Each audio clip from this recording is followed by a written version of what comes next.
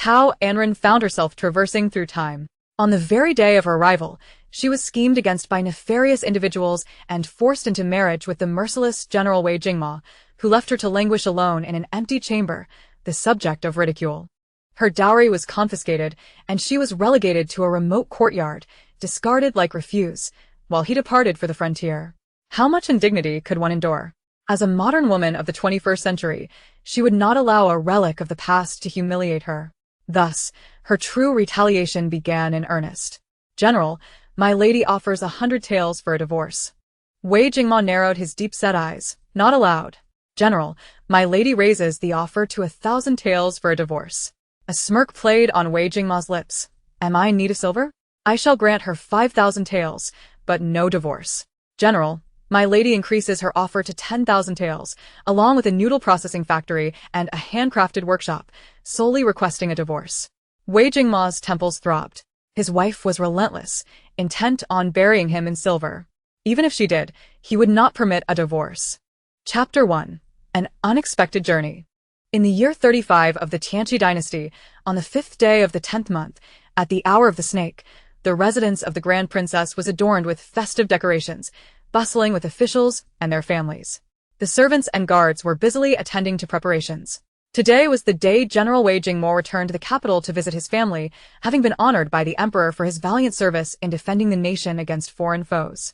The emperor, grateful for his contributions, decreed a grand welcoming banquet to be held at the residence of his mother, the Grand Princess. The banquet's arrangements were entrusted to the emperor's trusted prime minister, Li Wenba. Ostensibly a welcoming feast, it was, in fact, a matchmaking event. At the age of 23, General Wei Jingmo remained unmarried, and the emperor, unable to refuse the Grand Princess's request, arranged for eligible young ladies to be presented to him during the feast. If he found favor with any, he could wed her on the spot, fulfilling the Grand Princess's desire for grandchildren. All officials were informed of this, and those with unmarried daughters of suitable age brought them to the Grand Princess's residence, where they were settled in the courtyard. As the feast commenced, these young women showcased their talents to capture the general's attention, while the male guests were seated in the front courtyard. In a secluded corner of the Grand Princess's residence, in a closed-off room, lay a strikingly beautiful girl, her cheeks flushed, tugging at her collar in distress. Hot, so hot. Thirsty, so thirsty. Baiji, fetch me a cup of water. Her voice was melodious, resonating with a heartwarming charm. Suddenly, the tightly shut door creaked open. Footsteps echoed, followed by the sound of the door closing again. Baiji, is that you? Tao Anran opened her eyes and sat up, feeling dizzy and overwhelmed by an inexplicable sense of agitation, nearly toppling off the bed. Her eyes widened in terror as she gazed upon two unfamiliar men, dressed like servants, standing at the door. Anxiously, she asked, "Who are you? Where is Baiji?" "He, little beauty, we are here to help you cool off. Soon, you shall feel the refreshing rain, and your body will be at ease." The men began to unfasten their clothing. Realizing their intentions, Tao Anran stumbled to her feet, her voice trembling. "Do not dare. I am the eldest daughter of the Tao family. If you dare to harm me, my father will not spare you." "Ah, the eldest daughter of the Tao family? How delightful. We have yet to experience the pleasures of such a lady. If we could but taste her sweetness today, even death would be a pleasure. Indeed, to die under the peony blooms is to remain a spirited ghost. We shall treat the eldest daughter of the Tao family with utmost gentleness." The two men advanced without fear. You shall not. I will not let you touch me, even in death." As they approached, she summoned an unexpected strength and hurled herself against the wall. Bang! Blood gushed forth as she crumpled to the ground, motionless. What do we do now?" "The princess merely instructed us to sleep with her, not to kill her. She is the eldest daughter. Will this not cause us great trouble?" "Trouble, indeed. You check if she still breathes. If she does, we shall proceed. If not, we abandon this endeavor." "You check." "No, you check." The men hesitated, frightened by her desperate act. "If we must, let us check together." "Very well. Together." Tentatively, they approached the fallen figure. Just as they neared, Tao Anran emitted a low groan. "It hurts. So painful." She opened her eyes, overwhelmed by a blinding pain in her head, as if it would explode. Where was she? It appeared to be a room steeped in antiquity. Wasn't she filming a scene atop Mount Taihang, where she had accidentally fallen off a cliff? Had she not perished, but rather been rescued by the crew and brought back to a nearby hotel? As these thoughts raced through her mind, the lewd voices of the men reached her ears. She lives! Zhang San, she is indeed alive. Huh, heaven has favored us. Quick, lift her to the bed. All right, but Li Si, be gentle. We mustn't kill her. Who goes first? It matters not. Shall we lift her together? As they approached, ready to seize her, a sudden surge of energy propelled Tao Anran upward, and she kicked the approaching shadows without hesitation. Ah! Ah! The men screamed in unison as their jaws were dislocated and their limbs were brutally broken, collapsing to the ground like lifeless husks. She, Tao Anran, a leading DIY craft blogger of the 21st century with 40 million followers, lived in luxury, drove fine cars, and achieved financial independence through her brilliance, a truly liberated woman. An ardent fitness enthusiast, she held a black belt in Taekwondo, a red belt in Judo, and excelled in shooting and yoga. Today, while filming on Mount Luzi, she had insisted on capturing a picturesque scene near a cliff despite warnings from the crew. In her pursuit, she lost her balance and tragically fell. Another wave of pain coursed through her as fragments of memories flooded her mind. To her dismay, she realized she had traversed to an unfamiliar land. Here, in the Tianqi dynasty, the original owner of this body was Tao Anran, the daughter of a fifth-rank official, age 16, neglected by her father, while her mother resided at Jing'an Temple outside the capital to pursue her spiritual journey. With 3 stepmothers, each eager to usurp her position, and a half-sister consumed by envy due to her beauty and talents, her plight was dire. Today was the day the general returned to the capital for family visits. Her father, seeing her as the sole legitimate daughter with exceptional looks, sought to leverage her beauty to elevate his own standing, bringing her to the Grand Princess's residence to perform for the general at the banquet. Initially, she had been waiting with her maid Bai Ji in a pavilion by the lotus pond in the backyard. Suddenly, dizziness overwhelmed her, and as Bai Ji was called away for assistance, she found herself alone.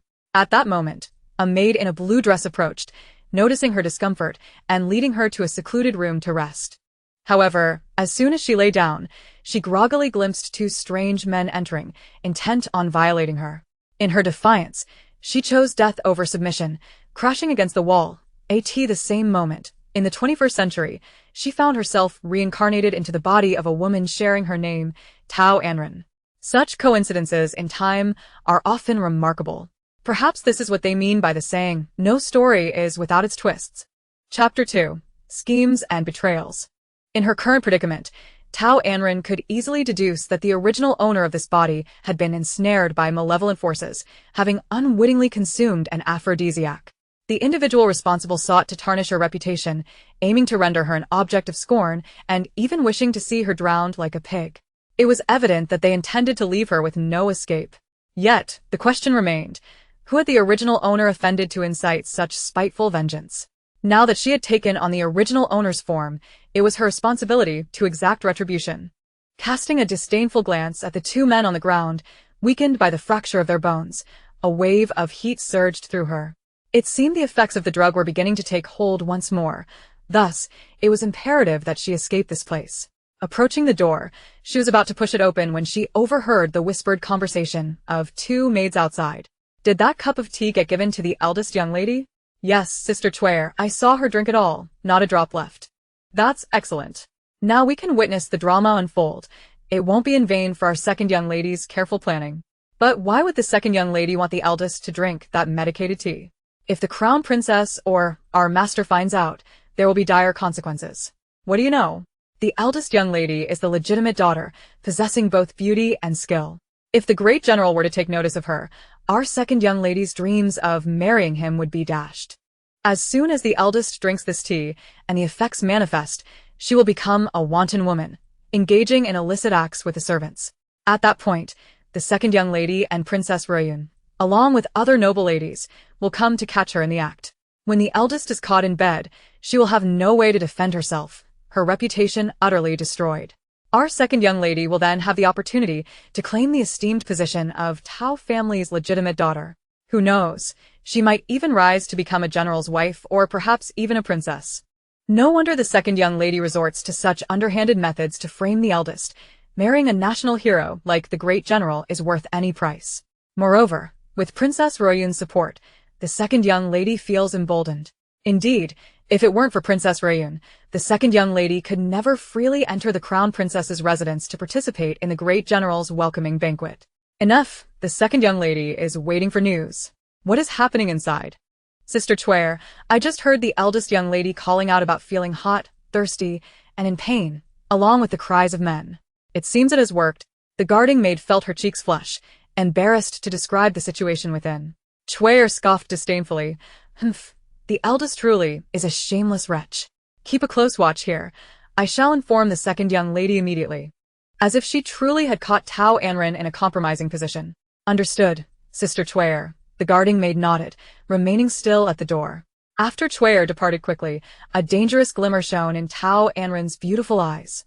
The maid named Chwaer was clearly a servant to her half-sister, Tao Anran, and the second young lady they spoke of could only be Tao Anran herself. What surprised her was the involvement of Princess Rayun. Princess Rayun, being the youngest daughter of the crown princess and the sister of the great General Wei Jingma, held a prestigious status. Why would someone of such high standing conspire against the original owner? Did she harbor a grudge against her? When had Tao Anran and Princess Rayun allied? With such formidable backing, Tao Anran could not confront her directly at this moment, but she could certainly deal with Tao Anran. Tao Anran, just you wait. One day I shall strip you bare and cast you among beggars, Tao Anran seethed internally. She contemplated knocking out the guarding maid to escape through the door, but as she approached, a cacophony of hurried footsteps echoed nearby. It appeared that Tao Anran was swift in her approach. The time for catching her in the act had arrived, and the exit was no longer an option. Tao Anran had to retreat. Her round, glistening eyes scanned her surroundings until, unexpectedly, her gaze landed on a window in the back wall. Overjoyed, she quickly moved to the window, deftly opened it, and leaped out. Princess Rayun, second young lady, the guarding maid exclaimed, immediately dropping to her knees in greeting upon the arrival of the guests. What is the matter? How could the eldest suddenly feel unwell? Is she safe inside? Tao Anran raised her eyes in feigned concern, putting on an act of sisterly affection. The eldest has been inside all this time. She merely said she was tired and wished to sleep. She should be waking up now. The guarding maid recited the prearranged lines, harmonizing with Tao Anran. Then hurry and open the door for me. I must see how the eldest lady is faring. It would be disastrous if anything were to happen within the crown princess's residence. Princess Rayun, unable to contain her impatience, ordered the maid beside her to open the door. The mere thought of catching Tao Anran in a scandal, ruining her reputation, set her blood ablaze with excitement. Once Tao Anran's purity was destroyed, her beloved brother would only have eyes for her, forsaking any interest in Tao Anran. Yes, Your Highness. The guarding maid complied, turning to deliver a powerful kick to the closed door. With a resounding crash, the door swung open, and everyone eagerly anticipated witnessing a scandalous scene, only to be left dumbfounded. The room was devoid of Tao Anran, with only two men, dressed as servants, sprawled on the floor, bare-chested and motionless, like a heap of mud. Where is she? Tao Anran gazed incredulously at the guarding maid. I don't know. I've been stationed outside the door. The eldest truly hasn't come out. The guarding maid trembled in fear. You wretched maid, how could you fail to watch over someone? What use are you? Tao Anran kicked the guarding maid. The maid collapsed to the ground, sobbing softly. Second young lady, please spare me. I speak nothing but the truth. The eldest has not emerged, and I do not know how she could have vanished. Absurd. She cannot simply disappear into thin air. Find her for me. Even if you must dig 3 feet into the ground, you must locate her. Princess Rayun commanded furiously. Yes, Your Highness. The guards and maids accompanying her dispersed to search the premises thoroughly, leaving no corner unchecked. Having leaped from the window, Tao Anran stealthily made her way west, evading the searching guards and maids until she arrived at an artificial lake at the farthest edge. Her body burned with fever, and her mind began to blur. Spotting the clear lake water rippling gently, she disregarded the cold and plunged into the depths with a resounding splash. The biting chill penetrated her skin, momentarily alleviating her torment and sharpening her senses. There's movement over there. Let's go check it out. Chapter 3. The first encounter. As Tao Anran reveled in the refreshing chill of the lake water, the voice of a guard echoed from behind her. She quickly held her breath and submerged to the bottom, swimming toward the opposite shore. There, a few hurried figures flitted past the lakeside. General, you have ridden hard for a day and night, and after meeting with the Emperor, there is still ample time before the banquet begins. The princess has instructed that you need not rush to pay your respects. She has commanded me to prepare a warm bath for you to alleviate your fatigue. You may visit her after you have bathed. The steward of the princess respectfully conveyed the message to the young master. Understood, Uncle Hai. You may return to your duties. Let Shua Feng attend to me, a resonant male voice replied. Yes, General. The steward complied and turned toward the front hall. A few figures slipped away into a courtyard, vanishing from sight. Bubbles erupted in the tranquil lake as Tao Anran suddenly emerged, gasping for air. She had nearly succumbed in this artificial lake. Am I the most unfortunate of all transmigrators? She pondered. The October weather, with its biting winds, felt like daggers against her skin. And being submerged in the icy water threatened to turn her into a block of ice. Soaked to the bone, her limbs numb and stiff. She yearned for a warm bath and a change of clean clothes. Otherwise, she might not freeze to death, but would surely suffer from frostbite. After all, her livelihood depended on her appearance.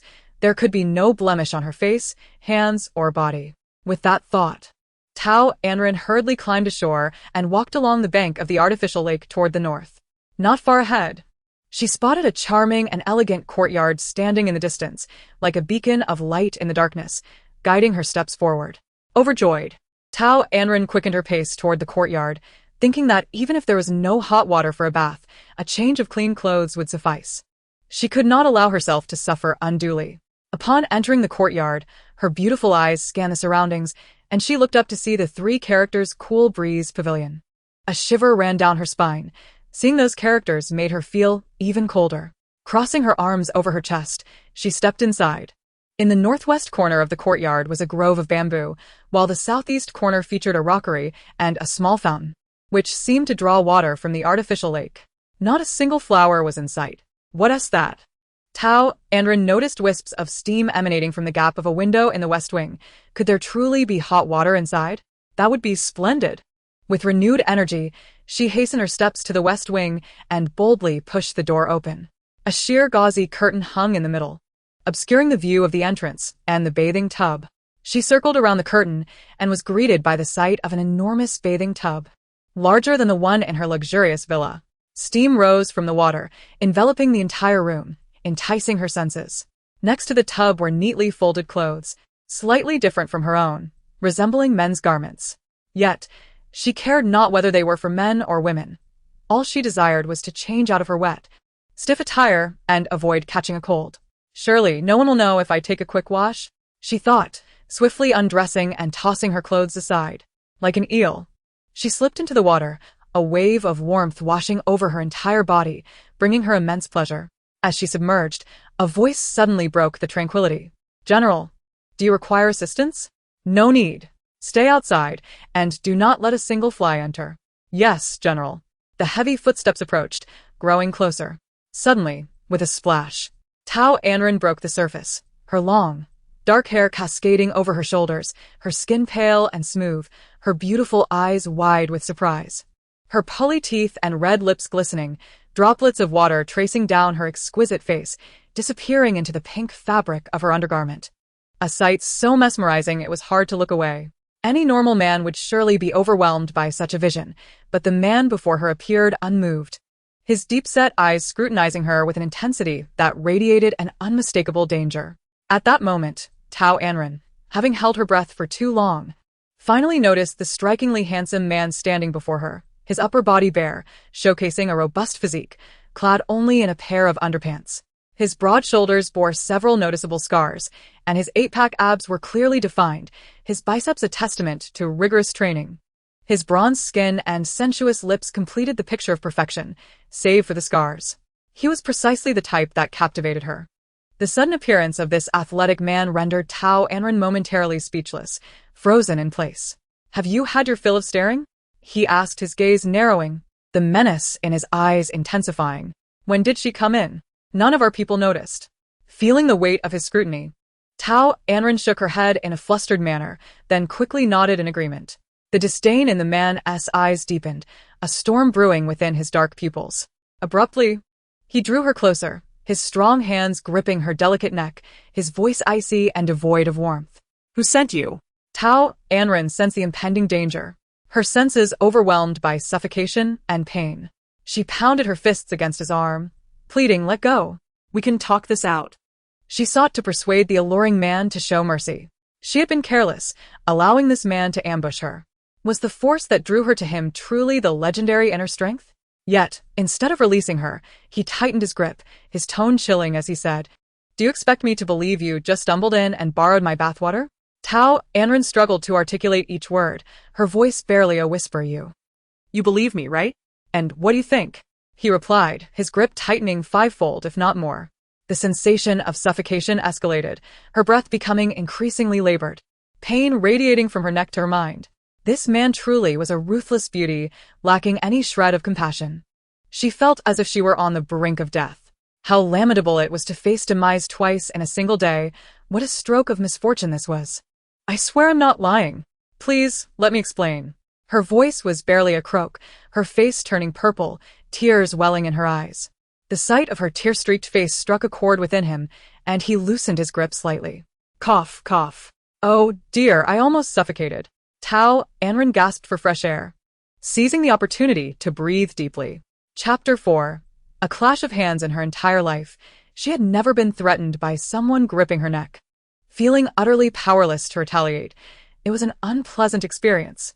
Surely, it was due to her recent transmigration that she had yet to fully adapt to this new body. Dizzy and disoriented, Tao Anran sought to reassure herself. The man cast a disdainful glance her way, gruffly urging, "Spit it out. Could you please let me put on some clothes first?" "This feels rather unfair," she replied, glancing down at her pink undergarments, feigning modesty. Fortunately, she had retained a belly wrap and underpants from her bath. For a modern person, it was not too revealing, but for those bound by ancient conventions, it was another matter entirely. To explain her situation would require more than a few sentences.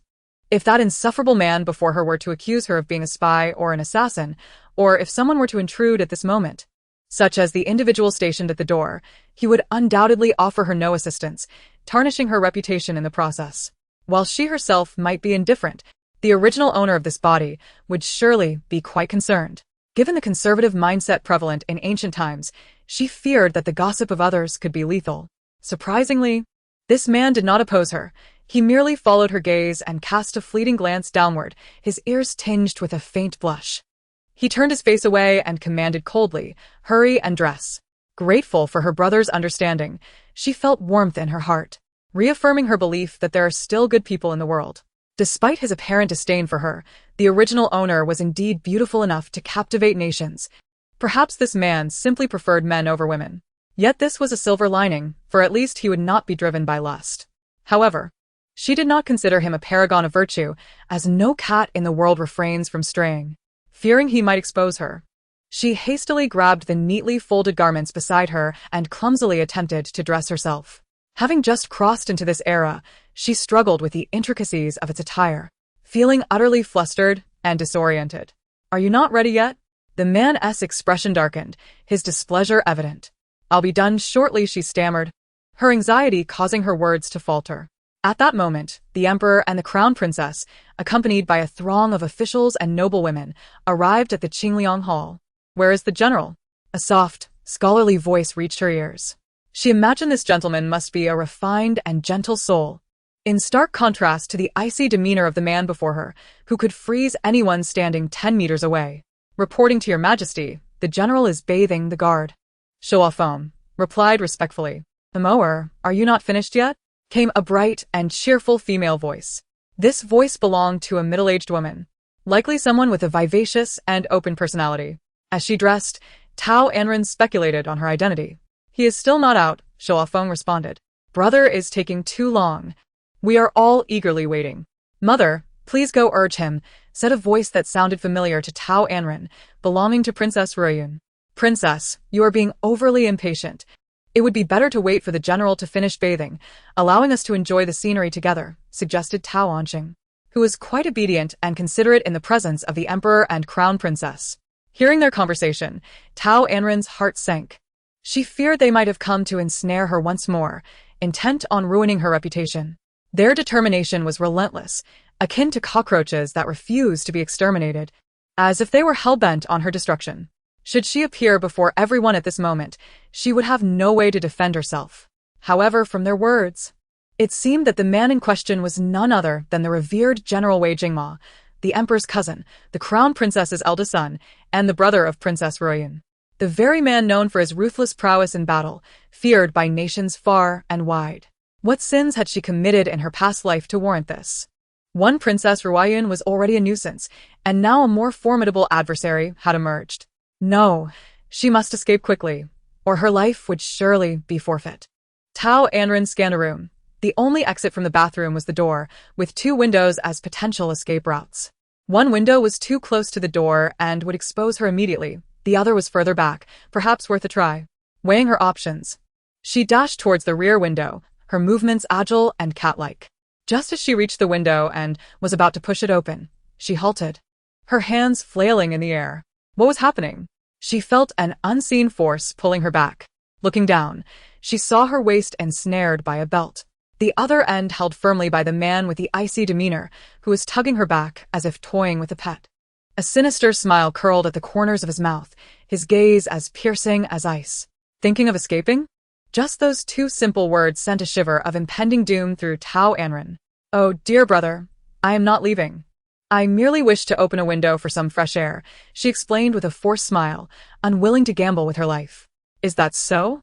You are a remarkably cunning woman, and not at all charming, he replied, clearly disbelieving her. Today marked his return home for a familial visit, and those familiar with him knew of his obsessive cleanliness. He would bathe first upon arrival. This woman had hidden in the bathtub, only to emerge when he entered, clearly waiting for him.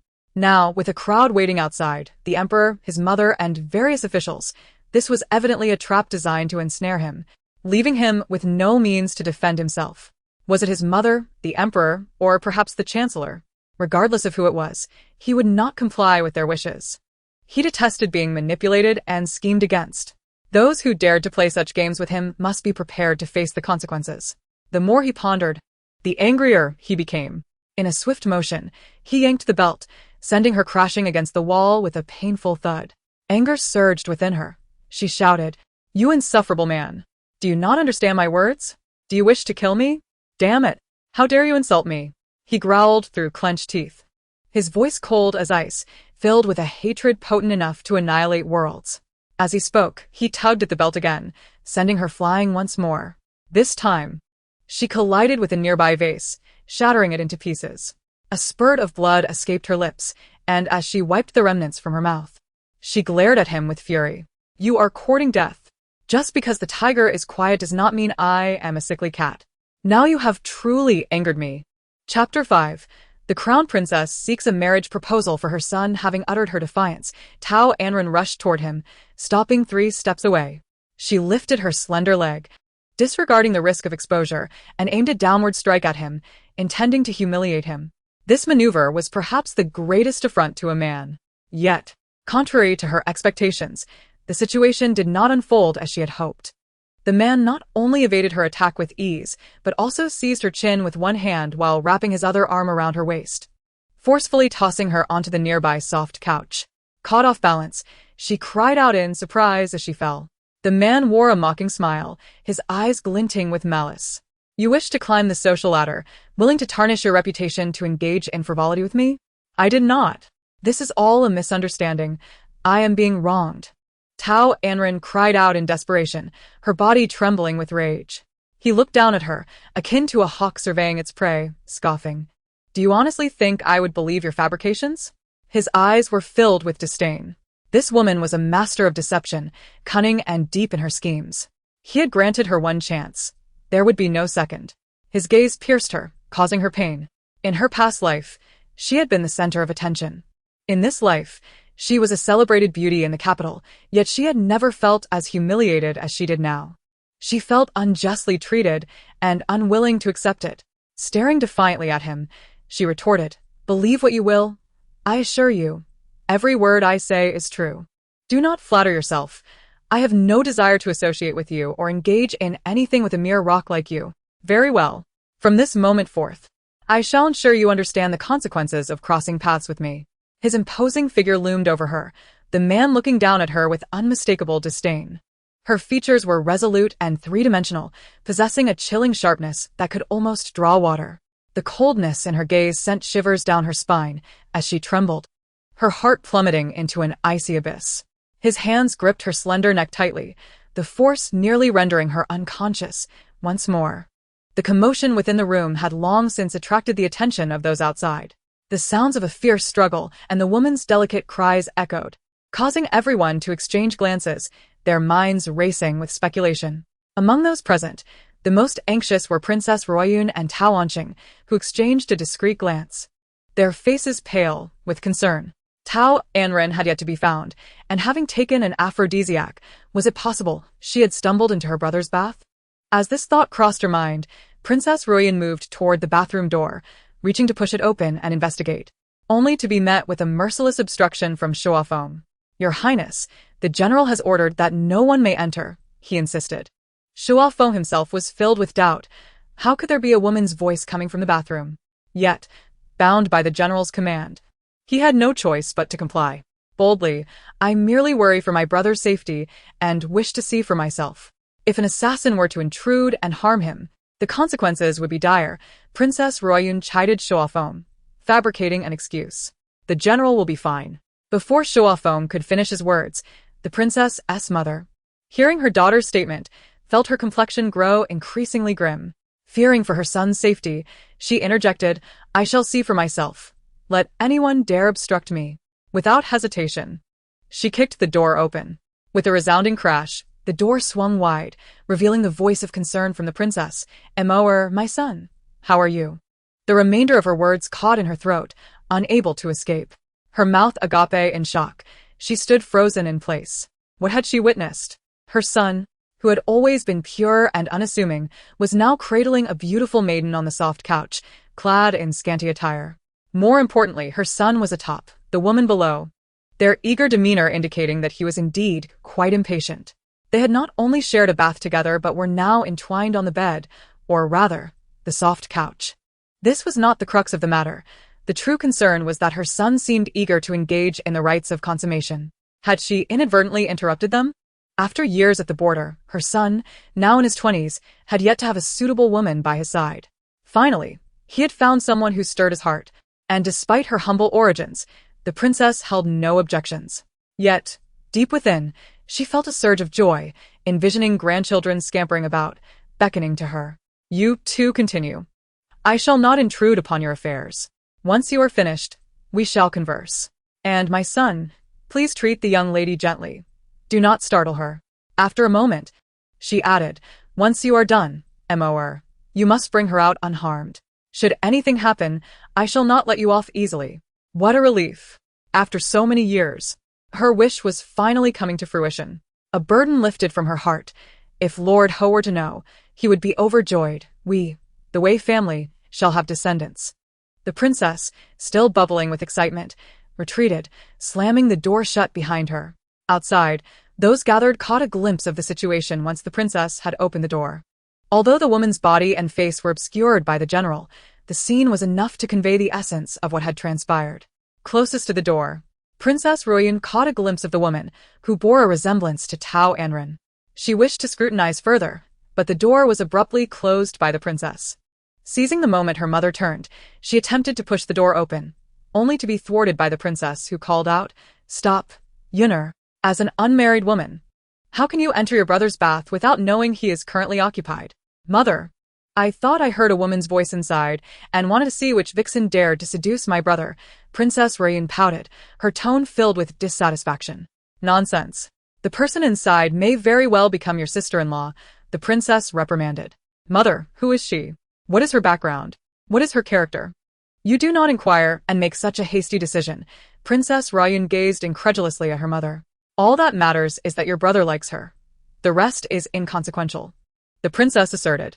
Turning to the emperor, she smiled, "Your Majesty, please grant my son a marriage," bestowing the young woman inside as his bride, to continue the Wei family lineage.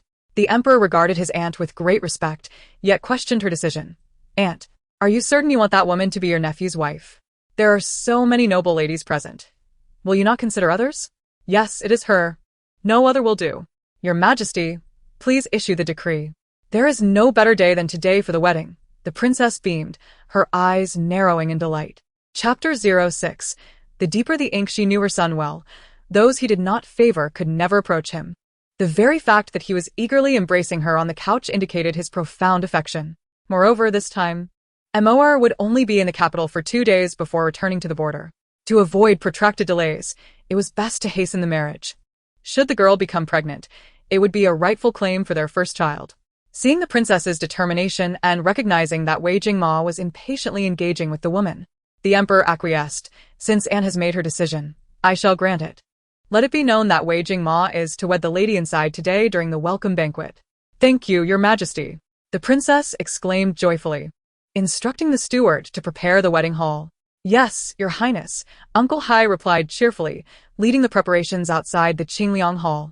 With a creak, the door swung open from within as Wei Jingma emerged, declaring, "Wait, I will not marry her. I ask that the emperor rescind the decree." You insolent boy. After being so intimate with the young lady, you dare shirk your responsibility? No, this marriage must proceed today. The princess interjected firmly, leaving no room for Wei Jingma to argue. Mother, this is a misunderstanding. It is not as you think, Wei Jingma sighed, exasperated by his mother's leaps of logic. Upon hearing her intention to have the emperor arrange a marriage, he couldn't care less about the woman on the couch. Hastily throwing on a robe and rushing to the door to stop her, but he was too late. That is not acceptable. A man must act honorably. Since you have already shared intimacy, you must take responsibility for her. The princess remained obstinate. Seeing that he could not sway his mother, Wei Jingma turned his gaze to the emperor, who returned a sympathetic look, but then turned away, becoming a mere spectator. Grinding his teeth in frustration, Wei Jingma cursed the emperor for being ungrateful after he fought valiantly to defend the borders, only to find himself caught in his mother's machinations. Suddenly, he thought of the woman inside. Perhaps she could provide clarification. Callously, he shouted toward the bathroom, "Come out and explain." Tao Anran, knowing she could not evade the situation, reluctantly emerged from within. Clad in Wei Jingma's oversized outer robe, her hair a disheveled mess, she appeared disheartened. Did it even require explanation? Anyone present, not a fool, would understand what had just transpired. Wei Jingma was taken aback, angrily demanding, "Where are your clothes? Why are you wearing mine?" "General, all my clothes were soaked. I had no choice but to wear yours. Surely you cannot expect me to don drenched garments?" Tao Anran replied softly. Wei Jingma pinched the bridge of his nose, nearly fainting from frustration. Their exchange only solidified the suspicions of those outside, leading them to believe they had been engaged in unspeakable activities. Truly, the deeper one delves, the darker the ink. Ha ha ha. Well, indeed, she is a remarkable girl. Jingma, this maiden possesses beauty that rivals the heavens. She is a worthy match for you. The emperor relished the sight of Wei Jingma's discomfiture. Yes, yes, yes. I find this girl quite to my liking. The princess chimed in enthusiastically. The eldest princess gazed kindly at Tao Anran's delicate face, growing increasingly pleased with each passing moment. Anran, how could it possibly be you? Tao Ziyuan. The chief of the Ministry of Rights felt a tumult of emotions upon seeing the figure clad in the attire of a great general. Though he had intended for his daughter to become a general's wife, he never anticipated such an audacious move.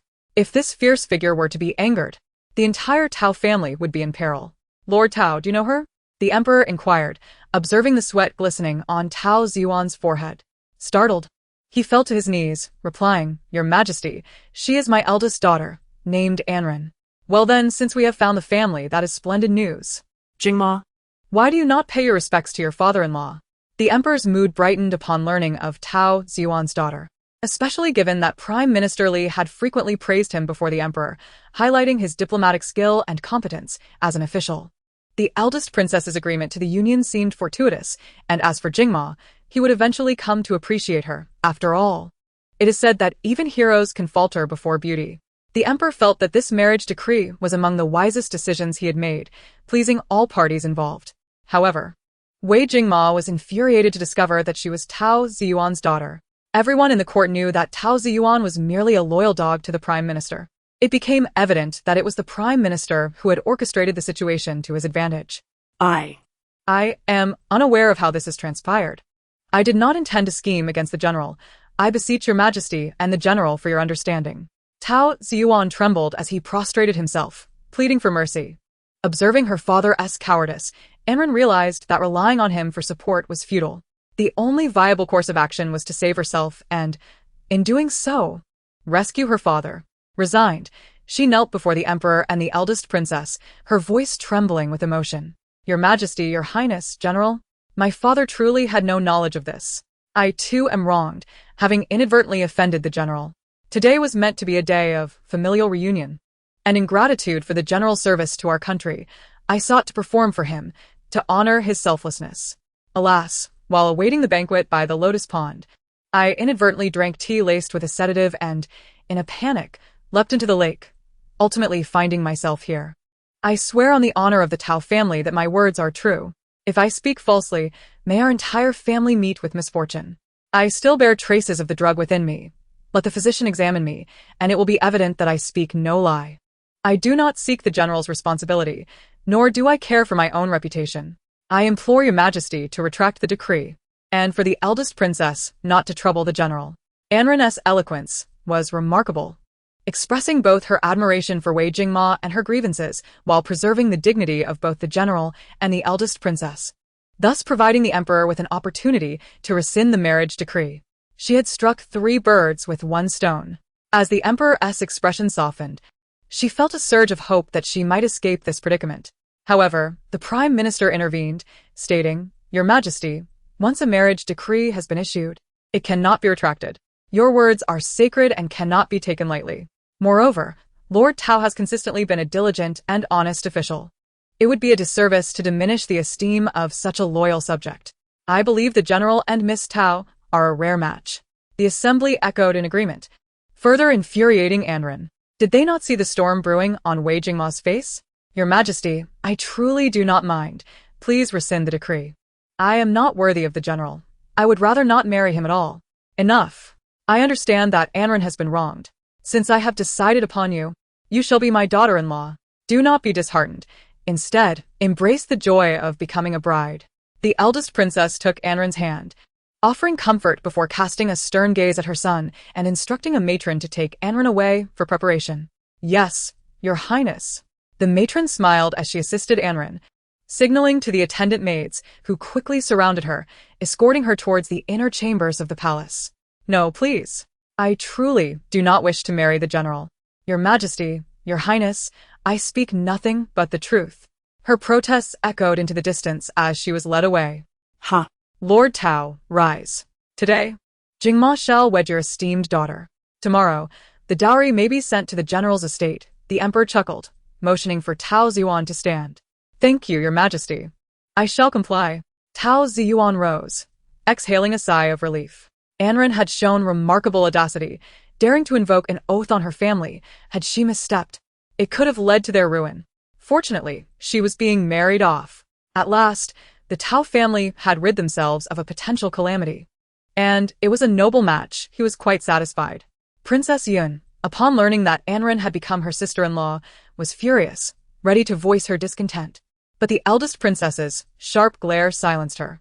Tao Anran wished to strangle Anran in frustration, regretting her earlier scheming. All her meticulous planning had merely resulted in Anran donning the wedding gown of a general's wife, shattering her dreams. Ultimately, unbeknownst to them, the eldest princess had persuaded Wei Jingma to cooperate, and an hour later, he appeared at the wedding hall. Anran found herself thrust into the role of bride. Her wedding attire donned with the assistance of the eldest princess's maids, who firmly escorted her to the ceremony. During her preparation, in a moment of desperation, she attempted to flee, only to discover that among the maids were skilled fighters who promptly brought her back. Mechanically, she performed the wedding rites with Wei Jingma, then was escorted back to their bridal chamber, located within the main quarters of the palace. Exhausted from the day's events, having been drugged, leaping into the lake, and enduring a lengthy soak, Anran, despite her resilience, succumbed to fatigue and fell into a feverish slumber before Wei Jingma could unveil her bridal veil. When she finally awoke the following day, it was already past noon. "Miss, you are awake. Do you feel any discomfort?" A young maid clad in a pale pink dress looked at her anxiously, concern evident in her eyes. "Where am I, Baiji? Where did you go yesterday?" Anran's words slipped out instinctively, echoes of the original owner's worries. "Miss, you are in the general's residence. Yesterday, I went to fetch water, but upon reaching the corner, Everything went black, and I lost consciousness. Later, a guard found me and brought me here to serve you, and I learned that you and the general have already wed. Baiji recounted the events truthfully, her eyes glistening with tears of relief. Thank goodness you are safe. If anything had happened to you, I would never have forgiven myself for my negligence. I am to blame for serving you that tainted tea. The general's residence? Wasn't I at the eldest princess's palace? Anran pondered, realizing that she must have been moved here to prevent any illness from affecting the princess. After coming to terms with her situation, Tao Anran no longer fretted about her whereabouts. As long as she had a place to rest, it sufficed. She gazed at the young girl before her. Merely 14 or 15 years old, still a middle school student in the 21st century, sheltered beneath her parents' wings, indulging in childish whims. Yet in this era, she had already begun to shoulder responsibilities, serving as a maid. Her heart softened, and she comforted, "Silly girl, do not cry. Look, I am perfectly fine. And what happened yesterday was orchestrated by others. How could you have known? But, miss, you are now married to the general." Baiji sobbed even more. "Marrying the general is a stroke of fortune. Why are you upset? You should be happy for me." Tao Anran couldn't help but chuckle at Baiji's tear-streaked face. That's not it, miss. "You mustn't comfort Baiji. She knows you are hurting. You are just trying to spare her worry by holding back your feelings," Baiji sniffled, wiping her tears with her sleeve. Oh. "Why should I be sad?" Tao Anran was utterly perplexed, unable to fathom the thoughts swirling in the young girl's mind. "The general does not care for you. On your wedding night, he neglected you, leaving you to endure solitude," Baiji pouted, seemingly furious at Wei Jingma for his lack of affection. "That was because I was ill. It was only right for him not to come," Tao Anran explained with a smile, secretly relieved that the charming rogue had stayed away. Otherwise, she might not have survived. "But, miss, you are his wife. When you are ill, he should be by your side, caring for you." Baiji continued to grumble, appearing more agitated than the one directly involved. Well, "If he doesn't come, then so be it. I relish the peace," Tao Anran replied, sitting up from the bed, stretching, and touching the wound on her forehead, feeling a twinge of pain. Baiji supported her while sighing. "Alas, fate plays cruel tricks. The emperor, high above, can indeed cause such discord. You little girl, how can you speak so recklessly, even daring to criticize the emperor? Do you not fear for your head?" Tao Anran lightly tapped her forehead, admonishing her gently. "Miss, I know you are suffering. If you wish to cry, then cry." Baiji's eyes were filled with pity and sympathy for Tao Anran. Tao Anran, increasingly confused by Baiji's words, inquired, "Why should I be sad? Why should I cry?" "Because of young Master Li from the Prime Minister's residence. Your heart has always held a place for him, and he, too, has affections for you. You are a pair destined for each other."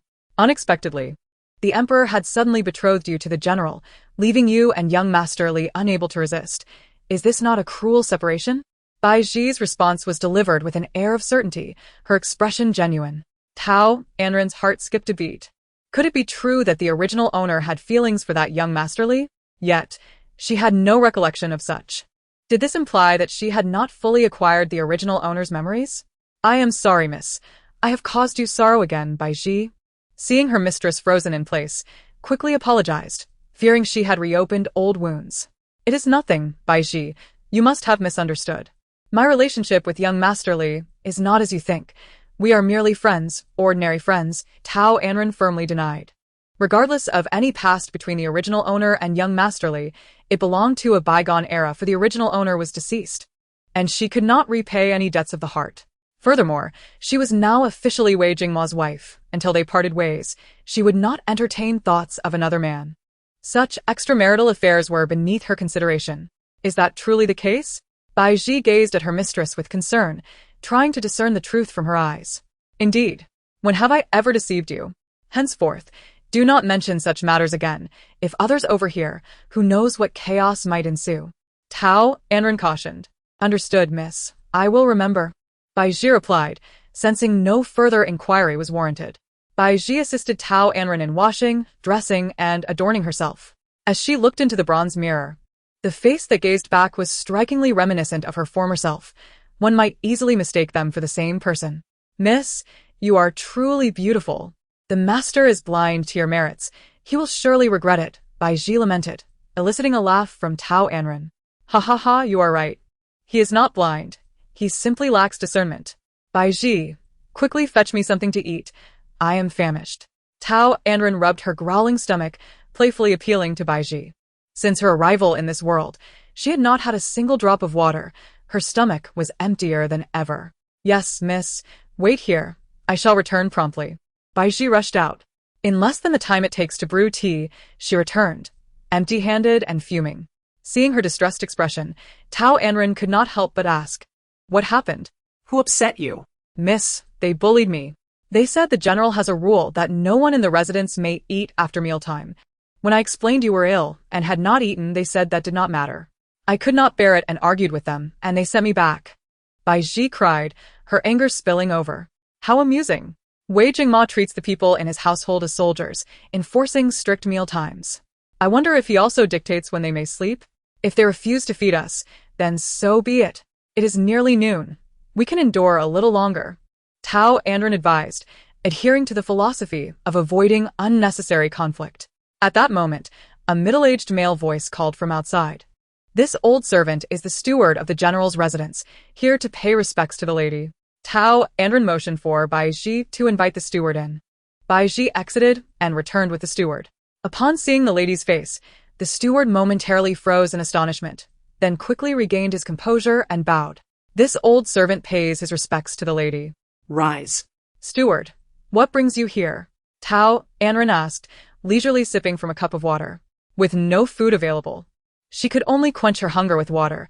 It was truly pitiable. Reporting to the lady, "The Tao residence has sent your dowry today.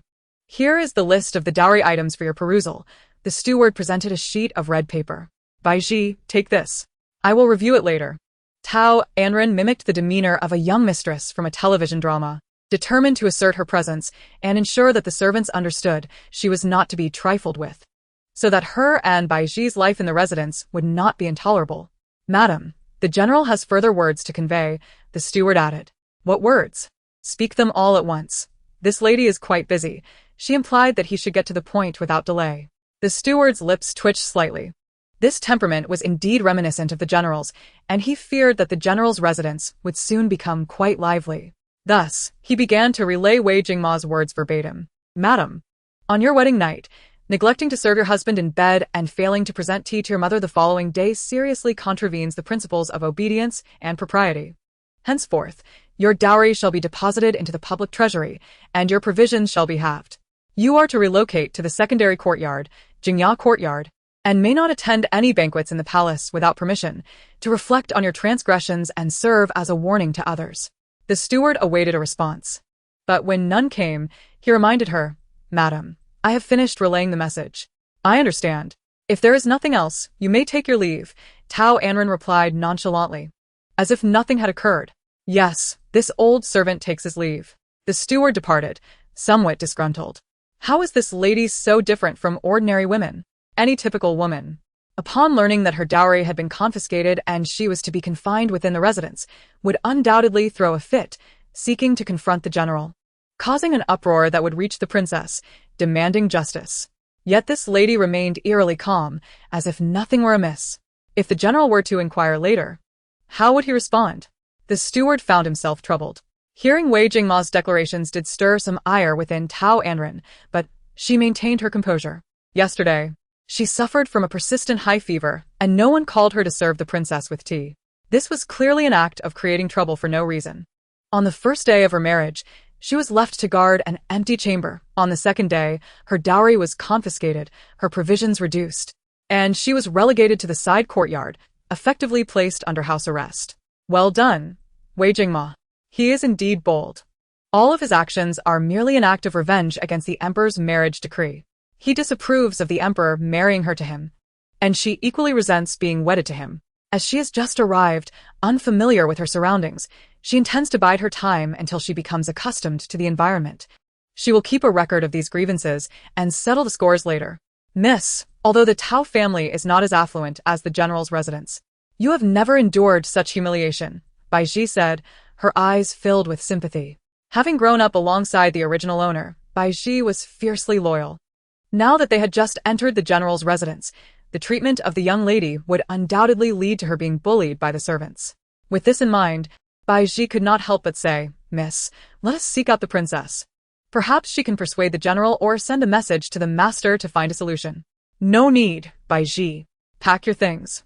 We shall move to the side courtyard immediately," Tao Anran commanded with determination. "It's not about the food, but about pride. I will not allow anyone to look down upon me." Chapter 09. Deliberate difficulties. She had her own ulterior motives. Wei Jingma would eventually return to the frontier, and when he departed, no one would care about the neglected lady residing in the side courtyard.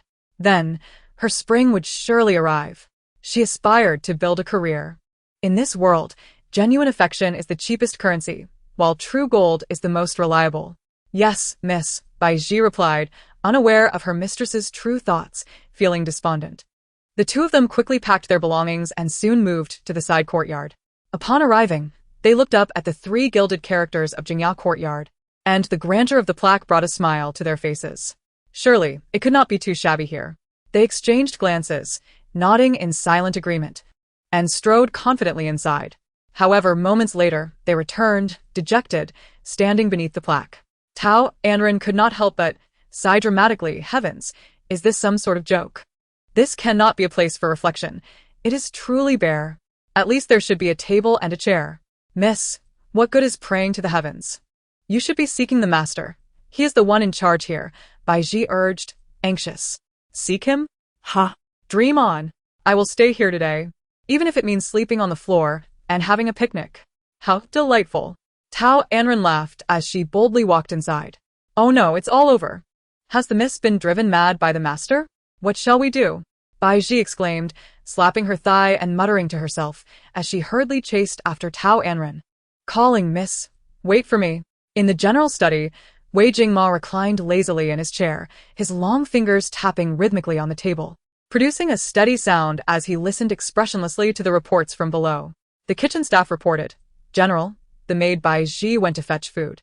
I have informed her as you instructed that there will be no more food after mealtime." Bai Ji, unable to contain her anger, quarreled with the staff and returned to find the mistress, who has yet to make an appearance, nor has Bai Ji returned to the kitchen.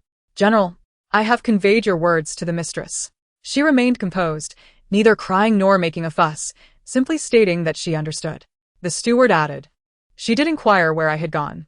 Wei Jingma finally showed a flicker of emotion, his lips parting slightly to ask, "And where did she inquire about?" The steward, sweating profusely, replied quietly, "Nowhere." Wei Jingma's expression darkened, and with a displeased grunt, he turned to the others. "What about your side?" "General, the mistress, accompanied by her maid, moved into Jingya Courtyard half an hour after you left, and all the items in the courtyard were cleared out as per your instructions, leaving nothing behind." General, after entering, the mistress returned to the courtyard gate, gazed at the plaque of Jingya Courtyard, and sighed, lamenting that heaven was unjust to her. "Bai Ji suggested she should petition you. What did she say?" Wei Jingma's expression softened slightly. Perhaps she was finally acknowledging him as the head of the household. If she were to humbly seek his assistance, perhaps he could show her some compassion and provide her with some provisions. The southern spy glanced at his master and reported, "The mistress declared she would rather sleep on the floor and eat in the open than seek your help." He hesitated to douse his master with cold water, but the truth was unavoidable. "Humph. Let her be. Allow her to fend for herself. Let her endure some hardships. She will learn her lesson," Wei Jingma thought, a surge of anger igniting within him, unable to be contained. He slammed his hand down on the table and stormed out in a huff. The northern wind observed his departing figure, shaking his head repeatedly. He wondered why the master was engaged in this power struggle with the mistress. Last night, he had personally carried her back and even fed her medicine, waiting until her fever subsided before allowing Bai Ji to attend to her. At this moment, he clearly cared. Yet he feigned indifference and continued to make things difficult for her, as if he feared he might completely freeze her heart. How pretentious. In the princess's residence, the princess lay on a soft couch, feigning sleep, when her confidant, Mama Rong, approached and whispered, "Your Highness, we have news from the general's residence." The princess abruptly opened her eyes, sparkling with curiosity, and asked eagerly, "Speak. What news?" The report came in. "The general has sent the mistress to the side courtyard for self-reflection and has ordered her provisions to be curtailed, leaving the courtyard completely empty, without even a bedboard for her. This insolent boy. How dare he treat my daughter-in-law this way?" Summon him at once. I shall discipline him. The princess sprang to her feet, her temper flaring as she reached for a feather duster. Then, she shouted, if she cannot eat enough, wear warmth or sleep well, what will happen to my grandson? If she gives birth to a frail little monkey, how will I face the marquis? Your Highness, please do not be angry. Are you truly willing to punish the general? Mama Rong gently soothed the princess. The princess had always possessed such a fiery temperament, quick to ignite. Yet her heart was kind. As a young maiden, she had been cherished by the late emperor. After her marriage, she enjoyed the favor of the marquis, which only reinforced her unchanged disposition. Upon hearing Mama Rong's words, the princess began to waver. One was her son, the other her grandson. Both were dear to her. To punish one for the other was a difficult choice. Perhaps it is best to leave it to him. After all, she is his wife and their circumstances are his responsibility. I shall not interfere. The princess deflated like a punctured balloon. Mama Rong observed the princess's crestfallen demeanor and reassured her, Your Highness, I believe the general's wife is a remarkably clever person. Perhaps she will devise a solution. This notion seemed to rejuvenate the princess, filling her with resolve. Yes. I am only complicating matters. She escaped a perilous situation yesterday. Today, it is merely a small punishment from Moer. She will surely find a way out. Let her endure this temporary hardship. Once Moer leaves the capital, I shall reward her with fine gifts to soothe her wounded heart, and in gratitude, she will strive to bear a worthy heir for the Wei family. Indeed. Your Highness speaks wisely, Mama Rong replied, beaming with satisfaction. Where is Yun'er? The princess suddenly recalled her troublesome daughter, feeling a headache coming on. Princess Ruoyun was in her chamber reflecting on her actions, as commanded by the general, who insisted she face the wall for 7 days, without stepping outside. Chapter 10. The Thoughts of the Grand Princess. Indeed, it was Moer's intention for her to ponder deeply and learn a lesson. The Grand Princess lamented how both she and the Marquis were astute individuals, yet they had given rise to a daughter as foolish as her. The illegitimate daughter of the Tao family had sold her out, and she was still counting the money on the side. The Grand Princess was filled with frustration. Your Highness, the princess is indeed clever and sharp-witted. It is merely her youth that makes her overly fixated on certain matters, rendering her susceptible to manipulation by those with unwholesome intentions. In a few years, as she matures, all will be well, Mama Rong remarked gently while massaging the Grand Princess's shoulders. Having watched the princess grow and now considering her as her own. Of course, with Anran marrying Moer, it has also severed that young man from the Li family's aspirations. Yun'er ought to settle down for a while, the Grand Princess mused. A mother's love is boundless, and despite her reprimands, her heart was still devoted to her daughter. The illegitimate daughter of the Tao family harbored inappropriate feelings towards the general and even dared to betray her legitimate sister. Mama Rong deliberately shifted the blame onto Tao Anran, indicating that anyone who dared to use the princess as a pawn must face due consequences. The Grand Princess's beautiful eyes narrowed slightly as she spoke. Such a venomous heart still dares to dream of becoming Moer's wife. She is not even worthy of being a concubine. As long as I am here, she shall never set foot in the Wei family. Mama, when you have a moment, please pay a visit to the Tao residence and give Tao Anran 50 slaps. Tell her it is my decree. If she dares to use Ruoyun as a weapon again, I will not hesitate to send her to Qingyan Temple to become a nun. Yes. The old servant will obey. Mama Rong's face held a satisfied smile as she contemplated how to give Tao Anran an unforgettable lesson. Looking down at the Grand Princess, who had closed her eyes in blissful enjoyment, she began to flatter again. If I may say so, Your Highness, you are truly remarkable. Not only have you secured a clever and resourceful daughter-in-law, but you may also gain a wise son-in-law in the future. The princess, having grown up in the palace, was astute and perceptive. Although she was aware that Ruoyun and Tao Anran intended to harm Anran, she feigned ignorance and turned a blind eye. Later, when informed that Anran was not in that room and that the 2 servants searching for the princess had been injured and were missing, a satisfied smile graced the Grand Princess's face. While she had not considered a son-in-law, the selection of a daughter-in-law was paramount, as it concerned the lineage of the Wei family, and she had to be meticulous. The Grand Princess spoke without lifting her gaze. Your Highness, was yesterday's restraint a test for the general's wife, hence no intervention? Indeed, I have observed her for quite some time. If she could not save herself yesterday, It would indicate she possesses beauty, but lacks the capability to fulfill the role of Mo heir's wife. Regardless of her beauty, I would never allow her into the Wei family, the Grand Princess stated candidly. Mama Rome was perplexed. But why? With the general's strength, he does not need assistance. Especially with your highness backing him. The Grand Princess opened her eyes, revealing her underlying concerns. I will inevitably grow old and cannot accompany Mo heir forever. He must find a woman to share his long life. Currently, Mo heir commands a third of the military power in the Tianqi kingdom, along with the late emperor's edict, which may arouse the emperor's jealousy and incite envy among the officials. Presently, the emperor has just ascended the throne and, out of consideration for me, his aunt, and the bond he shares with Mo heir, he will not act against him. Yet, I fear that as the emperor relies more on Mo heir, commanding him in battle and tasks, once the court stabilizes and peace reigns, he may be swayed by petty officials to accuse Mo heir of harboring treasonous intentions. Should anything happen to me, the emperor will surely turn against him. Although Tao Anran comes from a modest background, she is intelligent and perceptive, and her resemblance to the esteemed Jiang Jieyu suggests that with her support, she will be a wise partner for Mo heir, managing his household and safeguarding the Wei family's legacy.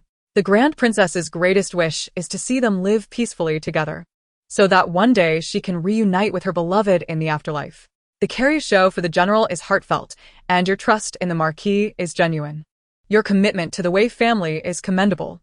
I am certain the Marquis wishes for your well-being, to accompany the general and the princess, to enjoy the joy of family and live a life of health and happiness. Thus, do not utter such ominous words. Mama Rome consoled the Grand Princess with tender concern. Mama, I am well aware of these matters. For Mo heir and my future grandchildren, I will take care of myself. The Grand Princess assured as she patted Mama Rome's hand, signaling her to be at ease.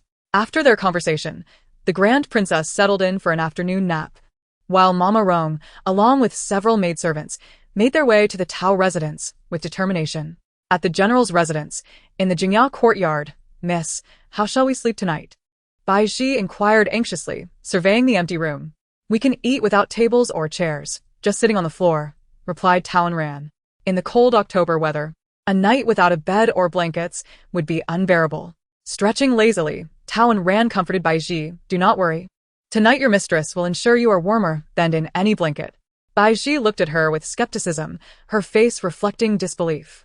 Seeing Bai Ji's doubt, Tao Anran sighed softly. Bai Ji, even in ancient times, people lived without fire or clothes, yet they survived just fine. Besides, we have both fire and clothing now. Rest assured, I will keep my promise and not let you suffer from the cold. Bai Ji continued to scrutinize her mistress. Really? Absolutely. Without a doubt. Tao Anran affirmed vigorously. To dispel Bai Ji's lingering doubts, she beckoned. Come, I will take you to gather the essentials for our overnight stay. As Bai Ji saw her mistress preparing to leave, she couldn't help but remind her once more, Miss, the Marquis instructed us to reflect quietly here. Is it wise for us to be wandering about? Tao Anran did not pause, responding. Did he explicitly say we could not leave the courtyard? Bai Ji shook her head, hurrying to catch up. No, he only mentioned that we should not wander during the palace banquets. With a casual shrug, Tao Anran replied, Then it is settled. The palace banquets are neither filling nor enjoyable. Your mistress has no interest. Besides, We are merely seeking useful resources within the estate, and once he truly leave the general's residence, nothing will happen. Chapter 11. Poverty-stricken and Bai Ji. Refrain from calling him the Marquis in such a familiar manner. Someone like Wei Jingmo is not worthy of your mistress's regard. What do you mean by useful resources? Bai Ji scratched her head, sensing a change in her mistress's demeanor. Had marriage altered her? She recalled her mother mentioning how women change dramatically upon marriage, but she hadn't understood it until now, observing her mistress's transformation. Understood, miss, Bai Ji replied obediently, following Tao Anran as they searched every corner. They scoured for most of the day, but found nothing of use, as if someone had deliberately hidden everything. Miss, there is nothing here. What shall we do? Bai Ji's spirit dampened, her lips pouting in distress. I can rough it out in a corner for the night, but what about you, miss? I can always cuddle up with you in a corner, Tao Anran teased, smiling. Bai Ji promptly objected, insisting that it was out of the question. No, miss. You are delicate and precious. How could you be like a servant? Besides, you are still unwell. If you do not take care of yourself, you may suffer lasting consequences. Tao Anran cast a sidelong glance at Bai Ji and replied earnestly, "We are all women, born equal. There is no distinction between noble and humble. You must not belittle yourself in the future, do you understand?" Bai Ji stubbornly believed that there should indeed be a hierarchy in this world. How antiquated, Tao Anran thought. Recognizing that Bai Ji had been too deeply corrupted by ancient notions to be swayed by mere words, she decided to drop the subject altogether, frowning in distaste. The general's residence was truly impoverished. Wei Jingma seemed solely focused on the battlefield, neglecting the dire state of their household. Bai Ji agreed, indeed. If it weren't for the lack of provisions, the young master wouldn't have set his sights on the Mrs. Dowry. Originally, it was meager, but now it has all been taken to fill the coffers. She lamented, "What if the miss goes hungry as a result? Is your young master truly insufferable? How can one marry when they cannot even afford a meal? It is a disservice to both him and her." Tao Anran sighed inwardly, lamenting the original owner's beauty squandered on such circumstances. She found Bai Ji's unwavering habit of referring to Wei Jingma as the young master rather perplexing. Understanding that such entrenched views could not be altered overnight. Bai Ji, where is the laundry area in the general's residence? Tao Anran suddenly inquired. Bai Ji, taken aback, replied, "If you go west along 2 small paths, you will find it." "Miss, what do you need to go there for?" Tao Anran's spirits lifted. "Excellent. In just half a day, you've become quite familiar with the general's residence. Come, you will discover it soon enough." With that, Tao Anran and Bai Ji linked arms and made their way toward the laundry yard. Not far from them, beneath a large tree, stood Wei Jingma, his expression darkened by anger, accompanied by Shuofeng, whose face was flushed from stifled laughter. "Is our general's residence truly impoverished?" Wei Jingma's deep-set eyes coldly observed Tao Anran's retreating figure as he posed the question to Shuofeng. "Not at all, General. In the entire Tianqi, aside from the emperor, our master is the wealthiest," Shuofeng replied candidly. "Do not count my private assets. Is the general's residence poor?" Wei Jingma pressed further. "With your annual salary of 5,000 taels, combined with the emperor's and the crown princess's gifts, our residence's annual net income exceeds 50,000 taels," Shuofeng explained. 5,000 taels is equivalent to 3 million in the 21st century. Do you remember? The year before last, during the battle against the Western barbarians, you achieved a decisive victory. The late emperor was so pleased that he awarded you 10,000 taels of gold, 20,000 taels of silver, 5 chests of jewels, 100 bolts of silk, and a golden token of immunity.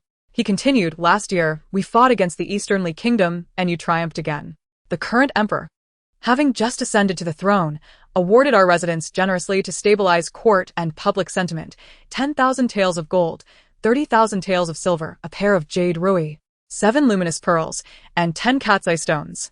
In June this year, following another victory, the emperor was pleased once more, granting our residence an additional 5,000 taels of gold, 10,000 taels of silver, 1,000 acres of fertile land, and 10 beautiful concubines.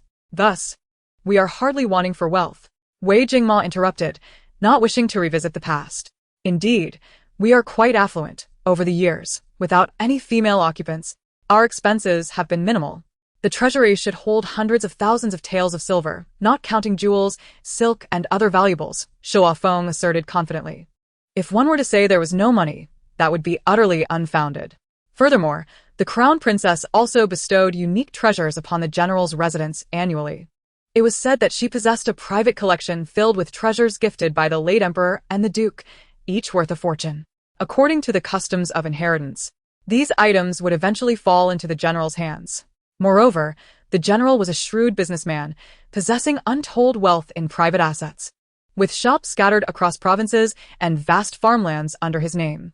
Feigning ignorance, Wei Jingma casually inquired, "Why would that woman claim our residence is so impoverished that we cannot afford a pot? Does the general not have any inkling of the truth?" Shuofeng replied, "First, he covets the madam's dowry. Then he banishes her to the side courtyard, stripping it of all its contents. Now, when the madam seeks something useful, you command the hidden guards to clear everything, leaving her with nothing. She would be remiss not to think you destitute." These thoughts remained unspoken, as Shuofeng dared not voice them aloud. Instead, he flattered, "The madam is new to our household and still unfamiliar with its affairs. In time, she will come to realize that you, General, are indeed a man of great wealth. Indeed, she is fortunate to marry me. Just look at the meager dowry the Tao family provided. It is quite pitiful. And yet, she still quibbles over every detail. How petty. Truly, such narrow-mindedness is unbecoming. Wei Jingma, like a petulant child, expressed disdain, his words a retort to Tao Anran's sharp tongue. Shuo Feng, at a loss, gazed skyward, pondering the illogic of the general's reasoning. He robs the wealth of others and somehow finds justification in it. Thankfully, the madam is not present. If she were to hear your words, she would undoubtedly retaliate.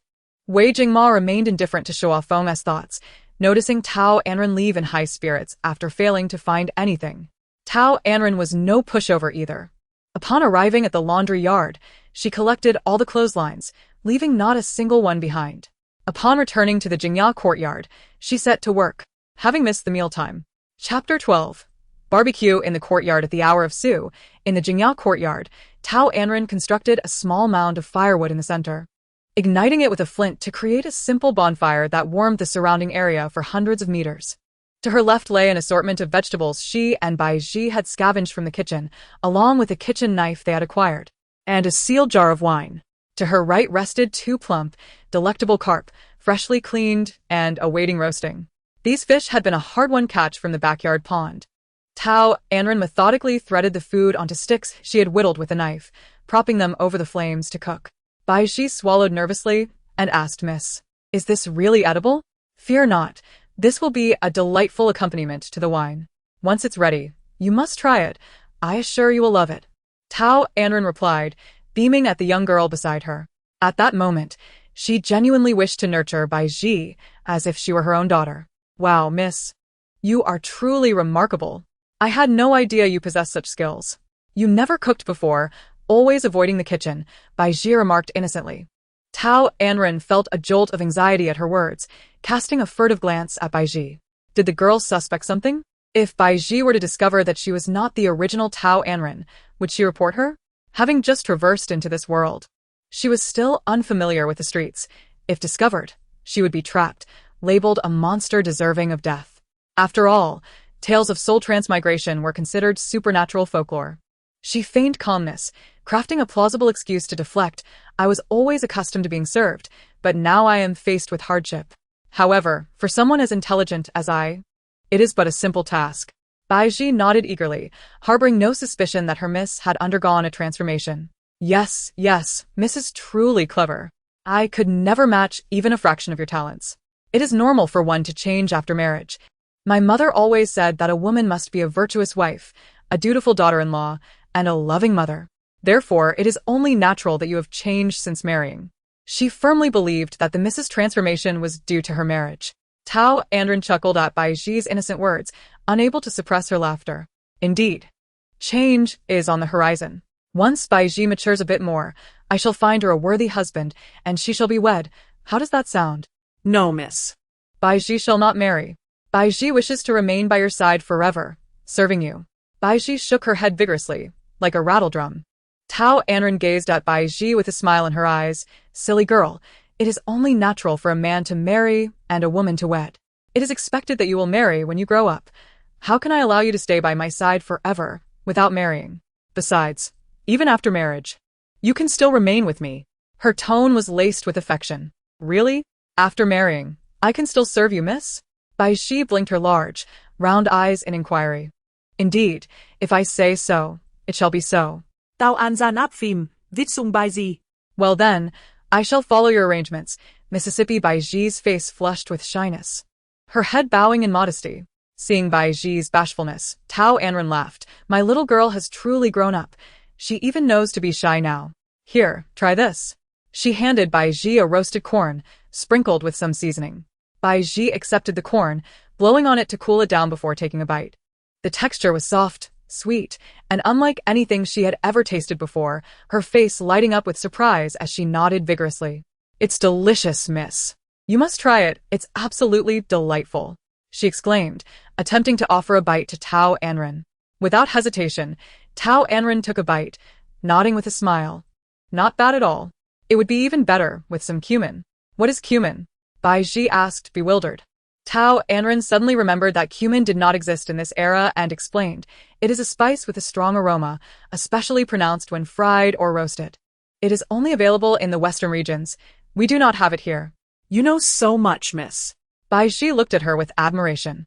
Tao Anran gently ruffled Bai Ji's fluffy hair. "When the opportunity arises, I shall take you on adventures. Would you like to accompany me?" "I would. Wherever you go. I shall follow closely by your side, never leaving you." Bai Ji's eyes sparkled with enthusiasm, willing to follow her Mississippi. In the past, her miss had treated her with utmost kindness, never scolding or hitting her. Now, her care felt like that of an elder sister. Tao Anran handed Bai Ji a skewer of roasted pork. "The pork is well cooked, but it's a pity it's not lamb. That would be even more delicious. For now. Make do with this, and I promise to roast a whole lamb for you in the future." Bai Ji did not hold back, taking the pork and biting into it despite the heat. Wow. So good. The savory juices filled her mouth, not greasy at all. It was truly delectable. Without needing further words, Tao Anran could tell from Bai Ji's expression just how much she enjoyed it. "Slow down. Don't burn yourself. There's plenty more, and tonight, you shall feast to your heart's content." As she spoke, Tao Anran expertly handled the food, her movements fluid and graceful. Bai Ji felt a wave of emotions as she watched her miss, reminiscent of her own mother, her eyes glistening with unshed tears. "What's wrong, Bai Ji? Are you crying?" Tao Anran noticed Bai Ji's sudden silence and couldn't help but inquire with concern. "I miss my mother, but she is no longer here," Bai Ji sobbed, finally unable to hold back her tears. "You are the kindest person to me aside from my mother." Tao Anran gently embraced Bai Ji, soothing her softly. "Do not cry, Bai Ji. From now on, I shall be your sister. With me around, no one shall bully you." "Thank you, miss," Bai Ji sniffed. "Do not call me miss. From now on, call me sister," Tao Anran corrected her gently. Bai Ji shook her head. "Miss will always be my master. The rules cannot be broken." "Fine. Back to square one then," Tao Anran relented. "Very well. As you wish. But remember, I shall always be your support in this world. As long as I have food, I will ensure you are never hungry." "Yes, I know you treat me the best," Bai Ji replied gratefully. "Once the fish is done, let us drink some wine to warm ourselves. You will sleep on that side of the hammock tonight." Tao Anran instructed like an older sister. "Miss, you should sleep on the hammock, and I will sleep on the ground," Bai Ji insisted. Noticing that the hammock was made from clothesline that her miss had woven all afternoon, still wanting her miss to rest comfortably. "Listen to me. I can sleep there just fine." Tao Anran pointed to the two ropes stretched between two trees. Bai Ji was astonished. "Can you really sleep on that?"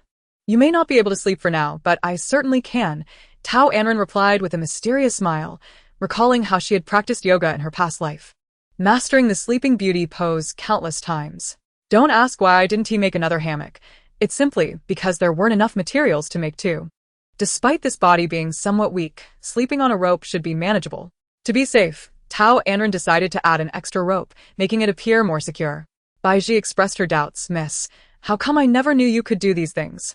Her miss was proficient in the arts, renowned talent in the capital. Yet Bai Ji had never witnessed her demonstrate such skills, leaving her astonished. "These? I used to dream frequently, dreaming of an old immortal who taught me these things.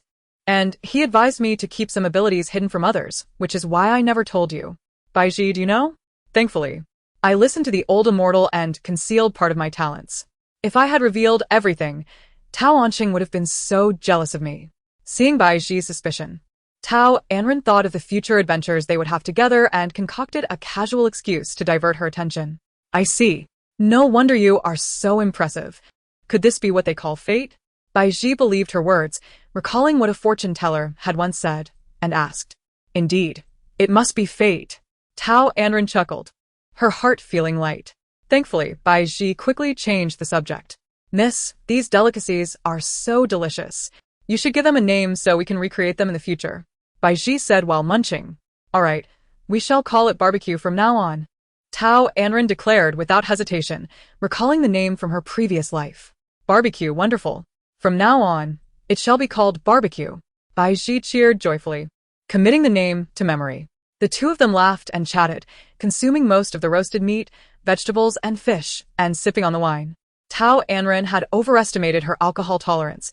While in her past life she could drink without consequence, she found that this body was not as resilient to alcohol. And after just a few sips, she felt dizzy. Bai Ji, too, fell victim to the drink, collapsing on the ground like a log after just a sip, fast asleep. To prevent her from falling during the night, Tao Anran, despite feeling lightheaded, managed to toss Bai Ji into the hammock and climbed onto the rope herself, drifting off into a deep sleep. When Wei Jingma and Xu Feng entered, they were met with an unexpected scene. The once cold and quiet courtyard was now warm as spring, a bonfire flickering in the center, remnants of food scattered on the ground, and an open jar of wine. Bai Ji lay nestled within the tangled ropes of the hammock, while Tao Anran rested suspended above. "Madam, why is she sleeping in midair? How is that possible?" Xu Feng asked, astonished. Before he could approach for a closer look, Wei Jingma's voice halted him. "What is so shocking? She is merely sleeping on a rope." With his profound inner strength and keen night vision, Wei Jingma immediately spotted the clothesline beneath her. How did the madam manage that? She has no inner strength. Xu Feng scratched his head, unable to comprehend. While it was indeed not surprising for a woman with a supple form to sleep on a rope, Wei Jingma feigned nonchalance, though a hint of doubt lingered in his heart. Yesterday at the Qingliang Hall, he had tested her pulse, finding no trace of inner strength. Only some superficial skills in martial arts, her physical reactions merely a tad more agile than those of ordinary women. Sleeping on the ropes tonight might indeed be mere coincidence. Other women had not exhibited such abilities. It was evidently the master's obstinacy, unwilling to acknowledge the unique qualities of his wife, while feigning an understanding that was nothing but hypocritical. In the depths of Shuofeng's heart, a torrent of disdain brewed for his master's behavior. What harm would it do to commend the lady for her prowess? Would it cost him a piece of flesh or claim a life? Wei Jingma seemed to sense Shuofeng's unspoken thoughts, shooting him a piercing glance. "Shuofeng, do you harbor some dissatisfaction towards this general?" His tone was as frigid as a blade, implying that anyone wishing to avoid peril should immediately quell their thoughts. Terrified, Shuofeng could not help but shiver, cold sweat beading on his back, and quickly shook his head. "Master, your subordinate holds no grievances against you. How could I dare to? It must be that with the lady suddenly entering your life these past few days, you have been unable to acclimate, leading to misunderstandings." He momentarily forgot that his master possessed the ability to read minds.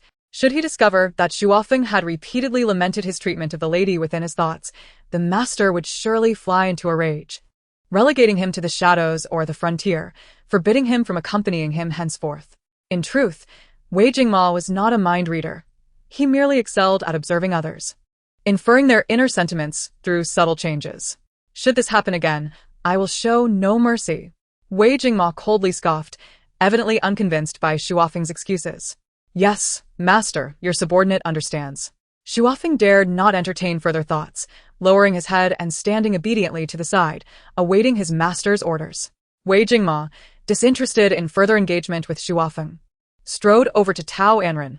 Upon reaching her side, he scrutinized the sleeping figure before him. It was undeniable that she appeared strikingly beautiful, akin to a fairy who had strayed into the mortal realm. Her lustrous, dark hair cascaded like silk, while her long, thick lashes framed a delicate nose and slightly upturned crimson lips.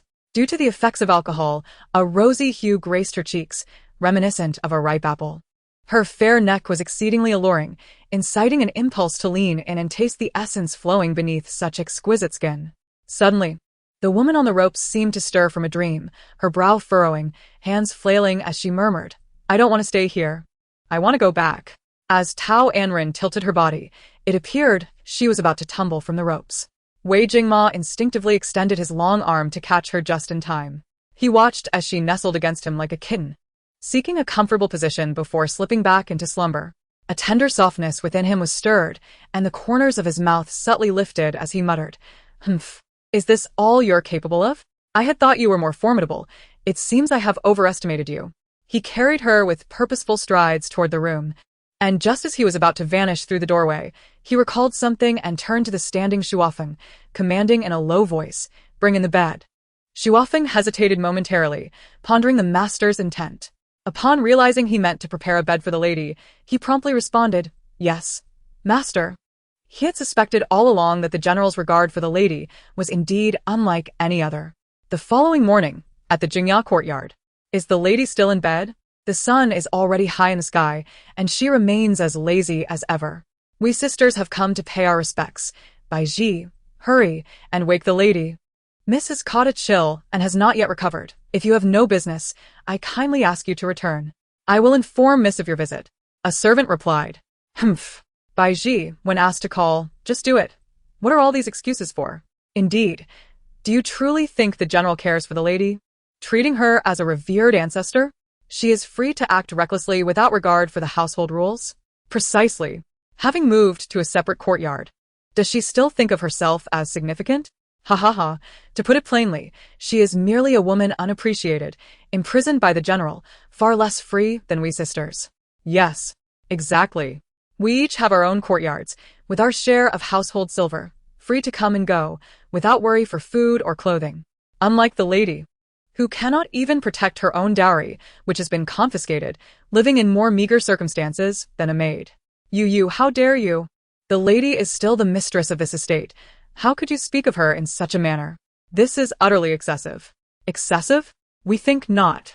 In terms of titles, she may hold a higher rank, but in status, she is just like us, a woman of the general's rear court, equally unvalued.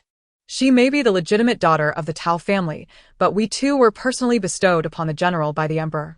Tao Anran, still in a hazy sleep, was abruptly awakened by a cacophony outside. The voices seemed to belong to Baiji and a group of women engaged in a dispute, with Baiji clearly at a disadvantage, her voice trembling and on the verge of tears.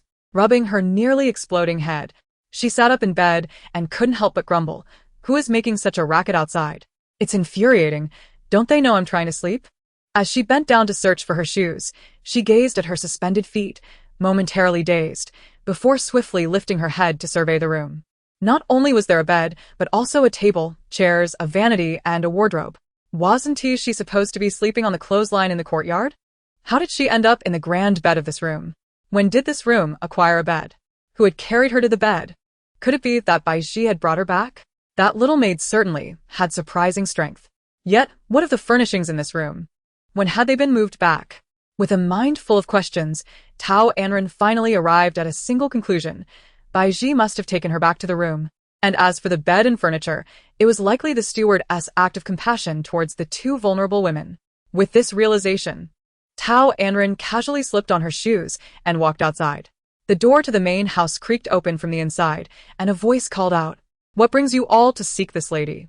As the group turned to look, they beheld a stunning woman clad in white, lazily leaning against the doorframe. Bathed in sunlight, her skin was as fair as snow, her beauty enchanting, and her demeanor relaxed. At that moment, she was leisurely surveying them, unadorned yet captivating. It must be said, she was truly beautiful. Even as women, the sight of this lady's exquisite features stirred their hearts, leaving them unable to contain themselves, let alone the men.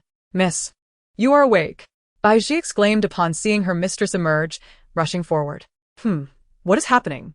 What are they here for? Tao Anran raised an eyebrow, regarding the beautiful women before her.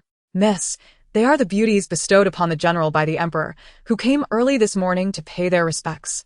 I informed them you were still asleep, but they would not believe me and argued with me," Baiji recounted, filled with grievances, yet striving to choose her words carefully to avoid worrying her mistress.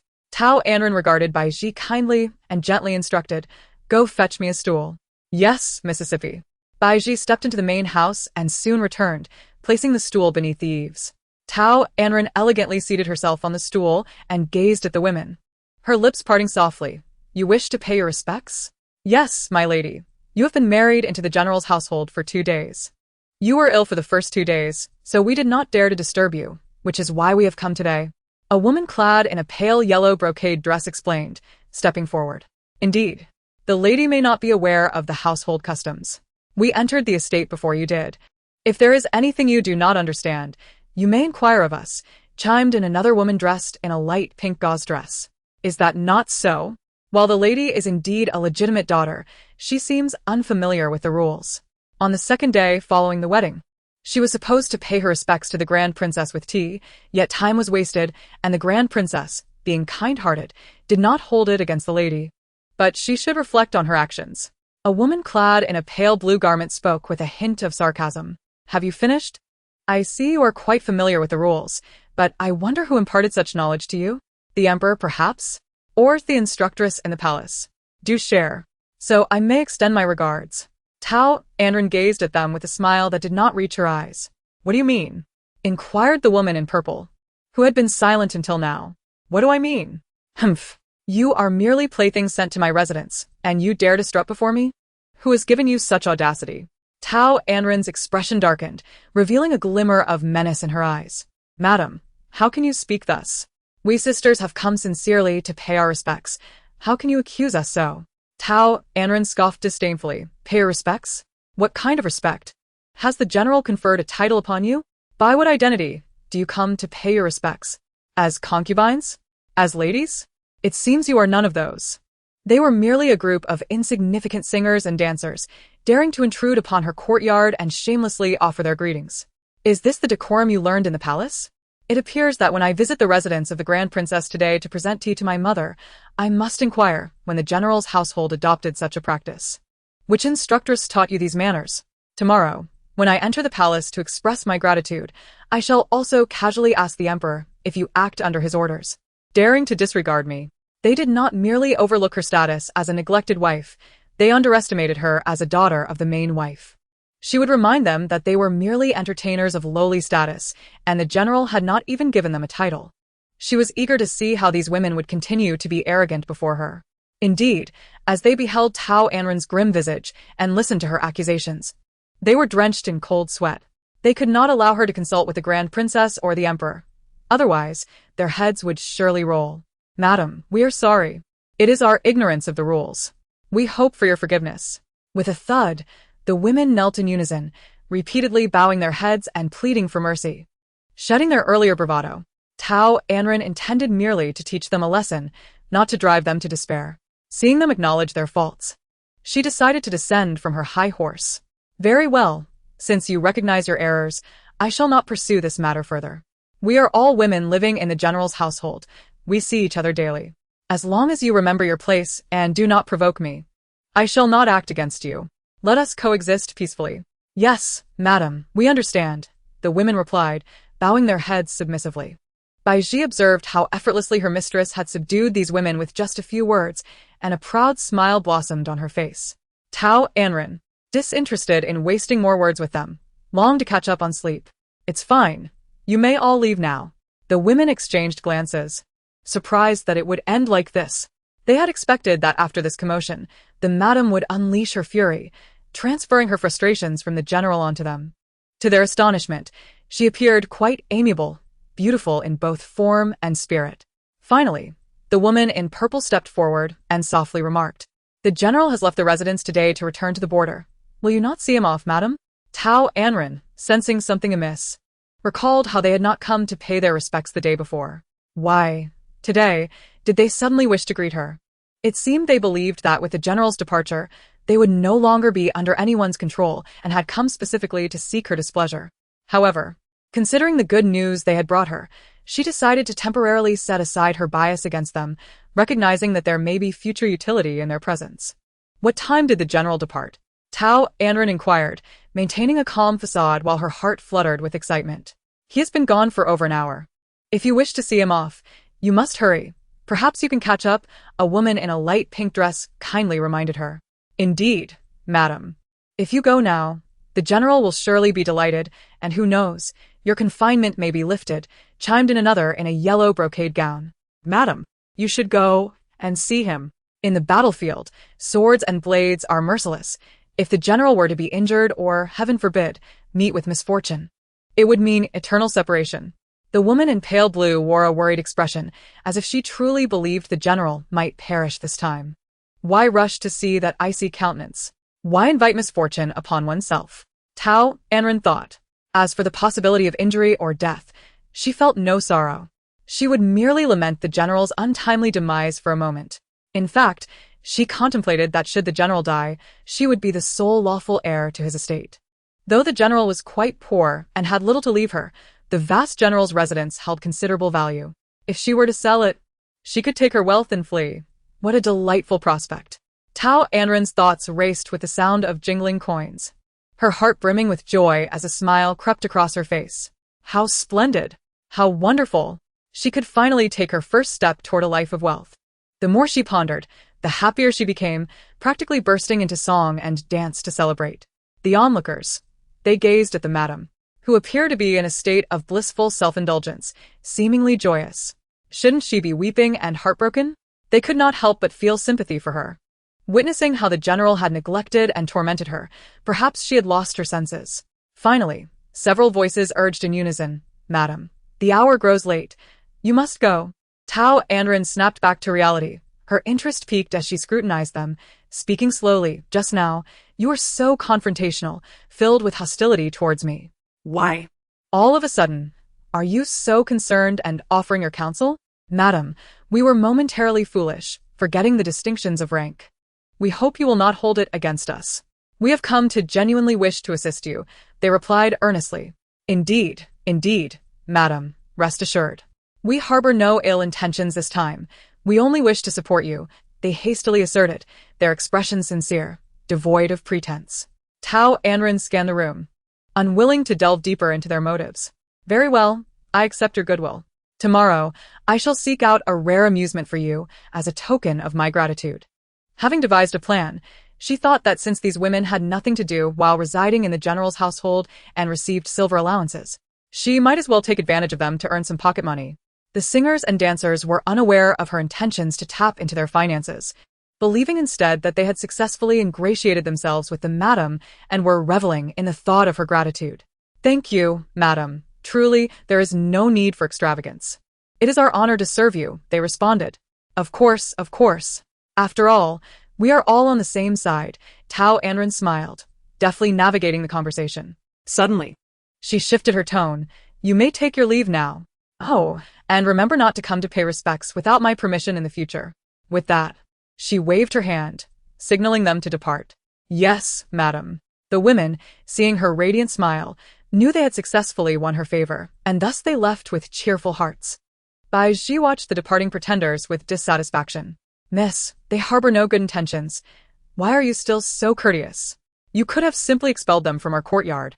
Tao Anran stood, ruffling Bai Zhi's hair. "Silly girl, they are important clients for us. Why rush? There will be plenty of time ahead. If we offend them now, how shall we ever profit from them later?" "Profit? Miss, what do you mean?" Bai Zhi asked, puzzled. "Patience, you will understand in due time." Tao Anran replied with a mysterious smile, not directly addressing Bai Zhi's question. Bai Zhi noticed that the young lady was unwilling to speak further and chose not to press her. Remembering that the general was returning to the border, she inquired, "My lady, shall we go to bid farewell to the general?" "Why should we?" Tao Anran dismissed the idea. "The general returns to the border to protect the nation, facing peril at every turn. If what they say is true, and the general is wounded or meets with misfortune, would that not leave you a widow?" Bai Zhi said anxiously, "What does that matter? How does our going to see him change the outcome? If we go, will he not be wounded or face danger?" Tao Anran reasoned, her words resonating with a sense of logic. "Indeed, you are correct, my lady. It seems it does not matter much." Bai Zhi scratched her head, conceding to her mistress's point. "Yes, a bright child indeed." Tao Anran praised, gently instructing, "Come, help me dress and gather my things. We are going to the residence of the Grand Princess." Chapter 16. Rumors of oddity, my lady. "Why are we going to the Grand Princess's residence?" Bai Zhi asked, puzzled. "Silly girl.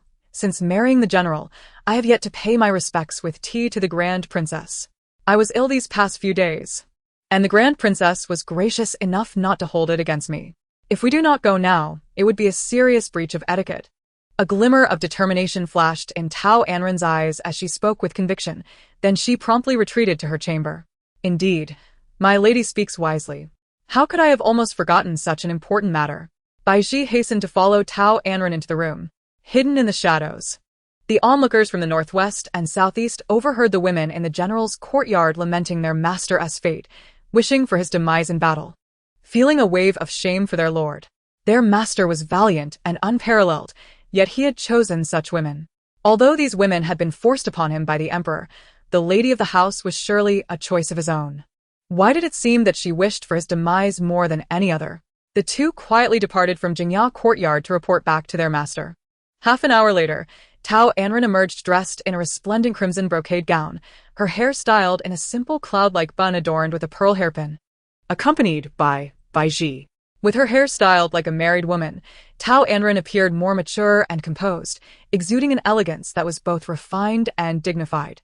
Upon reaching the general's residence, the steward had prepared the carriage, waiting with the household servants.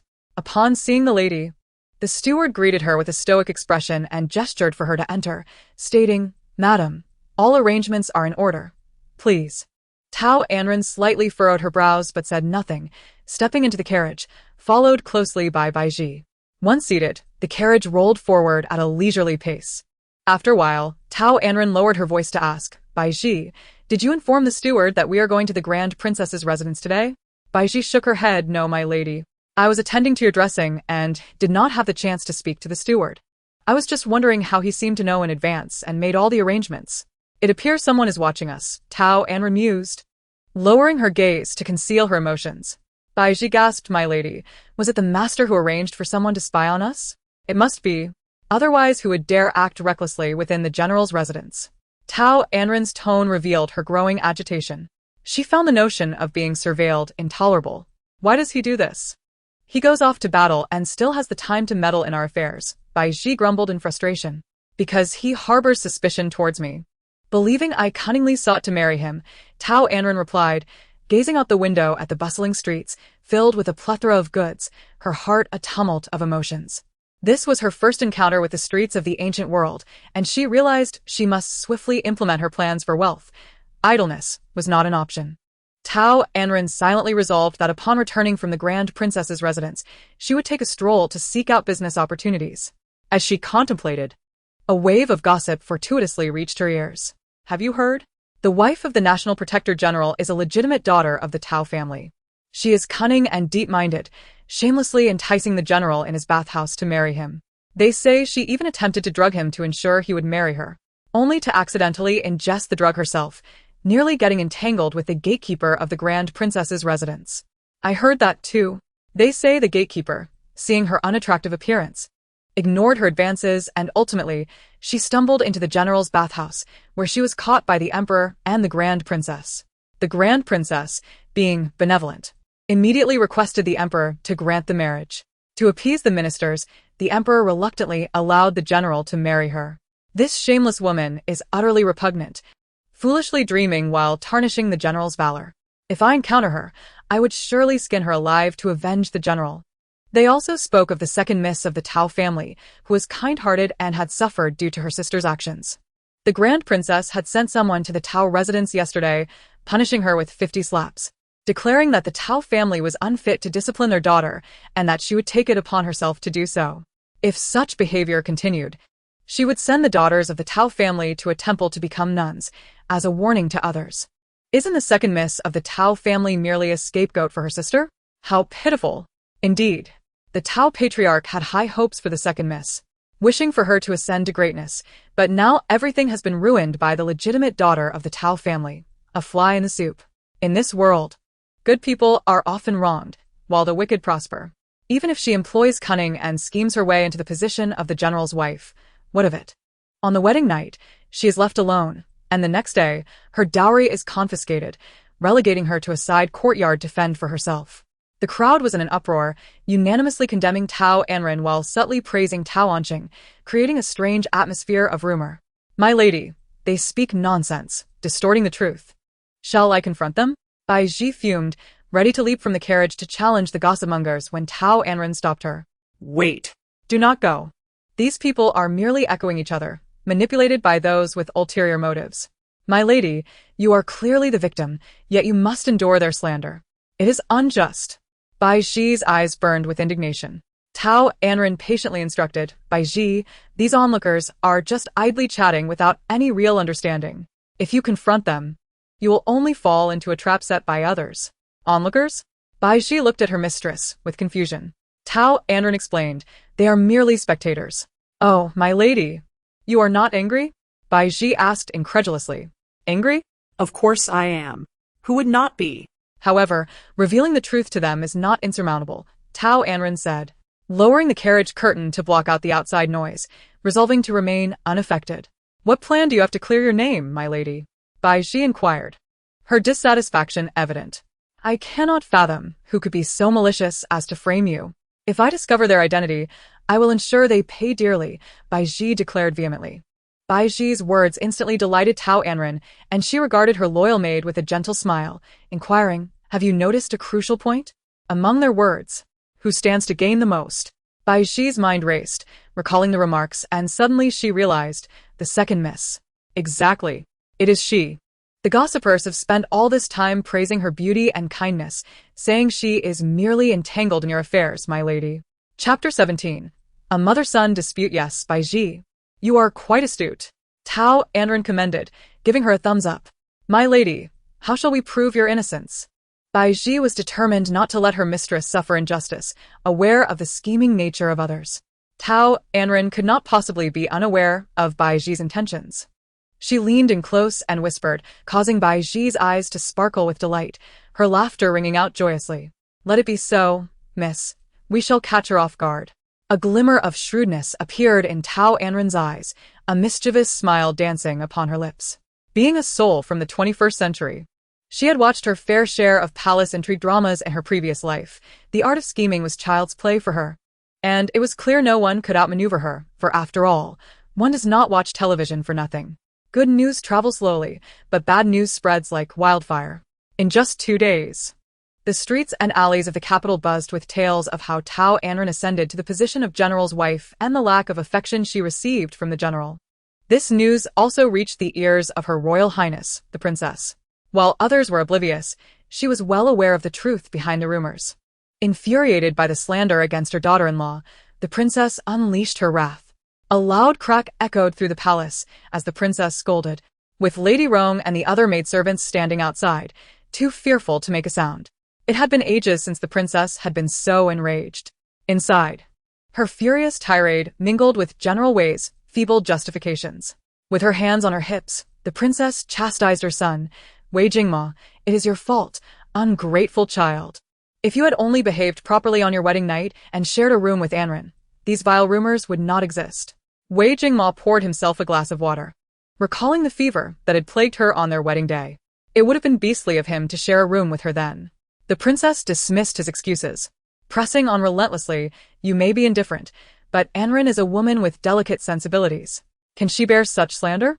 Her son, observing her resolute de manor. Retorted that her skin was thicker than a city wall, and that such gossip could not harm her. Wei Jingma took a sip of his tea, responding nonchalantly. How could a man so deeply affectionate as your father produce such a cold-hearted son? You bring shame upon the Wei family. The princess, in her effort to enlighten her obstinate son, invoked the memory of their deceased patriarch and ancestors. Yet, Wei Jingma inherited all of his mother's traits. Resembling her in every way, unmoved, he directed his ire at the princess. She nearly fainted from frustration, lamenting, you are recklessly courting disaster. You reject a wonderful daughter-in-law for the likes of Jiang Jiyu. You shall regret this. At the mention of Jiang Yiru, a flicker of emotion crossed Wei Jingma's otherwise impassive face. That is a separate matter. Do not involve Yiru. She is innocent. The princess scoffed. Innocent? She is the most calculating woman of all. While you were off fighting, she married the current emperor, and upon your victorious return, she toyed with your affections, making you wait all these years without marrying or having children. Such a woman deserves punishment. In her eyes, Tao Anran was the true mastermind. Were it not for her intrusion into her son's bath, he would not be compelled to marry her. Upon hearing that he was returning to the border, she stayed in the manor, conspiring with courtesans and dancers, hoping for his demise on the battlefield to seize the general's wealth. Wei Jingma felt a surge of anger, unsure if it stemmed from the princess's mention of Jiang Yiru or from Tao Anran's indifference to his departure, displaying a cheerful demeanor instead. You were heartless first, leading her to harbor resentment. I know what Anran is like, no need for your reminders. As for Jiang Yiru, as long as I live, she will never enter the Wei household. The princess stood firmly in support of Tao Anran, undeterred by her son's doubts about her intentions. I do not know what enchantment Tao Anran has cast upon you, but I will defend her. Wei Jingma, exasperated, could only sigh at his mother's obstinacy. I am resolute in my support of her. You must remember that your wife can only be Anran, she asserted, her tone leaving no room for argument. Mother is so confident you won't be mistaken. By the time you realize Tao Anran's true nature, do not come crying to me. Wei Jingma took a deep breath, feeling powerless against his mother's tyranny. I have some confidence in my judgment. Otherwise, I would not have married your father and given birth to you and your sister. She boasted, her mood lifting as she spoke of her strengths. Very well, let us wait and see, Wei Jingmo replied, pouring himself another cup of tea. The princess, displeased by his nonchalance, ordered, "Get out. Your presence irks me." Wei Jingma shrugged. It's too late. Your beloved daughter-in-law has come to pay her respects. At that moment, Lady Rong's voice rang out, confirming his words. Your Highness, the general's wife has come to offer you tea. The princess's heart fluttered, after quarreling with her son. She worried she might appear unappealing. I must not frighten my precious daughter-in-law, she thought, rushing to the inner chambers to check her reflection. Seeing her mother's fluster, Wei Jingma followed her inside. Mother, there is no need for such caution. She is not that fragile. Trust your son. You rascal. Why are you here? Do you not want Anran to know you are in the capital? The princess, after inspecting her appearance and finding nothing amiss, finally relaxed her anxious heart. To appear amiable, she even smiled at her son. Yes, the fewer who know, the better, Wei Jingma agreed, ignoring his mother's antics. Mother must keep this a secret for me. The emperor seeks to eradicate dissidents, forcing you to remain hidden, a pawn in the shadows. Alas, my grandchild will have to wait a little longer, the princess said, turning to head towards the main hall. Your Highness, Lady Rong attempted to call out again, but the princess's languid voice drifted back, as if she had just awakened. Anran has arrived. Let her in. With a creak, the door swung open, and Lady Rong ushered in Tao Anran. Anran pays her respects to your Highness. Long live the princess. Tao Anran knelt gracefully, performing a deep bow. Anran, how should you address me? The princess, with a gentle gaze, inquired with a smile. Momentarily taken aback, Tao Anran blurted out, Your Highness. Lady Rong chuckled, correcting her, No, the general's wife should call her mother. In that instant, Tao Anran remembered she was now wed to the princess's son, Wei Jingma, and had come to present tea. Flustered by her slip, her cheeks flushed slightly, and she quickly adjusted her posture. Daughter-in-law Anran pays her respects to you, mother. How do you fare? Well, all is well, the princess replied, her heart swelling with joy at Anran's address, sweeter than any confection. Seeing the princess unperturbed, Tao Anran's anxious heart finally eased. She hurriedly explained, I've been ill these past few days and failed to pay my respects sooner. I apologize for my earlier blunder. Please do not hold it against me. Not at all. Today you have come to present tea, and whether it is early or late is of no consequence. The princess's generosity was evident in her warm demeanor. Thank you for your understanding, mother, Tao Anran said, kneeling in anticipation of the tea service. Lady Rong, noticing her obedience and grace, let go of her earlier reservations about Tao Anran's appearance in the bathhouse, smiling as she gestured for the maid to bring forth the tea. The maid, receiving the cue, prepared the tea and presented it before Tao Anran. She accepted the tea, raising it above her head. Daughter-in-law presents this tea to mother, wishing you longevity and health. The princess, content, accepted the tea, taking a sip before placing the cup beside her. A reward. In an unexpected moment, Rong Mama appeared, holding a tray adorned with a collection of exquisite headpieces and jewelry. She approached Tao Anran and presented it before her. This is a token of gratitude from the princess, a recompense for your new title as General's wife. Please accept it. Having studied precious metals and gems in her previous life, Tao Anran recognized the exceptional quality of the jewelry at a glance. With a gracious smile, she accepted the gift, passing it to her attendant, Bai Ji, for safekeeping. She bowed respectfully to the princess, expressing her gratitude as a daughter-in-law. Then, signaling to a maidservant carrying tea, she gestured for the teapot to be brought forth. The maid, seeing no objection from the princess or Rong Mama, dutifully refilled the cups. This time, Tao Anran took the initiative, pouring a cup of tea and presenting it to the princess with utmost politeness. I would like to offer another cup of tea to my esteemed mother-in-law, wishing you eternal youth. The princess, fully aware of the implications, understood that her daughter-in-law was subtly seeking to reclaim some of the dowry that had been confiscated by Mo heir. However, She harbored no resentment and was more than willing to bestow her a little more. Accepting the teacup, the princess took a sip, her face lighting up with delight. A gift. Mama, fetch the jade bracelet that the Marquis gifted me and present it to Anran. Your Highness, that is your most cherished bracelet, Roan Mama interjected, unable to contain her concern. It was well known how deeply the princess cherished gifts from the Marquis. She seldom parted with them, often reminiscing about him through these tokens. Yet, today, she seemed determined to part with it for Tao Anran, indicating her fondness for her daughter-in-law. Do not hesitate. Bring it forth, the princess insisted, resolute in her generosity. Roan Mama, recognizing the princess's firm decision, hurried to fetch a delicate black box, presenting it to Tao Anran. Upon opening the box, Tao Anran discovered a jade bracelet, its exquisite quality unmarred by any blemish, truly exceptional. A wave of frustration washed over her. She wished her mother could offer something more practical, like silver notes or coins, rather than these luxurious ornaments, which she could neither sell nor easily manage. However, she dared not voice her thoughts. After all, was she, a beggar, to complain about the nourishment provided? Another cup of tea was poured and offered to the princess. I humbly present another cup to my mother-in-law, wishing you success in all your endeavors and a house full of grandchildren. Tao Anran recognized the princess as kindness and realized that she was likely viewed merely as a vessel for producing heirs. At 23, Wei Jingma had yet to father a child, which was unusual for a man of his status in this era, explaining the princess's eagerness for grandchildren. Understanding her role in seeking favor, Tao Anran knew she must speak sweetly to earn further gifts from the princess. Indeed, upon hearing the phrase, a house full of grandchildren, the princess's face broke into a wide grin. She eagerly accepted the teacup, drinking it down in one go. A reward. This time, let it be generous. Including my grandson's share as well.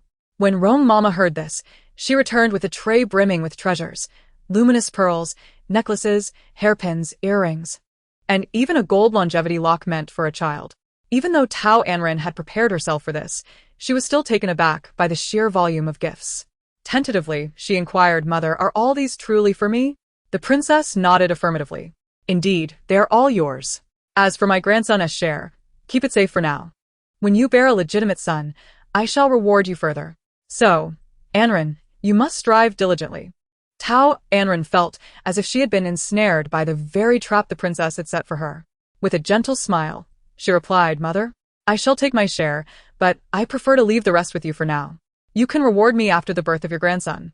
However, the princess would not entertain her refusal. Anran, you must take all these gifts home. Everything that belongs to you shall not be diminished. I understand that Mo heir has been treating you unfairly, but he is far away, embroiled in battle. He cannot interfere with us. From now on, the general's residence will be under your command. Is that truly appropriate? The general will surely blame me. Tao Anran feigned concern, though her heart brimmed with joy. She had cleverly maneuvered to gain unrestricted access to the general's estate. He dares. If he further mistreats you, I shall ensure he pays dearly, the princess declared, her voice laced with fierce determination. Thank you for your support, dear mother, Tao Anran expressed sincerely, quickly suggesting, perhaps it would be best if you allow me free access to the general's residence. This way, I can visit you more conveniently. As for the authority of the estate, I shall defer that until I bear a legitimate son, if that suits you. She had no desire for the management of a household that was, in her view, impoverished and burdensome. Very well, since you are so sensible, I shall grant your request. The princess acquiesced, pleased with Tao Anran's disinterest in power. Thank you, mother, for your understanding. Tao Anran bowed once more. As she left, she felt that the weight of her gender was irrelevant when one was surrounded by treasures. She would gladly bow 10 times if it meant securing gold and jewels. Chapter 19. Finding a way to liquidate the gifts. Roan Mama, have the members from the second and third branches of the Wei family arrived? The princess inquired of the silently smiling Roan Mama. They have all arrived, Your Highness, and are waiting in the flower hall, Roan Mama replied respectfully. Good. Anran, come with me to greet your uncles and aunts. They have prepared gifts for you, and there is no need for tea. Simply accept their offerings. The princess pulled Tao Anran to her feet and affectionately instructed her before leading the way to the flower hall. Hearing of more gifts, Tao Anran felt her spirits lift even higher. Today had proven to be a bountiful harvest. Yet, An unsettling feeling crept over her, as if a pair of cold eyes were watching her intently. Wei Jingma observed the departing figures of his mother and Tao Anran, unable to suppress a sigh. Women were truly fickle. Just moments ago, his mother was scolding him, and now she was all smiles for Tao Anran. How did she manage such a swift transformation? As for Tao Anran, her avarice was painfully obvious. Her eyes sparkled with delight at the sight of the gifts, practically drooling over them. He could hardly fathom the misfortune he must have brought upon himself in a past life. Accompanying the princess into the flower hall, Tao Anran received an abundance of gifts from the elders of the Wei family. As the gleaming silver filled her pockets, she expressed her gratitude through every charming gesture to evoke laughter from the princess and the elders, ensuring they enjoyed a delightful luncheon together. After lunch, she engaged in light conversation with the princess until the latter retired for her afternoon nap, at which point Tao Anran took her leave. Arriving at the entrance of the princess's residence, she and Bai Ji climbed into the carriage bound for the general's estate. Gazing at the mountain of gifts piled within, Tao Anran frowned slightly. Noticing her distress, Bai Ji inquired, "Miss, what troubles you? Are you not pleased with the abundance of gifts?" Tao Anran shook her head. "I am indeed happy, but most of these gifts are jewelry, difficult to carry. They serve little purpose for us, and if a thief were to take an interest, it would all be in vain. Miss, you worry too much. The general's residence is not a place where thieves dare to tread. With our esteemed lord's reputation, they would be courting death." Bai Ji covered her mouth and chuckled, not believing that the young lady's words would come true. Instead, she felt quite the opposite. These items should be retained for the young lady to wear when she ventured out. The young master had confiscated the young lady's dowry, and all her clothes and jewelry were to be sent to the general's residence the following day, moved to a warehouse.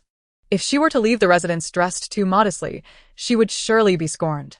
Thus, she continued to persuade, "In my humble opinion, it would be wise to keep these ornaments for the young lady's outings, as she currently possesses no decent jewelry. While thieves may not infiltrate the general's residence, there are indeed scoundrels within, and your young master is nothing short of a rogue. Were it not for his greed, I would not find myself in such a pitiable state." Tao Anran gritted her teeth, her anger flaring at the mention of Wei Jingma's avarice for her dowry. She was beset with worries. If these possessions remained in the residence and the funds from the general's household proved insufficient, what if he turned his sights on these items? Wouldn't she then become the victim of his schemes once more? Surely, she could not continuously rely on the belongings of her young lady to support the women in his courtyard. Moreover, she had never been fond of wearing such trinkets, finding them merely cumbersome. The more she pondered, the more uneasy she became, and to safeguard against any eventuality, she resolved to convert these lifeless objects into silver notes, which would be easier to carry and secure. It seemed the young lady's words held some merit. Upon hearing the young lady's discourse and reflecting on their plight in the general's residence, Bai Ji found her reasoning compelling. In a tone only audible to the two of them, Tao Anran proposed, "Why don't we simply pawn everything? My lady, if we pawn all these items, won't Her Highness, the Long Princess, be furious if she discovers it?" Bai Ji's voice instinctively lowered. Indeed, among these were gifts from the Long Princess intended for her future grandson. Tao Anran was jolted by Bai Ji's words, staring at the heap of gifts, deep in thought. After a moment, she made a decision. "Let us pawn the gifts from the Wei family, while we shall keep those from the Long Princess for now." Bai Ji nodded in agreement, silently approving the plan. Without hesitation, the two set their intentions into action. To avoid raising suspicion, they carefully wrapped the jewelry in a handkerchief, stowed it away, and returned the decorative box to its original place. When the carriage arrived in the bustling market, Tao Anran's voice rang out, "Stop, steward. I have overindulged at lunch, and wish to stretch my legs. Bai Ji may accompany me while you return the carriage to the residence." The steward hesitated, kindly advising, "My lady, it is unsafe outside. It would be better to return to the estate and stroll in the garden." Preposterous. Do you intend to defy my mother's wishes? Today, she granted me the freedom to come and go from the general's residence. Is it now unacceptable for me to simply take a walk? A sharp retort emerged from the carriage, clearly irate. Tao Anran deliberately invoked the name of the Long Princess, knowing that the people of the general's residence would not dare to oppose her. Indeed, the steward's voice trembled as he replied, "I dare not." Tao Anran exchanged a glance with Bai Ji, a triumphant smile gracing her lips. She lifted the curtain of the carriage, offering no pleasant expression to the steward, and was the first to alight. Bai Shi followed suit. Approaching the steward, she didn't neglect to issue a warning. Ensure that the box inside is delivered intact to me at Jingya Courtyard. If even a single item is missing, I shall hold you accountable. Yes, my lady. The steward replied, his heart racing. Concerned for her safety, he ventured, my lady. May I send 2 guards from the household to accompany you for your protection? There is no need for your concern. Beneath the emperor's feet, in broad daylight, I simply return to the general's residence. Nothing will happen. Tao Anran dismissed him without a second thought, leading Bai Ji toward the bustling market. The steward gazed at his lady's retreating figure, recalling the general's admonitions before departing. In the end, he commanded 2 guards to follow at a distance while he returned the carriage, and the others to the estate. Tao Anran noticed the 2 guards trailing closely behind her with reluctance. She was exceedingly unwilling to have them accompany her. If these guards discovered their intent to pawn the gifts, they would undoubtedly inform Wei Jingma, leaving her with no defense. Suddenly, a commotion broke out ahead. Tao Anran turned her gaze to find a troupe of street performers entertaining a crowd, complete with lion dances, swordplay, and fire-breathing, drawing a throng of onlookers, packed tightly together. An idea sparked in her mind, and she hurriedly pulled Bai Ji toward the spectacle. Stopping at a nearby stall selling masks, she feigned curiosity. Glancing to the left and right, while out of the corner of her eye, she noticed the guards surveying the area. Seizing the moment, she slipped into the crowd, making her way toward an alley across the street. When the guards returned their focus to the mask stall, they were met with an empty space. Their mistress vanished. In a frantic rush, they scoured the disarrayed throng, their anxiety mounting. Meanwhile, Tao Anran led Bai Ji through a labyrinth of turns until they reached a pawn shop. Stepping inside. Good day, madam. Are you here to pawn or redeem items? The shop assistant, noticing Tao Anran's elegant attire and the maid at her side, assumed she hailed from a wealthy family and greeted her warmly. The shopkeeper, lounging in a chair, barely lifted his gaze, casually playing with a walnut. I am here to pawn. Tao Anran stated directly, signaling Bai Ji to present their items. Bai Ji, understanding the cue, retrieved a handkerchief from her sleeve, laid it on the counter, and gently unfolded it to reveal a collection of pristine jewelry. How much are these worth? Tao Anran inquired. The shopkeeper, catching sight of the numerous high-quality items, quickly put down his walnut and approached the counter, scrutinizing the goods for a moment before studying Tao Anran with narrowed eyes. Madam, do all these items belong to you? He asked with a knowing smile. Yes, they are all my young ladies, Bai Ji quickly replied. The shopkeeper regarded Tao Anran with skepticism, seemingly waiting for her confirmation. How could they not belong to me? Are they yours, perhaps? Tao Anran's alertness surged, irritation creeping into her tone. She swiftly shifted the conversation. Are you perhaps unwilling to conduct this transaction? If so, we can seek another establishment. There's no need to waste our time. The shopkeeper, observing the sincerity in their expressions, felt his apprehension dissipate. As long as the items weren't stolen or illicit, he had no qualms. My lady, you needn't worry. Why would I refuse a transaction presented to me? I only inquired for safety's sake. I apologize for any offense. The shopkeeper bowed slightly, offering an apology for his earlier impertinence. He then asked, since you wish to pawn these items, will it be for a dead pawn or a live pawn?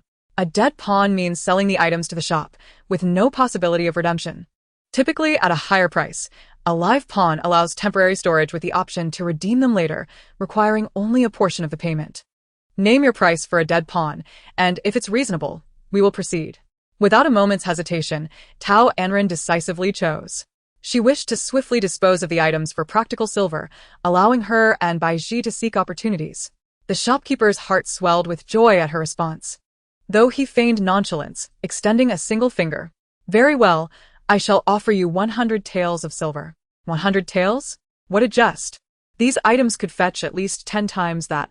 They are all gifts from the elders of the second and third branches of the Wei family. Out of respect for the princess, they are undoubtedly generous, and will not be meager. The shopkeeper's lack of sincerity is disheartening. Perhaps we should seek another establishment. Tao Anran signaled Bai Ji to put the items away, indifferent to the shopkeeper, and prepared to leave. Madam, may I inquire about your intentions? The shopkeeper, somewhat perplexed, hastily called out to stop her. Tao Anran's expression turned sardonic. Do you truly not recognize that these items are worth their weight in gold? The 100 taels you offer is woefully insufficient. Whether you are merely mistaken or attempting to deceive me for a quick profit is unclear. Caught off guard, the shopkeeper felt a flush of embarrassment. Madam, let us negotiate. Name your price. How much would you require to part with them? Tao Anran scrutinized him for a moment, then spoke 6,000 taels. She deliberately quoted a high figure to allow herself room for bargaining. That is exorbitant. Your jewelry cannot possibly be worth such a sum. The shopkeeper retorted, shaking his head in disbelief. Alas, as the saying goes, a fine steed is often overlooked without a keen eye. If you cannot meet my price, then this transaction cannot proceed. What a pity. Tao Anran feigned regret, showing no inclination to concede. Madam, let us each take a step back. I could offer you 1,000 taels. Would you consider selling them to me at that price? It is already quite generous. The shopkeeper, seeing Tao Anran unwilling to yield and not wishing to abandon the items, reluctantly compromised and raised his offer. With a sly wink, Tao Anran replied, 5,000 taels. If you can meet that price, I shall sell. If not, I shall take my business elsewhere. 1,500 taels. The shopkeeper gritted his teeth, increasing his offer by 500. I shall not sell. Tao Anran's patience had worn thin. She turned to leave, unwilling to engage further with such a tedious individual. Just as she was about to exit, the shopkeeper, with a pained expression, called out, Very well, madam, 5,000 taels it is. I shall take them. Tao Anran paused, turning back to the shopkeeper, and began to tally the deal.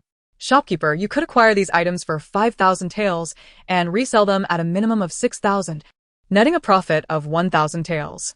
You would not be at a loss. Were it not for my urgent need for funds, I would never sell for less than 6,000. The shopkeeper stared at the woman before him, incredulous. Madam, who are you? How do you possess such insight into market values? Who I am is inconsequential. What matters is that we both have needs to fulfill. And a mutually beneficial transaction can be achieved today, Tao Anran replied, avoiding his question. She took the handkerchief containing the gold and silver jewelry from Baiji and placed it back on the counter. 5,000 taels. Thank you. Indeed, you speak wisely, madam. I have been short-sighted, the shopkeeper admitted, retrieving 5 1,000 taels silver notes from the drawer and handing them to Tao Anran. She accepted the notes, pulled one out, and said, Please convert this into a bag of small change and the rest into 100 tael notes. Thank you. The shopkeeper complied, exchanging the silver notes for change and smaller denominations. After handing the silver and coin pouch to Baiji for safekeeping, Tao Anran bid farewell to the shopkeeper and headed toward the marketplace with Baiji. With money in her pouch, shopping became far more enjoyable than before. Chapter 21. Discovering business opportunities. Just as the two left the pawn shop, a shadowy figure swiftly entered. Tao Anran and Baiji strolled along the busiest street in the capital, like children who never grew up, stopping at every enticing morsel or peculiar trinket to examine. They visited the most renowned tailor in the capital, selecting several bolts of fabric, albeit all ordinary cotton, and purchased 2 sets of men's clothing, spending 50 taels of silver. After settling the bill, Baiji provided the address for delivery to their residence. As they exited, Tao Anran, spotting a neighboring cosmetic shop, eagerly pulled Baiji inside. There, she selected several boxes of rouge and lip balm, ultimately returning to Jingya Courtyard and handing all the items to Baiji, keeping none for herself. While surveying the shop, Tao Anran noted the limited variety and simplistic craftsmanship. With rough quality, yet the prices remained surprisingly high. Modern items like perfumes, skincare lotions, cleansers, and other cosmetics were entirely absent. She paid special attention to the soapwort and pig fungus, as this era lacked shampoo, laundry powder, and liquid detergent. Ordinary folk typically use soapwort for washing hair, while only the affluent indulged in pig fungus.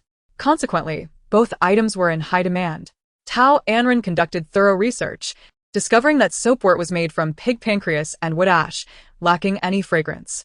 Pig fungus, however, contained a few spices, resulting in a more robust aroma that was quite favored by the wealthy, yet its price exceeded that of soapwort tenfold. Despite the limited variety of fragrances used in pig fungus, primarily ambergris, sandalwood, agarwood, and musk, there was potential for enhancement. If she were to incorporate natural floral scents into the production process, it would undoubtedly become a hot commodity. This realization ignited a spark of opportunity within Tao Anran. In her past life, she was a master of DIY crafting. The steps for creating such everyday items were firmly etched in her memory. as indelible as the identities of her parents. By blending the techniques from her previous life with the available materials of this era while infusing them with natural floral fragrances, she could create a unique product she would name soap. With a centralized factory for production, distributing across all towns, she would become the largest manufacturer and supplier in the nation. Would she not then see her wealth flourish? Once the timing was right, she could also venture into producing perfumes, cleansers, skincare lotions, and floral waters. Just these products alone could elevate her to the rank of the richest individual on the continent. The more she contemplated, the more feasible it seemed. She resolved to return and carefully devise an implementation plan. Baiji, observing her mistress continuously selecting rouge, soapwort, pig fungus, and lip balm, felt a pang of concern regarding the impending expenses. Unable to contain herself, she urged, "Miss, we've lingered outside for too long. We should return to the estate soon." "It's still early. There's no rush," Tao Anran replied, seemingly oblivious to Baiji's unease, continuing her selection. Rather than merely choosing items, she was collecting them indiscriminately, not caring whether they fit within her budget. Baiji gazed at the growing mound of purchases, her heart tightening, and began to return items one by one to their places. "Miss, we already have these at home. Why spend money needlessly? Not this one nor that one. And certainly not this one," she pleaded earnestly, feeling the weight of their finances. The gifts intended for their meeting, painstakingly acquired through kneeling and serving tea, were a one-time occurrence. There would be no second chance. Those gifts had only fetched 5,000 taels when sold. Now, living in the general's residence, they were severely limited in their expenses, relying entirely on that sum. Life was long and required careful budgeting. Tao Anran, observing Baiji's frantic efforts, questioned, "Why have you put everything back? While it is true we have these items at home, do we truly have access to them?" Baiji hesitated, then shook her head. Currently, with the lack of favor from the general and his orders, there were only the two of them in Jingyao courtyard, and not even a guard to keep watch. Such consumables would not be provided to them. Then it settled. Since we cannot utilize what is in the estate, it matters not whether we have these items or not. We cannot do without them, so we must procure them ourselves. Therefore, gather all the items you put back. Tao Anran instructed with a smile.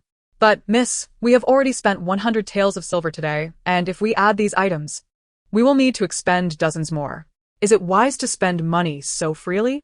Baiji's face was filled with concern. It appears that this young lady is considering her future, meticulously budgeting her life. This is not necessarily a bad thing.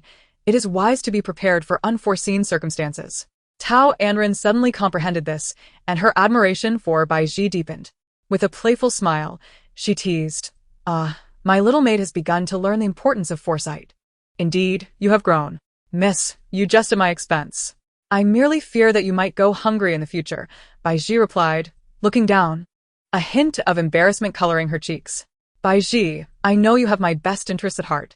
From now on, I will ensure that you never suffer from hunger or cold again. Trust me, the money we spend now can be earned back in abundance later, allowing us to settle our accounts for everything we desire." Tao Anran spoke with a smile that was both reassuring and promising. As Baiji looked up into her mistress's determined gaze, her anxious heart inexplicably calmed, and she obediently placed all their purchases on the counter to settle the bill. This time, they spent a total of 80 taels of silver. Once outside the rouge shop, Baiji firmly insisted that Tao Anran should not enter any other stores, and they merely strolled along the street. As Tao Anran quietly observed the wares sold by the stalls on either side, she enjoyed a candied hawthorn, her eyes crinkling with delight. Baiji followed closely behind, savoring a sugar figurine, resembling a child indulging in sweets. Their demeanor suggested not merely a casual outing but rather that of two individuals who had not yet satisfied their appetites, entirely unconcerned with appearances. Suddenly, Tao Anran recalled the day she nearly met her demise at the hands of Wei Jingma. A chill coursing through her as she realized she still lacked a means of self-defense. Taking a bite of her candied hawthorn, she mumbled to Baiji, "Do you know where the best blacksmith shop in the capital is?" Baiji nodded. "Yes, in Cat Alley on E Street, there are several blacksmiths." Tao Anran's eyes sparkled with excitement. "Quickly, take me to see it." Baiji, puzzled, asked, "Miss, what do you need a blacksmith for?" "To forge some self-defense items," Tao Anran replied, finishing her last candied hawthorn, discarding the wooden skewer, and hurriedly leading Baiji toward Cat Alley. Unbeknownst to them, their every action was being observed by a pair of keen eyes. Upon arriving at Cat Alley, Tao Anran did not rush into any shop but instead wandered the streets. After meandering back and forth twice, she finally led Bai Ji into the quietest shop. Upon entering the courtyard, they saw a man hunched over a blazing forge, hammering a glowing piece of iron, the sound echoing throughout the space. Tao Anran approached the blacksmith, clearing her throat. "Good day, sir. I wish to have some items forged. Do you take orders?" The man did not lift his gaze, continuing his work. "What style do you want? Do you have a blueprint?" His voice was hoarse, as though he had not quenched his thirst in ages. "I have no blueprint, but do you have a pen? I can draw it for you now." Tao Anran replied candidly, seeking his approval. "There is paper and a pen on that table." He gestured without raising his head, his rough, calloused hands indicating a nearby table. Tao Anran followed his direction, and indeed found paper and ink. She smiled gratefully. "Thank you." With that, she and Bai Ji made their way to the table. Bai Ji ground the ink while Tao Anran sketched. In a short time, the entire sheet of rice paper was filled with detailed drawings. The designs included a flying tiger claw for climbing walls, a dagger for close combat, 6 nimble throwing knives for unexpected needs, and a small pair of scissors for trimming. Yesterday, when Tao Anran had requested scissors from Bai Ji while weaving a hammock, she had discovered that the scissors of this era were not only cumbersome and large, but also exceedingly dull, akin to 2 hefty iron blocks bound together. Having grown accustomed to the small, convenient scissors of her past life, she found this clunky version quite unappealing. Thus, she decided to draw a pair identical to the ones from her previous life, compact enough to fit in her palm and razor-sharp. Handing the drawing to the blacksmith, she observed a flicker of surprise in his eyes as he examined the intricate designs. Such blueprints were unlike anything he had encountered in his years of blacksmithing. The dimensions and thickness were meticulously noted, far surpassing the quality of weapons even used by the military. These weapons appeared not only small and portable but also remarkably sharp, promising efficiency in combat compared to the cumbersome armaments typically employed by soldiers. The man abruptly lifted his gaze. Incredulity etched upon his face as he scrutinized the woman before him. She was sketching these dimensions from memory, yet she appeared to be a sheltered lady. What manner of person was she? While he assessed her, Tao Anran scrutinized him in turn. The blacksmith was a man in his 30s, with thick brows and deep-set eyes. His skin darkened by sun exposure. A prominent scar marked his right cheek, lending him an intimidating appearance, and he walked with a slight limp, likely a result of prior injury. His hands were rough, with calluses on his fingertips and palms, indicative of long-term weapon handling, and he possessed a sturdy physique, suggesting a past in the military. Could he be a veteran who returned from battle, unable to remain in the army due to his injuries, now reduced to forging metal for a living? The more Tao Anran pondered this possibility, the more plausible it seemed. She detected surprise, shock, and a glimmer of something unidentifiable in his eyes. Could he truly not forge such delicate items? In the 21st century, these would be considered mundane objects, nothing extraordinary. She parted her lips, breaking the silence. "Sir, are these weapons feasible for you to create?" After a long pause, the man replied succinctly, "Yes." Tao Anran's heart, which had been suspended in uncertainty, finally found ease, and a smile graced her face as she inquired, "How long will it take? How much will it cost?" 7 days. 100 taels, he replied in a straightforward manner. "Very well, it's settled then. Today I will give you 50 taels as a deposit, and I will return in 7 days to collect the items. At that time, I will pay the remaining balance." Tao Anran stated decisively, reaching an agreement with the proprietor. "Understood," he affirmed, still economical with his words. Tao Anran turned to Bai Ji, gently instructing, "My dear, please give the owner 50 taels as a deposit." Bai Ji had been startled into silence upon seeing the man's face, her expression pale with fear, her legs feeling as though they were weighed down with lead. Unable to move, hearing her mistress's voice, she managed to snap back to reality, trembling as she retrieved 50 taels of silver from her pouch. Noticing Bai Ji's distress, Tao Anran feared for the man's pride and the trouble it might cause them. She took the silver from Bai Ji's trembling hands and personally handed it to the man, offering an apologetic smile. "I apologize. My maid has not seen much of the world. I hope you will not take offense." As she spoke, she protectively positioned Bai Ji behind her. Indeed, the man's appearance could be somewhat fearsome, naturally evoking trepidation. Bai Ji, being just a young maid, was understandably frightened. Had it not been for Tao Anran's dual memories of past and present, she too might have felt the same fear. The man observed the calm and composed Tao Anran, his lips moving as if to speak, and finally he asked, "It's quite all right. I'm used to it. Are you not afraid of me?" "Afraid? Why should I be?" One's virtue or malice cannot be judged solely by appearance. It is the heart that matters. "I believe you are a good person," she replied confidently. Tao Anran's voice is soft and gentle, enveloping listeners in a warmth reminiscent of basking under the sun. "Thank you," the man expressed sincerely. "There's no need for such formality." "I have done nothing," replied Tao Anran with a slight nod. "We have other matters to attend to, so we shan't disturb you any longer." "Safe travels, young lady," the shopkeeper said, returning to his work. Tao Anran led the slightly stiff-bodied Bai Ji outside, and only once they were out did Bai Ji fully awaken, overwhelmed by a sense of having survived a harrowing ordeal. "Miss, that man was truly terrifying," she said, her voice trembling. Tao Anran gently ruffled her hair, whispering soothingly, "Do not be afraid. His appearance is due to his injuries. He may seem frightening, but his heart is not malevolent." Chapter 23. A Web of Doubts. "Miss, are you not afraid?" Bai Ji inquired, voicing her thoughts. "What is there to fear? He is human, not a monster. His condition is not by choice.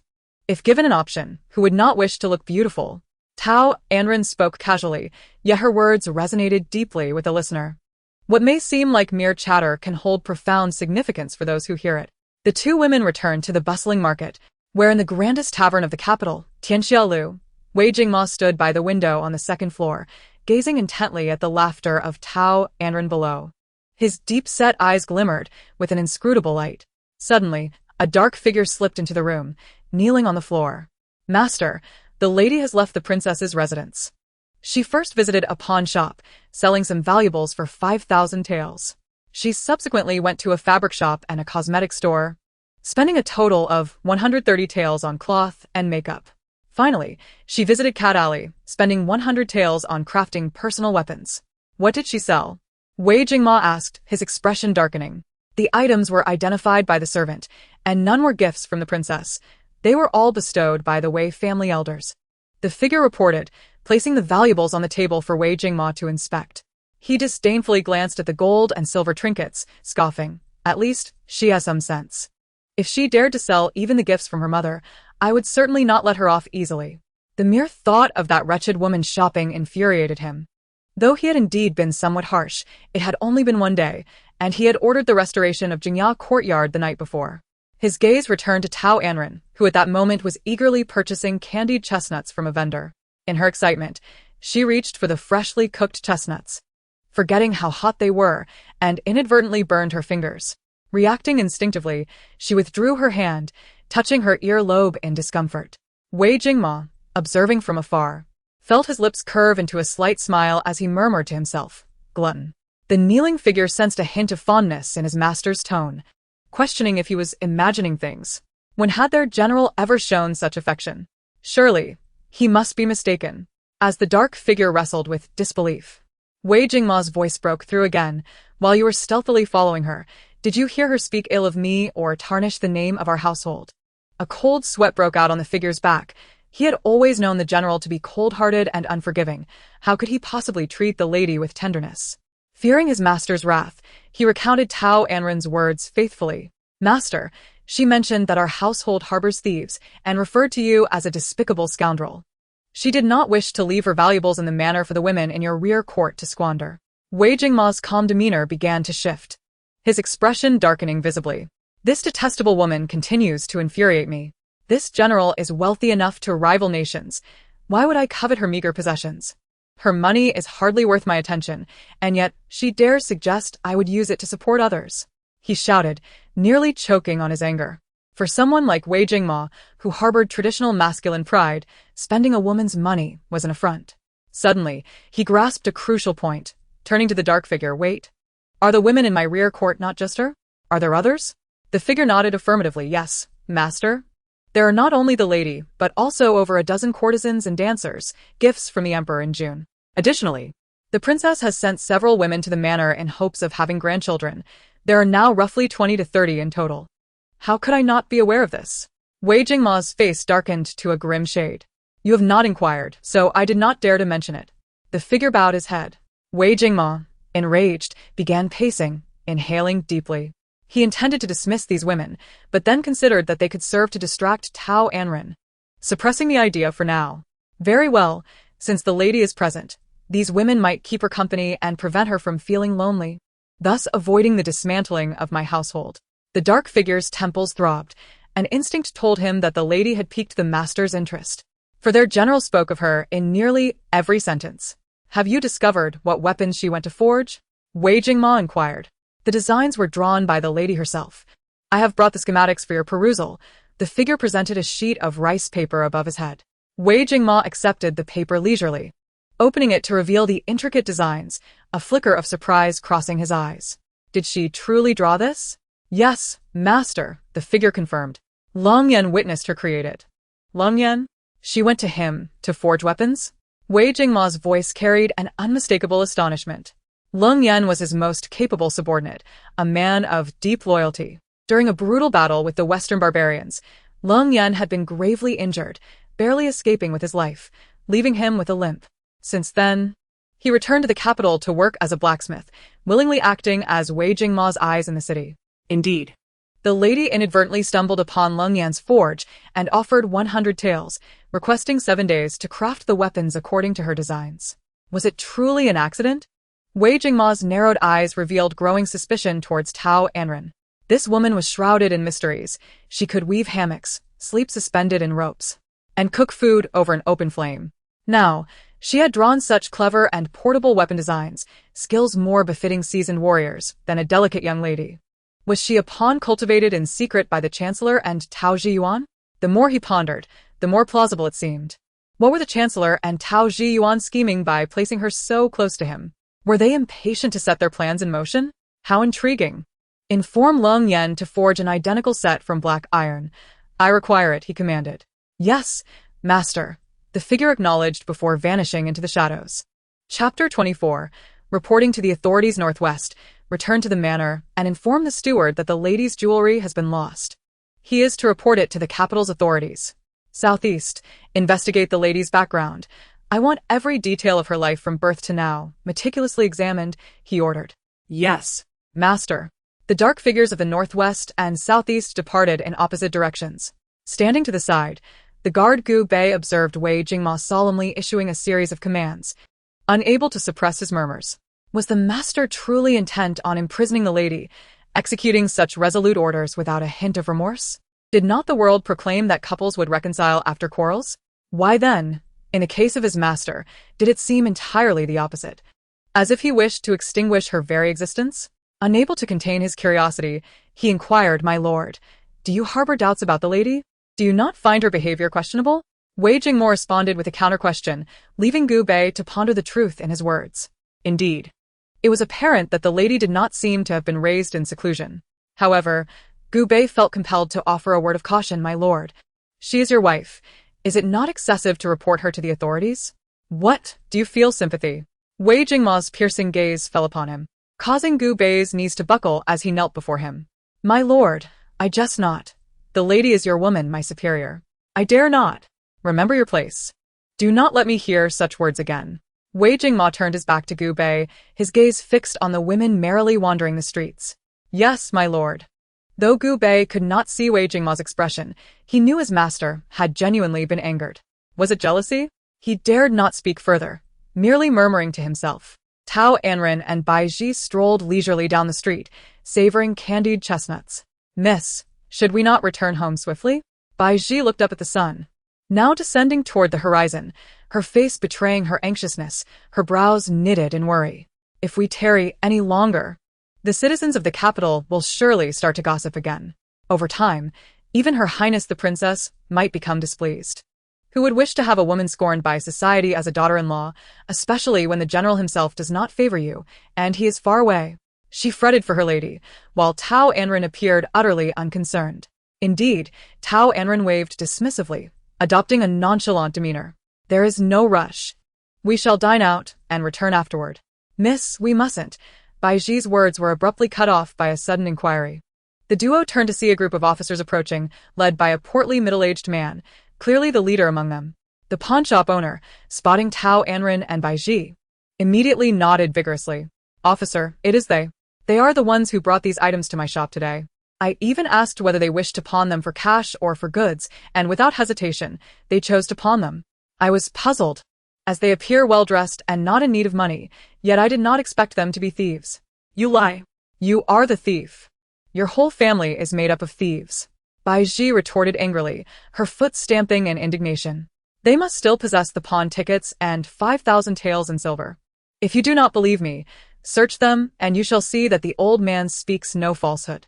The pawnshop owner recalled his 5,000 taels, feeling a pang of regret. Now that these jewels had become tainted, they were virtually worthless. He could only hope his 5,000 taels had not been squandered by them, or it would indeed be his undoing. Search them, the officer commanded with a stern voice. Yes, my lord. The subordinates complied, sending 3 or 4 men to approach Tao Anran and Bai Ji. In broad daylight, under the scrutiny of many, should Tao Anran and Bai Ji be publicly searched. Regardless of whether they possess silver, their reputation would be irrevocably tarnished, for in this era, men and women were not to engage in such intimacy. Wait, my lord. You would search my lady based solely on the pawnshop owner's word? Are you not afraid that someone might hold you accountable later? Tao Anran questioned coolly, showing no hint of fear. Moreover, what crime is there in pawning our own jewelry, which law forbids us from doing so? How can you be certain we are the thieves he claims? The officer, captivated by the woman's beauty and her calm demeanor, found her not resembling a thief. Yet orders from above required that he apprehend the culprits and deliver them to the authorities. With evidence pointing towards them, he had no choice but to proceed, though he took a moment to explain. I shall inform you. The wife of the National Protector General has lost a significant quantity of jewels, and it has been determined that these are the very jewels you two have pawned. Hence, you are deemed the nefarious thieves. No, my lord, you must be mistaken. These jewels truly belong to my lady. Bai Ji exclaimed in a flurry of panic. How absurd! If these jewels were indeed yours, why the urgency to pawn them? The officer pressed, his disbelief evident. I do not desire them. What harm is there in selling them? Tao Anran replied dismissively. You are clearly eager to dispose of stolen goods, wishing to leave no trace. Take them away. The officer, growing impatient, ordered his guards. Stop. Do you not know who my lady is? She is the wife of the general. Do you fear retribution for my lord? Bai Ji, emboldened by an unknown courage, positioned herself protectively in front of Tao Anran, akin to a hen guarding her chick. The officer scoffed, nonsense. You claim to be the general's wife, yet it is the steward of the general's household who reported to the authorities? You are deluded if you think you can aspire to the position of the general's wife. With that, he signaled his guards to bind them. The 4 guards advanced, attempting to seize Bai Ji, while others rushed towards Tao Anran. In the scuffle, the guards inadvertently pushed Bai Ji to the ground, causing her to cry out as her pouch of coins fell to the earth. The pawnshop owner's eyes lit up at the sight of the fallen pouch. My lord! Look! That pouch is what I gave them in the shop, containing a total of 5,000 taels.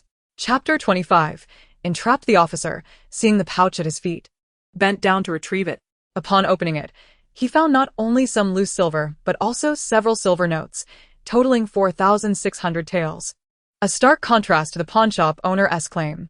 With a furrowed brow, he directly questioned the pawnshop owner. Are you certain there are 5,000 taels within? Indeed. My lord, I am 100% certain. The money passed through my hands. There can be no mistake. This is clearly not your pouch. It contains only 4,600 taels, far short of what you claimed. The officer's tone was decidedly displeased. Impossible. It cannot be. I personally counted it. Oh. I understand now. They must have spent 400 taels while shopping. My lord, you must seek justice for me. The pawnshop owner lamented, striking his thigh in despair. 400 taels was nearly a month's profit for him, especially considering he had lived frugally. How could he not feel the sting of loss? Tao Anran, initially reluctant to engage, witnessed Bai Ji being knocked down and swiftly kicked the nearest 2 guards to the ground. Seizing the opportunity, she rushed to Bai Ji's side, helping her up and asking with concern, Are you hurt? Bai Ji shook her head.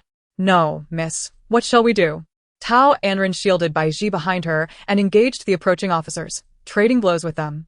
Her close combat skills were nothing short of exceptional, and within a short span, she had toppled 7 or 8 officers. The leading official observed the delicate woman before him, who, despite her frail appearance, exhibited remarkable tenacity in combat. Without hesitation, he raised the whistle at his chest and blew into it, summoning a contingent of over 20 men in no time. Tao Anran watched as the officers from the Jingyao prefecture continued to advance, her temples throbbing with anxiety, her phoenix eyes narrowing.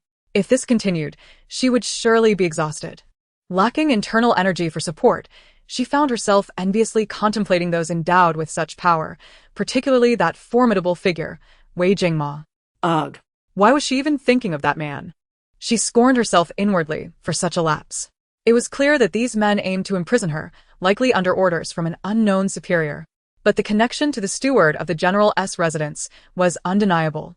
Presently, her only hope lay with the princess. Resolving this in her mind, she leaned closer to Bai Ji and whispered, "I will go with them to the Jingzhou prefecture. You must return and inform the steward of my situation, seeking my release. If he refuses, find a way to appeal to the princess." No, miss. "I must accompany them to the Jingzhou prefecture. You should stay behind." Bai Ji shook her head vigorously, unwilling to let her mistress take such a risk. "They are making such a fuss not for you, but for me, so listen." Tao Anran reasoned, understanding that the officers had received orders to either take both of them or the most beautiful one among them. "Yes, Mississippi." Tears glistened in Bai Ji's eyes as she nodded in resignation. Seeing her consent, Tao Anran ceased her futile struggles, spreading her hands. "I shall go with you to the Jingzhou prefecture. This matter concerns me alone. I implore you, spare my servant." The pouch of money was on her person. She was the accomplice. The official, not easily deceived, intended to take them both. "She is my maid, acting under my coercion. Whatever I command her to do, she does. Let her go. I will bear all consequences." Tao Anran's gaze was resolute, her tone brooking no dissent, exuding an undeniable aura of authority. To his surprise, the official nodded in agreement. "Very well. As long as the principal is taken back, I shall not be blamed." Calmly, Tao Anran proceeded, trailed by the officers and the pawnshop owner, as they marched towards the Jingzhou prefecture. "My lord, are we really allowing them to take the lady away like this?" Gu Bei inquired, watching their retreating forms with disbelief. "Indeed," Wei Jingma replied tersely, his long strides leading him away. He had witnessed Tao Anran's prowess and was determined to uncover her true identity. He could not rest easy until he did. After all, his mother held a fondness for this woman, and he would never allow a potentially dangerous individual to threaten her safety. Tao Anran was confined in the Jingzhou prefecture, where the magistrate did not hold a court session but instead imprisoned her directly, sealing her fate for 3 days.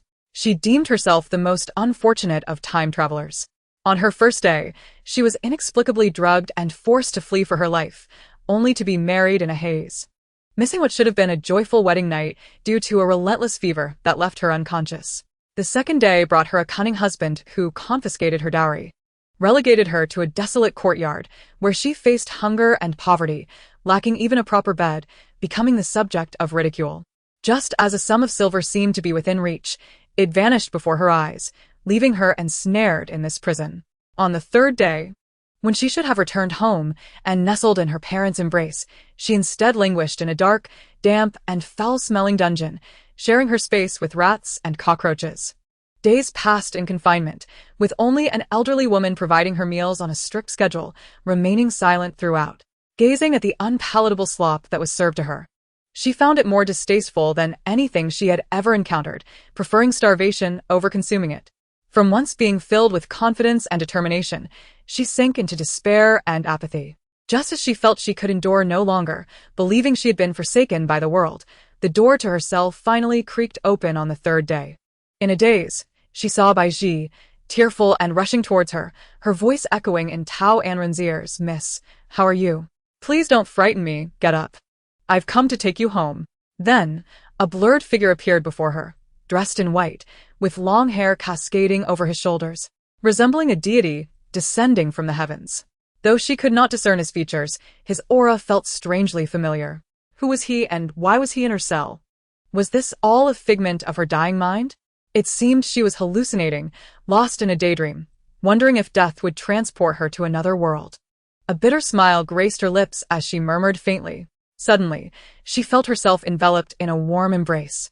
Longing to turn her head and see the owner of the strong heartbeat, but her mind betrayed her, plunging her into unconsciousness. When Tao Anran awoke once more, she found herself in the tranquil chambers of the General's residence. Slowly sitting up, her large, round eyes scanned the familiar surroundings, the bed, the table, the chair, the clothing rack, and the dressing table. Thank goodness, she had not perished nor been transported elsewhere. Miss, you're finally awake. It is all my fault for being useless, allowing you to suffer so much. Baiji entered, her eyes brimming with tears upon seeing her mistress surveying the room. Child, I am perfectly fine now. Do not be distressed, Tao Anran replied, a faint smile on her pale face, her voice hoarse and weak, casting a reassuring glance at Baiji. At that moment, her stomach growled in protest, and a hint of embarrassment crossed her features. Miss, are you hungry? I shall fetch you some porridge right away, Baiji exclaimed, wiping her tears in a hurry before dashing out. Within moments, she returned with a steaming bowl of white porridge. Having gone 3 days without food or drink, Tao Anran felt ravenous, and the sight of the bowl made her gulp audibly. Just as Baiji was about to set the tray down, a figure flashed by, and the bowl of porridge vanished. Tao Anran, now holding the bowl, began to drink greedily, finishing it in no time. Baiji stared in disbelief at her mistress, astonished by her voracious appetite. In her heart, she chastised, that dreadful prison truly is no place for a person to endure. Baiji, go and get me another bowl. Tao Anran placed the empty bowl before Baiji, still yearning for more, her voice stronger than before. Miss, the doctor advised that after such a long fast, you should not eat too much at once. Small, frequent meals are best. Please bear with it for now. Once you are fully recovered, I shall prepare something delicious for you. Baiji gently refused. Tao Anran rubbed her still empty stomach, looking at Baiji with a pleading expression. But I am still hungry. I can't bear to listen to the doctor's nonsense. Please go and get me another bowl. I beg you, Baiji. Your mistress is on the verge of starvation. Not today, Mississippi. After today, you can eat whatever you desire. Baiji took the empty bowl from Tao Anran and set it on the table before moving to assist her with changing clothes. Baiji, your heart is truly unyielding. Humans are like iron, and meals are akin to steel. A single missed meal can lead to a flurry of anxiety. My dear self has gone 3 entire days without sustenance, and now that I finally have a warm bowl of congee, you deny me the pleasure of indulging. Is it your intention to starve me to death, or perhaps to tempt me to my demise? Oh heavens, how bitter my fate has become. Initially, Tao Anran voiced her dissatisfaction towards Baiji, then gazed skyward with a long sigh, ultimately collapsing onto her bed in a fit of despair, lamenting her misfortunes. My lady, it is not that I am heartless, Baiji explained with a tender smile, but you fainted from hunger and your stomach is too fragile. Thus, we must gradually nourish you with small amounts of liquid food. Unbeknownst to Baiji, her words struck a chord with Tao Anran. Upon hearing the term fainted from hunger, Tao Anran paused, her wailing ceasing. To think that her fainting spell was due to starvation. If this were to spread, she would surely become the laughingstock of the world. The original body was so feeble that after merely 3 days without food, it succumbed to unconsciousness. In her previous life, she could have gone 7 days without nourishment and still emerged as vigorous as a bull. It appears that she must commit to exercising in order to strengthen this frail body. Recalling the events preceding her fainting, she was filled with bewilderment and turned to Baiji, asking, "How did I return home, and who is that man in the silver mask?" My lady, that man is the young master of Tianxia Tower, the adopted son of the Grand Princess. It was he who carried you back today, Baiji patiently clarified. The young master of Tianxia Tower? Adopted son of the Grand Princess? What an intriguing connection. Though she bore the memories of the original owner, she had no recollection of this individual. How did you come to know him? Why was he present in the prison? Tao Anran's mind swirled in confusion. Noticing her lady's expression of doubt, Baiji opened her mouth to recount the events of the past 3 days with unrestrained enthusiasm. On the day you were imprisoned, I returned home to seek the steward's aid. He promised to explain the situation to the magistrate, but upon our arrival, we were informed that you were entangled in other cases and could not be released.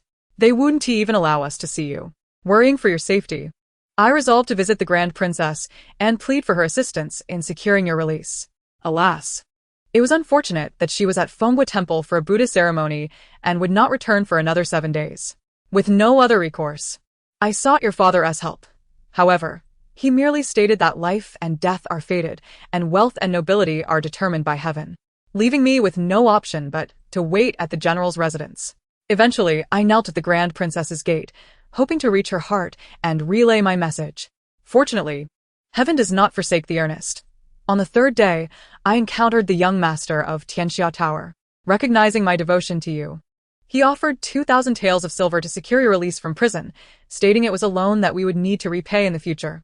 Tao Anran gazed at Bai Ji with profound gratitude, her heart overwhelmed with emotion. Despite Bai Ji's casual recounting, Tao Anran understood the immense difficulties faced by a 14 or 15-year-old girl of low status, lacking a prominent background, in her quest to rescue someone from imprisonment. Over the past 3 days, Bai Ji must have endured great mental and physical strain, humbling herself and seeking assistance for her mistress, who was not even related by blood. Even her biological father showed no concern, while Bai Ji remained steadfastly loyal in her time of peril. Tao Anran had not anticipated Bai Ji's unwavering commitment. How could she not be moved? In that moment, Bai Ji felt closer than family, her sole friend and sister in this world. She vowed to treat her with utmost kindness in the days to come. Embracing Bai Ji, she whispered, "Thank you, Bai Ji.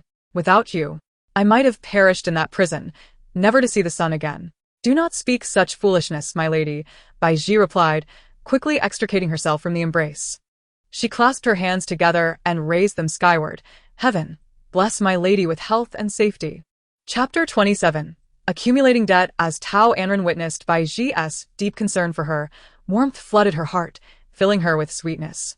It was only after Bai Ji concluded her prayer that she remembered the matter of silver and felt compelled to inquire. "What was the amount that the young master of Tianxia Tower lent us for my release?" 2,000 taels of silver, Bai Ji replied, producing the loan note from her pouch for Tao Anran to examine. Upon seeing the 5 characters inscribed with the amount, a sharp pain pierced through Tao Anran's heart, echoing her inner turmoil. Could it be that Bai Ji had fallen victim to deceit? Steeling herself, she asked softly, "What of our previous silver and jewelry? Is there any remaining from those 2,000 taels? Where has it all gone?" Bai Ji, with her innocent eyes, nodded affirmatively. "Yes, my lady. After deducting the 400 taels we spent on the day of your arrest, we have 600 taels remaining, all of which was returned to the pawnbroker. The remaining 400 taels must be repaid to the authorities within 7 days. As for the jewelry, it is now considered contraband and is being held in the Jingzhou Prefecture's warehouse. We cannot retrieve it until the case is resolved. Additionally, the 2,000 taels were spent on bribing officials, leaving us with nothing." A heavy stone sank into Tao Anran's heart, creating tumultuous waves of despair. What sins had she committed to deserve such a fate? The 5,000 taels that had seemed so promising had vanished, leaving her with an outstanding debt of 2,400 taels. Staggering from her bed to the table, she filled a cup with water and gulped it down, striving to regain her composure. "My lady, do you feel unwell? Your complexion appears rather pallid," Bai Ji remarked, concern etched on her face. "It hurts, my heart aches. My body aches. Everything is in pain," Tao Anran confessed, her sorrow unmasked. The thought of that 2,400 taels gnawed at her insides. "I shall fetch a doctor at once. Please, my lady, rest," Bai Ji urged, attempting to guide her back to bed. "There's no need, Bai Ji. No physician can cure my affliction," Tao Anran lamented, clinging to Bai Ji's waist and burying her head in her chest, tears streaming down her face. "Oh, how difficult life has become. What shall we do?" Bai Ji asked, alarmed at the sight of her lady's distress. "We could seek the Grand Princess at Fenghua Temple, or appeal to the young master of Tianxia Tower for assistance in securing a renowned physician for your treatment." Seeing her mistress so distraught was a first for Bai Ji, and it filled her with anxiety. She feared that her lady's condition was dire. The only people she could think of who might help were the Grand Princess, who favored her lady for the sake of future grandchildren, and the young master, who was a businessman, motivated by profit, and unlikely to provide unlimited assistance. Unless he developed feelings for her lady, he would not lend further support. However, given that her lady was already married, how could she allow another to form attachments? Wouldn't that be a disservice to her husband? The dilemma was truly perplexing. As Tao Anran reflected on the events of the past few days, she felt wronged. Weeping briefly to release her pent-up frustration, her emotions gradually settling. Upon hearing Bai Ji mention the Grand Princess and the man in the silver mask, I resolutely shook my head in refusal, convinced that no one could assist me. Relying on others is less dependable than relying on oneself. Though sorrow lingered in my heart, I understood that my imprisonment was no mere coincidence. Someone had orchestrated it deliberately. The steward reported to the authorities, the Jingzhou prefecture, refusing to conduct an investigation. Imprison me without release. The Grand Princess was away on a pilgrimage, and the young master of Tianxia Tower emerged to rescue me. All these events seemed coincidental. But when too many coincidences occur simultaneously, they cease to be mere chance and reveal a human hand at work. I, Tao Anran, am one who repays grudges and honors. Once I regain my strength, I shall uncover the identity of the one who has wronged me. I will not spare a villain nor unjustly accuse an innocent.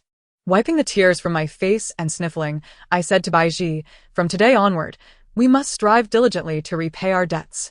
I aspire to achieve financial independence and become a wealthy and beautiful woman. What is a wealthy and beautiful woman? Bai Ji asked, looking bewildered at her mistress, who had been using peculiar phrases lately.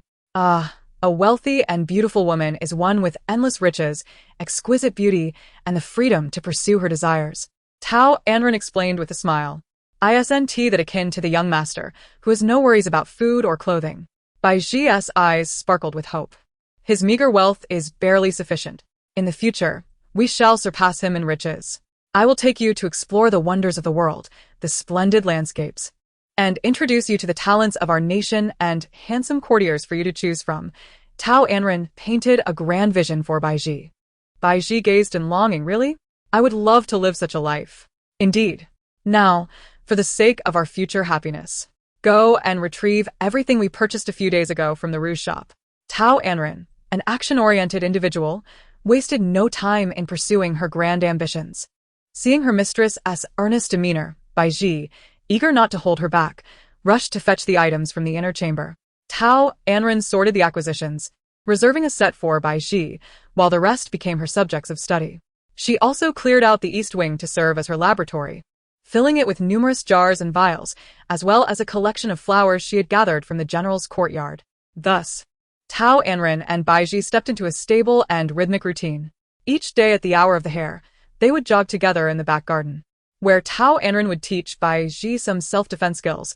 At the hour of the dragon, they practiced yoga for half an hour, followed by breakfast at around the third hour. After their meal, Tao Anran would retreat to her laboratory, emerging only when Bai Ji called her for lunch. Post-lunch, she would return to her experiments. Meanwhile, Bai Ji busied herself with the daily meals and tidying up, often sitting by the laboratory door, embroidering to pass the time and keep watch. At the hour of the rooster, they would dine together and freshen up. By the hour of the dog, Tao Anran would take Bai Ji into the courtyard to stargaze and dream of the future. After developing a facial mask, they would even indulge in its application. Time flowed quietly, and before they knew it, 5 days had passed. Chapter 28.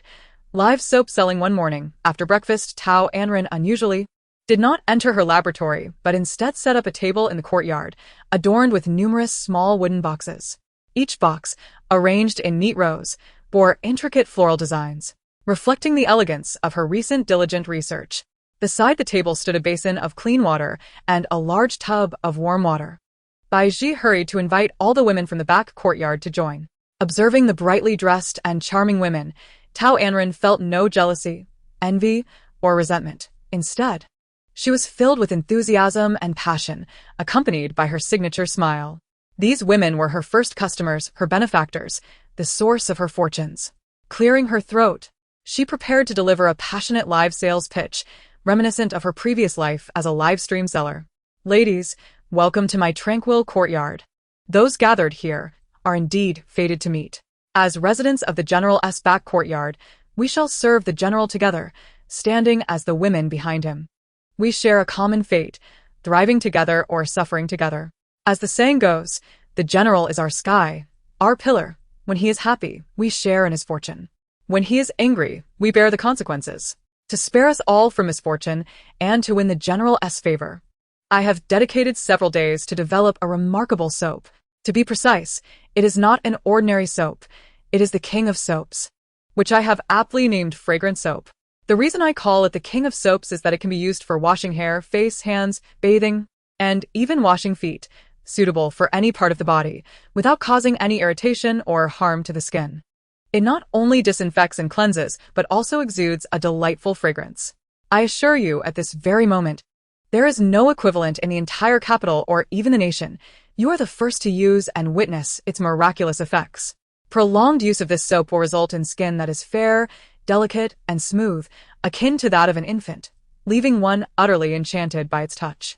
Most importantly, these fragrances are the General's most cherished scents, ones I risked my life to validate personally. You all know that the reason I married the General was due to the lingering fragrance of the soap, which captivated him on the day of our meeting. All right, I shall refrain from elaborating further. I trust you all understand what you should and should not know. I am one who enjoys sharing. As sisters, we must support each other and cannot selfishly hoard this secret. Therefore, I wish to share it with all of you. Let me give you a demonstration, sisters. You may first take a whiff of this delightful scent. Soon, you can wash your hands and face with the soap and personally experience its texture and aroma. Tao Anran spoke earnestly, her confidence radiating. This soap was the unique result of her integration of modern techniques, an unparalleled creation in the Tianqi kingdom. She skillfully tapped into these women's desires for the General's affection and their innate love for beauty, convincing them all with her words. To sell a product effectively, one must amplify its uniqueness and significance, and Tao Anran possessed both innate beauty and the advantage of past experience, making her adept at live demonstrations. Regardless of her inherent advantages or her cultivated skills, her success was inevitable. Noticing the curiosity in the women's eyes, she began her demonstration, casually selecting a wooden box from the table. Upon opening it, a delightful floral fragrance wafted through the air, captivating the senses of the women present. Ignoring their astonishment, Tao Anran continued her actions. She rolled up her sleeves, revealing her delicate arms, dampened her hands and forearms, then applied the soap, gently massaging it in. A layer of white foam quickly formed, which she rinsed off with clean water before drying with a cloth. She gracefully approached the women, extending her arms for them to take in the scent. Then, with a smile, she asked, "So, what do you think? Did I deceive you? The fragrance of blossoms has settled upon the skin, lingering and inescapable. Observe my arms. Are they not smooth and fair? This is all thanks to the soap. I shall refrain from saying more. Those who wish to experience its effects may line up for a wash." The moment the floral scent wafted through the air, everyone could hardly contain their eagerness. Upon hearing Tao Anran instruct them to wash, they surged towards the basin in a frenzy. Baiji busily exchanged the hot water for them, toiling for a considerable time, as each person took their turn to wash and reveled in the fragrance lingering on their hands, clamoring for more. "Madam, you are truly beautiful and kind-hearted. Please grant us each a piece of soap." Indeed, no wonder the General holds you in such esteem and chose you as his wife. "Madam, I too desire a piece. Madam, I too desire a piece." Seeing the rising desire to purchase among everyone, Tao Anran stood before the table, gestured for silence, and raised her voice to speak eloquently. "We are all sisters, and under normal circumstances, giving each of you a piece would not be an issue. However, our General has a peculiar fondness for fragrances. He does not favor just one scent but rather 5 distinct floral aromas. Look at the flowers in our back garden. They are planted solely because the General adores them. If I were to gift you each a piece of every scent, you must understand that producing these soaps incurs a cost. My dowry has already been diminished by the General, and my financial situation is rather strained. Thus, I am unable to bestow such gifts upon you at present.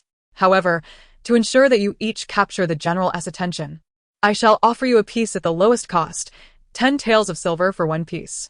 If you purchase 5 pieces, I will give you an additional piece, making it 6 for 50 taels of silver. This way, you may enjoy a different scent each day, enhancing your allure, and over time, these floral fragrances will linger on your skin, as if you were touched by a flower fairy. Furthermore, I have an insider scoop. Just a few days ago, while serving tea to my esteemed mother, I overheard that the General will return to the capital for the new year. If you purchase now and use them daily, I assure you that when the General returns, he will be enchanted by your scent. Really? The General will return for the new year? Some could no longer contain their excitement, their voices brimming with joy. If what the madam says is true, then purchasing 5 or even 10 pieces would be worth it. Indeed, spending a bit of silver is trivial. Capturing the General's heart is what truly matters. I have been in the residence for almost a year, yet I have not even seen the general. If he returns for the new year, I must seize the opportunity. The crowd began to chatter enthusiastically. Tao Anran noted that their discussions revolved around the general, prompting her to cater to their desires, risking everything to win the hearts of her sisters through the allure of the general. Surely, I would not deceive you. After all, the eldest princess is aged, and our general is a dutiful child who must spend time with her. She spoke with such conviction, her heart steady, as if her words were truth.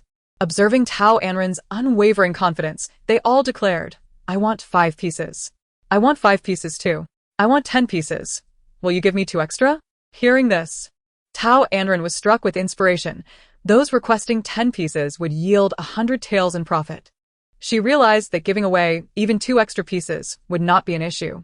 Her previous concerns about scaring them away with large quantities seemed unfounded.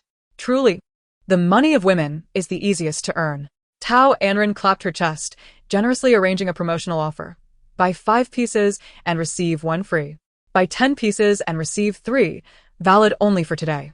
Alright, I want 10 pieces. Here is 100 taels. I too want 10 pieces. Here is 100 taels. Each woman, adept at calculations, recognized that 100 taels could secure 13 pieces of soap, making each piece less than 8 taels of silver. Feeling as though they had struck gold, those with some spare cash mostly opted for the 10-piece deal, while those less affluent chose the 5-piece offer. In the end, even some maids and matrons from the general's household joined in. Unlike the courtesans and dancers, they had less money to spare and could only afford 1 piece. Please don't crowd. There's enough for everyone. Form an orderly line. One at a time, Tao Anran maintained order while counting the silver bills. Baiji hurriedly packed each purchase. Within a short hour, all the soap on the table was sold out. Even more delightfully, the silver received totaled a staggering 2,780 taels. Once again, Tao Anran found herself profiting immensely. Each customer, having acquired their coveted soap, returned to cleanse their faces, resulting in an unprecedented wave of cleanliness throughout the general's residence. Watching the departing figures, Tao Anran entrusted all the silver to Baiji for safekeeping. She then returned to her room, took a brief bath, changed into clean clothes, and stepped outside. Miss, who would have thought your invention could truly be profitable? Today, we earned so much silver, we can clear the debts owed outside. How wonderful! Baiji, holding the heavy silver, could not help but express her admiration as she saw Tao Anran emerge from her room. Tao Anran smiled, her lips curling upward, looking at the elated Baiji, wishing to instill more confidence in her. Yes, there will be even more silver to earn in the future. Baiji, take a few pieces of soap with me. Her invention should not be confined to the back courtyard of the general's residence. It should be spread far and wide, so that all citizens of the Tianqi dynasty could benefit. All right, miss, where shall we go? Baiji dashed to the laboratory, grabbed a few pieces of soap, and quickly caught up with her master. A glimmer of brilliance flickered in Tao Anran's eyes as she set off to negotiate a significant business deal. Miss, are you planning to sell the soap to others? Baiji asked, surprised. Indeed, but not to individuals. I seek a distributor. Tao Anran replied with a mysterious smile, radiating confidence. Such a master was undeniably captivating, leaving Baiji somewhat dazed. Although she did not fully comprehend what a distributor meant, she knew that her mistress never undertook ventures without assurance. Given that the miss had said so, success was inevitable. The two arrived at the gate of the residence, encountering the steward, who was also heading out. With the commotion that had transpired today, the steward felt compelled to promptly inform the general. Typically, he would not need to go himself, as the secret guards conveyed messages. However, he was unaware of the circumstances on the master's side. 3 days prior, the master had commanded that all secret guards be discreetly reassigned. Madam, are you going out? The steward inquired as he noticed the hurried approach of Tao Anran. Yes, you two are heading out? Tao Anran paused, exchanging a few words with the steward. Yes, I have some matters to attend to. The steward dared not speak the truth, merely fabricating a casual excuse. Tao Anran chose not to expose him. Oh. Since the steward is going out to handle matters, perhaps you may also attend to my affairs. The steward was puzzled. What matters does the madam refer to? Tao Anran raised an eyebrow, her expression darkening. Surely, the steward has not forgotten that 8 days ago, I was detained by the Jingzhou prefecture due to your report to the authorities regarding my stolen jewelry. The batch of jewelry still resides in the Jingzhou Prefecture storage. Since you reported the theft, you shall go to the Jingzhou Prefecture to clarify matters and retrieve my jewelry. Once something enters my possession, it is rightfully mine, and no one else shall covet it.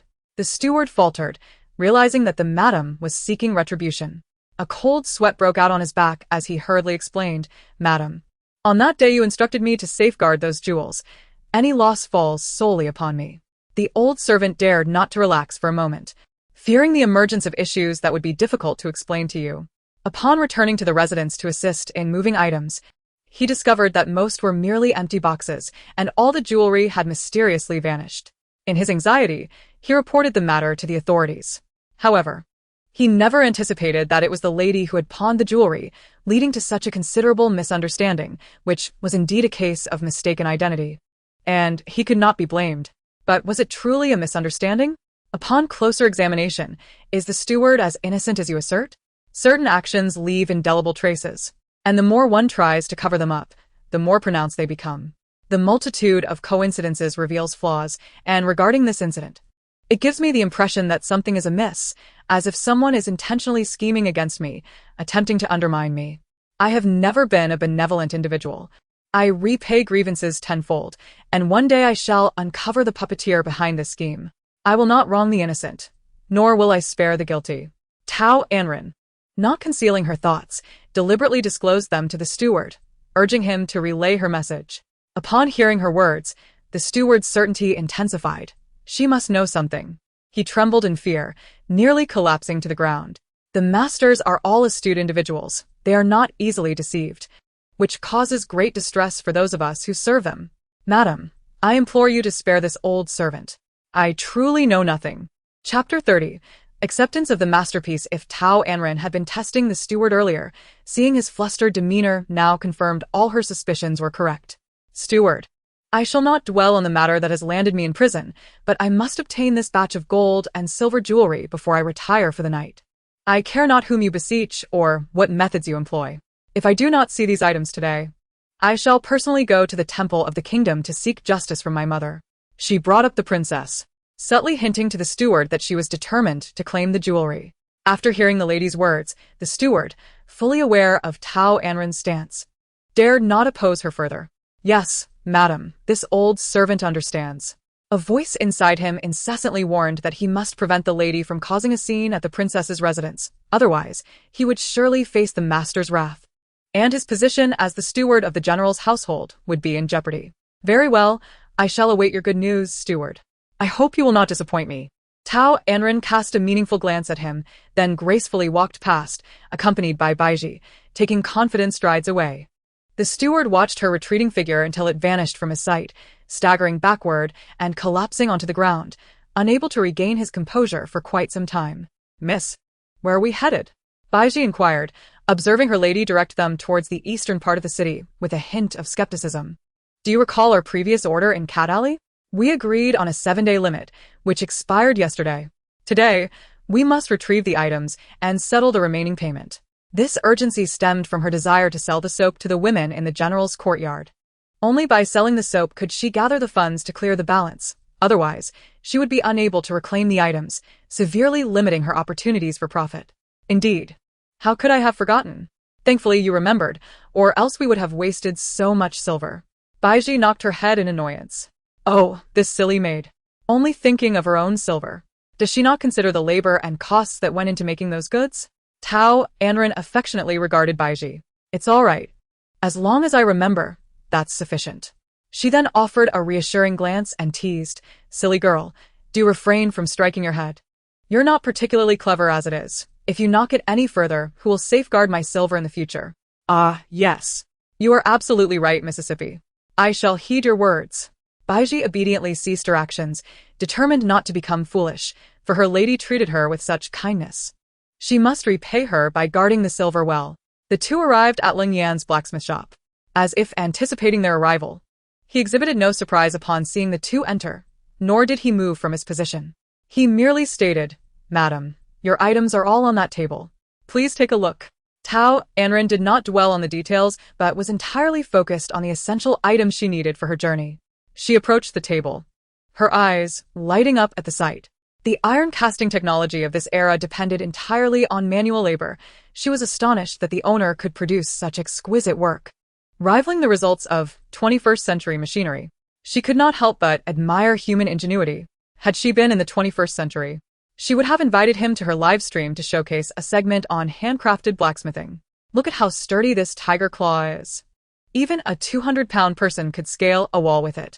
And this dagger slices through iron like mud. Its sharpness is astounding. Tao Anran first grasped the tiger claw, pulling on it vigorously, then picked up the dagger to make a few motions in the air, even slicing through a leaf that happened to drift by, leaving it cleanly divided. She then took a few strands of hair from her forehead and placed them against the blade. A mere gust of wind effortlessly severed them. Indeed, this is a perfect creation. Satisfied, she placed these two items into her backpack, her gaze then falling upon the 6 throwing knives lying quietly on the table. Crafted precisely to her specifications in terms of size, thickness, and width, without any discrepancies. Most importantly, the owner had thoughtfully provided her with a circular scabbard that could snugly accommodate all 6 throwing knives. The design was ingenious, allowing it to be worn on the wrist or ankle, concealed perfectly beneath clothing, making it difficult to detect. Tao Anran was elated. This was indeed an essential concealed weapon for her ventures in the martial world. She promptly donned the circular scabbard on her left wrist, and as she lowered her sleeve, it became almost invisible. The final item resting quietly on the table, awaiting its place in her bag, was a compact and portable pair of scissors, distinctly different from those in the kingdom of Tianqi. Tao Anran picked up the last pair of scissors, swiftly making a few precise motions, and exclaimed, "Oh, they are surprisingly nimble. My goodness, with these, I can effortlessly trim anything that displeases me." Everything was precisely as she desired. Seemingly fearful that the owner might change his mind, she quickly tossed the scissors into her backpack. This backpack had been modified from a 21st century dual-shoulder design, boasting substantial capacity. Akin to the magical bag of a monk, when items were placed inside, it seemed as if nothing was added. Finally, she slung the backpack over her arms, evoking the sensation of mountain climbing. If she changed into athletic wear, the resemblance would be even more pronounced. With small, deliberate steps, she approached the owner. "Thank you, sir. Your craftsmanship is remarkable, and I am thoroughly satisfied." She gazed appreciatively at the owner, unable to part with the items he had created. "Madam, you are too kind. This is merely my duty," the owner replied, still absorbed in his work, hammering away at the iron. "Baiji, settle the bill." Tao Anran, seeing the owner so diligently engrossed, felt it inappropriate to intrude further. "Yes." Mississippi Baiji retrieved a 50 taels silver note from her purse and handed it to the owner. "Here you go, the remaining payment." "Thank you." Lung Yan accepted the note without even glancing at it, slipping it directly into his sleeve. "Are you not going to check the amount on the note?" Tao Anran kindly reminded him. "There's no need. I trust the lady's character," he replied matter-of-factly. It was not that he genuinely trusted Tao Anran. Rather, he recognized her as the lawful wife of his master and sought to ingratiate himself to make a favorable impression. He had observed her deft maneuvers earlier. Her agility in close combat was undoubtedly lethal, making it challenging for anyone to approach her. Moreover, a woman deemed worthy of the master's marriage must possess exceptional qualities, far from ordinary. To be aware, the master is now 23 years old, yet no woman has managed to grace his bed or capture his heart, let alone marry him. However, the woman before him has not only ascended to his chambers and entered his bath, but has also engaged in a marriage ceremony with him, demonstrating her remarkable prowess. Chapter 31.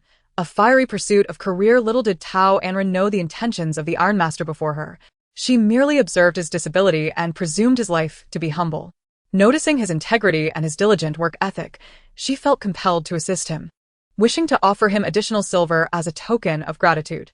Thus, she gently instructed Baiji, "Child, give him an extra 100 taels."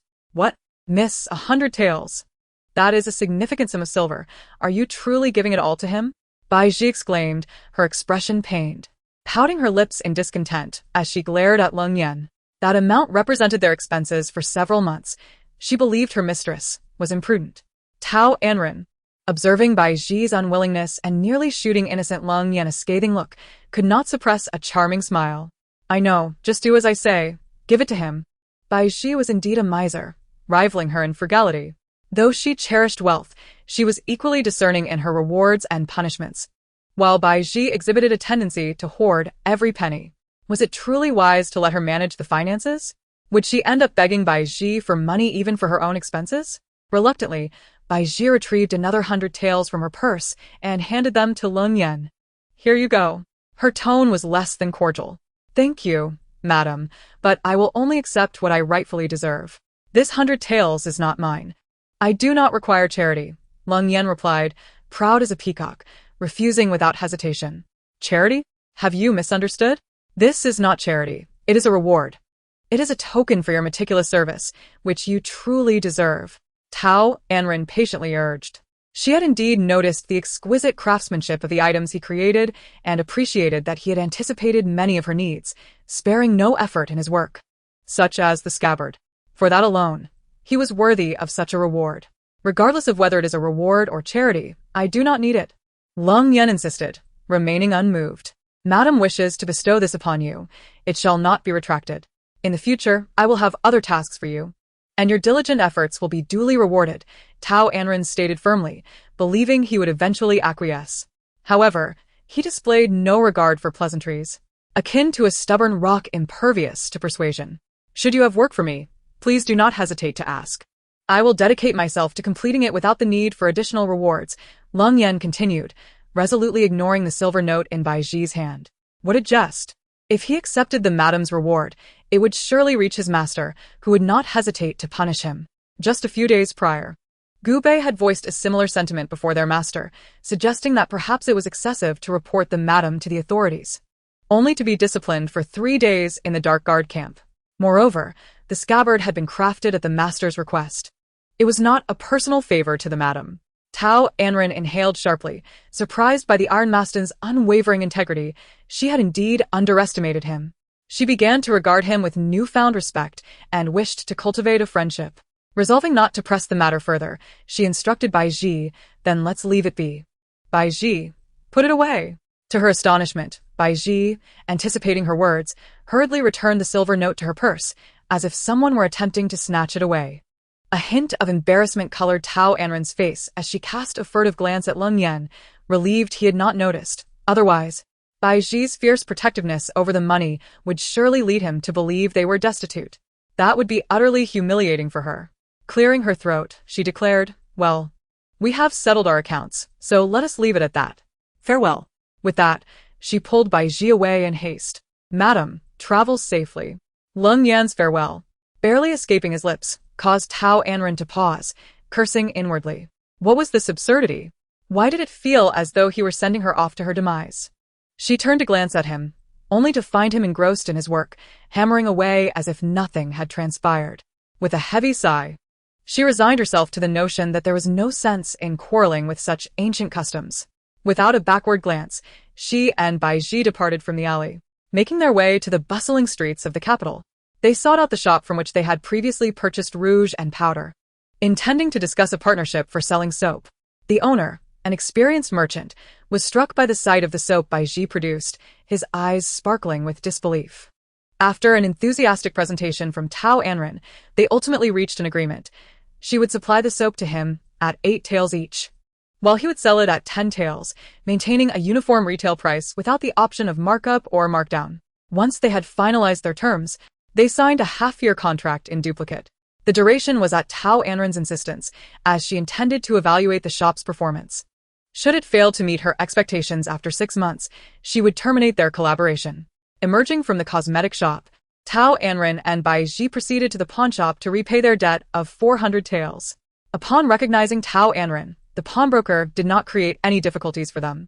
After accepting the silver, he complied with her wishes and issued a receipt, bidding them farewell as they departed.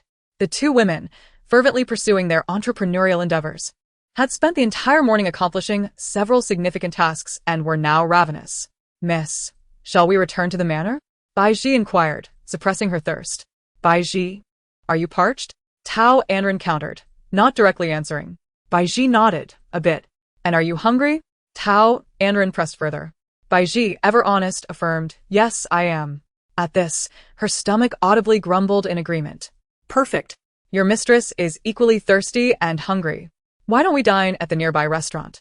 Tao Anran suggested. satisfied by the sound of Baiji's stomach, thinking that given their hunger, she would be willing to spend. I believe we should return to the manor for a meal. The restaurants in this area are rather pricey, Baiji replied, contemplating the swift expenditure of their earnings, especially considering their outstanding debt of 2,000 taels. Staying here is more practical. Returning to the manor would be too far, and we wouldn't make it in time for a meal, Tao Anran insisted. Gazing up at the grand sign of the restaurant, determined to sample its dishes, curious if they were truly as delectable as rumored. Miss, we cannot enter here. It's unwise, Baiji urged, tugging at her arm and attempting to pull her away. Why not? This is a restaurant, and if we are to eat, we ought to indulge in the finest, Tao Anran questioned, trying to free herself from Baiji's grasp. Once we enter, we won't leave without spending at least 200 taels, Baiji warned, holding on tightly. Chapter 32. Her entangled fate. Baiji was nearly in a panic. Envisioning the gleaming silver slipping into someone else's pocket, her heart aching as if it were being wrenched. Baiji, release me. Obey me. We have earned so much silver today. It is merely a meal we are discussing. What is there to hesitate about? Come, I shall treat you to a delightful feast. Tao Anran soothed while trying to pull her arm away, but Baiji held on too tightly. Their tug-of-war had drawn the attention of onlookers both inside and outside the restaurant. Tao Anran's delicate face displayed signs of embarrassment. If this continued, her dignity would be utterly compromised. In her past life, she had never been so frugal, never hesitating to dine out irrespective of the cost. This was truly a sign of her increasing timidity. No, she refused to succumb to such superstitions. Today, earning money through one's own hands and indulging in a sumptuous meal is only natural. Baiji, I shall repeat this for the last time. Let go. Otherwise, I shall truly be angered. Tao Anran's petite face darkened, her demeanor instantly turning serious. Observing the mistress's gloomy expression, Baiji felt a pang of guilt and promptly released her grip. Seizing the opportunity, Tao Anran withdrew her arm, smoothing the creases of her sleeve before stepping into the restaurant. Baiji glanced at the blazing sun above, realizing they had missed the designated lunchtime at the general's residence. Seeing her mistress's retreating figure, she gritted her teeth and hurriedly followed her into the grand entrance of the restaurant. Since her mistress showed no concern for money, she had no choice but to accompany her, even if it meant going hungry in the future. The restaurant, aptly named Tianxialu, was indeed the most luxurious establishment in the entire capital, adorned with opulent decorations that sparkled like a palace. In the center of the ground floor stood an enormous circular stage where performers sang delightful tunes, while redwood tables encircled the stage, allowing patrons to dine while enjoying the melodies, creating an air of elegance. The second floor featured private rooms, typically reserved for distinguished heirs, royal relatives, or high-ranking officials. Such a high-end restaurant naturally had a steep price, with an average expenditure starting at 100 taels of silver. Those who frequented Tianxialu were either affluent or noble and were indifferent to the cost. As Tao Anran and Baiji crossed the threshold into Tianxialu, contemplating whether to dine on the ground floor or in a private room above, a familiar voice resonated from her right front. Anran, is that truly you? Following the sound, Tao Anran spotted a man in a pale blue brocade robe standing by the stair railing, gazing at her with deep affection. Indeed, she could clearly see the sincerity in his eyes. Why did he regard her with such emotion? Who was he? What was their relationship? No, more accurately, what was his connection to the original owner of this body? She searched her mind for any memories left by the original owner, but found no traces of interaction with him. Hesitating on how to address him appropriately, Baiji, upon recognizing the man, excitedly stepped forward to bow. Young Master Li, are you dining here as well? Young Master Li? Could he be the one Baiji mentioned?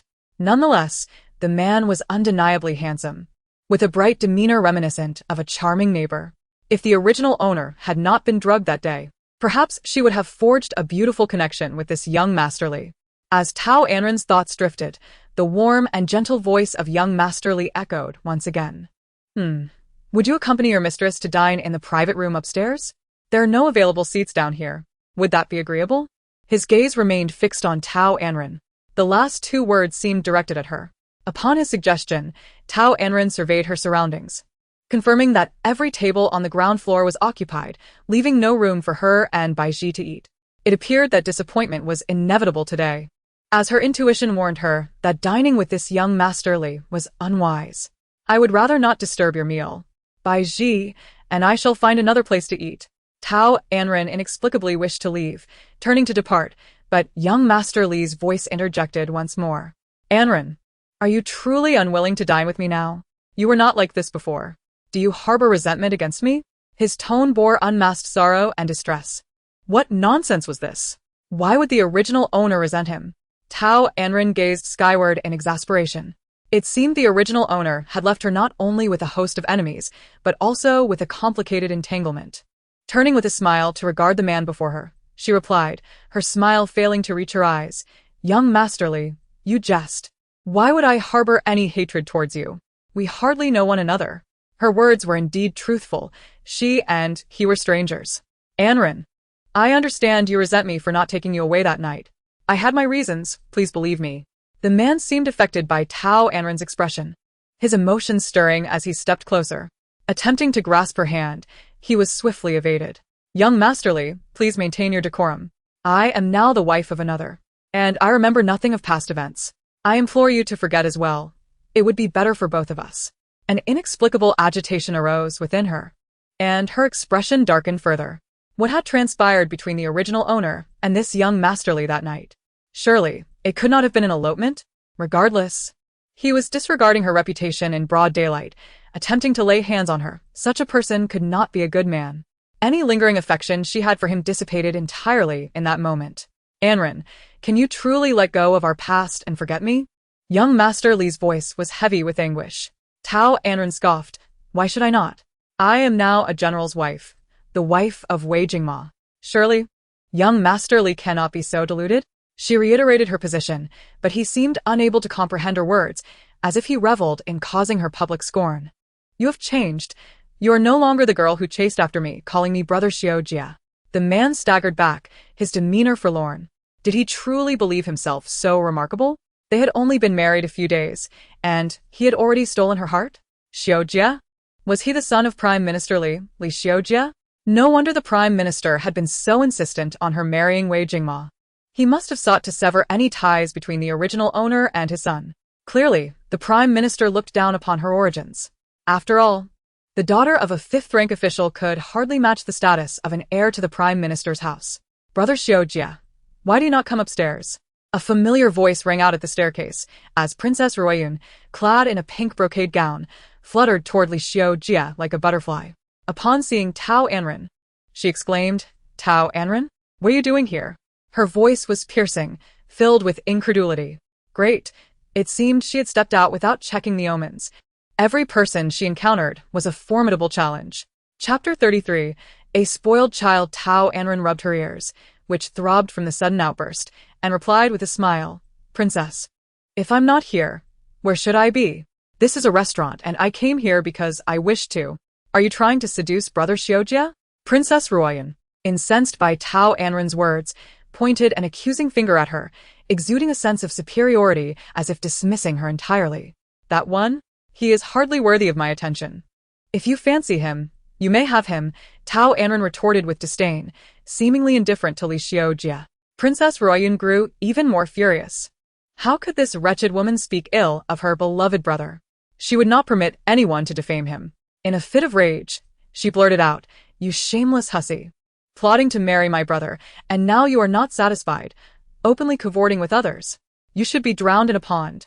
Those nearby overheard Princess Heroine's words and began to murmur about the events surrounding the general's return to the capital. She is the daughter of the Minister of Rights, the general's wife Tao Anran. Indeed, she is quite beautiful, but lacks intelligence. Indeed, I heard she schemed to marry the general, yet he is utterly weary of her. Spending their wedding night alone, and the next day her dowry was confiscated and she was sent to a remote courtyard. She must be destitute now. Did she come to Tianxia not to dine, but to perform instead? She must be desperate. Perhaps she can return to her father for assistance. Surely, Minister Tao would not abandon her. Who is Princess Heroine? She is indeed the cousin of the current sovereign, the cherished daughter of Her Highness the Princess, and the beloved sister of the great general who protects the nation. Each of these identities could easily lead to her demise 100 times over. Alas, she fails to recognize the gravity of her situation and audaciously disrespects the gentle and beautiful Princess Heroine in public, even shouting at her. Truly, she seems to have a death wish. How unfortunate that she cannot endure solitude, emerging to attract attention just days after the general has left the capital. The princess's words ring true. She deserves to be punished severely. Observing the crowd's support for the princess, her arrogant countenance rises even higher, her boldness intensifying. Tao Anran watches as Princess Ryun transforms from a furious hen to an imperious peacock, her face brimming with provocation, prompting Anran to shake her head in disbelief. What a spoiled child. She has openly declared her disdain for Li Xiujia. If she were to desire him, she could take him. Why then create such a scene? However, regarding the matter of marrying Wei Jingmo, Anran feels compelled to assert herself, silencing the whispers around her. After all, only she and Wei Jingmo are privy to what transpired in the bathhouse that day. She reasons that her deceit should remain undiscovered. With a swift change of expression, she feigns embarrassment. The princess's claims are ludicrous. Marrying your brother was merely a consequence of his fleeting infatuation upon witnessing my beauty. He seized me in the bathhouse, attempting to engage in illicit acts. You all know how formidable our national protector is, such strength and skill. How could a delicate lady like myself resist? Fortunately, the emperor and the princess arrived in time, sparing me from disaster. Out of gratitude for my father's loyalty to the court and acknowledging their own culpability, they consented to my marriage to the general. Yet here you are, casting aspersions upon me. How unjust. Who can I confide in about my grievances? As tears well in her eyes, threatening to spill, the crowd begins to reconsider their stance. Could it be they have misunderstood Miss Tao? The general was neither drugged nor harmed. He was simply a man in the bathhouse, and thus cannot be blamed for any impropriety towards Miss Tao. He is a legendary general, feared even by the barbarians of the Western Rhone. Miss Tao, lacking martial prowess or inner strength, could never be his equal. It is understandable. After years of battle, the general finds himself without a companion. When he encountered the beautiful Miss Tao, it was only natural for him to lose his composure momentarily. Indeed, it is often said that even heroes can falter in the presence of beauty. The crowd's sentiments shift dramatically, now directing their ire towards Wei Jingmo while rallying around Tao Anran, addressing her with newfound respect. Anran feels a swell of pride. This is the fickle nature of public opinion. Henceforth, she shall refuse to remain silent, wielding her intellect and eloquence to combat these malicious forces. Her efforts have proven remarkably successful, verging on perfection. As Princess Ryun witnesses the crowd's changing opinions regarding her brother's feelings for Tao Anran, her desired outcome slips further from reach, igniting her fury. Tao Anran, you are nothing but a seductress, skilled in manipulation and deceit. You ought to be imprisoned in the capital's dungeon, suffering for eternity. With narrowed eyes, Anran responds, her gaze filled with determination, as a fire of anger ignites within her chest. Indeed, she had suspected the butler's hasty report of missing jewelry was orchestrated by Ryun herself, who had the audacity to manipulate the princess's absence and command the magistrate's compliance. This woman, in her reckless ambition for Li Xiujia, has poisoned the reputation of the original owner and ensnared her in a prison of disgrace. Such lawlessness must not go unpunished, lest she perpetrate even greater misdeeds in the future. Who claims I shall rot in a dungeon? I have committed no theft, nor acted in dishonor. I will emerge unscathed. It is those with ulterior motives, those who exploit their status for nefarious purposes, who truly deserve confinement. With a face of disdain and mockery, she unleashes her pent-up frustrations. You wretched creature, seeking your own demise. Ryun, unable to gain the upper hand, attempts to strike Anran, aiming to slap her face. Chapter 34. A sister-in-law as a mother. Guiding the younger sister-in-law, Anran stands resolutely, unafraid and motionless. The crowd gasps collectively, their hearts racing with anxiety for her, fearing the force of Ryun's impending blow. Should it land, her face would surely swell. However, after a prolonged silence, the anticipated sound of impact fails to materialize. All eyes turn to witness an extraordinary scene. Ryun's hand remains suspended in midair, her expression contorted in pain, while Anran firmly grasps her wrist, maintaining an unyielding gaze. As if nothing were amiss, Ryun feels as if her hand is ensnared by an unseen force, a sharp pain coursing through her senses, cold sweat beading on her forehead. Ultimately, she emits a wretched howl. My hand! You vile wretch! How dare you harm me? Her voice trembles with threats and warnings. Anran embarks on her lecture. And what of it? You are indeed a child spoiled by your mother and husband, lacking any semblance of decorum. Alas, I must assume the role of your sister-in-law and guide you, lest you bring calamity upon yourself in the future. Release me, do you hear? I command you to let go. Ruoyun's eyes reddened from the pain, her anger boiling over, wishing to sever Anran's neck. Release you? Why should I heed your command? Anran remains unfazed, her demeanor calm. You seek death. Ruoyun, now fully incensed, extends her other hand to strike Anran once more, only to find herself ensnared yet again. What a mischievous little girl you are, Anran remarks, tightening her grip. Ah, it hurts. Please, Brother Xiao, save me. Ruoyun wails. The brother she cries out for remains lost in his own sorrow, oblivious to her plight. Your pleas are futile. Instead, consider ways to appease me. Perhaps, out of respect for your mother and husband, I may show mercy. Anran's smile is radiant, yet it instills in Ruoyun an inexplicable sense of dread and pressure. Yet, a sliver of rationality whispers to her, urging her not to yield, not to bow to the woman who has captured her brother's affection. Dream on. I shall never beg. Ruoyun grits out, each word a struggle. How curious. I did not foresee such resilience from you, princess. I hope you can uphold your resolve and not waver, Anran replies. Unhurried, subtly increasing her grip. Ruoyun's pain intensifies, flooding her senses. This agony is unlike anything she has ever known. If Anran does not relent, her hand may very well be shattered. Despite her desire to retaliate, she finds herself powerless, devoid of any guards, accompanied only by two unskilled maidservants. She was in excruciating pain, resorting to a temporary strategy, intending to seek retribution from Tao Anran 100-fold in the future.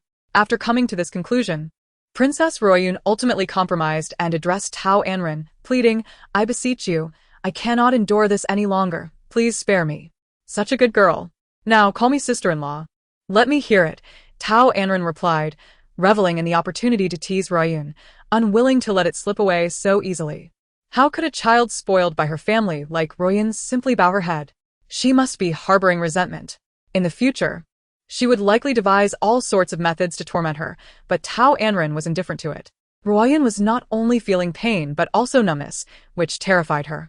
With tears welling in her eyes, she uttered what Tao Anran wanted her to say, Sister-in-law, I beg you, please spare me for my brother's sake. Oh, how obedient. Now tell me, will you dare to shout at me again and disregard me, your elder sister-in-law? Tao Anran continued to inquire. I will not, I promise. Woo, Ruoyun cried, overwhelmed with sorrow. What if you dare to deceive me? Tao Anran remained unfazed. If Ruoyun were to deceive her sister-in-law, may she suffer from a pockmarked face. Forever deprived of love. On the verge of losing her sanity from the pain, Ruoyun swore a toxic oath. Very well, I will tentatively trust you. But should you break your word, you shall bear the consequences of a pockmarked and hideous face. Tao Anran released her grip, satisfied. Ruoyun, akin to a pile of soft clay, lost her only support, collapsing onto the ground. My lady, are you all right? The two maidservants rushed forward to assist their mistress. Having quietly hidden in the background during the altercation, fearful of offending Tao Anran, who is now the general's wife and favored by the Grand Princess. They recalled the Grand Princess's orders that no one in the household was to disrespect the general's wife. With a sharp slap, Ruoyun struck each maidservant, venting her frustrations. Useless fools, you can't even protect me. What good are you? Please spare us, my lady. Please. The two maidservants, covering their faces, trembled in fear. Sister, you're being disobedient again. Does your hand still hurt? Tao Anran, looking at the still furious Ruoyun, smiled, her eyes sparkling. Come now. The ground is cold. She reached out to pull Ruoyun up, but upon seeing Tao Anran's outstretched hand, Ruoyun's heart trembled, recalling the earlier pain. Her small face filled with anxiety as she quickly shook her head. It doesn't hurt, Ruoyun's hand hurts. Sister-in-law, I wish to return and rest. I want to join you for lunch.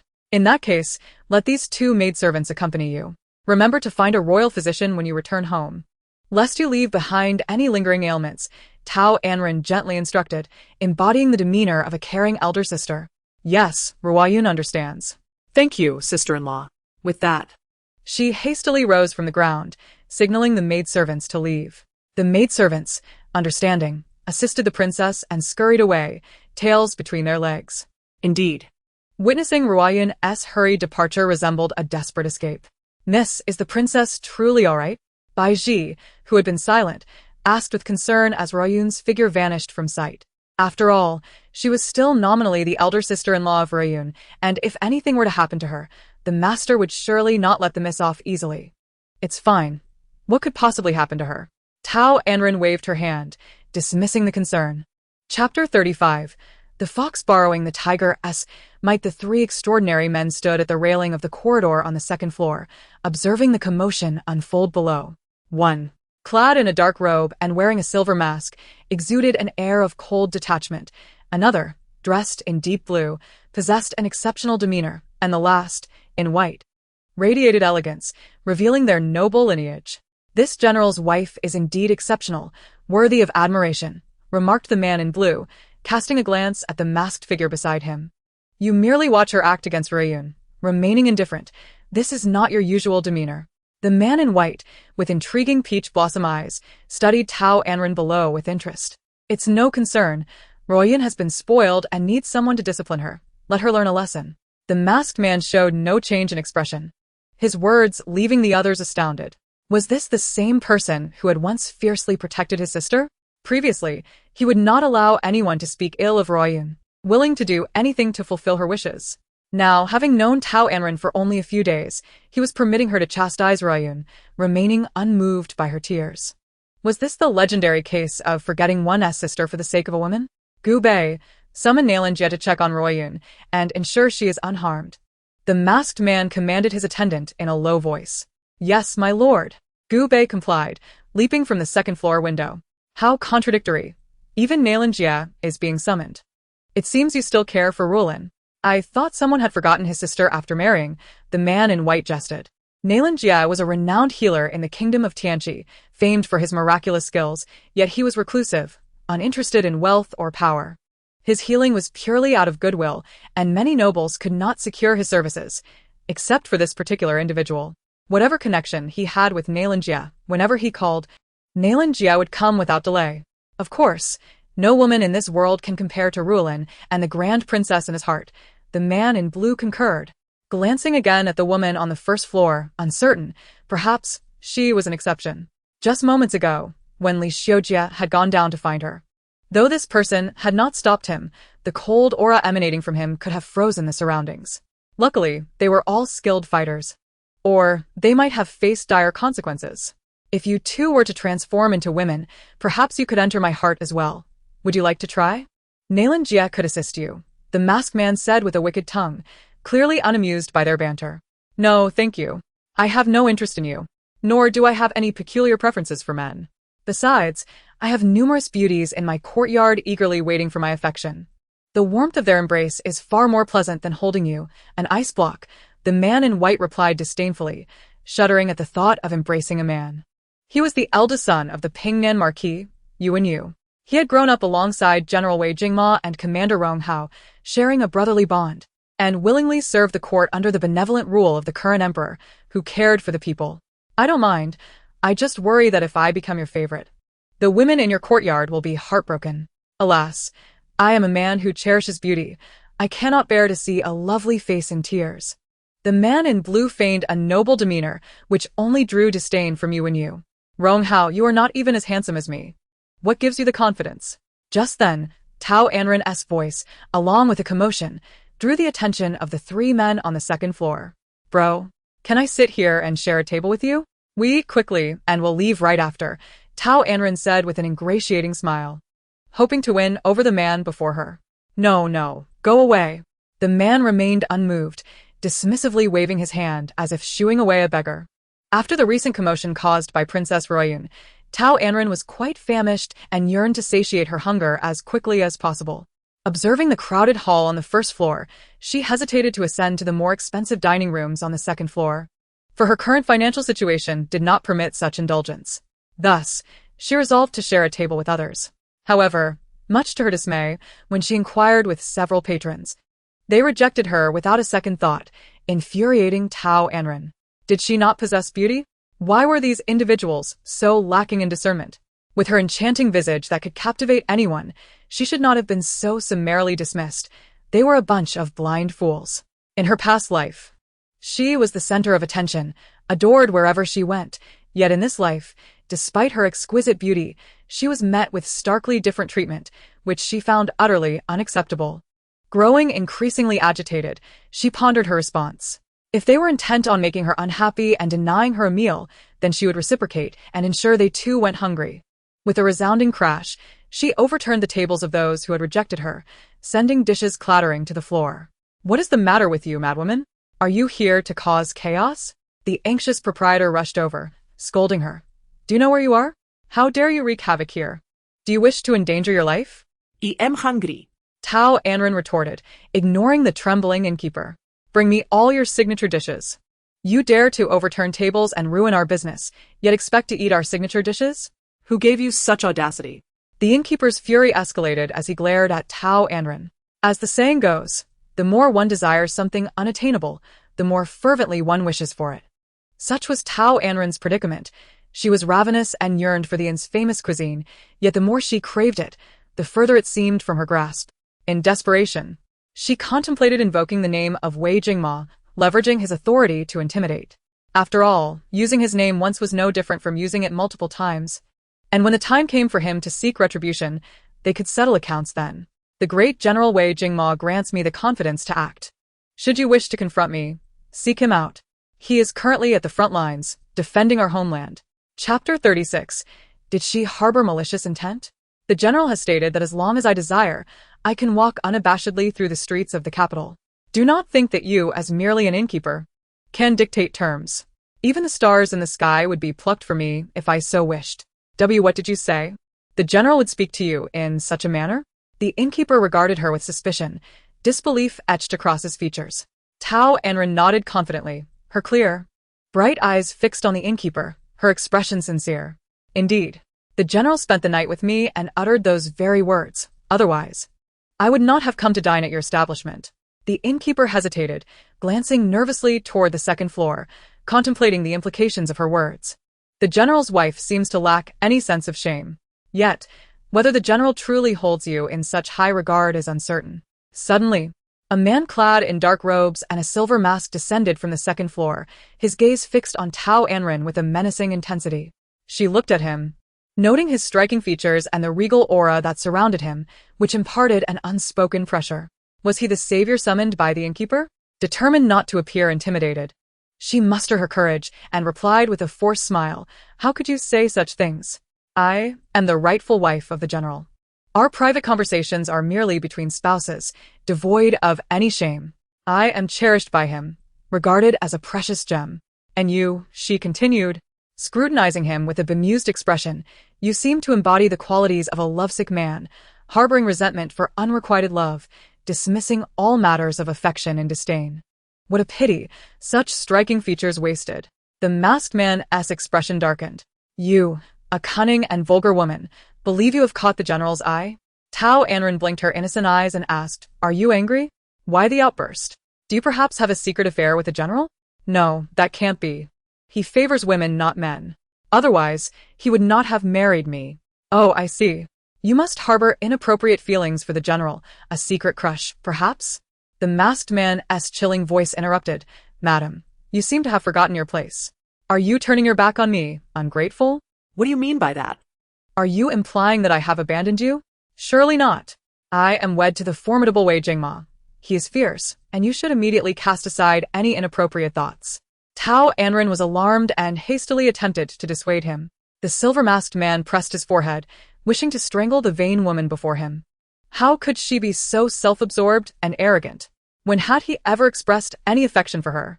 The ridicule was too much to bear, especially being labeled a demon lord. At that moment, Yuan Xue and Rong Hao, descending from the second floor, overheard Tao Anran's words and could not suppress their laughter. The general's wife is quite spirited.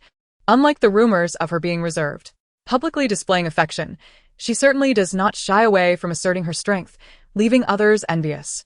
"Dear sister-in-law, besides speaking such sweet nothings, has the general said anything else to you? How is he in that regard? I must confess, I am most curious." The two men relished the opportunity to witness her discomfort, eager to extract more sensational tales from her. Tao Anran regarded the two approaching men, rifling through the scant memories left by the original owner, only to find a disheartening void. Had the original owner truly been sheltered, growing up in isolation until the age of 16? Or had the majority of her memories simply vanished? Regardless, the original owner had poor taste. She had wasted her beauty. Just look at the handsome men in the capital. Any one of them would surpass Li Xiaoran by far. Who are you two? I am sorry. But I do not recognize you. Tao Anran, opting to preserve her safety, chose to politely decline answering their inquiries. She did not wish to engage with them or offend them, for she had already made too many enemies in the capital. You truly do not recognize us? Yu Wenxue regarded her incredulously, wondering what game she was playing. A month ago, they had crossed paths at a royal banquet. Tao Anran, observing his expression, deduced that they had indeed met before. The only explanation for her lack of recognition was that she had not fully absorbed the original owner's memories. To avoid raising suspicion, she hastily concocted an excuse. I'm sorry, my lord, but I truly do not recognize you. On my wedding day, I suffered a fall and injured my head, causing me to forget many things. I see. I am Yu Wenxue, and this is Ronghao. We are both close friends of Wei Jingma. Yu Wenxue, relieved of his doubts, introduced himself amicably. So you are both good friends of my husband. Then you shall be my esteemed brothers as well. Greetings to you both. Tao Anran extended her hand, hoping to shake hands with them. Her hand lingered in the air for quite some time, but they merely smiled and did not reciprocate, leaving her to awkwardly withdraw her hand. Her gaze fell upon the stern figure of the man in the silver mask beside her. Who could this be? Hunziye. The masked man introduced himself, his deep-set eyes brimming with lethal intent. Having exchanged pleasantries, it was time to settle the score. You have disrupted my domain, and I must decide your fate, be it execution or exsanguination. My domain? Is this man the head of the Tianxia Tower? The one who rescued her from prison and then swindled her of 2,000 silver? Execution and exsanguination are practically synonymous. Clearly, he intends for her demise. Does this man harbor murderous intentions? The more she thought, the more convinced she became that this man was not a benevolent visitor, but rather brimming with hostility, causing alarm bells to ring in her mind. She forced a servile smile. Please, do not be so irate. The world is a beautiful place, and such anger is unwarranted. I came to your Tianxia Tower with good intentions, to sample your culinary offerings, and to repay the debt I owe you. Little did I know, my spirit and body would suffer greatly here, and I am still left with an empty stomach. I merely assisted in clearing a few tables due to the subpar service. I did not intend to cause a ruckus, so please do not misunderstand. Chapter 37. Who does he look down upon? Moreover, you are my savior. I am grateful beyond measure and would never dream of disrupting your establishment. Such a thought would be utterly foolish. Tao Anran spoke with fervor, her words flowing like a melodious ballad, her loyalty evident and sincere. So, it seems we are at fault? Junzi cast her a sidelong glance, his voice cold. Young master, have you not heard the saying that the customer is king? The moment I stepped through the doors of Tianxia Tower, I became your esteemed guest, deserving of the utmost hospitality. Yet look around. Did anyone come forth to greet me? Your service is truly lacking. Unaware of the impending danger, Tao Anran unabashedly articulated her perspective. Junzi scoffed, his disdain palpable. King? Ha! Should we treat beggars as esteemed guests? A woman without a single coin proclaiming herself a deity is nothing short of ludicrous. A beggar? Who does he look down upon? The audacity. He openly mocked her financial status, likening her to a beggar. Tao Anran's indignation ignited, and she rolled up her sleeves, hands on her hips, as if ready to brawl. Look at you, a reflection of your own subordinates. What of beggars? Though they may lack wealth, their intrinsic value is immeasurable. You could invite them for a meal and let them promote your business. Do you believe our establishment lacks notoriety and requires their endorsement? Junzi Yi regarded her with the incredulity reserved for a fool, bewildered by her passionate defense of beggars. He expected her to be astute, yet she proved otherwise. It dawned on Tao Anran that the reputation of Tianxia Tower was well established throughout the Tianqi dynasty, requiring no further promotion. In her haste to proclaim that the customer is king, she had unwittingly provoked disdain from the man before her. To salvage her dignity, she stubbornly added, if you introduce new dishes, wouldn't that necessitate promotion? Junzi, taken aback by a sheltered woman's awareness of the restaurant's need for seasonal offerings, regarded her with newfound interest. Reluctant to prolong this conversation, he felt she had a knack for tangling words, and it would likely drag on indefinitely. You possess a silver tongue, and while I shall overlook your disruption, you must compensate for the losses incurred by the restaurant. Tao Anran's heart sank. She had engaged him in conversation for so long, only to find he was still intent on settling the score. Did she not deserve to spend time without the burden of financial reckoning? The audacity of this man, the nation's wealthiest, to cling to such trivial losses. It was clear she could not engage with someone so petty. Her dissatisfaction with Junzi surged, lowering her regard for him. Glancing at the broken tables and dishes scattered on the floor, she mused that the damages could not amount to much. After all, she had instigated the destruction. It was only right to compensate for the damages incurred. She could not be disingenuous. To do so would make her no better than Junzi himself. Resolute in her principles, Tao Anran wore a warm smile. Since the damages were her doing, she would indeed pay. Rest assured, I am not one to shirk responsibility. Junzi smirked slightly, opting for directness as he instructed the manager of Tianxia Tower, calculate the total for her to reimburse. Yes, young master, the manager responded dutifully. However, young master, while we settle the accounts, we must not forget to feed our guests. We have waited for an hour and are quite famished. Please, bring forth your signature dishes. I assure you, I have ample funds and will not seek credit. Tao Anran had orchestrated this entire episode for the sake of dining. She could not allow her money to be spent without enjoying the meal. She was determined to make the most of it. Junzi's eyes sparkled with irony. Her fixation on food was relentless. Of course, sustenance is paramount. She retorted boldly. In my previous life, I was not only a craftsman, but also a renowned food enthusiast, having mingled with many culinary influencers. Bring forth the signature dishes, Junzi commanded, unbothered by her earlier antics. He then pulled a clean chair across from her and sat. Yes, the manager nodded. And a jug of wine as well, Tao Anran added. Junzi, unusually silent, allowed the request to pass without comment. The manager, seeing the young master's tacit approval, hurried to the kitchen. Yu and Rong Hao, who had been watching as bystanders, now seized the opportunity to pull up chairs.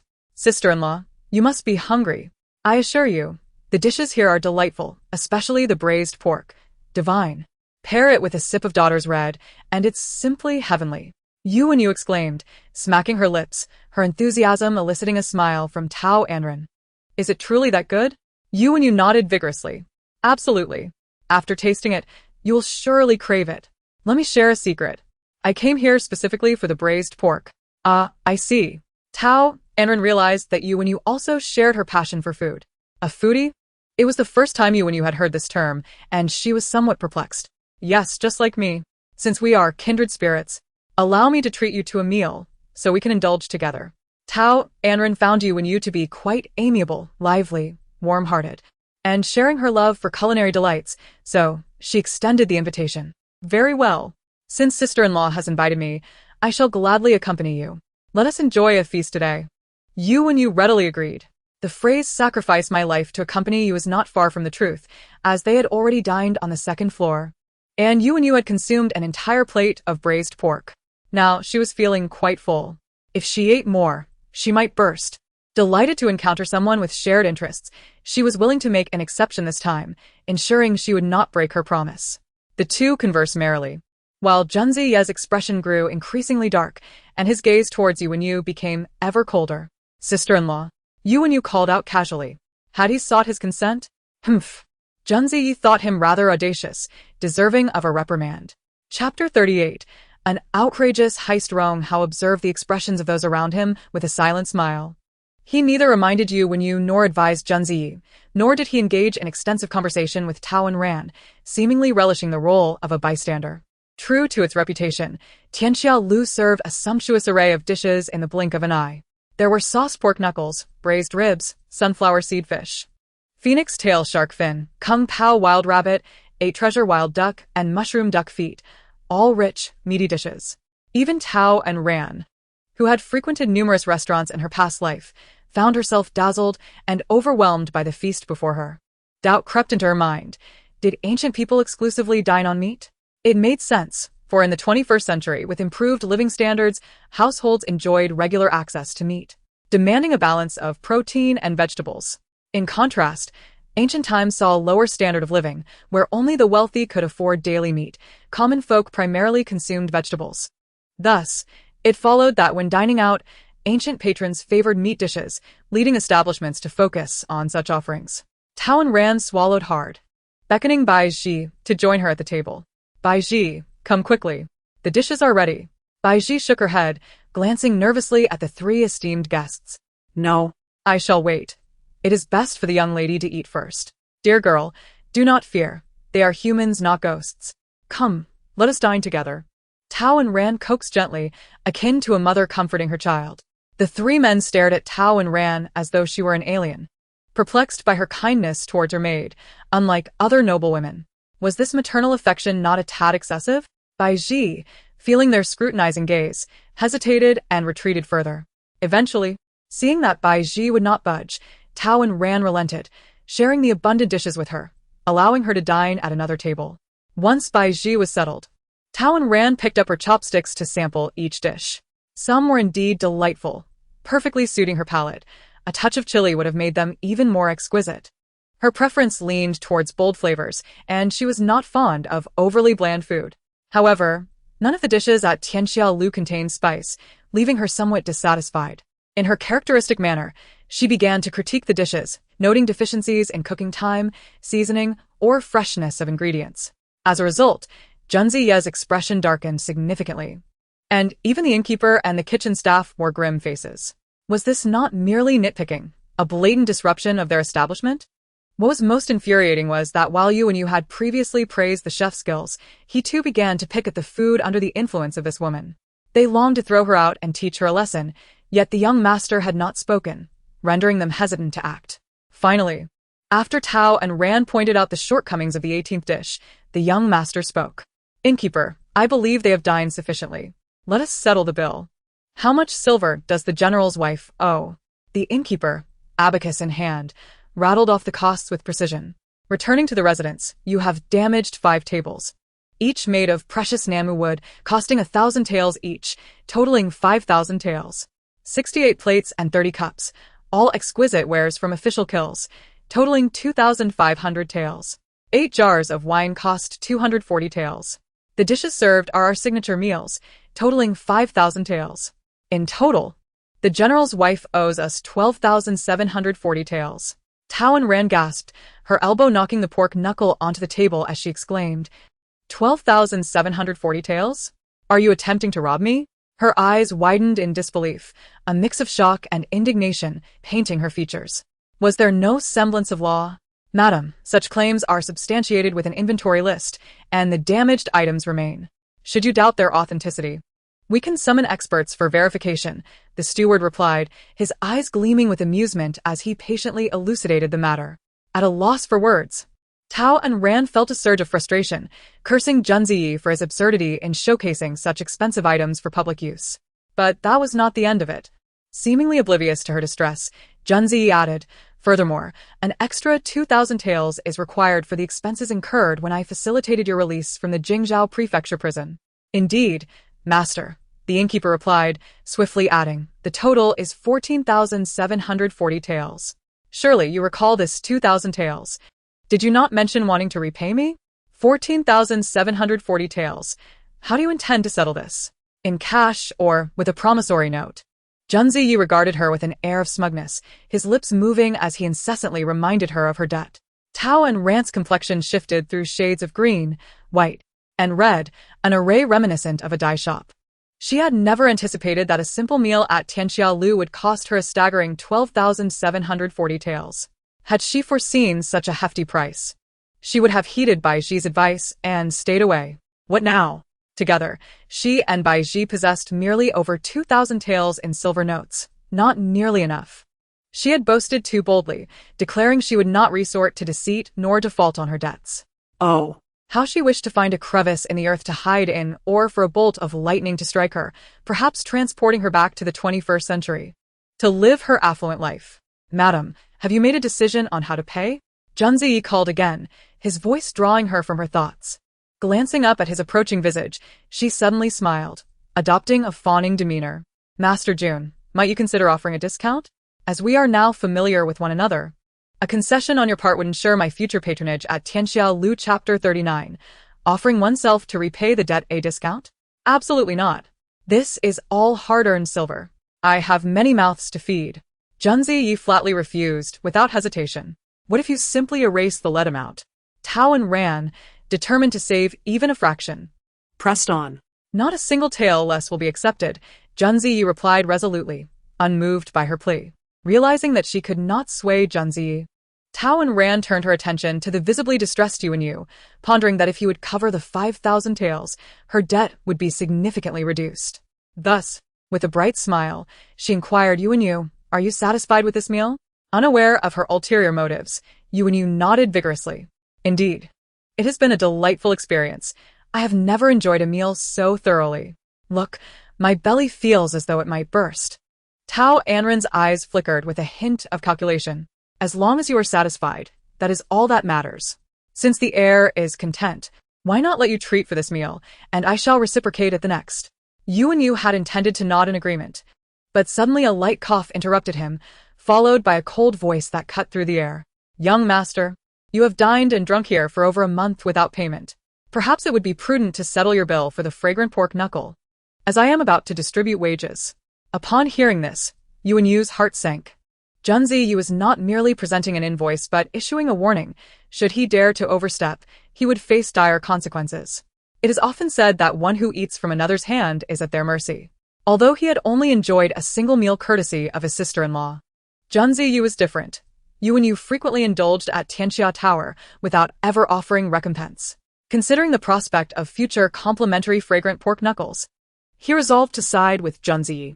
No, I shall not treat for this meal. Why not? You've just eaten your fill. What is wrong with a grown man treating me to a meal? Tao Anran retorted, her temper flaring. Yu replied with conviction. It was clearly my sister-in-law who insisted on treating. Everyone can attest to this. I could not refuse her hospitality and thus indulged a little more. Had it not been for your invitation, I would not have dined so heartily and now find myself quite unwell. Wow, this man is actually turning the tables on me. I thought I had found a kindred spirit. Tao Anran thought irritably. Truly, he was an ungrateful wolf. Fine, you are indeed impressive. I was blind to your true nature. She snapped, her lips trembling with indignation, her eyes filled with disappointment at the worthlessness of their fleeting friendship. Junzi Yi regarded Yu with satisfaction, appreciating his astuteness. Yu cast a disdainful glance back, as if to say, You scoundrel, dragging your wife into this and making me appear treacherous in her eyes. Unperturbed by Yu's thoughts, Junzi Yi turned to the woman before him, his voice dripping with malice. Madam, it is merely a matter of settling a debt. Have you not yet made up your mind? The general treasures you like a precious jewel. Surely a mere 10,000 taels is but a trifling sum to you. Indeed. Tao Anran felt a pang of guilt. If what he said held any truth, that Wei Jingma cherished her so dearly, why had she fallen into such dire straits? She found herself in debt for the sake of a mere feast, and it seemed her obligations were only growing. She even suspected that she was repaying debts from a previous life. In her past, she had lived lavishly, spending freely with no thought for the future. Now, the heavens had punished her with a life devoid of funds and burdened with debts. No, one's fate is in their own hands. It is not to be left to the whims of destiny. Yes, I must find a way to save myself. As this realization dawned on her, a radiant smile graced her face. Boss June, let us negotiate. I shall draft an IOU. When the general returns to the capital, I will divorce him, and in return, I will pledge myself to you. How does that sound? Surely, exchanging 10,000 taels for a wife as beautiful and exceptional as I is not a loss for you. Junzi Yi, taken aback, choked on his sip of tea, inadvertently spraying it all over Tao Anran's face. Her smile faltered, and she shouted, Junzi Yi, in frustration. Madam, are you not aware that I am the adopted son of the crown princess? Junzi Yi's expression darkened, frost creeping into his tone. I am aware, Tao Anran admitted honestly. Then have you not heard that one must not covet a friend's wife, nor that of a brother? His face was as grim as a winter's day, his grip on the teacup tightening. And have you heard that one should not let good fortune slip away from one's grasp? Tao Anran casually dismissed his dark visage, responding with a sense of entitlement. Junzi Yi could only laugh in anger. Did you not claim that the general treasures you? How then can you so easily relinquish your position as his wife? Tao Anran leaned in closer, her sincerity evident as she replied, water flows downhill. And people aspire to ascend. I have no desire to be a general's wife, bound by constraints. I yearn for a life of freedom and wealth. Little sister-in-law, why must you go to such lengths to marry him when my brother returns to the capital? You interjected, unable to contain himself. Tao Anran shot him a glance, who said, I am determined to marry him. That is a misunderstanding, purely a misunderstanding. Anran, I knew you still hold feelings for me. You were merely trying to provoke me, were you not? Li Xiaoran, who had been silent, suddenly rushed towards Tao Anran's table, his voice brimming with excitement. As he neared, he reached out to grasp her hand but was tripped by an unseen force, falling to the ground and hitting his forehead on the table corner, drawing blood. Ah! How could young Master Li be so careless? Someone, quickly take him back to the Prime Minister's residence for treatment. Rong Hao, the commander of the Imperial Guards, promptly commanded the waiter, then turned to Junzi Yi, saying, Ziyi, I shall see him off. It is only right to inform the Prime Minister. Hunziye no dit inaknolet. Rong Hao wasted no time, rising and departing without a backward glance. He was astute enough to recognize that lingering was unwise, especially with the stormy expression on Junzi Yi's face, which could only herald trouble. Tao Anran remained unfazed by Li Xiaoran's fall, her heart calm as still water, maintaining her gaze on Junzi Yi, awaiting his response. Junzi Yi's eyes narrowed as he beheld her delicate features, his heart racing with irritation. She openly discussed her intentions to remarry in front of so many, claiming her marriage to Wei Jingma was not by choice. If it was not by choice, why had she positioned herself at the bathroom door, waiting for a chance? If it was not by choice, why had she donned his clothing upon exiting the bath? He perceived her as a master of manipulation, playing games with emotions, fickle and untrustworthy. How could she begin contemplating divorce so soon? After their separation, whom did she intend to marry? The esteemed son of the Prime Minister, Li Xiaoran, perhaps? His anger swelled, a chill emanating from him that dropped the temperature in the room. An invisible aura of menace enveloped the hall. The general's wife certainly had an inflated sense of self-worth. What made her so certain she could catch my eye? Countless young ladies from noble families were waiting for my attention, while she was merely a discarded wife. How much disdain must one harbor to think so little of her? Just look at that scornful face. It bore the expression of someone incapable of achieving anything worthwhile. If he was unwilling to marry her, she was equally disinterested in him. He thought he could threaten her. But little did he know that there were plenty of men in the world waiting for her to choose. She was not concerned about being single. With a dismissive wave of her hand, she spoke with an air of arrogance. Seeing her unconcerned attitude, Junzi Yi's expression darkened further, his grip tightening so much that the teacup shattered in his hand, scattering shards across the floor. If I recall correctly, the Tianqi dynasty has only seen the death of a wife. There has never been a case of a woman being divorced, let alone separated. I advise you to cease these delusions. Tao Anran's heart sank. Was this man threatening her? He implied that divorce from Wei Jingma was impossible unless she were to die. She sensed his mounting fury, but could not fathom why. She had merely suggested a divorce and an intention to remarry. If he was disinterested, that should suffice. Why did it seem as though she was the one seeking separation from him? This man was truly perplexing. Tao Anran gazed at his sullen face, utterly perplexed, unable to comprehend the situation. Could it be that this dynasty truly forbade divorce? If that were the case, women like her, trapped in loveless marriages within grand mansions, would surely be pitiable. After all, according to the memories left by the original owner, men in this era were permitted to take multiple wives. The original owner's father had 4 concubines residing in the Tao residence's rear courtyard. Regardless, it was essential to navigate this predicament first. Clearing her throat, Tao Anran asserted, I believe that matters can be managed by human effort. Such trivialities as divorce need not trouble you, esteemed Sir Jun. Please do not burden yourself with concerns, as you are not directly involved. Am I to be burdened? Junzi scoffed. The ridiculous notion that I would concern myself with your divorce is laughable. What truly occupies my mind is the 14,700 taels of silver you owe me. How do you intend to repay that? The gentleman's demeanor was contradictory, resembling that of a child, incessantly demanding money from Tao Anran, seemingly fearful that she might renege on her debt. The mere mention of money rendered her meek. She abandoned her earlier bravado and chuckled. "Dear Sir June, is it necessary to discuss finances between us? Such talk could mar our relationship." Casting a furtive glance around, she calculated the likelihood of escaping the tavern with Bai Ji. The outcome appeared less than favorable. The first floor's main hall was crowded with curious patrons and 20 to 30 guards, and Junzai's martial prowess was certainly formidable. She had initially planned to indulge in a lavish meal and then sneak into the general's residence, hoping to evade the debt collectors until Junzai would forget the matter.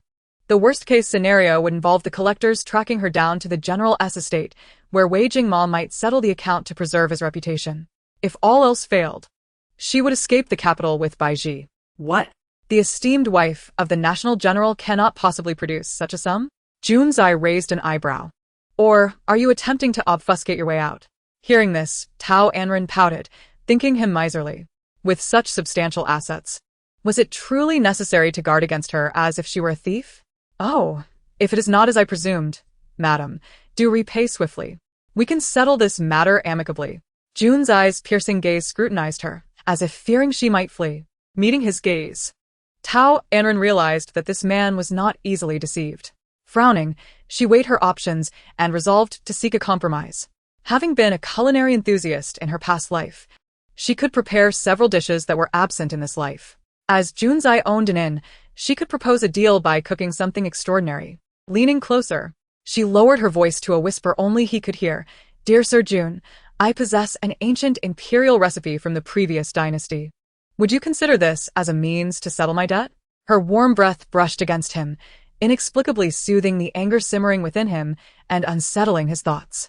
He regarded her with skepticism. An imperial recipe from the previous dynasty? Should I trust you? To demonstrate her sincerity, Tao Anran raised her right hand high, proclaiming, "I swear. Every word I speak is true.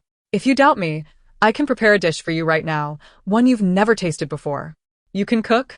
Junzai was taken aback. "Indeed, not only can I cook, but I do so exceptionally well. If you do not believe me, allow me to use your kitchen, and I shall prepare it in no time, right before your eyes." Tao Anran nodded vigorously, asserting her intent to demonstrate her culinary skills immediately. She added, "If my dish is to your liking, you must agree to consider my debt settled. As for the details, we can discuss them after you have tasted my creation. Manager, take her to the kitchen." Junzai decided to grant her an opportunity, believing her demeanor to be genuine.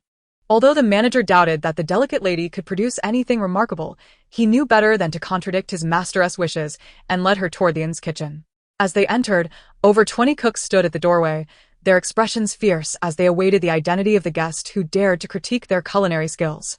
Upon entering the kitchen, Tao Anran noticed 2 rows of men glaring at her, wielding ladles and kitchen utensils as if they were weapons, their gazes filled with hostility, akin to butchers eyeing their next cut of meat. It appeared that her earlier complaints had reached their ears, and they were prepared to assert their dominance. "Are you the finicky customer who claims our dishes do not suit your palate? Is it that you found my 8 treasure wild duck too salty? Or perhaps you found my kung pao wild rabbit lacking in flavor? Or was it my flower mushroom duck feet that you deemed too bland?" Chapter 41. Culinary display. With their cooking tools brandished, the cooks surrounded her, and Tao Anran carefully dodged, fearing a stray utensil might strike her. This was the embodiment of the saying, "Trouble arises from one's own words." In an effort to navigate through the crowd safely, her delicate face brightened, her lips curving into a sweet smile, her eyes sparkling as she greeted them. "Hello, esteemed gentlemen. Please remain calm. I am here merely to prepare a dish for your young master to sample. Of course, if you wish to taste it as well, you are welcome to." There is no need for such fervent welcome. It makes me feel quite overwhelmed. There is no animosity on my part. Perhaps we could even become friends. As the saying goes, one should not strike a smiling face. Her sincerity was evident, and her intent to prepare a dish for their master compelled even the angriest among them to consider Junzai's reputation, dissuading them from any further aggression. Indeed. Upon seeing the smiling woman, the cooks lowered their utensils, refraining from any hostile actions. The head cook, surprised, inquired, "You can cook? I hear it's an imperial recipe from the previous dynasty?" Tao Anran nodded confidently. "Yes, that is accurate." "Then please proceed. Should you fail to produce anything extraordinary, you shall not leave this kitchen." The head cook gestured, and the cooks parted to allow her entry. Miss, are you alright? Bai Ji rushed over, positioning herself protectively in front of Tao Anran. I'm fine. What are you doing here? Tao Anran asked, taken aback. She had left Bai Ji in the main hall to continue dining, not intending for her to join in the cooking. Miss, I was worried about you. So I sought Sir Jun's permission to assist you, Bai Ji replied, casting wary glances at the intimidating men surrounding them. Had she not come, what would have happened if these men turned violent against her lady? At the very least, she could shield her from harm. Tao Anran remained unaware of Bai Ji's thoughts. Otherwise, she would have chided her for being foolish. Since you're here, you may assist me, she said, stepping confidently into the kitchen. Bai Ji hurried to follow, turning to the others at the doorway. Sir Jun has instructed that you all wait outside until my lady has finished in the kitchen.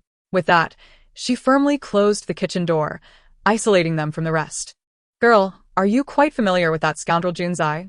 Tao Anran inquired while surveying the kitchen. Bai Ji shook her head, not at all. Then what was that you said earlier? Tao Anran asked, confused. Bai Ji explained, I did not want them to learn your secret recipe. Since it is an invaluable imperial recipe from the previous dynasty, we cannot let them see it until we have secured our agreement with Sir Jun. Indeed. Your earlier words ring true, while the latter statement, Master Jun's order to have them all wait outside, was a mere fabrication. Tao Anran has grown increasingly fond of this girl. Bai Ji. Bai Ji nodded in affirmation. Yes, miss, you wouldn't hold it against your servant, would you? The young maid displayed considerable alertness, adept at maintaining discretion. She was indeed a competent assistant. Why would I blame you? You have performed splendidly, Tao Anran complimented, then playfully inquired. Are you not afraid that I might be deceiving them, unable to produce any exceptional dishes? Bai Ji responded with unwavering confidence. I trust you, miss. If you claim it, you will accomplish it. Even if you cannot, I am certain you will find a way to resolve any predicament. After all, the miss had previously mentioned dreaming of an elderly man with white hair and beard, who imparted much knowledge to her. Very well. In light of Bai Ji's unwavering trust in me, I shall prepare 4 dishes and a soup today to offset the debt of 14,740 taels. Feeling elated, Tao Anran resolved to produce everything at once, settling accounts with Junzai while simultaneously showcasing the culinary prowess of the entire kitchen staff. She surveyed the storage shelves in the kitchen. The ingredients were fresh and diverse, and the kitchenware was complete. There were over a dozen types of knives, including bone cleavers and filleting knives, though Western utensils were notably absent. Additionally, there were spatulas, various spoons, ladles, strainers, bowls, chopsticks, plates, and dishes. Indeed, the kitchen resembled a vast warehouse. Tao Anran methodically selected the ingredients she required, placing them into the washing basin for Bai Ji to clean. She then sought suitable kitchenware and seasonings. Once Bai Ji completed the washing and presented the food, Tao Anran commenced the first step of cooking, skillfully cutting the ingredients into various shapes and preparing the seasonings. She instructed Bai Ji to start the fire while she took charge of the cooking. Approximately an hour later, sweet and sour pork, spicy chicken, mapo tofu, dompa pork, and Song Sisters fish soup, 4 dishes and a soup, were freshly prepared, filling the kitchen with delightful aromas. With thoughtfulness, Tao Anran also crafted a fruit platter, intricately carved to be visually appealing and appetizing. With a creak, Bai Ji opened the kitchen door from within, and Tao Anran stepped out first. Upon seeing the manager, she spoke softly, I hope you can send someone to deliver the dishes to Master Jun. Certainly, madam. The young master awaits you in room 1 on the 2nd floor, the manager replied, savoring the enticing scents wafting from the kitchen. Thank you. Tao Anran departed the kitchen under the gaze of onlookers, making her way toward room 1 on the 2nd floor. As she approached the door, she overheard Yu Yu's voice emanating from within. Z, do you truly believe that Tao Anran possesses any court cuisine recipes from the previous dynasty? She is not deceiving you, is she? No matter, grant her a chance. If she produces unique dishes, I shall believe. If not, she must repay the money. Junzai remarked, seated at the table, sipping tea. This is unlike your usual demeanor. Could it be that you harbor other intentions toward her?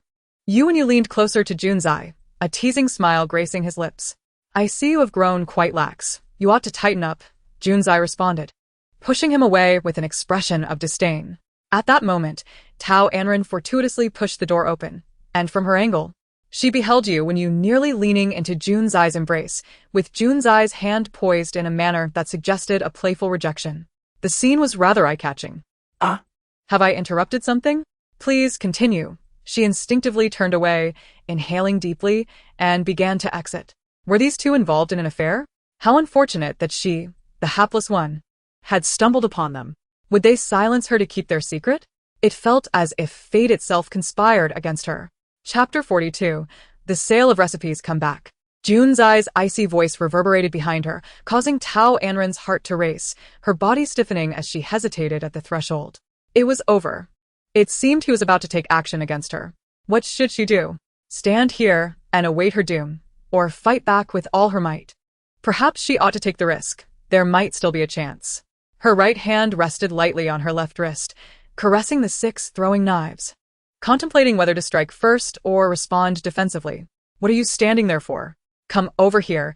Junzai observed the woman frozen at the door, a hint of annoyance flickering in his gaze. Seeing that he showed no intention of attacking, Tao Anran turned around, her expression slightly awkward as she cautiously explained. I didn't see anything just now. Do you believe me? Little sister-in-law, what could you possibly have seen? You queried, puzzled. Junsi glänzte her. Equally perplexed by her words, and simply asked, Are the dishes ready? Relieved that neither seemed to be concerned about the incident, Tao Anran's anxiety began to dissipate. They're ready. The manager will bring them shortly. Just as she spoke, the manager of Tianxia building entered, accompanied by the head of the kitchen and 3 highly skilled chefs, all carrying the dishes Tao Anran had prepared. Bai Shi followed closely behind, presenting the fruit platter. Young master, the general's wife has completed the dishes and a soup. Along with this, the manager announced, directing his staff to lay the offerings before Junzai, unveiling the lids. The room filled with the delightful aroma of the dishes, each one causing the onlookers' eyes to widen in surprise. Bai Shi placed the fruit platter on the table, stepping aside to stand guard. Did you make all of this? Junzai asked, astonished, as he looked at the petite woman before him. Tao Anran nodded, stepping forward to introduce her creations. This dish is sweet and sour pork, made primarily with pork tenderloin, complemented by flour, starch, vinegar, sugar, and other seasonings.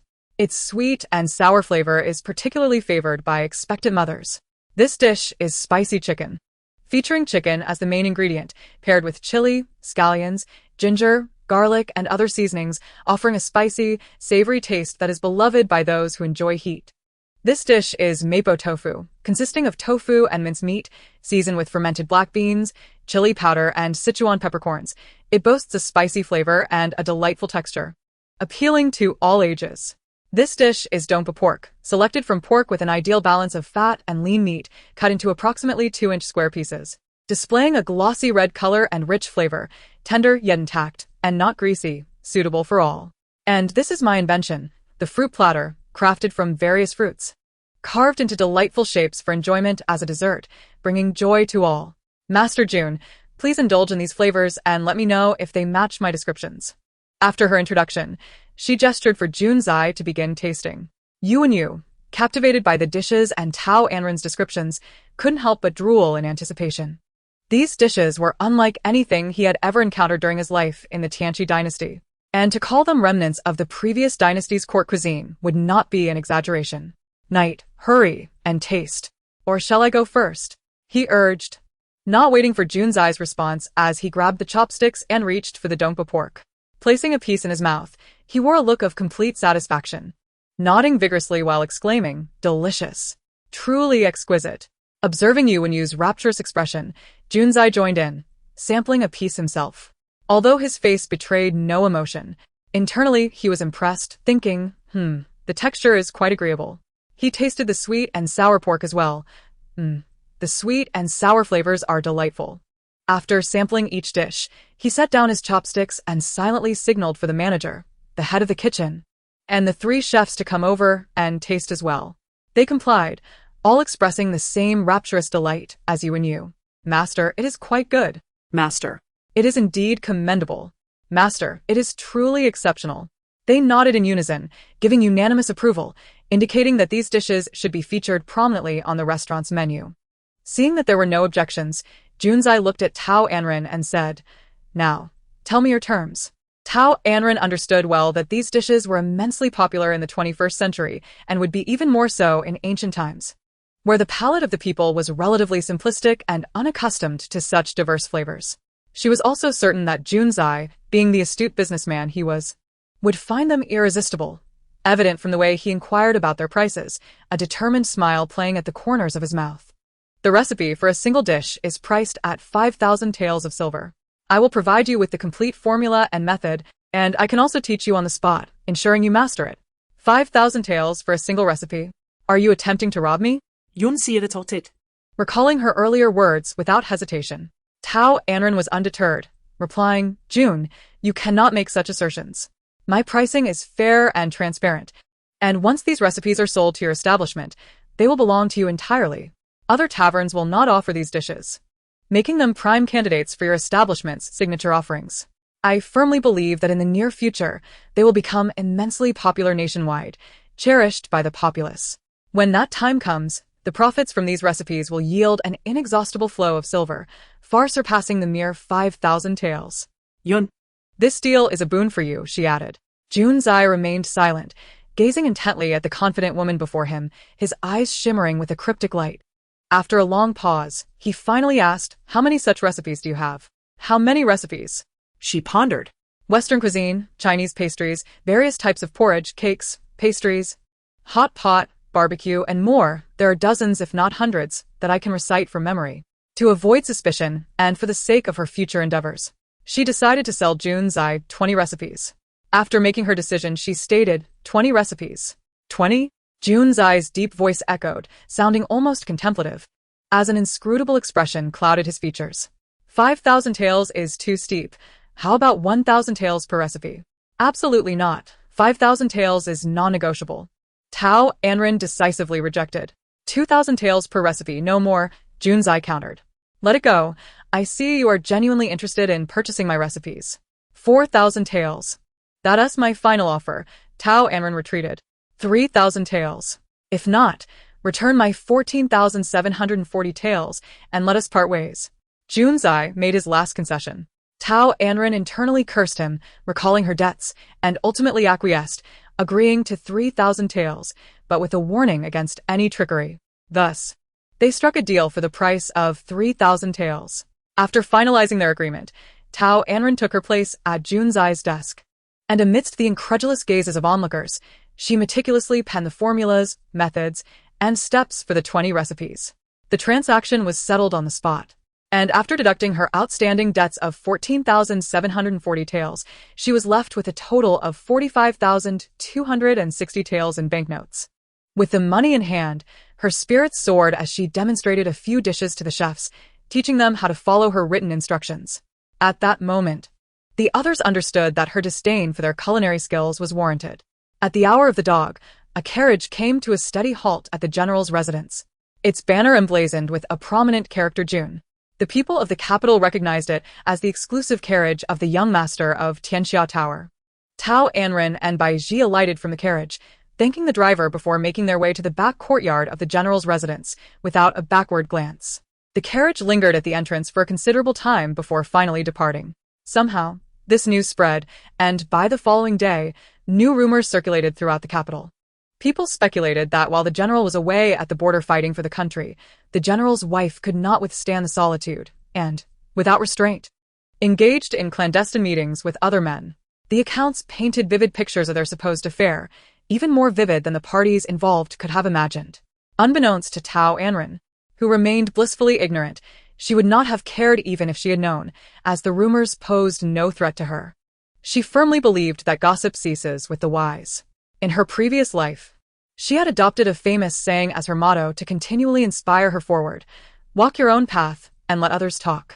The next day, at the hour of the dragon, an unexpected guest arrived at Jingya courtyard, her loud voice rousing Tao Anran from her slumber.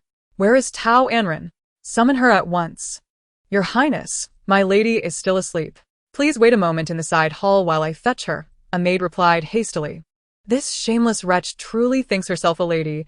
What time is it, and she is still in bed? One might think my brother married a sow, only eating and sleeping. Your Highness, be cautious with your words. If my lady is a sow, then what does that make my lord? Retorted the maid. Such blasphemous remarks should be avoided in the future, lest you become a laughingstock. A laugh escaped Tao Anran as she lay in bed, amused by the boldness of her maid, who dared to openly counter Yuyun. In the past, she would never have dared to do so. Rising swiftly, she donned her clothing and shoes, while the commotion outside continued unabated. Silence. How dare you speak of my brother in such a manner? She is unworthy of being compared to him. My brother fights valiantly at the border, a hero of Tianqi, while she is merely a scheming vixen, climbing the social ladder. Even as a married woman, she cannot withstand the loneliness and seeks out other men. Your Highness, my lady is your sister-in-law. How can you speak so of her? What of it? A vixen, shameless. Even rabbits do not graze close to their burrows. Yet your lady is audacious enough to pick from within her own nest, lower than even beasts. You disgrace yourself as a princess, slandering others like a common gossipmonger. Cease your words, and do not speak ill of my lady. With a swift motion, Yuyun slapped Bai Ji across the face, showing no hesitation. How dare a lowly maid obstruct me? With a creak, Tao Anran flung the door open, just in time to witness Yuyun strike Bai Ji, unleashing a tide of fury within her. She rushed to Bai Ji's side in 3 swift steps. Concern etched across her face. Are you alright, Bai Ji? It's nothing. Miss, I only retorted because I couldn't bear her slander, Bai Ji replied, tears brimming in her eyes. Her left cheek swollen with a clear imprint of 5 fingers, indicating the force of the slap. Tao Anran could no longer contain her anger. Her gaze sharpening as she glared at the arrogant Yuyun, teeth clenched. Wei Yuyun, you seek death. It seems I was too lenient yesterday. You have yet to learn your lesson. The mention of yesterday's lesson ignited Yuyun's ire. After turning to the princess's residence, she summoned 5 or 6 imperial physicians, all of whom assured her that there was nothing seriously wrong. Yet, how could it be that her hand, which throbbed with pain and numbness, was declared fine? Not content, Yuyun threw a tantrum, cursing the physicians as quacks, and soon the entire palace was abuzz with her commotion. Eventually, her cousin Nalan Jiao arrived just in time to diagnose her, confirming that she was indeed uninjured, and even demonstrating to her, leading to her realization that she had been played by Tao Anran. Though the farce ended, she became a laughingstock among the royal family and even within the palace. Whenever Yuyun recalled the mocking faces of the concubines in her cousin's harem, her rage surged uncontrollably. Seeing that Tao Anran dared to openly mention the matter at the general's residence only fueled her fury. She's just a maid. I can strike her, and what can she do?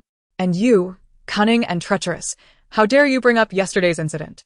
You clearly intended for me to become the laughingstock of the entire city. What can you do to me today? Let me show you the fate of those who provoke me. With that, Tao Anran extended her fair right hand, decisively striking Yuyun across the face. With a few sharp slaps, when Ruo Yun, the princess, finally reacted, both her cheeks were already swollen to a considerable size. In disbelief, she glared at Tao Anran and stammered, Tao Anran, how dare you strike me, the princess? My brother will not let you go if he finds out. Tao Anran retorted disdainfully, so what if I did? As for your brother, let's see if he can return safely first. In her heart, she scoffed, wondering how a brother could be any better if he had such a sister. How dare she use that scoundrel Wei Jingma to threaten her? He better be lucky enough to come back alive. War at the border was fraught with peril. There was no such thing as a safe return. Perhaps that scoundrel was already injured, or even perished in battle. Meanwhile, the very person they spoke of sat in room 1 on the 2nd floor of Tianxia building, sneezing repeatedly. My lord, are you feeling unwell? Shall I summon young Master Nalan to examine you? Gu Bai suggested anxiously. It's nothing, just close the window. Junzai calmly commanded, wearing half of a silver mask. Yes, my lord. Without further ado, Gu Bai turned to close the window. Just as he reached the edge, a dark shadow swooped in through the window, colliding with him and sending both tumbling to the floor. Nanbei, why are you in such a rush? Can't you see I'm standing by the window? Gu Bai pushed Nanbei away with irritation. Why are you standing by the window then? To catch a draft? Nanbei shot back in annoyance. Suddenly, he slapped his forehead, almost forgetting the pressing matter at hand. He quickly bowed to his master. My lord, something terrible has happened. The lady and the princess are fighting in the estate. You must return and see for yourself. Junzai remained seated, utterly unfazed. What prompted the fight? I know Ruo Yun well. She is not one to suffer in silence. As for that woman, it would do her good to learn a lesson for taking so much silver from me yesterday. It's only right that she pays me back. Seeing his master unmoved, Nanbei grew frantic and recounted the entire situation in detail. If it's not a serious matter, let Ruo Yun teach her a good lesson. It would be beneficial for her to temper her pride. Junzai replied nonchalantly, leisurely pouring a glass of water to sip. My lord, you must go see.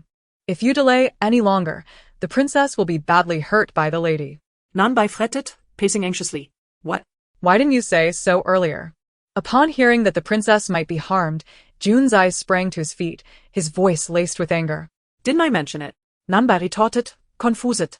He had entered exclaiming that something terrible had happened, hadn't he? Damn it. If anything happens to Ruo Yun, I will hold you responsible. Without another word, Junzai dashed toward the window, vanishing from sight. Gu Bei and Nan Bei, ignoring their aches, hurried after him. Meanwhile, Tao Anran and Ruo Yun were still at it. What do you mean by this, Tao Anran? How dare you wish harm upon my brother? I will kill you. Ruo Yun clawed at Tao Anran's face with both hands. Do you really think you can measure up to me? Tao Anran effortlessly blocked Ruo Yun's attempts, who flailed about like an octopus.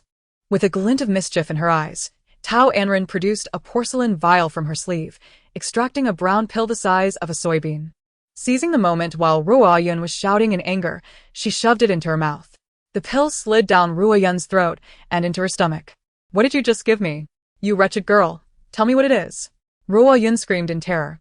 It's poison. A uniquely potent one called half-step smiling. There is no antidote in this world, and even the divine physician Nalin Jie cannot detect any traces of your affliction. I advise you not to smile or walk for 7 days after taking it, or you will die. Tao Anran spoke with a serious demeanor. Though it was merely a chocolate bean she had concocted, a defective product due to a lack of materials. Please, give me the antidote. I don't want to die. Ruo Yun cried, her face pale with fear. I already said there is no antidote, Tao Anran scoffed, rolling her eyes. She had expected to put up more of a fight, but it turned out that a mere defective chocolate bean had subdued Ruo Yun so easily. No, sister-in-law. If you have poison, you must have an antidote. Please, I beg you. Ruo Yun clung to Tao Anran's legs, sobbing uncontrollably. I haven't married Xiao Jie yet. I cannot die. I absolutely cannot. Tao Anran snickered internally, realizing that Ruo Yun was only afraid because she desired to marry Li Xiao Jie. Truly a love-stricken fool. She attempted to pull her legs free, but Ruo Yun tightened her grip. With a sigh, Tao Anran realized she had unwittingly entangled herself with someone so troublesome. What sin had she committed to deserve such a punishment from the heavens? Finally, in desperation, she spoke to soothe Ruo Yun. Stop crying. There is no antidote. If you refrain from smiling or walking for 7 days, the poison will naturally dissipate. Sister-in-law, how am I supposed to avoid smiling and walking? Ruo Yun addressed her with utmost respect. Just stay in the princess's residence. Keep to your bed and do nothing, Tao Anran replied casually. Ruo Yun took this advice seriously. Then I shall return to the residence now, so as not to disturb you, Ruo Yun flattered. Let me tell you, never provoke me again, or I have plenty more of these pills. 1 a day for 7 days would be enough to keep you bedridden for the rest of your life. Tao Anran threatened with a dark smile. Ruo Yun shivered at the thought. Sister-in-law, I promise I will never meddle in your affairs again. She had heard some rumors outside early that morning, trying to defend her brother while also preventing Tao Anran from acting out of line. With her brother away and her mother at prayers, she was the only legitimate authority in the Wei household, believing she could control this restless woman. Little did she know, it could have cost her life. Now, she truly dared not interfere in her brother's matters anymore. She would write him a letter informing him of the events in the capital and would never inquire again. Tao Anran waved her hand, signaling the servants to take Ruo Yun away. When Junzai arrived at the general's residence, Ruo Yun had already been carried back to her own room in the princess's residence, where she lay in bed for 7 days without getting up. Attended to for all her needs.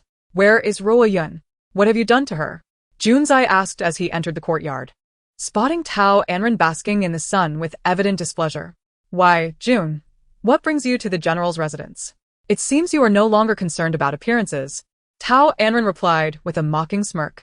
Junzai, incensed by her demeanor, approached and grasped her neck firmly, his tone frosty and filled with a murderous aura. Tao Anran, do not test my patience. Where is Ruo Yun? What have you done to her? Tao Anran narrowed her eyes slightly, sensing a familiar feeling. Perhaps she had doubted his identity before, but today she had deduced the true identity of the man behind the mask. She made no attempt to resist, allowing him to grip her neck, and instead countered his question. I am precisely where I ought to be. What gives you the right, Mr. June, to come into my courtyard and demand answers? Is it your title as the Duke of the Nation? Chapter 45. Could she have discovered it? The steward, witnessing June Zai's aggression towards the general's wife, felt a cold sweat break out on his forehead and back. He hastily interjected, "Young Master June, she is the general's wife. You must not treat her with disrespect. If the general and Her Highness the Princess find out, it will surely reflect poorly on you." Though all the trusted aides within the general's residence knew that June Zai was, in fact, Wei Jingma, the two being one and the same. The women in the rear courtyard, including the lady of the house, remained oblivious. Without the master's permission, he dared not reveal any hint of the truth. Yunxi, Taken aback by the woman's defiant gaze, felt a tremor in his heart and unconsciously loosened his grip. Moments ago, he had nearly lost his composure. Could she have discovered it? Tao Anran, regaining her breath, exhaled lightly and directed her piercing gaze at the steward, unleashing her ire upon him. I was unaware that a mere outsider like June could freely enter the general's rear courtyard. Steward, do you understand your transgression? The steward, frightened, knelt and bowed his head in explanation. Madam, young Master June is the adopted son of Her Highness the Princess and the brother of our general. He is not a stranger. Such flimsy reasoning. Is he not a man? Tao Anran remained unmoved, inwardly cursing someone for not being a man. The steward, casting a furtive glance at his dark-faced master, realized that even if he had tenfold courage, he would not dare to speak ill of him directly. So he could only speak the truth. Those who are unaware might even mistake him for a eunuch. Tao Anran retorted sharply, her tone aggressive. If he is indeed a man, even if he is the princess's own son and the general's blood brother, he must not enter the rear courtyard at will. The boundaries between men and women matter greatly, and while the general and young Master June may disregard them, we women of the courtyard hold them dear. Such actions tarnish our reputations, akin to murder. Young Master June, please remember, one must not offend a brother's wife.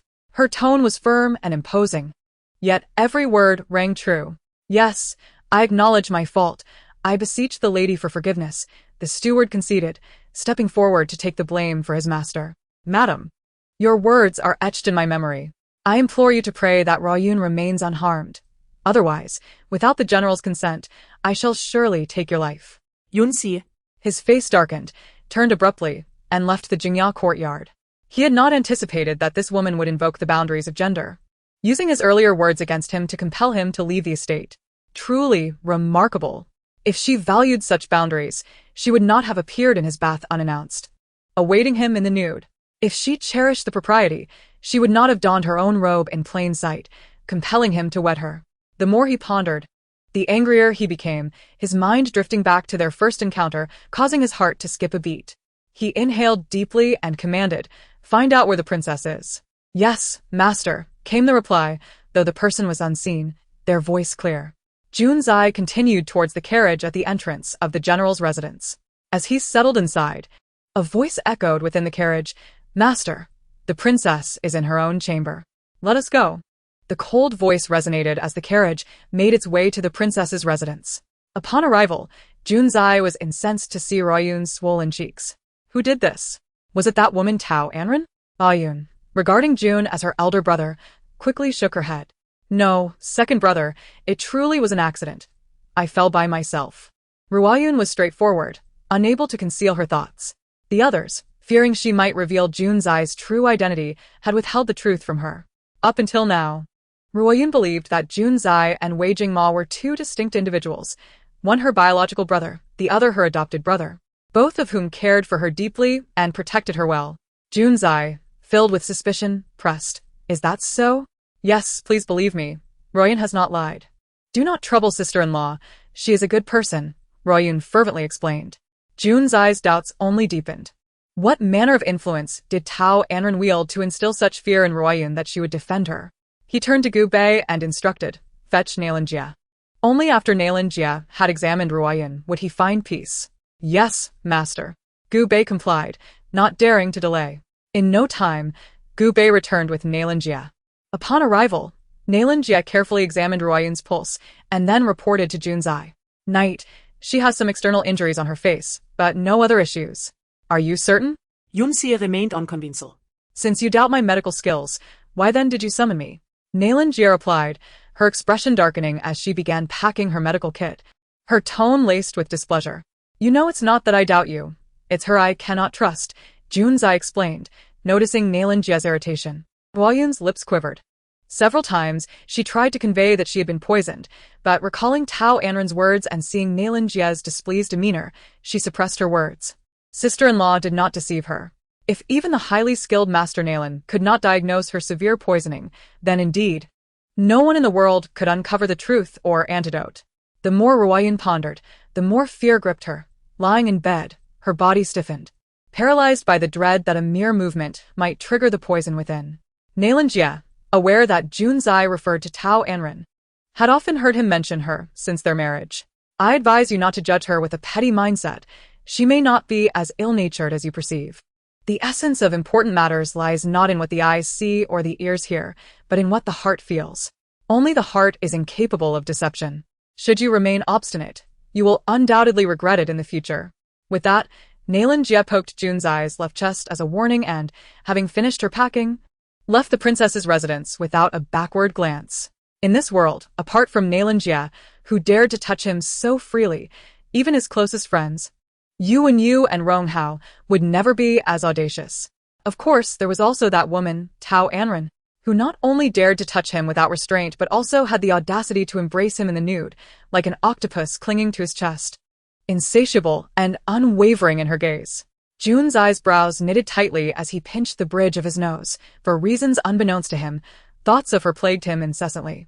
He glanced in the direction where Nalan Jie had disappeared, took several deep breaths to quell the turmoil within, and after ensuring Huayun's well-being, strode purposefully out of the princess's residence, heading straight to Tianxia Tower. Chapter 46. Under the watchful eye of malicious intent in the Jingya courtyard. After Junzai and the steward had departed, Tao Anran turned and entered her room, sitting at the desk to compose a letter with flourish. After placing the letter and a sum of 10,000 taels in silver notes within an envelope, she sealed it, inscribing bold characters on the envelope, "To Wei Jingma. Personal delivery, divorce letter." She entrusted the letter to Bai Ji, whispering, "Child, avoid all personnel of the general's residence and send this letter to the frontier via the post station. Offer the messenger an additional 100 taels as a reward to ensure it reaches the general directly." Bai Ji accepted the letter, her eyes widening at the sight of the words divorce letter adorned with 3 exclamation marks, unable to suppress a twitch at the corner of her mouth. Is the young lady serious? Does she wish for everyone in the Tianqi kingdom to know that she no longer wants the son-in-law to humiliate him and strip him of all dignity? But he is the nation's great general. Will he truly endure such humiliation? Bai Ji asked anxiously. "It will be fine. Hurry to the post station," Tao Anran reassured her, giving Bai Ji a comforting look and urging her to send the letter. As he grew furious, they had long since vanished into the world. Bai Ji, observing her mistress's unwavering confidence, understood that there was a plan in her heart and hurried toward the royal post station in the eastern part of the city. Upon arriving and after extensive inquiries, she found a reliable courier.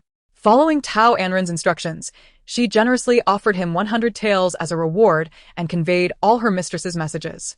She watched as the courier departed the capital with the letter before quietly returning to the general's residence. "Miss, everything is arranged. The courier has left the city." Bai Ji reported upon her return to Jingya courtyard, heading directly to the laboratory to inform Tao Anran. Tao Anran paused her work, calculating the time in her mind, a pleasant smile gracing her lips. With swift horses, it will take 7 days to reach the border and another 7 days to return. We still have nearly half a month to prepare. That is ample time. Seeing Tao Anran's radiant smile, Bai Ji's confusion deepened, her mind clouded. "Miss, what do you mean? I do not understand." Tao Anran gently patted her shoulder. "Child, you need not comprehend everything. Just remember to follow my instructions when in doubt." "Oh, now I understand." Bai Ji nodded, her eyes crescent-shaped with joy. Tao Anran glanced at the hourglass. "Bai Ji, go find out why Princess Yin suddenly visited our general's residence today and came to seek trouble in our courtyard. I cannot believe that a spoiled girl like her alone could utter such malicious words. There must be someone behind her instigating." Bai Ji had just been to the post station and, walking down the street, overheard some new gossip. Seeing her mistress inquiring, she hesitated before speaking. "Miss, I just heard some gossip on my way back." Tao Anran, observing Bai Ji's hesitance, surmised it might concern her. It does not matter, Bai Ji. I am untroubled. Speak freely about what is being said outside, no matter how trivial. Bai Ji assessed Tao Anran, noting her indifference, and gathered her courage to relay all she had heard. Then, perplexed, she asked, Miss, is that all? Yesterday, Boss June escorted us home for the first time. So how could it be seen by others and spread throughout the capital by this morning? I truly cannot fathom it. Tao Anran's lips curled into a smile. What is there to ponder? We have merely attracted the attention of someone with ill intentions and have been used by them. Bai Ji was greatly astonished. Ah, Who is watching us? It shouldn't be someone from the general's camp. If it were, why would they spread it so widely? Such rumors tarnished the reputation of the general's residence. Recalling their visit to the Long Princess's residence to pay respects, Bai Ji recalled her mistress, mentioning that someone from the general had been following them. Yet, upon further reflection, she found it hard to believe. After all, an affair that brings shame to a husband is intolerable in this era, severely damaging a man's dignity and inviting scorn and ridicule. Tao Anran shook her head with a smile. I do not know. Whoever it is will eventually reveal themselves. The general's residence is rife with spies and informants, most of whom are focused on Wei Jingma, some seeking to curry favor, others hoping to see him falter, and some merely wary of him, given his military power and illustrious achievements. Last night, as she and Bai Ji returned home, she had noticed an older woman and a young maid lurking in an alley across from the residence. Not far away, several men peered curiously, dressed like servants from another estate. She wondered who the rumors were truly aimed at, herself or Wei Jingma. Miss, shall we simply stand by and let these people tarnish your reputation? It is outrageous. I wonder if we can catch the scoundrel spreading these rumors. If we do, I shall certainly tear him apart. Bai Ji fumed, growing increasingly agitated. Tao Anran nodded, a mysterious smile gracing her features. That is not difficult, Bai Ji. Let us go shopping. We earned a substantial amount yesterday. We must spend some for peace of mind. And we can deliver some goods to the owner of the rouge shop. Bai Ji nodded in agreement.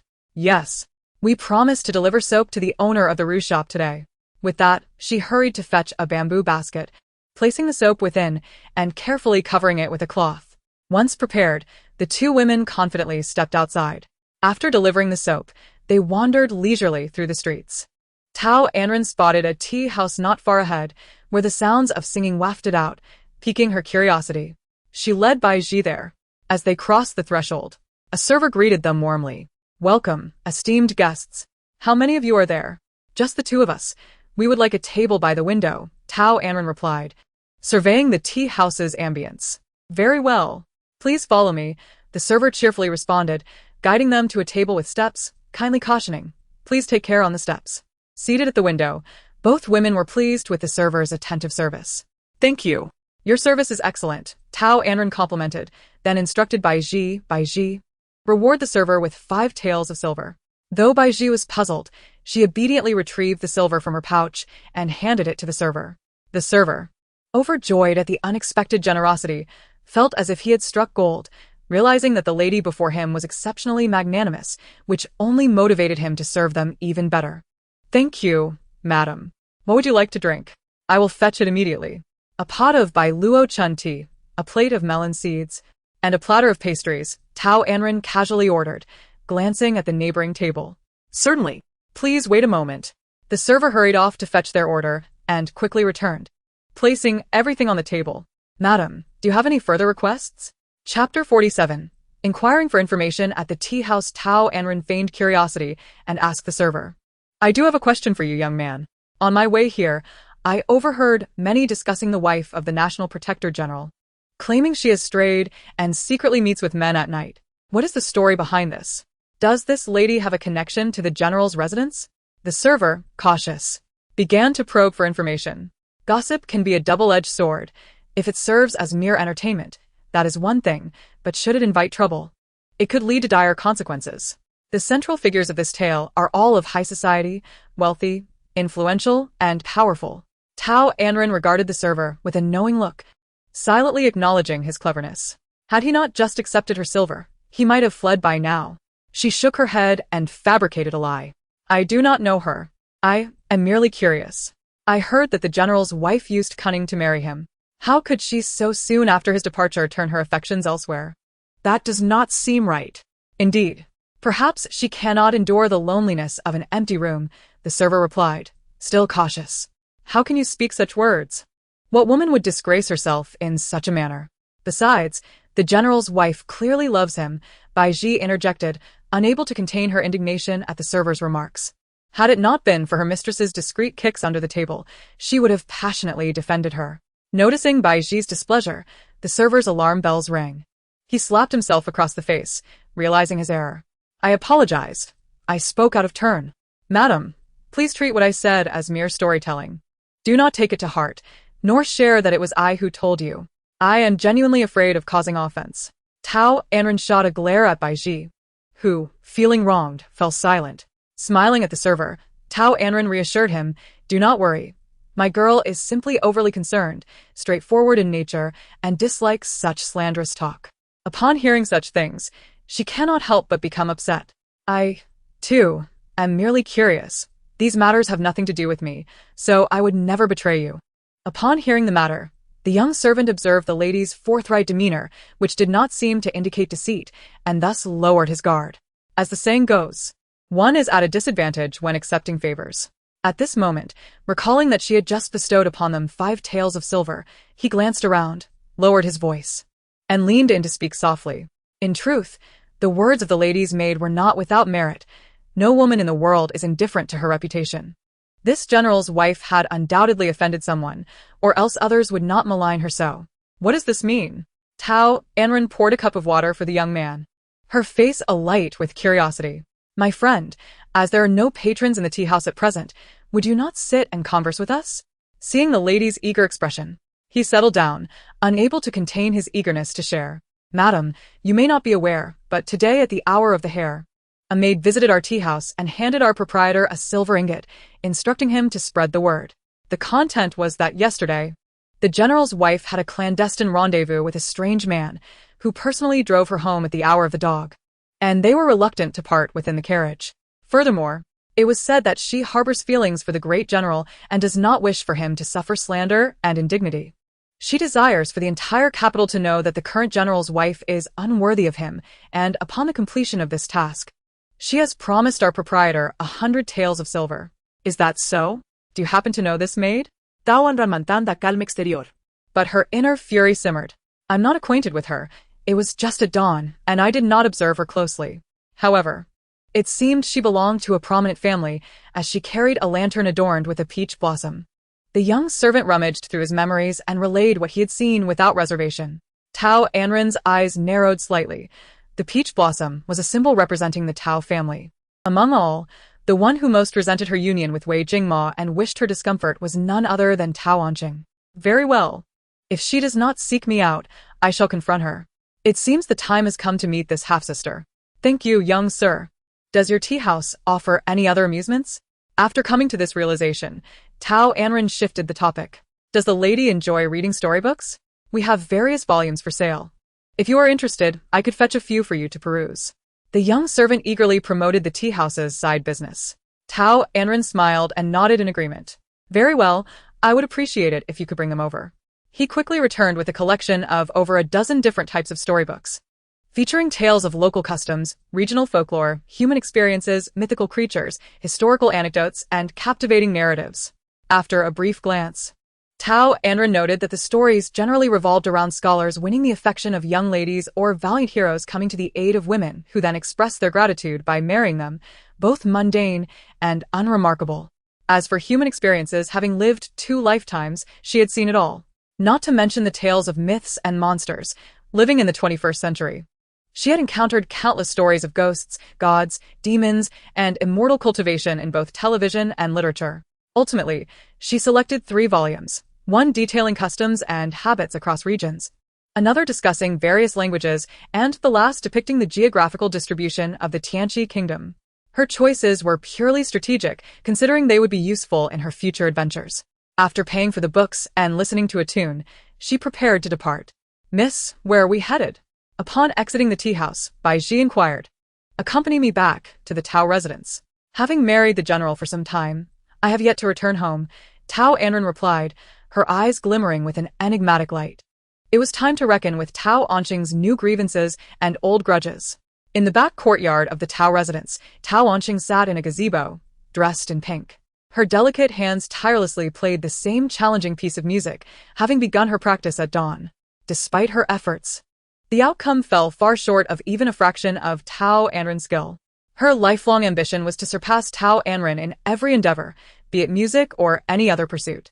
Yet, despite her diligence, she consistently found herself outshone by her elder sister, who, though often playful and carefree, managed to secure the title of the capital's most talented woman and wed Wei Jingma. As for Tao Anran, born of a concubine, she worked tirelessly, never daring to slacken her studies, yet she consistently fell short in competitions. Even her carefully orchestrated schemes to ruin Tao Anran's reputation had failed. Why was it that fate favored Tao Anran so? Chapter 48. Teaching the half-sister. The more Tao Anran contemplated, the angrier she became, her fingers pressing down harder on the strings, resulting in frequent mistakes. The sound of the zither abruptly ceased as a string snapped. "Miss, are you alright?" Her maid, Kuya. Expressed concern at the moment. "I'm fine," Tao Anran replied, shaking her head, a glint of malice flashing in her eyes. "What is the situation outside? Have the rumors spread?" "Everything is proceeding as you planned, Mississippi. I first approached the tea house manager, then hired 2 gossiping women at the market. Now. The entire capital is abuzz with talk of the general's wife behaving immorally, cavorting with men in the dead of night." Chuer was pleased with their success, unaware of any impropriety in their actions. "Excellent. The royal family values reputation above all. The Grand Princess is returning to the capital tomorrow. These rumors will soon reach her ears. My days of ease, as the legitimate daughter, are numbered. I shall see if the Grand Princess can still tolerate her and how she will manage to redeem herself," Tao Anran remarked with a sinister smile. "Did not the Grand Princess herself declare that I, the legitimate daughter, am above reproach? I will ensure she understands that a legitimate daughter can be just as debauched and shameless as a concubine. But what if the Grand Princess, who holds her in such high regard, chooses not to punish her?" Kuya voiced her concerns. After all, it was the Grand Princess who had defended Tao Anran and compelled the general to take responsibility, requesting a royal marriage on her behalf. Anyone present could see how the Grand Princess favored Tao Anran. Chuer's worries echoed Tao Anran's own. A nefarious scheme began to form in her mind. What if, tonight, Tao Anran were caught in a compromising situation with irrefutable evidence of her infidelity? "Second miss, are you suggesting?" Kuya began, but was silenced by a glance from Tao Anran, who was quick-witted enough to grasp the implications. Tao Anran, perched nearby in the trees, attentively absorbed every word exchanged between Tao Anran and Chuer. She and Bai Ji had arrived at the Tao residence, but had not entered openly. Instead, they circled to the back wall, allowing Bai Ji to keep watch outside. An hour later, they would enter through the front door, meeting up inside. Meanwhile, Tao Anran skillfully scaled the wall and stealthily approached Tao Anran's location, eavesdropping at the base of the wall. In truth, she need not have made any effort to seek her out. The discordant notes from the zither would have led her there effortlessly. Tao Anran had always struggled with music, her understanding of melody woefully inadequate, regardless of whether she played or sang. However, her pride compelled her to compete with the original owner of this body. Insisting on studying every subject the legitimate daughter pursued, needlework, music, literature, and various etiquettes, yet the results were consistently disappointing. As Tao Anran sifted through the memories left by the original owner, she found herself admiring Tao Anran's perseverance and dedication. Had the original owner possessed even half of that diligence, she might have exceeded mere talent, potentially becoming the most gifted woman in the entire kingdom. Some individuals are inherently more intelligent than others, possessing a higher IQ that allows them to retain information effortlessly, while others struggle despite their diligence and hard work. Tao Anran belongs to the former category, whereas Tao Anran is of the latter. If only Tao Anran would conduct herself with integrity, it might not be as troubling. But her restless heart is indeed a source of misfortune. To avoid alarming her adversary, Tao Anran deliberately chose a grand tree for concealment, allowing her to overhear the unsettling truth. This woman, when driven, truly becomes reckless. What could the original owner have done to invoke such deep-seated hatred from her half-sister? To the extent that she relentlessly seeks to harm her, even after departing the Tao household? Jealousy can indeed distort one's character, while vanity leads to a loss of dignity. Tao Anran was curious about the surprise that Tao Anran might bring this evening. Would it be the same old tactic of drugging her and attempting to tarnish her reputation? If so, it would indeed lack creativity. She had her strategies, and so did Tao Anran. Thus, Tao Anran dismissed the matter entirely, contemplating whether she should play along with her half-sister's scheme for the night. Given the blatant provocation from this insufferable woman, it was only fitting to present her with a light appetizer before the main course. With these thoughts in mind, Tao Anran leaped down from the tree and approached Tao Anran. Sister, your skills on the piano have worsened considerably. How is it that you are so much worse than when I was at the Tao residence? Have you become complacent in my absence? Tao Anran was startled by the sudden voice, her eyes wide with disbelief. Tao Anran, how did you arrive here? When did you come? Can you guess? Tao Anran teased, offering a mysterious smile that stirred anxiety within Tao Anran. Observing Tao Anran's calm demeanor, which seemed unperturbed by her presence, Tao Anran calculated the distance from the main gate to the backyard, reassuring herself that it would take time to traverse. Regardless of whether Tao Anran's words were pleasant or not, she regained her previous haughty expression and retorted with pointed barbs that were indeed quite unpleasant. Tao Anran, this is your first return home. Surely you did not come empty-handed? It's to be expected, as the General's household would hardly prepare a welcome gift for you, given that the Grand General holds you in such low regard. With a swift motion, Tao Anran struck Tao Anran, causing her to see stars, nearly toppling over had it not been for the quick intervention of her maid. Chuer, you dare to hit me? Tao Anran screeched, her voice rising in pitch. Why shouldn't I? I am your legitimate sister, and your lack of decorum and understanding of propriety is appalling. Who allowed you to address me by my name so disrespectfully? Since Father and Aunt Zhang have failed to discipline you properly, it falls upon me to do so. Should I summon Her Highness the Princess to assist in your correction? Or shall I simply grant you 50 slaps, or perhaps send you to a convent? Truly, it is astonishing how quickly one forgets their past sufferings. Has it been so little time since your face was swollen, and yet here you are, shamelessly approaching me? It appears you are quite foolish, resembling Aunt Zhang far more than Father, devoid of wit. Tao Anran asserted her authority as the legitimate elder sister, using the hierarchy of birth to silence Tao Anran, nearly driving her mad with rage. Simultaneously, she continued to rub salt into her wounds, recalling the humiliation of the princess and likening her to her foolish mother, which left Tao Anran utterly bewildered, gasping for breath. Tao Anran had not anticipated that Tao Anran would become so articulate and formidable, leaving her feeling powerless, as if the very essence of her being was under siege. Chapter 49.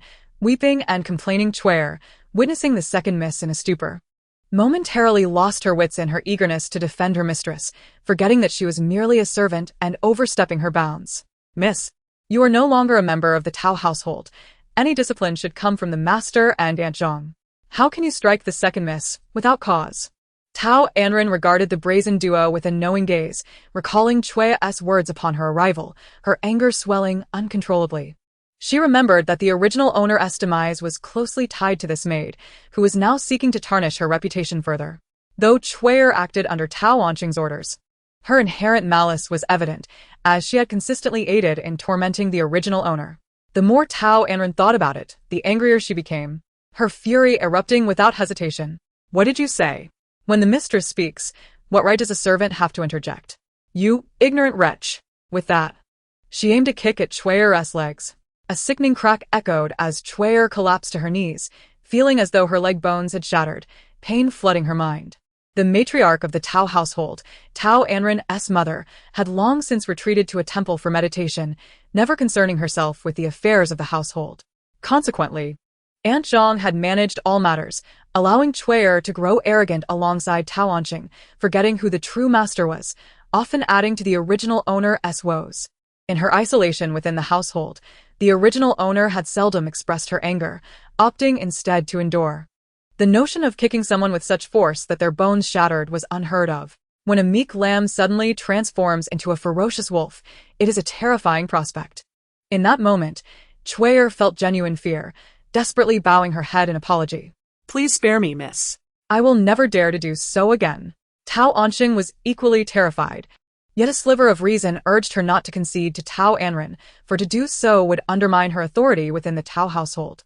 You, Tao Anran, how dare you act so recklessly in the Tao residence? You even dare to strike my servants. Her voice trembled slightly. This is my home. Why should I not discipline my servants? Whether it be a strike or worse, it is within my rights as long as I am willing. Tao Anran declared fearlessly. Feeling cornered yet indignant, Tao Anran suddenly burst into tears. Sister, how can you strike me and my maid? What have I done to provoke such wrath? Please, I will change. As she cried, she began broadcasting her plight to anyone who would listen. I have been wronged. Tao Anran regarded her half-sister as melodramatic display with disdain. Her expression laced with mockery. Only a child raised by a concubine would resort to such lowly tactics. It is no wonder the princess looks down upon her. As anticipated, the commotion quickly attracted the attention of the household guards and disturbed Lord Tao, who was in his study, along with Aunt Zhang, who was in her chamber. In no time, Lord Tao arrived, flanked by 4 concubines from the backyard, looking flustered. What is going on? This is no way for a lady to conduct herself. He scolded impatiently. This mindless fool had been publicly humiliated just days prior by the princess's handmaiden, receiving 50 slaps and bringing shame upon the Tao household. Now, after a brief lull, she was once again causing a scene in the backyard, exhibiting no semblance of decorum befitting a young lady. Unaware of her own folly, Tao Anran continued to wail, Father, you must stand up for me. My sister returned home and struck me without cause, even hitting my maid. I do not know how I have offended her. Ranner, when did you return home? Lord Tao finally noticed his eldest daughter. Recalling that she had married into the general's household, his expression softening slightly. Greetings, father. Tao Anran bowed respectfully. Since my marriage, I have not been favored by the general, and thus have not returned according to decorum. I seek your forgiveness for my unfilial behavior. Returning is all that matters. Do not concern yourself with formalities. I know you have suffered. Lord Tao feigned a look of deep concern, gesturing for her to rise. Those who are unaware might assume he deeply cherishes his daughter. Tao Anran feels an overwhelming sense of disdain. She recalls the time she was imprisoned in the Jingzhou prefecture's dungeon when Bai Ji returned to plead for her rescue. Yet, what was his response? To ensure his own safety, he sent Bai Ji back to their residence, turning a blind eye to her plight and allowing her to fend for herself in the dark depths of the prison. His current demeanor undoubtedly harbors ulterior motives. The saying goes, flattery without reason is a precursor to treachery, and she surmises he is scheming something nefarious against her. It is no wonder that Tao Anran harbors such thoughts about her biological father. He has made it impossible for her to feel close to him. She straightens her posture, feigning nonchalance, and expresses her gratitude. Thank you, father. Anran, come with me to the study. I have matters to discuss with you, the kind-hearted Tao Anran says, stroking his beard and smiling warmly at Tao Anran. Yes, father. Tao Anran replies obediently, embodying the role of a dutiful daughter to perfection. Father, she hit me. Tao Anran, feeling aggrieved, looks at the situation before her, which is far from her expectations. Frustrated, she whines to Tao Anran, hoping to remind him that she is the wronged party, seeking his justice on her behalf. However, at that moment, Tao Anran's mind is preoccupied with the tasks entrusted to him by the Prime Minister, leaving him little concern for the trivial matters of his daughters. Irritated, he scolds, You waste your days without purpose. If you continue to behave recklessly, I shall send you to the countryside to learn some discipline. Please do not be angry, my lord. It is entirely my fault. I have failed to properly guide Xinger, and I shall ensure she is disciplined in the future. Aunt Zhang interjects, initially not intending to speak. According to previous norms, the lord would typically favor his own daughter. Yet today, not only does he not show favoritism towards his daughter, but he also goes out of his way to appease Tao Anran, causing her to feel uneasy. Having served the lord for nearly 20 years, she knows his character well. His kindness towards Tao Anran must be a means to gain some advantage from her. Yet, what that advantage is remains unclear to her. Regardless, she cannot bear to watch her daughter be sent away to the countryside, for once that happens, it would be nearly impossible for her to marry into a good family later. Thus, she speaks up, lowering her tone to admit fault and calm the lord's anger. From now on, you should also pay more attention to Xinger. If she dares to cause any more trouble, I shall not be lenient, Tao Anran admonishes further, his expression stern. Yes, my lord, I understand, Aunt Zhang replies obediently. Mother, it was clearly she who struck me first. How can you and father blame me? Tao Anran protests, indignant, voicing her grievances in front of everyone. Mother? Who are you calling mother? Should you not refer to Aunt Zhang as aunt? Since when did you start addressing a concubine as mother? Who permitted you to do so? You are becoming increasingly ignorant of proper etiquette. It seems a slap was not enough, Tao Anran retorts, her complexion darkening as her words become sharp and confrontational. A surge of anger rising within her chest, likely a natural response from the original owner of this body. Do they truly believe the original owner is gone for good? Even in her absence, this body remains. Such blatant provocation is intolerable. How can one endure such insolence? The original owner has only been gone for a few days, and they are already vying for the positions of the matron and the legitimate daughter. For the sake of the original owner and her mother, she will not allow them to succeed. Now that she has assumed control of the original owner's body, she shall protect everything that the original owner holds dear. Tao Anran, frightened and pale, immediately covers her face, fearing that Tao Anran might indeed strike her. She has endured enough blows to her face recently. Another hit could ruin her looks entirely. Why is it that you have the audacity to shout but lack the courage to explain? Tao Anran presses on, unwilling to relent. Does father not care? If mother finds out, how heartbroken she would be. She has spent years in the Jingxi temple praying for the Tao family's blessings. And this is how you repay her? She deliberately mentions the First Lady in front of Tao Xuan, aiming to instill a sense of guilt within him. Indeed. Upon hearing her refer to mother, his expression darkens, and he slaps Tao Anran across the face, exclaiming in anger, "You wretched child, who allowed you to shout like that? You know nothing of propriety. Someone, take the second miss back to her room for reflection on her misdeeds. Without my command, no one is to provide her with food or drink, nor may anyone visit her." "Yes, my lord." The steward responds, signaling to a few maids who, understanding the situation, disregard Tao Anran's protests and drag her away. "My lord, Sheng-er is still young and does not understand. I implore you, do not hold this against her." Aunt Zhang quickly sidles up to Tao Xuan, casting him a meaningful glance, pleading for her daughter.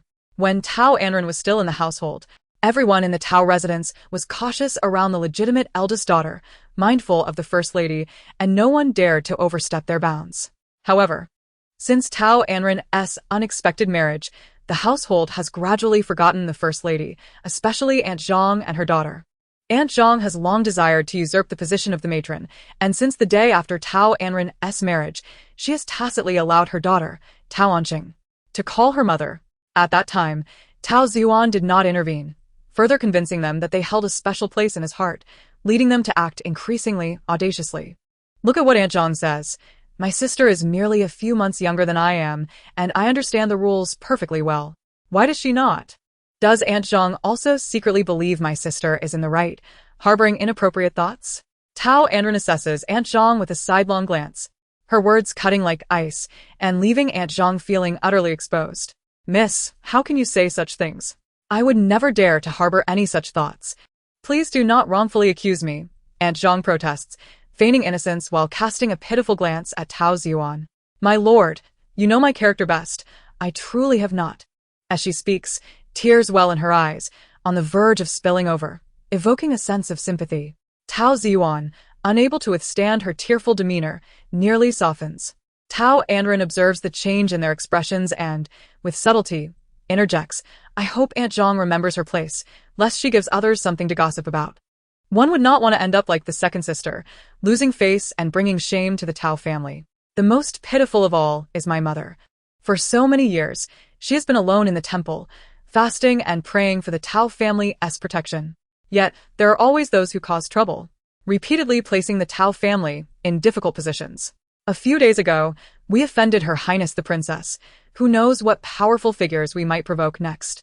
Let us hope we do not attract the ire of those we cannot afford to anger." Upon hearing Tao Anran's words, Tao Xuan immediately pushes Aunt Zhang away from him, exclaiming in disdain, "In broad daylight, you weep and wail. What a disgrace. You truly have no sense of propriety." "My lord." The lowly concubine, Aunt Zhang, was merely about to speak. She is cut off coldly by Tao Xuan. "Enough. If there is nothing else, return to your courtyard and do not wander about. If you continue to be reckless and unambitious, I shall hand over the stewardship of the household to the 3rd Mississippi." Aunt Zhang feels as though her silver teeth may shatter in her mouth. She has worked tirelessly for over a decade to gain the stewardship, and despite lacking merit, she has endured hardships. How could she simply relinquish it? The thought is absurd. She will not part with her authority under any circumstances. Hearing Tao Xuan's words, the third concubine's heart leaps with joy. All of them are concubines. Why should the second concubine hold the stewardship for so many years? Not only does she resent it, but even the newly arrived fourth concubine shares her sentiments. While the Lord has not immediately demanded the second concubine surrender her authority, his mention of it indicates his intentions. As long as the second concubine continues to make mistakes, she will have her opportunity. Currently, she can easily align herself with the eldest daughter. As the enemy of my enemy is my friend, a principle she understands well. Resolute in her decision, she smiles and agrees. Indeed, second sister, it would be wise to heed the Lord's advice and reflect upon your actions. After all, not everyone has the fortune to be the matron, deserving of being called mother by the children. In the days to come, second sister must diligently guide second miss, ensuring she does not transgress the established norms, lest she finds it difficult to secure a suitable match, leading to regrettable outcomes should she end up marrying beneath her station. It is my belief that our eldest miss is truly fortunate. Not only does she hail from a noble lineage, but she is also married into the esteemed general's residence. Regardless of circumstances, she now enjoys the status of a first-rank lady and is highly favored by Her Royal Highness, the Grand Princess. The words of the third concubine, laden with intent, aim to undermine the second madam and her daughter while elevating the first madam and Tao Anran, nearly provoking the second madam to the brink of fury. Suppressing the bitter taste rising in her throat, the second madam retorted vehemently, "You vile woman! Silence yourself. No one regards you as a mute. My lord, look. Second sister. She has insulted me." The third madam clung to Tao Xuan's arm, her eyes brimming with unjust tears, cascading down like pearls lost from their string. "Enough. Cease this commotion and return to your respective quarters. I have matters to discuss with the eldest miss. Disperse now." Tao Xuan issued the dismissal in a fit of exasperation. "My lord." The two women attempted to protest, but were silenced by Tao Xuan's piercing gaze. "Yes, my lord." The second and third madams dared not utter further words as they departed to their own courtyards. As the third madam passed by Tao Anran, she made a deliberate show of goodwill. "Eldest miss, do return often. This humble servant eagerly awaits your well-being." Tao Anran, perceiving the underlying motives yet choosing silence, smiled in response. "Thank you, auntie, for your concern. I shall indeed visit often and bring gifts next time." "I am most grateful, eldest miss." The third madam beamed, recognizing this as a sign of goodwill from the eldest Mississippi. Both were astute individuals, adept at mutual benefit. The eldest miss was a branch she aspired to cling to. The third madam wished to say more, but upon noticing Tao Xuan's impatience, she refrained, knowing that time was on her side and future interactions with the eldest miss were inevitable. Having come to this realization, she tactfully excused herself, saying, "I shall not intrude upon the conversation between you and the Lord. I take my leave." "Very well, auntie. Travel safely."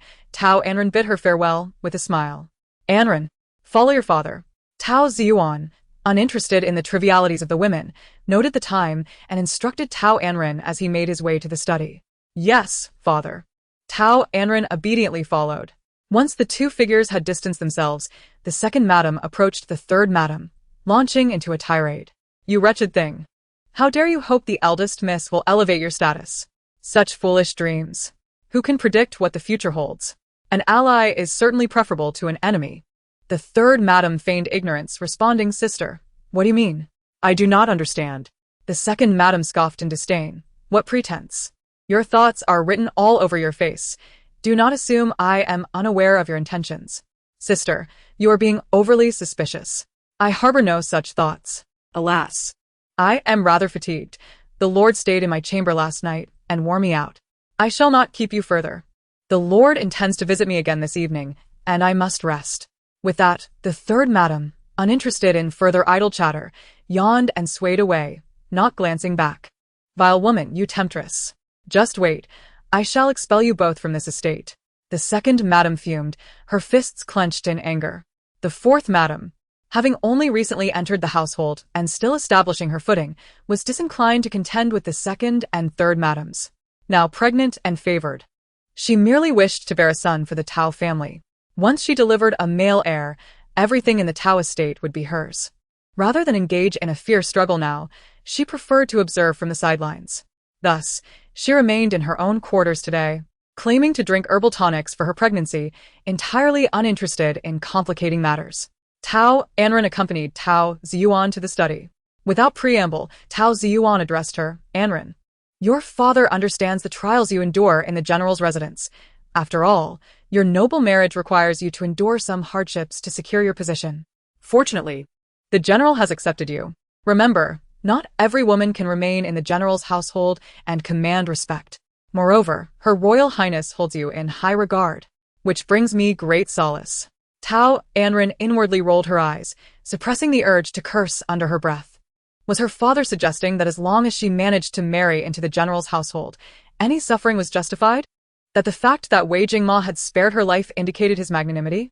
And that enduring hardships in the general's residence was acceptable, even at the cost of her own life? What kind of logic was this? Even if the general's residence was pristine, what good was it if one met their demise? Had anyone bothered to ask her if she was willing? Tao Ziyuan continued to ramble. Anran, as long as you invest your efforts, you will surely gain the general's favor, solidifying your position as the general's wife. In time, you shall bear him sons and daughters, securing everything in the general's estate and the hereditary title for yourself. I have unwavering confidence in your beauty and intelligence. My Anran is the finest. Tao Anran scoffed internally. This old man first lavished her with compliments, then adorned her with lofty expectations. If he believed he could easily sway her, he was sorely mistaken. If it were that simpleton Tao Anran, she would have surely fallen for this rhetoric and become complacent. Externally, she feigned excitement, responding, "Daughter understands, father. You care deeply for me, and it pains you to see me suffer in the general's residence. I comprehend your intentions and appreciate your efforts on my behalf. I vow not to disappoint your expectations. I will seize control of everything in the general's residence and ensure your labor is not in vain." Hearing her words, Tao Ziyuan observed her wide-eyed enthusiasm for a bright future, filled with mixed emotions. He had harbored a concern that Tao Anran might resent him for being passive during her previous imprisonment, distancing herself from him as a father. However, it seemed he had been overly worried. She still trusted him, which made matters considerably easier. Tao Ziyuan, with a persuasive tone, said, "Anran, your awareness is commendable. To solidify your standing in the general's residence, I wish to assign you a task, one that must remain a secret, even from Baiji. The fewer who know, the safer you will be. Can you manage this?" Is this cunning old fox finally assigning her a task? Without hesitation, Tao Anran nodded in agreement. "Yes, I will do as you say." Satisfied with her response, Tao Ziyuan felt his suspicions dissipate. He instructed her, before the general departs. He left a border defense map in the study. "I wish for you to find it and bring it to me, so I may plan accordingly." She appears easily deceived? Using such tactics to coax her into stealing the border defense map, what was his true intention? Was it treason or treachery? Who had instigated this? This old man, who usually seemed so astute, was now acting foolishly, disregarding the lives of everyone in the Tao estate. Others were using him and his entire family as stepping stones, while he busied himself counting coins. Regardless, she could always choose not to play his game later. Now that he had set his sights on her, she intended to secure some benefits for herself, preparing for the day when she might need to flee. Thus, Tao Anran sweetly replied, "Very well, father. I shall return and devise a way to search the study, delivering it to you as soon as I find it." Chapter 52. A scheme within a scheme. It may take some time. The general study is a vital area of the residence, forbidding casual entry, even for his daughter. Perhaps because she has yet to earn his full trust. This is apparent, and Tao Anran's deliberate mention of it serves to buy time. Tao Ziyuan is well aware that the general study is not a place for anyone to wander freely. Otherwise, the spies he has planted would have already succeeded. However, he believes that as long as his daughter is determined, her intelligence will enable her to complete her task. Very well, but do not keep your father waiting too long. Yes, Ranner will certainly bide her time. Tao Anran speaks in a manner that pleases Tao Ziyuan, which brings him some comfort. Unknowingly, he lets out a sigh as he looks at her. If only Shunger were like you, I would have no worries. With that, he walks over to the desk and takes a seat. With a beaming smile, Tao Anran approaches, pouring tea from the pot before respectfully placing it in front of him, exhibiting a somewhat obsequious demeanor. "Father, do not worry. My sister is still young, and she will come to understand in time. Indeed, Ranner has my heart. Tao Ziyuan lifts the teacup to his lips, finding his daughter increasingly agreeable, a rare glimmer of pride flashing in his eyes. As she observes his mood, Tao Anran seizes the opportunity, her expression shifting to one of feigned vulnerability. Father, you know that my life in the general's residence has not been easy. Not only do I reside in the side courtyard, but all my dowry has also been locked away. My days are fraught with hardship. I often go hungry. I wish to win over those in the household, but my resources are limited. Father, could you spare me some silver? Her voice drips with a sense of grievance. As the saying goes, to make a horse run, one must feed it grass. Tao Ziyuan is already aware of her plight, and considering the need for her to acquire the defense maps from the border, he does not refuse this time. He rises and approaches the door, instructing the steward stationed outside in a low voice, "Fetch 5,000 taels of silver notes for the young lady." "Yes, sir." The steward acknowledges and hastens to the treasury. Though 5,000 taels is not an extravagant sum, it is certainly better than nothing. The steward quickly returns with the silver notes and presents them to Tao Anran. Seeing her father's rare generosity, she does not decline but instead beams, "Thank you, father, for your kindness. In the future, should I find success in the general's residence, I will be sure to repay your kindness." This bright smile stirs an uncomfortable feeling within Tao Ziyuan. "Ah, Ranner has such a heart. It brings me joy." He is genuinely pleased, fully trusting her words at this moment. Upon observing her closely, he realizes that she has returned home alone. Frowning slightly, he wonders where Bai Ji, her maid, has gone. "Father, I sent Bai Ji to the embroidery room to exchange some silk handkerchiefs for silver. She should be back soon." Exchanging silk for silver? It appears that Ranner's life in the general's residence is even more challenging than he imagined. A pang of paternal affection wells up in Tao Ziyuan. Ranner has suffered, and he blames himself for being ineffectual. "Steward, go to the accounts room and bring another 5,000 taels for the young lady." This is the first time he has felt such compassion for his eldest daughter. "But sir, if second concubine inquires, how should I respond?" The steward hesitates, knowing that 10,000 taels is a considerable amount for the Tao family. Second concubine often questions the daily expenditure of 1,000 taels, making it difficult to justify a sum of 10,000. "Father, if it is too much trouble, there is no need to give me so much. I can endure. I do not wish to provoke second concubine and cause discord." Tao Anran adopts a humble demeanor, shedding a few tears, appearing pitiful. Seeing her plight, Tao Ziyuan's fondness for her deepens. Such an obedient and understanding daughter, who bears her own grievances, yet still considers others. He reflects on how he has overlooked her in the past. In his heart, a decision begins to form. He tells the steward, "This household does not require a woman to make decisions. If she asks, tell her it was my intention. Now go." His tone is firm, leaving no room for dissent. He has issued a definitive command. "Yes, sir." The steward casts a meaningful glance at the young lady before quickly exiting. He wonders at the noticeable change in her. She, who once shunned her father, is now seeking to please him. Could it be that the trials and indignities she has faced in the general's residence have transformed her? Ultimately, the steward hands over the 5,000 taels to Tao Anran. She may protest verbally against receiving so much silver, but her hands are honest as they accept it. On this day, Tao Anran cleverly secures 10,000 taels from her father's hand. Soon after, Bai Ji returns to her side as agreed, and though the family appears harmonious at the table, each harbors secret intentions. Second concubine, though displeased with the allocation of silver to the eldest daughter, dares not provoke Tao Ziyuan further after having already upset him.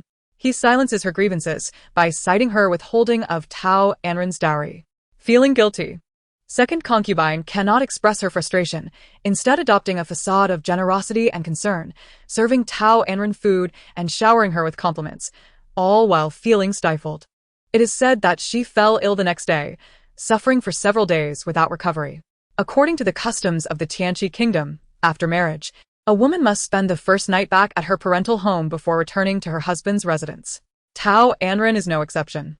She and Bai Ji are placed in the moonset courtyard, the same quarters they occupied before leaving. Though somewhat distant from the main house, it is tranquil and comfortable. The courtyard still boasts the osmanthus tree that the original owner and Bai Ji had planted, now in full bloom, filling the air with its fragrance. Perhaps influenced by the original owner's memories, upon entering this courtyard and inhaling the sweet floral scent, Tao Anran feels an inexplicable joy, almost as if she has returned home. After lunch, she lazily reclines on the soft couch, closing her eyes for a brief rest, while Baiji sits nearby, unwilling to leave her side for even a moment. When Tao Anran awakens, she finds Baiji gazing at her with a worried expression, her eyes wide. Amused, she asks, "Child, you haven't been watching me the whole time, have you?" "Yes, miss. I feared that second miss might act against you," Baiji admits candidly. Hearing her mistress speak of second Miss S schemes fills her with unease, and she worries for her safety. Foolish girl, she wouldn't dare act against me in broad daylight. If she does, it will be at night. Tao Anran tousles her hair. "Would you like to sleep a bit?" "No, I am not tired." Baiji shakes her head, her brows furrowed in concern. "Miss, perhaps we should bid farewell to father and return to the general's residence. I fear for your safety here." Noticing Baiji's distressed expression, Tao Anran silently reflects that had she known her revelations about the events at the Tao residence would trouble the girl so, she would have kept them to herself. She offers a reassuring smile. "No need. We will stay here today. I wish to see what further schemes Tao Anran devises against me." Baiji hesitates, her lips moving as if to speak, but ultimately swallows her words. Understanding Baiji's apprehensions, Tao Anran patiently explains, "Dear girl, I know you worry for my safety. Fear not. I only stumble once in the same place. I will not allow myself to falter again. Besides, do you not wish to see Tao Anran receive her just desserts? If she dares to act tonight, I shall return the pain she inflicts upon me, doubly so." "Very well, miss, you must protect yourself. I will safeguard you as well." On this dark night, when the moon hides and the winds howl, treachery brews. At the third watch of the night, the lights in the main house of the Moonfall courtyard were extinguished, enveloping the surroundings in utter darkness, where even the sound of a falling needle could be heard. After a brief moment, a shadowy figure slipped in like a wraith, stealthily approaching the window of the main house.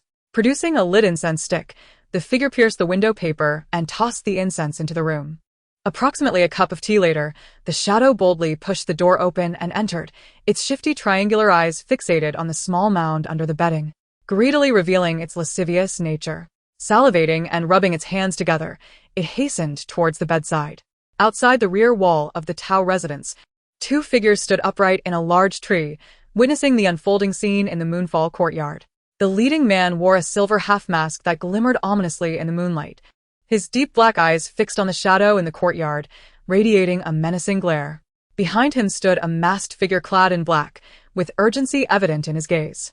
"My lord, I shall capture that villain at once," the masked man declared, ready to leap forward, but was halted by a chilling voice. "Not yet. Wait a moment." Just then, several more masked figures soared towards the main house, initially landing on the eaves to survey the surroundings. Finding nothing amiss, they leaped down and broke through the door. "Should we not wait any longer? The lady is in real danger," the masked man in the tree exclaimed, anxiously observing the two groups heading towards the Moonfall courtyard. "Wait," the man in the silver mask replied coolly, unfazed. The masked figure muttered under his breath, "If my lord is not worried, why should I be? If something happens, I hope my lord will not regret it." Inside the main house, the voices of a man and a woman could be heard. "Little beauty, let me pamper you well." "Who are you? What do you want?" "What do I want? Of course, to bed you. I shall love you dearly. Don't touch me. Go away. Who dares to interrupt my pleasure? Seek death. Kill him. Whoever kills him. I will reward you 5,000 taels, no, 10,000 taels." Then came the sounds of a fierce struggle. As the duo in the tree leaned forward to investigate, they were startled to see a petite figure leap down from the osmanthus tree in the courtyard, holding a lit incense stick. Without hesitation, she tossed it into the room and forcefully slammed the door shut, using all her strength to hold it closed, preventing anyone inside from escaping. Another figure crawled out from a pile of straw, stumbling towards the window, tossing the incense into the room while tremblingly whispering, "Miss, are you all right?" "I'm fine. What about you? Baiji, are you okay?" The one at the door was Tao Anran, who quietly responded to Baiji's inquiry, her eyes assessing the woman not far from her, sensing that Baiji appeared somewhat listless and weak. "I'm all right, just feeling a bit weak," Baiji replied, slumped against the window, her body resembling a pile of limp mud. "You didn't hold your breath just now?" Tao Anran's expression changed drastically. Could it be that this girl inhaled the soft bone powder? This was the very powder she had spent 500 taels on in the afternoon, purchased at a high price from the apothecary to deal with those who wished her harm. The apothecary had warned that this soft bone powder was extremely potent, especially when mixed with incense. Just a whiff could render one weak and deplete their internal energy. Baiji nodded with great effort, her voice as soft as a whisper. This incense is incredibly potent, Mississippi. Her head drooped, and she collapsed onto the ground, unconscious. Baiji, don't sleep. Wait for me. Tao Anran dropped the doorknob and rushed towards Baiji. My lord, the lady is not in the room? Who is in there? The masked man in the tree widened his eyes, stunned by the chaotic scene before him, his speech faltering. The silver-masked man's lips curled into a barely perceptible smile, his malice noticeably diminished. This cunning fox would never surrender easily, he said, the pride in his voice unmistakable. As for the woman inside, he would soon find out. Noting that Tao Anran was indifferent to the woman's cries in the room, he surmised that the woman must have provoked her. The black-clad figures inside the room, feeling increasingly weak, realized they had fallen into a trap and surged towards the door. Just as they attempted to pull the door open, they found it unyielding. When Tao Anran released her grip, the door swung open. They rushed out, spotting a woman sprinting away from them, and deduced that their loss of internal energy was undoubtedly linked to her. Without hesitation, they thrust their swords towards her, determined that she must die. Just as the swords were mere centimeters from Tao Anran's back, a sudden surge of internal energy repelled them. Following the direction of the energy, they beheld a figure in dark robes and a silver mask, looking down upon them with disdain. To lay hands on a woman, how shameful for a man. Who are you? The black-clad figures gasped in terror, bewildered by the sudden turn of events. You are not worthy to know my identity, the silver-masked man replied arrogantly, his tone dripping with contempt. Chapter 54. How do you intend to thank me? The black-clad figures, realizing that the silver-masked man was not one to be trifled with, launched an assault on him for self-preservation. However, before they could reach him, a powerful shockwave of internal energy sent them sprawling, like birds with broken wings, falling in all directions. Nanbei, clean these people up. I do not wish to see them again. His voice was frigid, devoid of warmth. With that, he ignored the black-clad figures and flew towards Tao Anran, enveloping her in his embrace. Seeing the black-clad figures attacking Tao Anran sent a jolt of alarm through him, triggering a reflexive response. Had it not been for this woman administering the soft bone powder to them, he would have eliminated them personally. Now that they were stripped of their internal energy, they were beneath his notice. Dealing with them was left to his subordinates. Nanbei. Understood, my lord, Nanbei acknowledged. Swiftly dealing with the fallen black-clad figures, leaving none alive, their throats cut in an instant.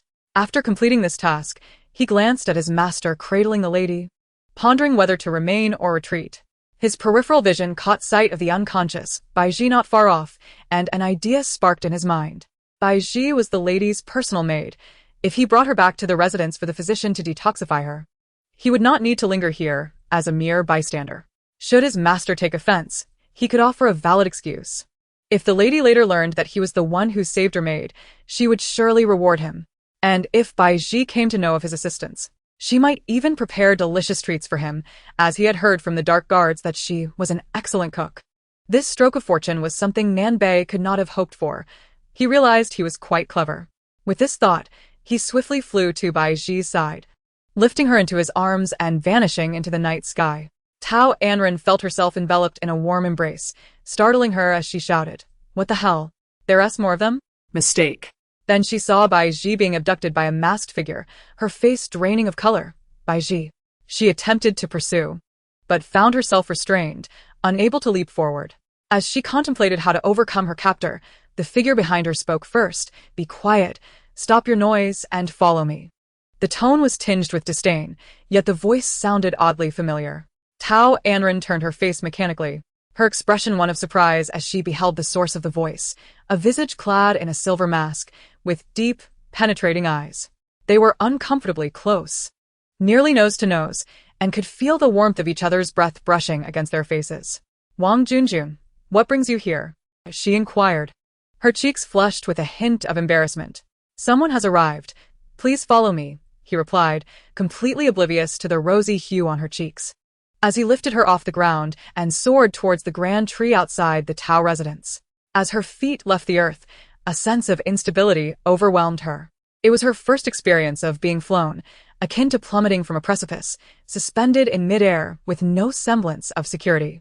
In her previous life, she had indeed fallen from a height which had caused her to transmigrate into the original owner's body. Now, Revisiting the moment of terror and helplessness made her heart tremble with anxiety. In a panic, she extended her arms to clutch the man's waist, burying her head against his chest, too frightened to glance below. Once bitten, twice shy. Although it was merely a fleeting moment, her heart raced uncontrollably in the presence of Junzi. They landed on the tree trunk, yet Tao Anran showed no signs of releasing her grip, tightening her embrace. Still holding on? How long do you intend to cling to me? Junzi smirked, a meaningful smile gracing his lips. Reminded of her clinginess, Tao Anran suddenly realized how much she was encroaching on his space, and hastily let go. Apologies, I didn't mean to, she began. But before she could complete her sentence, her body tilted backward due to the abrupt movement, and she gasped in alarm. The height of the tree was considerable. Falling from it could lead to a grievous injury, if not death. She squeezed her eyes shut, bracing for the pain of potential fractures, yet instead, she heard his teasing voice. Seeing how reluctant you are to let go, I grant you permission to hold onto my waist. With that, his strong arms secured her waist, steadying her on the trunk. Tao Anran gazed at the man before her, feeling disdainful. His audacity was remarkable. He spoke as if she were the one refusing to release him, when in truth, it was he who held her fast. I truly do not wish to experience that sensation of falling again, she smiled, attempting to placate him. Thank you, Junboss, for your timely rescue. Indeed, gratitude is in order. I've saved you twice. How do you intend to express your thanks? Junzi's gaze was laden with meaning as he directly sought a favor from her. Tao Anran scratched her head, looking troubled, her mind racing as she pondered a response. Surely, he couldn't be thinking of reclaiming the 40,000 taels from the previous vegetable recipe transaction? Absolutely not. She wouldn't part with a single coin she had rightfully earned. What's the matter? I've saved you, and you refuse to repay me? A glimmer of mischief danced in Junzi's deep eyes, feigning displeasure. Tao Anran's heart tightened at the thought he might demand monetary compensation. In a hurry, she fished a handkerchief from her sleeve and thrust it into his hands. I offer this handkerchief as my token of gratitude. It was hardly her fault to be parsimonious. It was the only item of value she possessed at the moment. This handkerchief was crafted from the cheapest white cotton she had purchased during a previous outing with Baiji, made from leftover fabric after making clothes. The only noteworthy detail was a crooked osmanthus flower she had embroidered on it merely to pass the time a few days prior. Baiji had once remarked that such scraps were only suitable for lining shoes, that using them for handkerchiefs was quite shabby. No servant of a wealthy family would deign to use them. Baiji had even offered her fine shoe brocade to make a handkerchief, but Tao Anran preferred the cotton for its practicality, ease of washing, and sweat-absorbing qualities. She had only used it twice since then, carrying it with her at all times. Now, it seemed utterly worthless, making it the perfect gift for him. Junzi regarded the handkerchief in his hand, his expression one of disdain at the ordinary fabric and the crooked embroidery. This is your expression of gratitude? Tao Anran felt she had shown sufficient sincerity. After all, Junzi was the wealthiest man in Tianqi Kingdom. Surely he wouldn't be so petty as to belittle a handkerchief. Chapter 55. Caught in the act in the spirit of fairness, she offered an explanation. Yun bus. While the material may be humble, it is quite functional. It absorbs sweat, is easy to clean, durable, and skin-friendly. Most importantly, it was handmade by me, a small token of my heartfelt gratitude. Junzi's lips curled into a faint smile, seemingly pleased by her words. Thank you. This woman never failed to surprise and astonish him. This time, she had managed to evade a disaster. Was it merely coincidence, or had she learned from her past experiences? Regardless, she was his nominal wife, and assisting her was a matter of duty, especially since she had gifted him a handkerchief, albeit an unattractive one. He reluctantly accepted it, not wishing to hurt her feelings. He rarely tucked the handkerchief into his pocket. Tao Anran beamed with delight. See, who says that gratitude must be expressed in gold and silver? For someone as stingy as him, a scrap of fabric can easily repay 2 life-saving favors. This deal is exceedingly advantageous. Was the masked man who just abducted my maid, Bai Ji, one of yours? Tao Anran recalled Bai Ji's abduction and speculated that Zhen Ziyi had instructed the masked man to eliminate those present, leading her to believe they were in cahoots. Zhen Ziyi nodded in tacit agreement. Bai Ji, she won't come to harm. Will she? When can I see her? Concern was evident on Tao Anran's face. I will find a doctor for her treatment, and once she is healed, she will be sent to the general's residence, Zhen Ziyi replied nonchalantly, generally disinterested in such matters. Thank you. Tao Anran sincerely expressed her gratitude, fully aware that returning Bai Ji now would be inappropriate, as they likely had a hard battle ahead. The commotion at the Moonfall courtyard had attracted the attention of the guards, prompting a throng of people to rush toward them. Leading the charge were Tao Ziyuan and the second concubine, followed closely by the third concubine, house servants, guards, maids, and a multitude of others. It appeared they were coming to catch someone in the act. Observing the group hastening toward the Moonfall courtyard, Tao Anran smiled radiantly and exchanged a conspiratorial wink with Zhen Ziyi. Are you eager to witness a splendid spectacle? Indeed. What would you have me do? Zhen Ziyi replied with a natural smile, appearing quite agreeable this time. Could you carry me over and place me there? Tao Anran pointed with her delicate fingers toward the path outside the Moonfall courtyard. It was not her intention to command Zhen Ziyi. Rather, she had left her flying tiger claw atop the osmanthus tree and had not brought it with her. Without it, she felt akin to a butterfly deprived of its wings.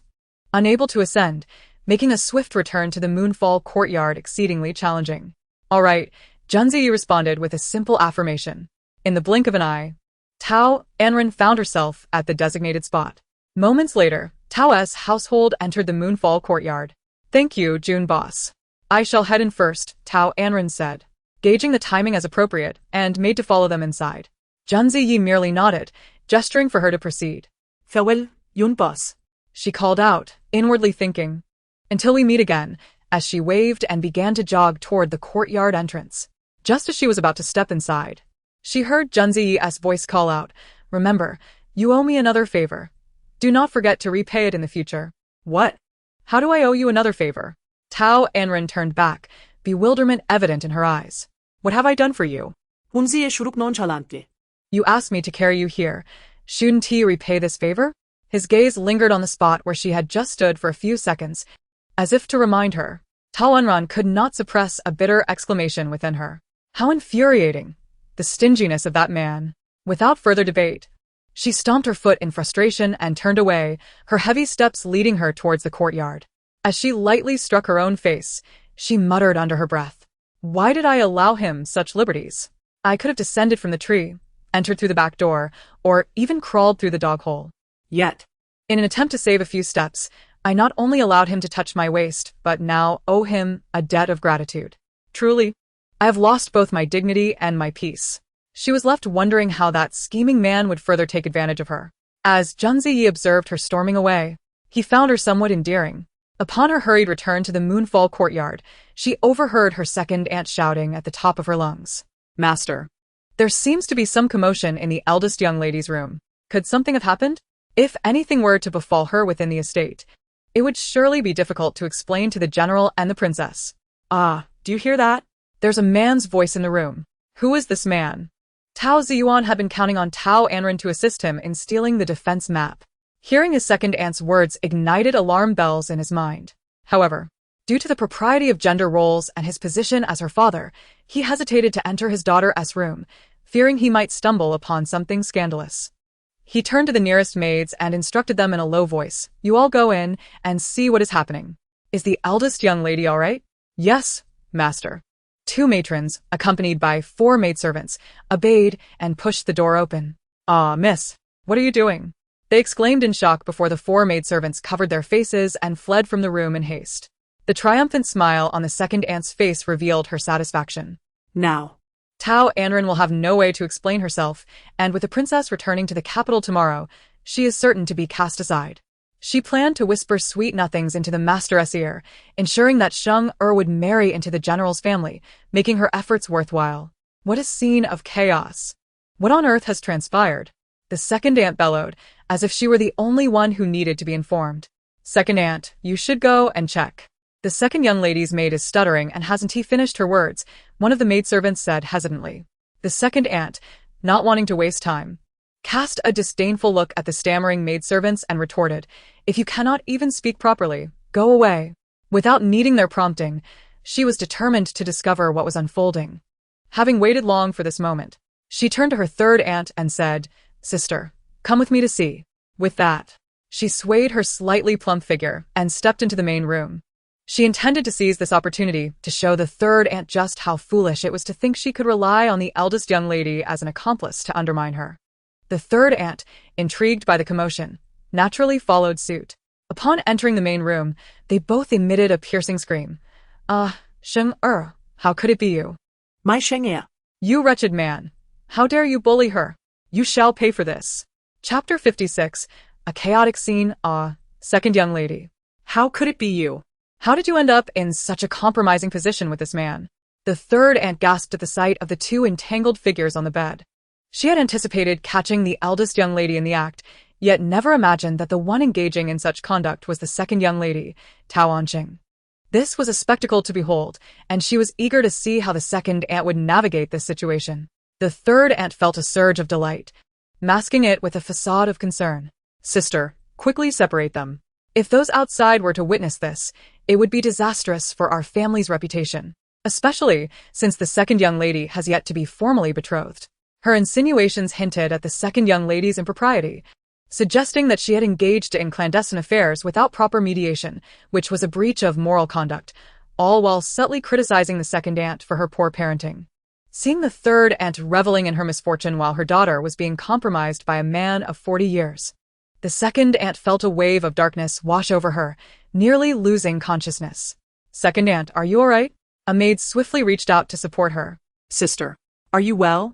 "Do take care. Do not let this anger affect your health." The third aunt rushed to assist the second aunt upon seeing the master enter. "Get away. I don't need your feigned sympathy." The second aunt shrugged off the third aunt's hand. Seizing the moment, the third aunt stumbled backward, landing in Tao Ziyuan's arms. "Second sister, I understand that seeing the second young lady in such a state must be distressing for you, but you cannot take it out on me. I have no part in this. Besides, the second young lady is still young. With more guidance, she will surely improve." She pouted, her eyes glistening with tears. Turning to the master with a plaintive tone, "Master, look at the second sister. I am but a victim of circumstance." As she spoke, tears cascaded down her cheeks, evoking a scene of utmost pity, as if she had suffered the greatest injustice. Outside, Tao Ziyuan had overheard their cries and sensed trouble brewing. Hastening his steps into the room, upon entering, he was confronted by the sight of two naked bodies entwined on the bed, with several matrons struggling to separate them. A closer look at the flushed face of the woman revealed it to be his unmarried second daughter, and he felt a wave of nausea rise in his throat. Witnessing the second aunt's arrogance nearly toppled the third aunt, who appeared woeful and pitiful, only added fuel to the fire of his rage. He struck the second aunt hard across the face, bellowing, "This is the fruit of your parenting. For over a decade I have provided for you, and this is how you repay me, bringing shame upon the Tao family. Master, do not blame the second young lady. I know she must feel terrible right now." The third aunt feigned concern, but her eyes betrayed a mix of contempt and mockery, tinged with a hint of triumph as she glanced at the second aunt. The second aunt, proud and unyielding, could not tolerate such provocation. "You wretched woman, you are the one who has instigated this conflict between us. I barely used any force just now. Master, I cannot bear this unjust accusation. I wish to perish." The third aunt wailed, tears streaming down her face. Tao Ziyuan, already exasperated, found the cacophony unbearable. "Silence," he commanded.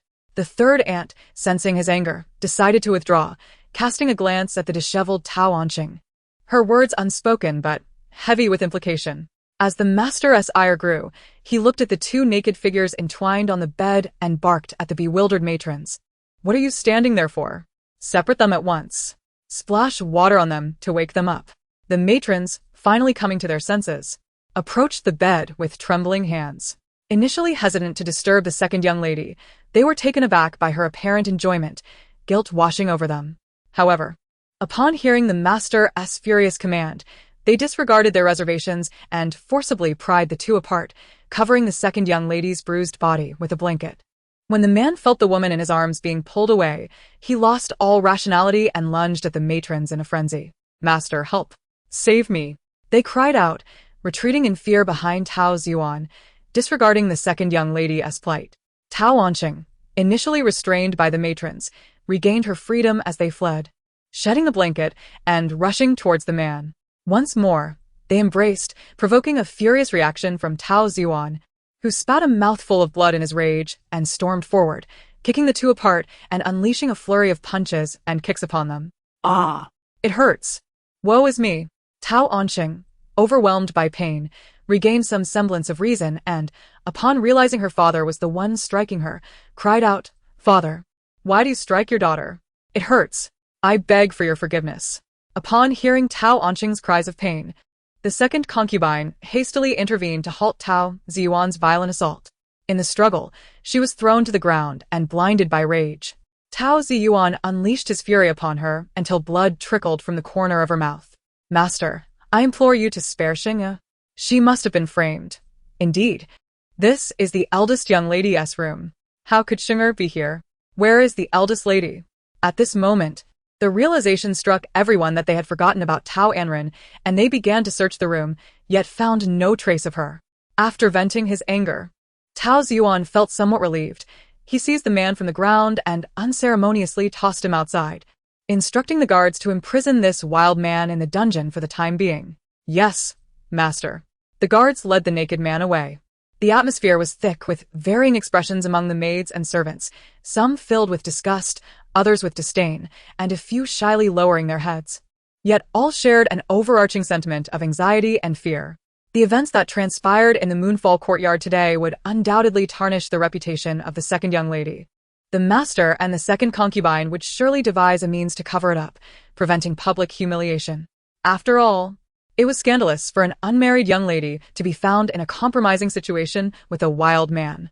If the man had been a young and talented gentleman, the second young lady might have been able to marry him, and their family would have salvaged some dignity. However, the unfortunate reality was that the man was a middle-aged scoundrel of 40. Should the second young lady marry him, it would ruin her life. The second concubine, having only this one daughter and having managed the household for many years, understood the severity of the situation better than anyone. She would never allow her daughter to marry such a man. The only way to conceal the matter was to silence them. Only the dead could keep a secret. "Where is the eldest young lady? Go find her. We must ensure she returns unharmed." Tao Yuan commanded the numerous servants in the courtyard to search for her. Chapter 57. Reaping what one sows. The second daughter was now incapacitated.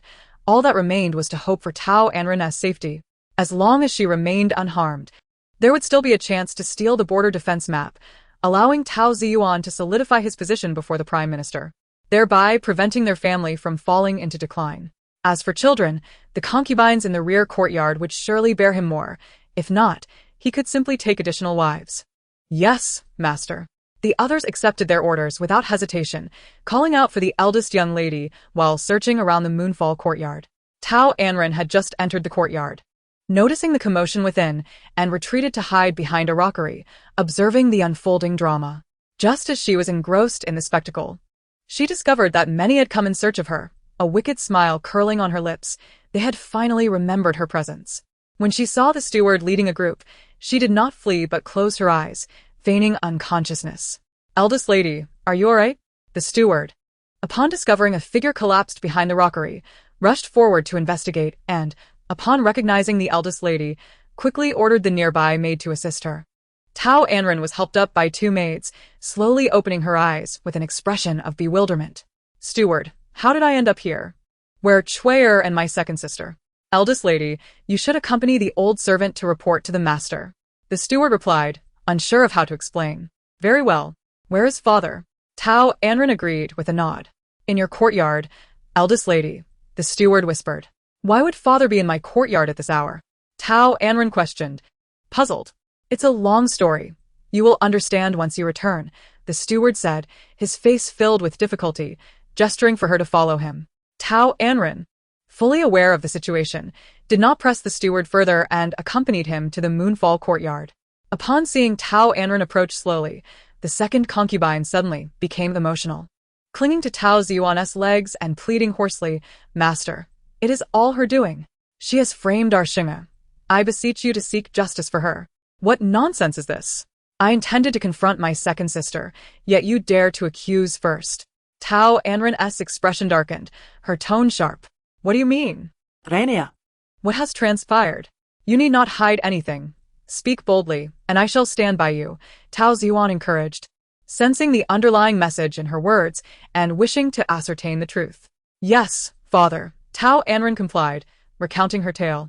Tonight, after dinner at the hour of the rooster, I was in the courtyard with Baiji to digest our meal when Chuer, a maid of my second sister, approached, saying my second sister wished for me to join her at the pavilion in the rear garden, claiming she had a letter from my mother to pass on to me. Without thinking much, I followed Chuer to seek my second sister. Upon reaching the rockery, I suddenly lost consciousness. When I awoke, I found the steward searching for me. You lie. This is merely your one-sided account to shift blame. The second concubine refused to believe her, insisting that it was Tao Anran who had schemed against them. What do you mean by that? Tao Anran remained composed, undisturbed by the accusations. Every word I speak is the truth, father. If you do not believe me, you may summon Chuer to confront me. What motive would I have to deflect blame? She was indeed telling the truth. At that moment, Tao Anran had indeed sent Chuer to fetch her, inviting her to the pavilion to deliver a letter from the matriarch. However, upon reaching the rockery, Tao Anran had hidden behind it, intending for Chuer to knock Tao Anran unconscious, seizing the opportunity to find an old, unattractive farmer on the estate to violate her virtue. The plot was thwarted when Tao Anran countered and knocked Tao Anran unconscious, tossing her onto her own bed and turning the tables, allowing the farmer into the moonfall courtyard, leading to the ensuing events that followed Tao Anran's scheme. Where's Chuer? Tao Ziyuan's face darkened to a chilling hue, reporting to the master. When searching for the eldest young lady, the guards found Chuer unconscious beside the pavilion. She has since regained consciousness and is waiting outside, the steward replied respectfully. Bring her in, Tao Ziyuan commanded, his voice icy. Chuer was soon brought in, her spirit shaken upon seeing everyone gathered in the courtyard, especially at the sight of the master's fury. With no room for deceit, she disclosed every detail of Tao Anran's plot, including past attempts on the original owner's life, spreading rumors to tarnish the eldest lady's reputation, and the incident at the princess's residence involving drugs meant for the eldest lady. Upon hearing Chuer's revelations, the second concubine felt a cold sweat break out on her back. To protect her daughter, she turned to Tao Ziyuan, accusing, "Master, this wretched maid must have colluded with the eldest lady to frame Xing'e. Xing'e is pure and kind-hearted, incapable of such deeds. You know her well, having raised her by your side, do you not?" Silence. If you utter another word, I will send you to the temple to serve the matriarch, never to return. Tao Ziyuan's face was grim, his voice cold as he threatened. He never anticipated that the second concubine and Tao Anran would have the audacity to tarnish the reputation of his legitimate daughter and resort to hired murder. During the commotion in the Moonfall courtyard, it was the second concubine who had made the loudest protests, as if fearing the household would remain oblivious to their schemes. Even he, not particularly astute, could grasp the overarching narrative of the situation. The mother-daughter duo had intended to harm Anran, only to be outmaneuvered by her, reaping the consequences of their own malevolence. Regarding Anran's actions, he felt no reproach. After all, when faced with mortal peril and desperation, one is driven to retaliate in self-defense. Had she not fought back, she would have suffered the consequences herself. Father, please do not blame the concubine. It was I who acted foolishly and made a grave mistake. I plead with you, in light of my filial piety, to forgive me this once. Tao Anran emerged disheveled from her room, kneeling on the ground to plead for her mother, her mind regaining clarity. She had eavesdropped on the conversation for some time, fully aware of her wrongdoing, cognizant that her lack of skill had led her into the trap set by Tao Anran. Harboring jealousy towards Tao Anran, she understood the principle of waiting 10 years for revenge. Thus, she resolved to bide her time, enduring her humiliation. Now that matters have settled, she can only devise ways to minimize the harm. Tao Ziyuan, confronted with the woman he loves and his daughter, ultimately softens. He merely wishes to punish them and has no intention of delivering a fatal blow. Very well. Tomorrow you and your aunt will go to the estate to stay for a while, as a form of atonement for your sins. No. Daughter will not go to the estate. Daughter will remain in the capital to honor her father. Daughter will not leave. She wishes to marry into the general's household. Please, father, grant your daughter this wish. Tao Anran weeps as she kneels, her forehead bleeding from her prostrations. With someone like you, already a withered flower, how dare you aspire to marry into the general's household? Second miss, please do not bring harm upon us all. The third concubine finds it absurd and scoffs. Chapter 58. The benefactor ignoring the third concubine, Tao Anran cries bitterly, every word heartfelt. Father, as long as our household remains silent, no one else will know of my impurity. With my elder sister being the general's wife, once she consents, I can surely be welcomed into the household. I am aware that I am unworthy of the general. I desire no lofty status, willing to be a concubine instead.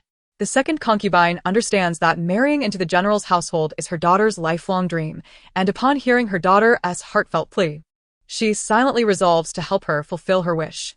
Even if it costs the lives of everyone in the Tao household, she will not hesitate. She quickly agrees, my lord. Please grant Xing'e her wish. Just eliminate that man and silence everyone present. I assure you, no rumors will escape. Perhaps once Xing'e is welcomed into the general's household, she may even gain the general's favor, allowing you to ascend to great heights, bringing glory and fortune to the Tao family. Tao Ziyuan strokes his beard, moved by the words of the mother and daughter, yet thinking of the Long Princess and Wei Jingma's disdainful expressions leaves him uncertain. He then turns to Tao Anran beside him. Ranner, what do you think? The more individuals married into the general's household, the greater the support for him. Moreover, Tao Anran is already a pawn that has been discarded. Placing her in the general's backyard, whether she is favored or not, is better than marrying a farmer at the estate. Tao Anran cannot help but scoff internally at the two's clever scheming, while Tao Ziyuan appears eager to seize an easy opportunity. Tao Anran, already tainted, can never hope to marry as a legitimate wife. Even as a concubine in a wealthy family, she would be unwanted. Rather than marrying an old and ugly man and enduring suffering, it is better to rely on this connection to enter the general's household. According to the laws of the Tianqi kingdom, the legitimate wife can take a concubine for her husband. They wish for Wei Jingma to be their benefactor. However, he must be willing to wear that green hat. The question remains, will he? Contemplating this, Tao Anran discreetly gazes at the large tree outside the courtyard. Although the distance is considerable and it is night, making it difficult to see clearly, she cannot help but shiver, sensing the murderous intent in the man's gaze outside. If she were to nod in agreement, she dares not imagine not seeing the light of day again. Father, I have no objections to welcoming my second sister into the general's household as a concubine. However, given that my sister is no longer a pure maiden, and I do not hold the general's favor, if the Long Princess or the general learns of this, they may bear a grudge against our Tao family, which could backfire. She neither agrees nor disagrees, lightly suggesting that Tao Ziyuan assess the situation himself. If necessary, she will bring Tao Anran into the household, allowing Wei Jingma to decide her fate. Whether he keeps her or not is entirely up to him. And it is none of her concern. After all, in half a month, she plans to flee. Tao Ziyuan finds Tao Anran's concerns reasonable and instructs everyone. Keep your mouth shut. If a word escapes, not only will your lives be at stake, but your families will also be implicated. A blatant threat. The crowd dares not breathe a word, trembling as they respond, yes, my lord. You all may disperse. The matter of Xing'e entering the general's household will be discussed later. Though he addresses everyone, it is evidently directed at the second concubine and Tao Anran. Yes, thank you, my lord. The second concubine secretly exhales, feeling relieved that this hurdle has been crossed. Yes, thank you, father. Tao Anran breathes a sigh of relief, finally able to marry into the general's household. By the general's side, Ranner, this place is too filthy. It is no longer suitable for you to reside. Tonight, you shall rest in your mother's courtyard. Tao Ziyuan considers this a way to comfort Tao Anran. After all, the main wife's courtyard has never been given to anyone else besides his first wife. Yes, father. But my personal maid, Bai Ji, is missing. I hope father will assist in finding her. To avoid arousing suspicion, Tao Anran still asks her father for news of Bai Ji. That can be arranged. Steward, send someone to search for her. Tao Ziyuan is indifferent to the maid's fate and instructs the steward. Yes, my lord. The steward complies, taking guards and servants to search for Bai Ji. It is getting late. Everyone should return to rest. With that, Tao Ziyuan disregards the others, leading the third concubine back to her courtyard. Outside the Tao residence, a figure with a frostbitten face gazes up at the large tree. My lord, the lady must have found it difficult to outright refuse second Miss Tao's proposal. She surely does not wish for you to take a concubine. He hopes this will bring some comfort to his master. Since the lady uttered the words, I have no objections, his master's expression visibly darkened, the cold aura emanating from him nearly freezing his attendant into an ice statue. I will settle accounts with her later. Junzai coldly mutters, wishing he could bind that woman and teach her a lesson. How dare she attempt to force women upon him, and even a woman who has been with others? Truly audacious. He believes she intends to disgust him and humiliate him. The attendant feels compelled to alleviate his master's worries, ensuring that no hint of green tarnishes his master's reputation. Thus, he kindly inquires, my lord, would you like me to eliminate second Miss Tao? A person of her dissolute nature is unworthy to be your concubine. She is not fit to even carry your shoes. No, I want the entire capital to know of tonight's events. Her reputation must be ruined. Also, inform my mother to find a way to marry this woman off to that man from tonight. Junzai's gaze remains fixed on Tao Anran as he speaks, his words lightly uttered, yet determining Tao Anqing's future. If she dares to covet him and dreams of being his concubine, she must bear the consequences. Yes, my lord. The attendant receives the command and swiftly vanishes. Junzai watches Tao Anran enter the main wife's courtyard before discreetly departing. That night, Tao Anran sleeps in her biological mother's bed, resting relatively soundly until dawn. The following day, two significant pieces of news emerge in the capital, the first being the return of the Long Princess to her residence, and the second revealing that second Miss Tao clandestinely met with a man of dubious character, engaging in scandalous behavior, and was caught in the act by the lord of the Tao household and the women of the inner courtyard. Moreover, the latter news spreads rapidly, capturing the attention of every street and alley in the capital.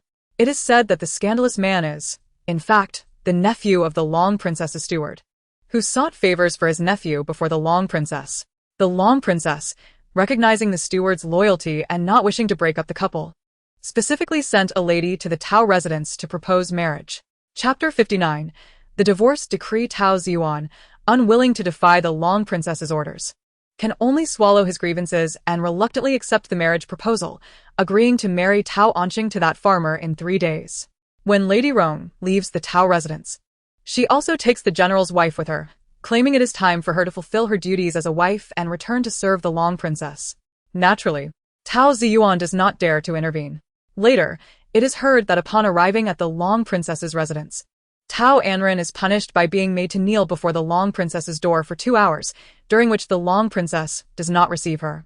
Uncertain whether it was intentional or not, the request for clemency came from the young master of Tianxia Tower, the adopted son of the princess. Consequently, she was pardoned and personally escorted back to the general's residence. However, upon returning from the princess's estate, Tao Anran seemed to vanish from the world, sequestering herself within the tranquil confines of Jingya courtyard. Speculation ran rampant among the onlookers, as the daughter of the Tao family, who had failed to win the favor of the princess and was also disregarded by the general, would no longer have a place in the general's household. With the acquisition of Tao Anran's recipes, Tianxia Tower flourished, bustling with patrons and proving the truth of her claim that profits flowed like a river. As the year-end approached, securing a table became increasingly difficult, with reservations required 3 days in advance. Time passed swiftly, and soon it was October 25th. The sky darkened, temperatures plummeted, and a heavy snow began to fall, a momentous first snowfall of the year, the most significant in 2 decades. On the second floor of Tianxia Tower, in room number 1, Junzai stood before the window, his expression somber, his deep-set eyes fixed intently on the empty street, lost in thought. Kneeling on the floor was Nanbei, trembling with trepidation. One thing was certain, his master was furious. The chilling aura emanating from Junzai was more biting than the howling northern winds outside. The instigator of this wrath was none other than the unfortunate leader of the secret guards, Nanbei. The matter had its origins an hour prior. An urgent missive from the border had been expedited through the secret guards' channels to the capital, and as the leader of the guards, Nanbei was obliged to present it to his master. With trembling hands, he approached, kneeling before Junzai and delivering the message. Master, this was sent from 800 miles away at great haste. Please have a look. Junzai was engrossed in tallying the accounts of the past 10 days. His demeanor amiable. Upon hearing Nanbei's words, he cast a sidelong glance at the quaking figure before him, his brow slightly furrowing in surprise. Are you unwell? If so, seek out Nalinjia. He was known for his aversion to having anyone unwell in his presence. Nanbei quickly shook his head. No, I am quite well, master. Then what ails you? Is there trouble at the border? Junzai, sensing the gravity of the situation, set aside his accounts, his expression growing serious. Master, it would be better for you to see for yourself. Nanbei dared not elaborate, aware that men valued their pride, especially when it came to their superiors. The letter felt like a hot potato in his hands, and he wished to pass it to Junzai before it burned him any further. At that moment, Gubei also sensed Nanbei's unease, glancing at the object in his hands. The sight sent his heart racing as he caught the words Wei Jingma personally opened and divorce letter emblazoned on the envelope. His complexion paled instantly, as if scalded, and he quickly averted his gaze. This was unprecedented, a rarity in the world. Since the establishment of the Tianqi kingdom, no woman had dared to propose a divorce, especially not one of such high status as Junzai. It was no wonder Nanbei had acted so peculiarly. A silent breath of relief escaped him. Thankfully, it was Nanbei delivering the news, and not himself. Junzai reached for the letter, his gaze fixating on the bold letters spelling divorce letter with exclamation marks. His body stiffening as the warmth drained from his handsome features, replaced by a frosty demeanor that chilled the air around him. After a moment's pause, Nanbei remained kneeling, too fearful to rise without permission. As the silence stretched on, he cautiously inquired, Master, are you well? Beads of sweat had begun to form on his brow. Both he and Gubei recognized that the master was anything but well. His question was merely a way to draw Junzai's attention, hoping he might stand and avoid a fit of rage that could see a cup or inkstone hurled at him. Junzai remained silent, Instead, opening the letter under Nanbei's anxious gaze. With a soft thud, 2 items slipped from the envelope, a divorce letter and a banknote for 10,000 taels, landing flat on the desk for all present to see. Gubei gasped, his face draining of color. What has happened to the madam? He wondered, realizing only someone deeply provoked could resort to such extreme measures. After all, Junzai had abandoned her to solitude, confiscated her dowry, and left her a laughingstock in the capital. Adding to this, the princess had recently punished her, forcing her to kneel for 2 hours, which likely contributed to her despair. Yes, that must be it. The timing matched perfectly. However, the act of sending a divorce letter along with a banknote seemed a step too far. If her intention was to give up entirely, that would be one matter, but if it was merely a display of temper, the implications were dire. For a man, this was a blatant provocation and humiliation. It was a deliberate attempt to embarrass him, a slight against his military honor. The insult was profound, while the actual harm might be minimal. In the entirety of the Tianqi kingdom, only Junzai could find himself in such a predicament. There would be no other comparable cases. Nanbei's back was drenched in sweat. Had he known the letter contained a banknote, he would never have involved himself in this quagmire. He cast a pleading glance at Gubei, who returned a look of helplessness. Junzai scrutinized the elegant handwriting on the divorce letter, the script flowing and graceful, a blend of firmness and softness. Despite the content being somewhat alarming, it was nonetheless aesthetically pleasing. The letter read, Tao Anran, the legitimate daughter of the Tao family, finds herself of humble origin and not worthy of the esteemed General S. regard. Though we are married, our hearts are misaligned, and thus I seek a parting of ways, permitting each to remarry without dispute. This document is made to ensure there is no future contention. Signed, Tao Anran, October 15th. The divorce was inconceivable. He would not consent. Tao Anran's blood-red handprint added an air of formality to the letter. It contained no harsh words, merely stating her lowly status and unworthiness of the General S. affection, which led to her writing the divorce letter. Her intention was to approach the matter diplomatically, to part ways amicably, with the hope of remaining friends in the future. She aspired to achieve financial independence, to become wealthy, and to avoid conflict with someone like Wei Jingma, whose influence in both official and commercial realms was considerable. After all, it is better to have friends than enemies. Meanwhile, Wei Jingma, upon reading the divorce letter, felt a tumult within. Was this a case of feigned indifference, or a strategy to provoke? Regardless, the sole aim was to capture his attention. A smirk crept upon his lips as he scoffed at her petty tricks. wondering if she thought he would be easily manipulated. Gu Bei and Nan Bei exchanged glances, their suspicions deepening. After this uproar, their master did not appear angry. Rather, he seemed to relish the situation. Had they both been misinterpreting the signs? Junzai then unveiled the banknote of 10,000 taels, and his countenance darkened even further, as if ink were seeping from his very being. He longed to confront that woman who had sullied his reputation, to grasp her by the throat and demand an explanation. How foolish he had been to think she was merely throwing a tantrum. This woman dared to treat him thus. Who gave her the audacity? He received a handwritten divorce letter, accompanied by a banknote of 10,000 taels of silver, sent to the border. Infuriatingly, this sum was originally given by him to her for purchasing a recipe. It was akin to her delivering a resounding slap to his face, exposing him to the countless soldiers at the border who now knew he had been discarded by a woman. How could this not incite his wrath? She dared to use his own money as a means of compensation while covertly humiliating him. Damn it, it was utterly intolerable.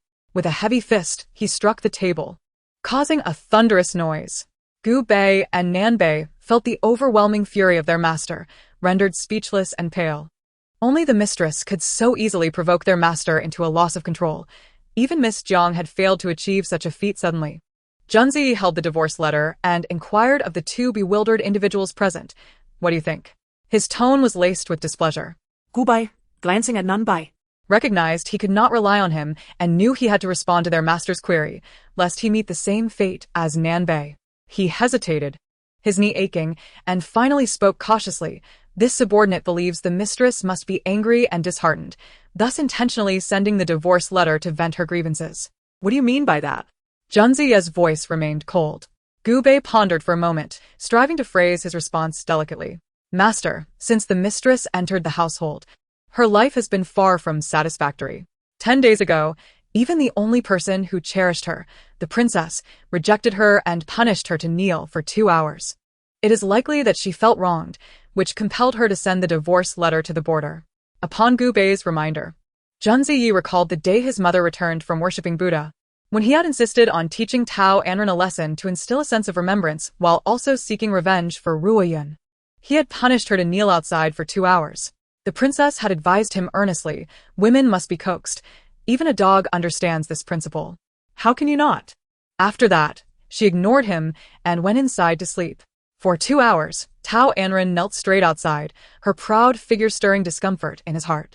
Eventually, unable to withstand it, he climbed out the window, feigning to pay his respects to his mother, and coincidentally encountered her, pleading for her return to the general's residence.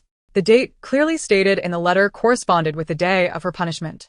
It seemed that day had truly wounded her heart, leaving her despondent. Upon returning to the general's residence, she must have felt aggrieved, prompting her to write the divorce letter and send it to the border without hesitation. The standard route would take 6 to 7 days to reach the border, while his secretive channels could have that time. In reality, Tao Anran had made a mistake, misremembering the date and adding 2 days. Is this divorce letter a genuine matter, or merely a ploy born from her anger to provoke him? Junzi felt uncertain, unable to discern her true intentions. The more he pondered, the more vexed he became, akin to a cat scratching at his heart. He stood up from the table, paced back and forth, and finally approached the window, letting the cold wind blow over him. Lost in thought, he stood there for nearly an hour.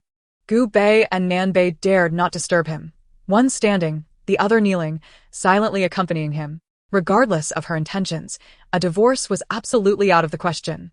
As long as he disagreed, she would never leave the general's residence or his side. Suddenly, Junzi reached a conclusion, emitting a cold, eerie laugh. Where is she now? Gu Bei and Nan Bei understood that she referred to the mistress, and it was Nan Bei who answered first, reporting to the master.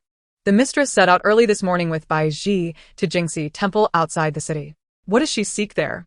Junzi asked, his expression unchanged. Jingxi Temple, located to the northwest of the capital, was a nunnery 100 miles away. Nan Bei reported, the mistress's birth mother, Madame Tao, is practicing her faith at Jingxi Temple, praying for the Tao family for 13 years.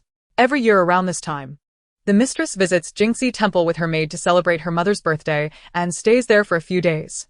Junzi did not dwell on this matter, merely asking, are there any movements from her in the general's residence?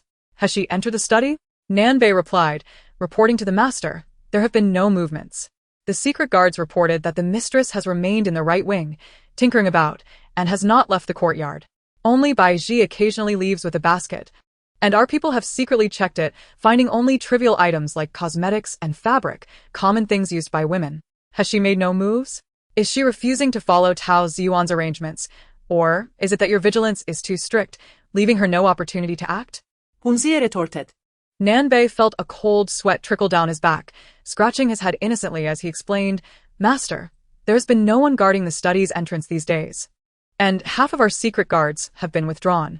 The mistress lacks martial art skills and cannot detect the presence of these guards. Why remove the guards from the study's entrance?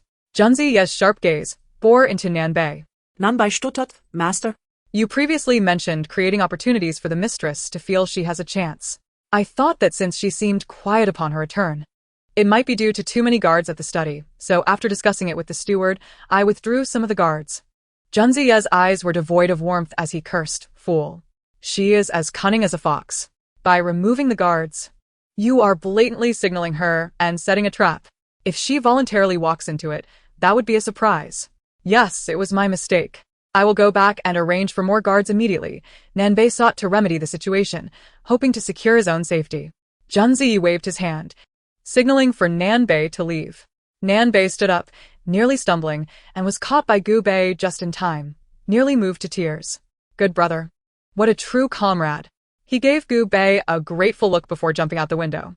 During their exchange of glances, Junzi hastily penned a reply, tossing it to Gu Bei, accompany me out of the city. With that, he strode down the stairs. Gu Bei glanced at the letter bearing the words to the mistress, understanding that this was the master responding to her in the name of the general, though he was uncertain of the letter's contents regarding whether he agreed to the divorce or not. Judging by his master's demeanor, it seemed the likelihood of disagreement was greater, and he could not help but feel disdain for the master, wondering where his former integrity had vanished. As Junzi Ye's figure began to fade down the corridor, Gu Bei hurriedly followed him. After a while, the two rode their steeds, braving the heavy snowfall, galloping out of the western city gate. 50 miles outside the capital, a carriage was escorted by a dozen men, slowly traversing the official road. Inside the carriage sat the pale-faced Tao Anran and the anxious Bai Ji. Miss, how are you? Is it still painful? Should we return to the city? Bai Ji asked, her voice trembling. The snow fell heavier, and even upon reaching the foot of the mountain, they could not ascend to Jingxi Temple. If they forced their way up, the mistress would surely be blamed. Bai Ji was on the verge of tears. Let the carriage continue forward, do not stop. We have already traveled halfway. Turning back is no different from going up the mountain. Tao Anran commanded in a low voice, her tone somewhat frail. Perhaps it was the influence of the original owner's memories, but an insistent voice within her urged her to ascend the mountain today. Driven by this inner call, she hastily consumed a modest breakfast upon rising early and set off towards Jingxi Temple. Just as she exited the city, snow began to fall from the heavens, a true misfortune. What she had not anticipated was that the body she inhabited suffered from excruciating menstrual pain. And this episode was particularly severe. In the 21st century, a simple visit to the hospital for a painkiller would suffice. However, in this era, she was faced with the bitter and astringent concoctions of traditional medicine and the necessity of acupuncture, none of which had been properly managed by the original owner. Now, to endure this was an extraordinary hardship. Observing the anxious expression on Bai Ji's face, she offered reassurance. I am fine. Once we reach Jingxi Temple, have my mother prepare a bowl of brown sugar water for me. I will manage. Yes, miss, this hot water bottle is still warm. It will bring you some comfort. Bai Ji said, pressing the bottle into Tao Anran's arms before shedding her own cloak and wrapping it tightly around her. You've given me everything. Are you not cold? Tao Anran inquired with a smile. I'm not cold. I'm fine. Bai Ji insisted, her nose reddening as she raised her face, stubbornly refusing to admit her discomfort. Despite her visibly pale complexion and flowing tears, Tao Anran removed Bai Ji's cloak from her shoulders, draping it back onto her. Fool, put it on quickly. If you fall ill as well, who will care for me tonight? Staying in the temple is not as good as being at home. If we both succumb, we'll only trouble my mother. According to the original owner's memories, menstrual pains typically lasted a day and a night, meaning she would have to endure this for at least 22 hours. This episode was particularly acute, Whether it was due to her recent arrival in this body or the rare and bitterly cold snowfall remained uncertain. Bai Ji recognized the validity of the Miss's words and, noting her weak demeanor, hesitated no longer. Yes, miss, I will heed your wishes. Good. Here, take this. Tao Anran returned the hot water bottle to Bai Ji. What about you, miss? Bai Ji hesitated. I have another one, take it, Tao Anran ordered. Bai Ji reluctantly accepted the hot water bottle, feeling warmth envelop her. May I see the sanitary napkins you use? Tao Anran inquired curiously. Having spent less than a month in this era, this was her first menstruation, and she had yet to encounter the sanitary products of this time. What is a sanitary napkin, miss? Bai Ji replied, bewildered. It's something used during menstruation. Tao Anran explained, noticing Bai Ji's continued confusion. Suddenly recalling that menstruation was referred to as kuesue, she promptly corrected herself. I mean, it's something used for kuesue. Bai Ji's face flushed slightly as she realized her oversight. Miss, it's my fault for being careless. I forgot to bring them. There should be some with the lady at the temple. Oh. No worries, we can wait. Her curiosity was merely to satisfy her own intrigue, not out of immediate necessity. So it seemed they would have to investigate further at the temple. Suddenly, the carriage jolted violently, causing Tao Anran and Bai Ji to lurch towards the wall of the carriage.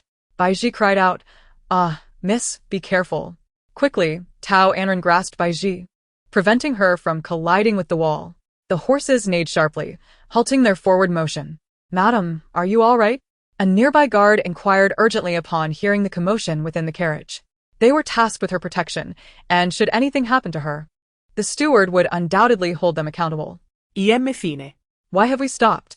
Tao Anran's voice rang out, melodious and soothing. Madam, the snow is falling too heavily, and the road ahead is too narrow, flanked by puddles.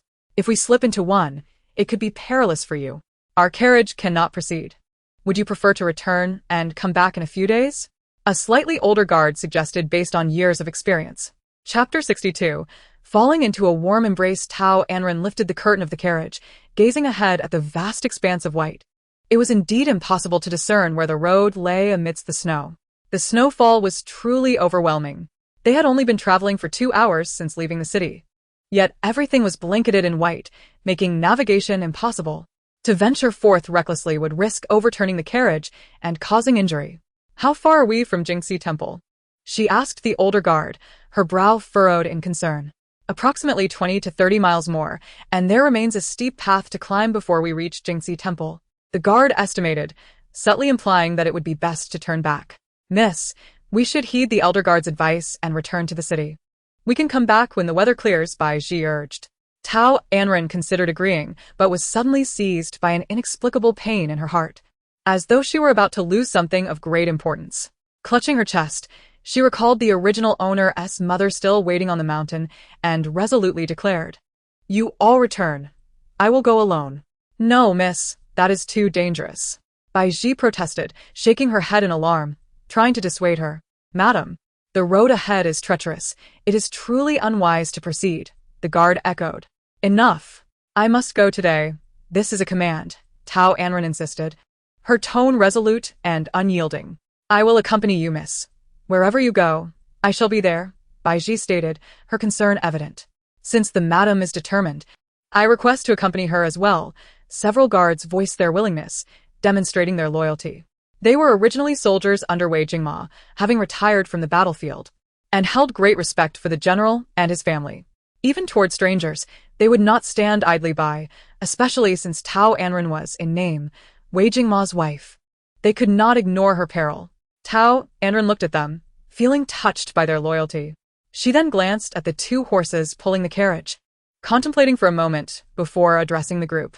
I appreciate your intentions, but given the harsh weather, it is unnecessary for all of you to endure this suffering alongside me. Please return to the city. Turning to the elder guard, she implored, Guard, since Bai Ji and I cannot ride, could you find someone to take us to the temple? Certainly, madam, the elder guard replied, deeming her suggestion feasible. He called over another guard and unhitched the harness from the 2 horses, leading them before Tao Anran and Bai Ji. Tao Anran assessed the robust horses, estimating their strength. They appear quite strong. They should be able to carry 2 people without issue. Guard, you ride with me on 1 horse, while Bai Ji rides with him. This way. We can travel much faster. This is not permissible. We respectfully decline. Both guards replied solemnly, kneeling before her. Tao Anran was puzzled. Madam, our lives were saved by the general. We owe him a debt of gratitude. We cannot, in any circumstance, dishonor him or bring shame upon ourselves. Please, Madam and Miss Baiji, mount the horses. We shall lead them and escort you, the elder guard insisted earnestly. Tao Anran realized that in this ancient society, they were bound by strict conventions, and such actions would be deemed inappropriate. Sharing a horse would tarnish her reputation and subject Wei Jingma to ridicule. Understanding this, she no longer pressed the matter, offering them a grateful smile. Thank you both. Once we return to the city, I shall reward you handsomely. Madam, there is no need for such politeness. Please, mount the horse. With effort, Tao Anran and Bai Ji climbed onto the horse's back. The two guards led the horses onward, and the four of them continued towards Jingxi Temple, while the rest turned back. Jingxi Temple lay to the northwest, and the biting winter wind, laden with snowflakes, stung their faces mercilessly. As they traveled further northwest, the dwellings became increasingly sparse, nearly devoid of villages or shelter, and the wind and snow intensified. Tao Anran and Bai Ji, seated atop the horse, battled against the cold wind, appearing somewhat disheveled and precariously balanced. For individuals trudged through the snow for 10 arduous miles when a sudden gust of fierce northern wind swept in, obscuring the horse's vision. The horse reared its front legs and let out a piercing whinny. It was Tao Anran's first experience riding a horse, despite having someone guiding the reins. She felt an overwhelming surge of anxiety, her hands gripping the saddle tightly, refusing to relax even for a moment. The biting cold and her heightened tension had already rendered her hands red, swollen, and numb, stiffened to the point of disobedience to her brain. Additionally, as she was newly experiencing her monthly cycle, a relentless pain surged through her lower abdomen, making the ordeal quite unbearable. The horse, seemingly oblivious to her plight, rose up, and Tao Anran felt her balance falter. She was on the brink of tumbling off. To her dismay, the horse sensed the uneven weight on its back and bucked violently, flinging her into the air like a projectile. Ah! Tao Anran gasped, her body uncontrollably soaring through the air, drawn downward by the Earth's gravity. Could this be true? Was the heavens truly so cruel? Barely a month into her journey in this strange land, and now it seemed fate wished to end her existence. If she fell, would opening her eyes mean returning to her original world? If that were the case, she would welcome even 10 falls without hesitation.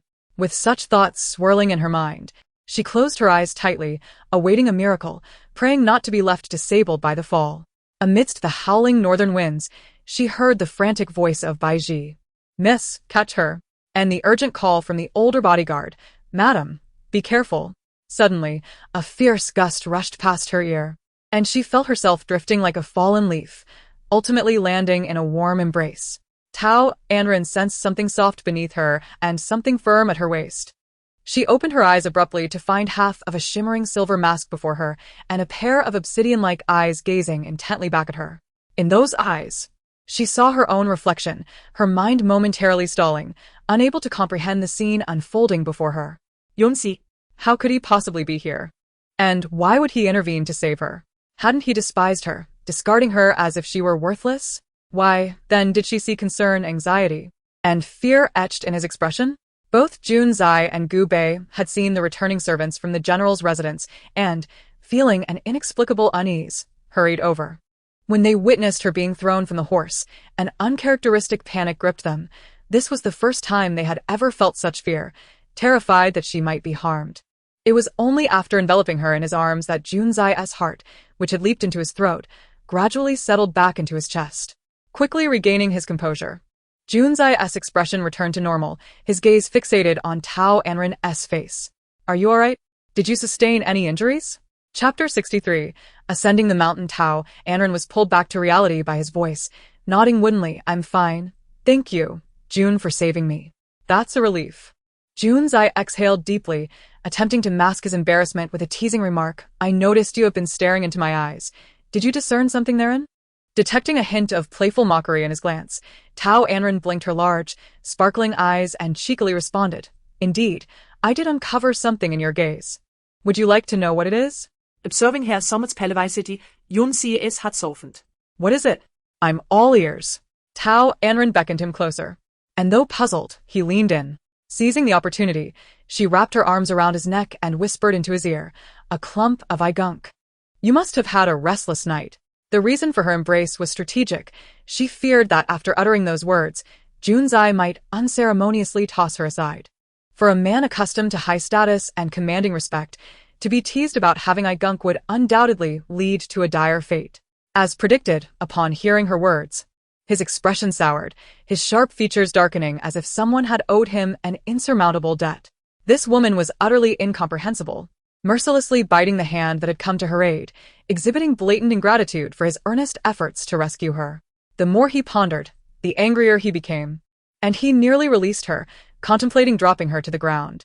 Tao Anran, feeling herself suspended in air, clung desperately to his neck, hastily explaining, I was just teasing you. Please don't be angry. At this moment, Tao Anran was both cold and in pain. Remaining in his arms would afford her some warmth and alleviate her suffering. Driven by instinct for self-preservation, she was unwilling to let go. I understand, but if you continue to cling to me, are you not concerned for your reputation? Junzai said, his gaze flickering with inscrutable emotions as he regarded her arms around his neck. I'm not worried, are you? Tao Anran countered. I'm saying that I care, he retorted. So, does that mean you should loosen your grip? Well, if you care so much about your reputation, I suppose I must let go. Yet, for some reason, I feel a twinge of sadness, Tao Anran said, her eyes shimmering with unshed tears, feigning sorrow while gradually loosening her hold, pretending to retract her arms. Junzai felt an inexplicable reluctance in his heart and extended his arms, securing her waist within his embrace. Very well, a good deed deserves completion. With that, he leaped, carrying her off the ground and landing securely on a chestnut-colored steed. Tao Anran was bewildered. What did this mean? Was he intending to send her to the afterlife? If you're not going to speak, then please refrain from making any absurd comments, she said, attempting to maintain a cheerful demeanor. Thank you, June. She dared not offend him, as she still relied on him to escort her to the temple. The horse bore her and Bai Shi to the foot of the mountain. But a considerable distance lay ahead to Jingxi Temple, and given her current state, reaching the summit seemed impossible. Why walk when one could fly? She was no fool to refuse free labor. Fortunately, in her previous life, she had learned some theatrics from her cousin and knew how to trigger her own tears. Miss, I'm so relieved you are unharmed, Bai Shi exclaimed, rushing over upon seeing Tao Anran safely nestled in Junzai's embrace. Gratefully, she bowed to him. Thank you, June, for saving my lady once again. Gu Bei, take her, Junzai commanded, not sparing Bai Ji a glance. Yes, master, Gu Bei complied, positioning Bai Ji behind him. Junzai's steed approached the two guards without pausing, simply passing by. Madam is under my escort. You two should return to the city swiftly. With that, he urged his horse into a gallop, leaving a cloud of dust behind. Yes. The guards, wary of revealing their master's identity, refrained from addressing him directly. Gu Bei followed closely behind Bai Ji. It must be said that the steed was far swifter than ordinary horses, and in the blink of an eye, they arrived at the foot of the mountain. The path was narrow, and with the snow making it treacherous, the horse could not ascend, necessitating a trek on foot. Junzai leaped down, setting Tao Anran gently on the ground, observing her pale complexion with concern. Can you walk? Tao Anran shook her head, her voice barely above a whisper. Could you carry me? She wasn't lying. She genuinely could not walk, her legs trembling uncontrollably. Junzi, noting her brows, seemed to sense her distress. Are you injured? A wave of cramping pain surged through Tao Anran, causing her to double over, clutching her abdomen, biting her lip as she shook her head. I'm not injured. If you are not injured, then why the agony? What is wrong with you? Speak the truth. Junzai pressed, though his tone was brusque, his eyes betrayed a depth of concern and urgency. I'm experiencing my monthly cycle and it hurts. Tao Anran felt somewhat embarrassed, stammering as she spoke, her delicate face slightly flushed. Is it painful to come to the Kuei water? This was the first time in 23 years that Junzi had heard of a woman experiencing pain from the Kuei water. Observing the pained expression on Tao Anran's face, he could tell she was not fabricating her discomfort. Surprisingly, Junzi was quite generous this time. He did not refuse her request, and with consideration, he removed his cloak and wrapped it around her. He then lifted her in a princess carry and strode confidently along the narrow mountain path, stepping carefully through the snow. Tao Anran, swaddled like a silkworm, could not help but ask in astonishment, "Are you really going to carry me all the way up the mountain like this?" "Well, what else do you expect?" Humziye retorted. Don't you know lightness skill? It would be faster to fly me to the top using it, Tao Anran gently suggested. "I lack the strength. I cannot fly," he replied, his voice nonchalant yet concealing deeper feelings. Although he was not a physician, he possessed some common sense. While lightness skill was indeed swift, the biting wind and snow posed a threat, and he worried that Tao Anran would not withstand the cold, which could exacerbate her pain. Tao Anran pouted slightly, uncertain how to respond to his answer. "You have the strength to climb, yet you lack the energy to use lightness skill?" She had not delved deeply into the intricacies of lightness skill in this era, unsure if it relied on internal energy or physical strength, so she refrained from arguing further. "Let it be. I'm merely hitching a ride." Nestled in his embrace, she sought a comfortable position, closed her eyes, and unwittingly drifted into slumber. When she awoke, she found herself in a warm bed within the guest chamber of Jingxi Temple. Chapter 64. Mother and daughter meet my lady. You're awake. How wonderful! Baiji exclaimed as she hurried to the bedside upon seeing Tao Anran open her eyes. "Would you like some water? Or perhaps something to eat? Is there anywhere that still hurts?" Tao Anran shook her head, sitting up to survey the unfamiliar room. "Where is this?" "My lady. This is the guest chamber of Jingxi Temple," Baiji replied while assisting her up. Oh. "Did he carry me into the temple?" Tao Anran inquired subtly. "Yes, the owner. June personally brought you here and settled you in this chamber," Baiji hurriedly explained, draping a large cloak over Tao Anran's shoulders and handing her a hot water bottle. Tao Anran accepted the hot water bottle and glanced at the cloak, recalling that it was the same one Junzi had worn before ascending the mountain. "Why is this here?" she asked Baiji. Without letting her finish, Baiji eagerly explained, "It's from the owner, who said the mountain is cold and that you are weak. This cloak is made from the finest mink and fox fur, excellent for warding off the chill. You may wear it for now, and we'll return it once we're back in the city." Oh. Did he mention anything about compensation? A sense of unease washed over Tao Anran. She could not believe someone would be kind to another without reason. Remembering Junzi was a businessman, she worried about her purse. Baiji shook her head. No.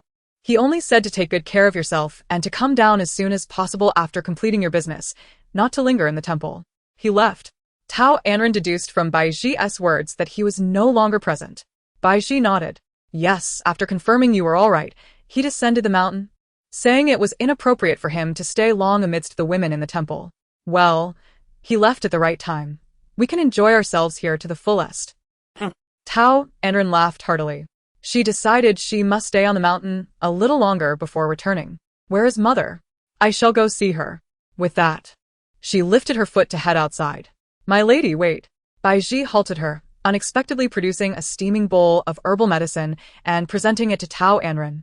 Mistress Yuqing just visited.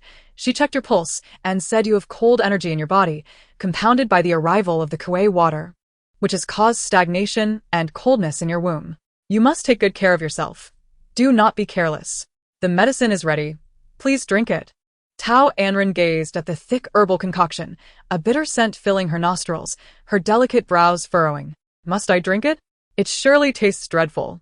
In both her past and present lives, she had dreaded consuming Chinese medicine, known for its bitterness and difficulty to swallow. Baiji shook her head firmly. No, my lady. The owner specifically instructed that you must drink it, and he even prepared some candied fruits for you. With that, she showcased a plate of candied treats, as if presenting a treasure.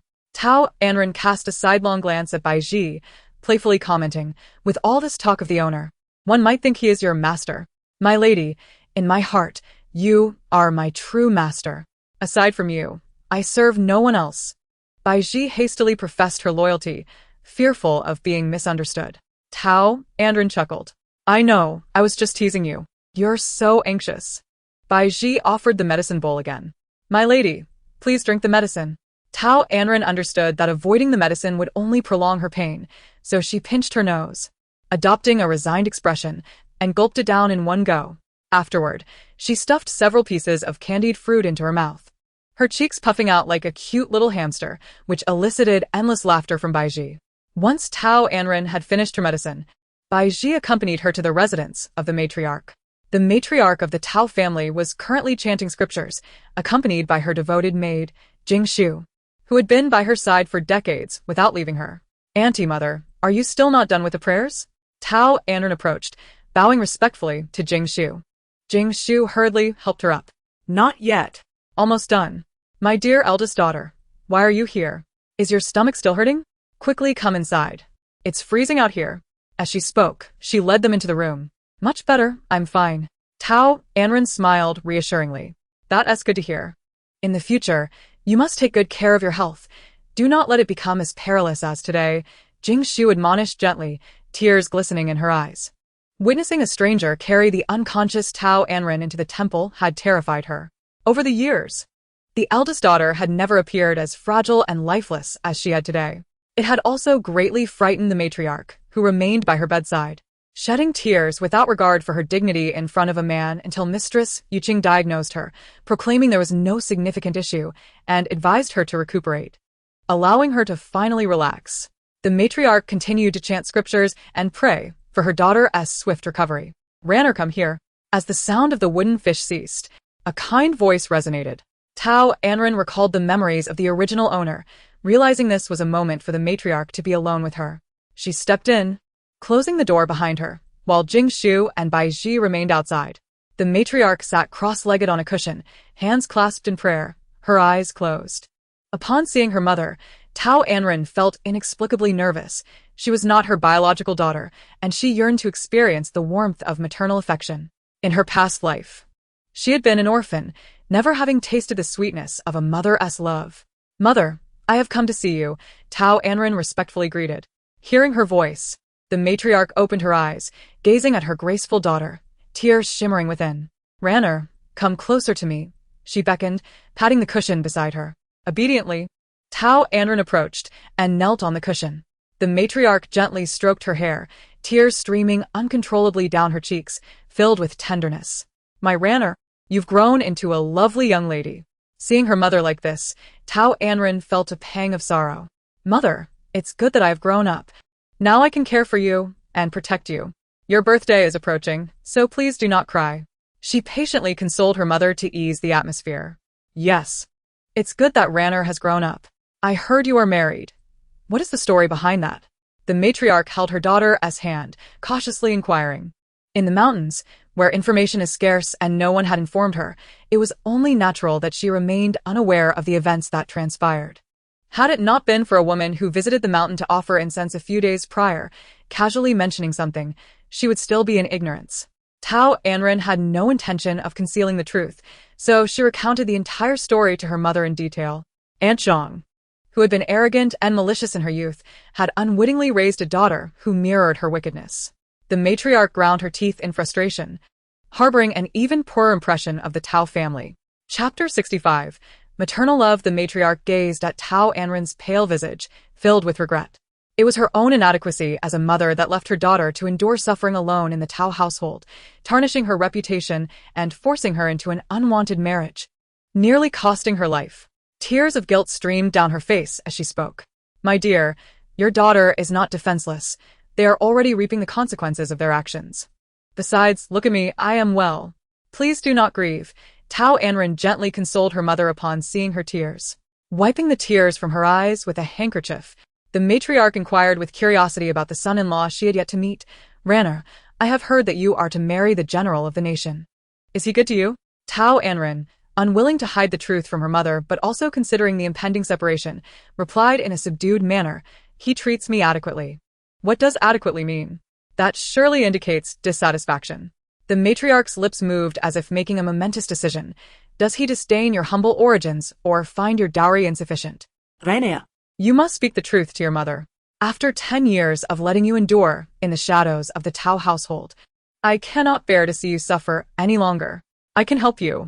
The matriarch understood the significance of status in affluent families all too well. She had once defied her own family for the sake of marrying into the Tao family, believing she had found a worthy partner, only to be deceived by Tao Ziyuan. If her daughter was unhappy in her marriage, she would go to great lengths to ensure that her daughter would not be subjected to humiliation. "My dear mother, I truly am fine." See how I am well fed and free to come and go at the general's residence. This life is far more pleasant than that in the Tao household. Moreover, the general is away at war and will not return soon. Even when he does, it will only be a brief visit. I am still young, and this peaceful existence suits me well. I am quite content. Tao Anran overlooked her mother's hints, focusing solely on comforting her. The matriarch, however, remained uneasy and pressed on. Who is that man who brought you here today? Her concern stemmed from having noticed the man's unusual interest in her daughter, as though he cared deeply for Ranu. Did Rana harbor feelings for him? The masked man, exuding an extraordinary aura, was clearly not an ordinary person. If Ranner did have feelings for him, what should she, as a mother, do? Tao Anran realized her mother was speaking of Junzi, the only man she had ever introduced to her mother. While she understood that Junzi Yi and Wei Jingma were the same person, her mother did not. She had no intention of entangling herself further with Wei Jingma, especially with the impending divorce, so she chose to conceal the truth and simply replied, "He is the manager of Tianxia Tower. Given the heavy snowfall, my carriage could not ascend the mountain, so I asked him for assistance in bringing me here." The matriarch, skeptical, asked, "You have no special relationship with him?" Tao Anran responded nonchalantly, "What special relationship could there be? I merely dined at Tianxia Tower and had a fleeting acquaintance with him." Seeing her daughter's sincerity, the matriarch's worries began to dissipate.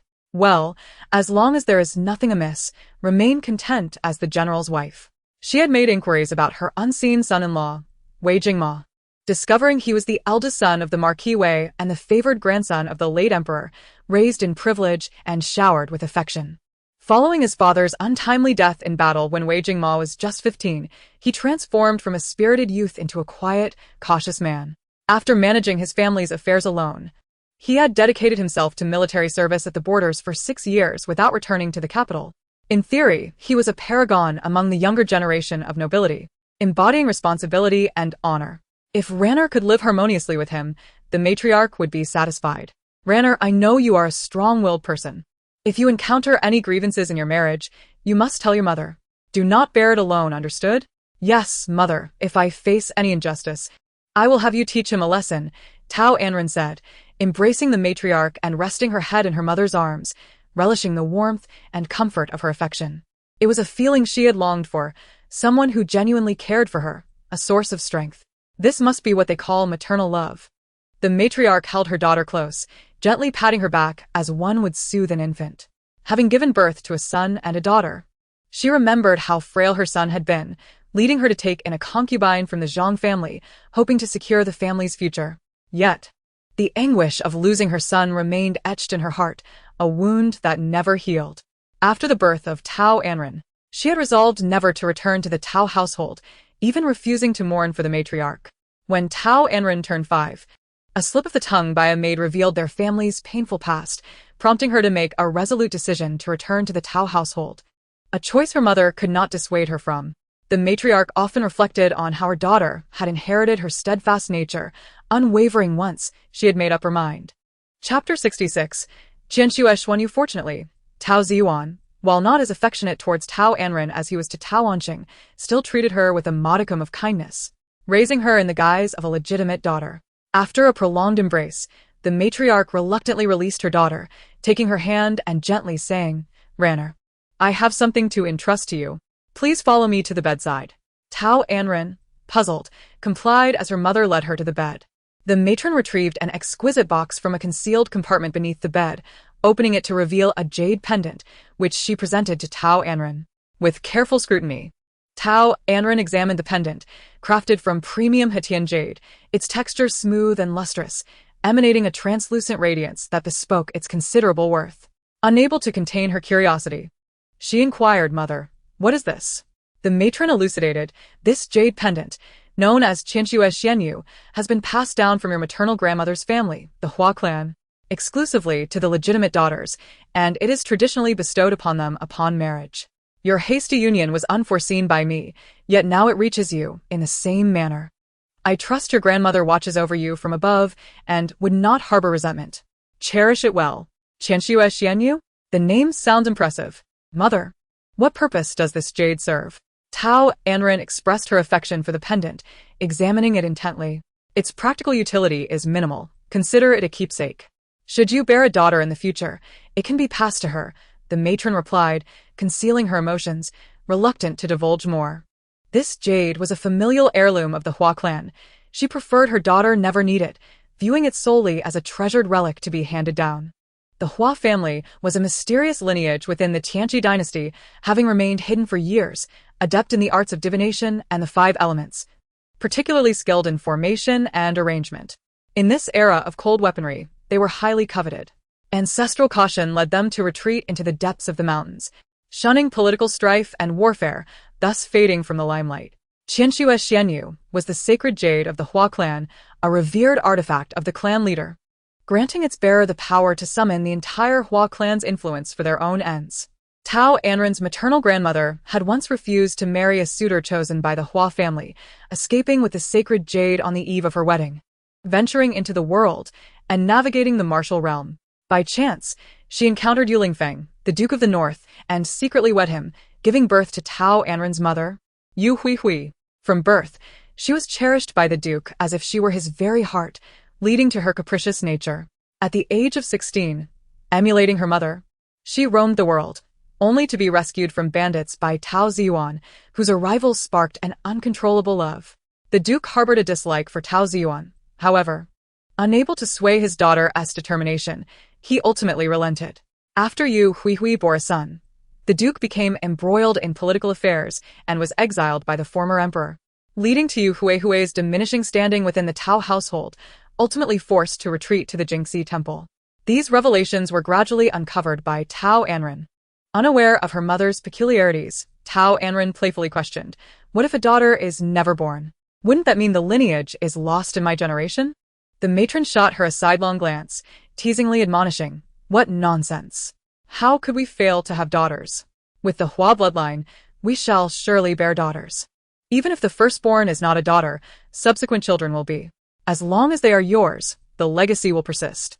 Tao Anran, influenced by contemporary thoughts, found her mother's beliefs somewhat naive. It was entirely normal not to bear a daughter.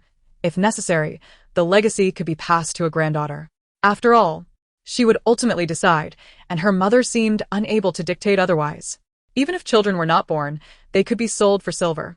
As she contemplated, a smile crept upon her face.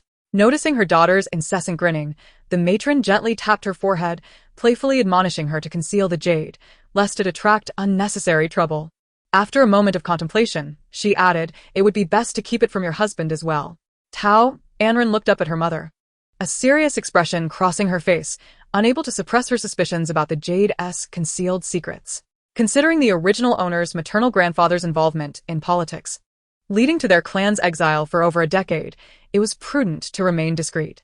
To assuage her mother's concerns, she nodded, linking her arm with the matron's, assuring her earnestly, "Do not worry, mother. I shall safeguard it upon my return, ensuring no one sees it." "That is good. I trust you."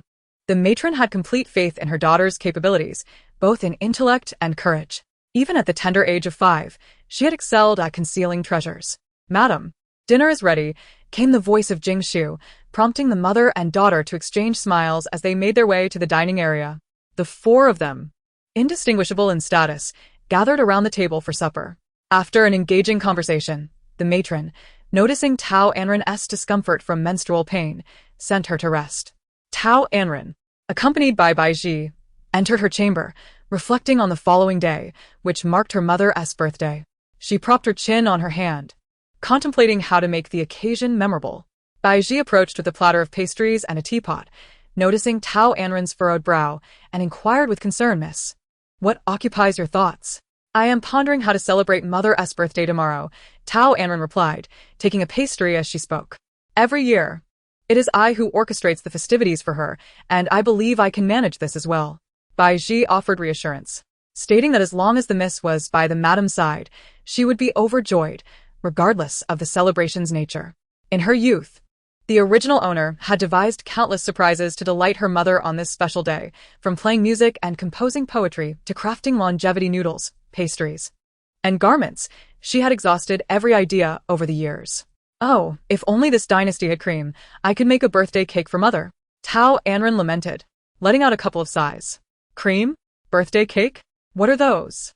Bai Ji queried, her expression one of bewilderment, as she had never encountered such items.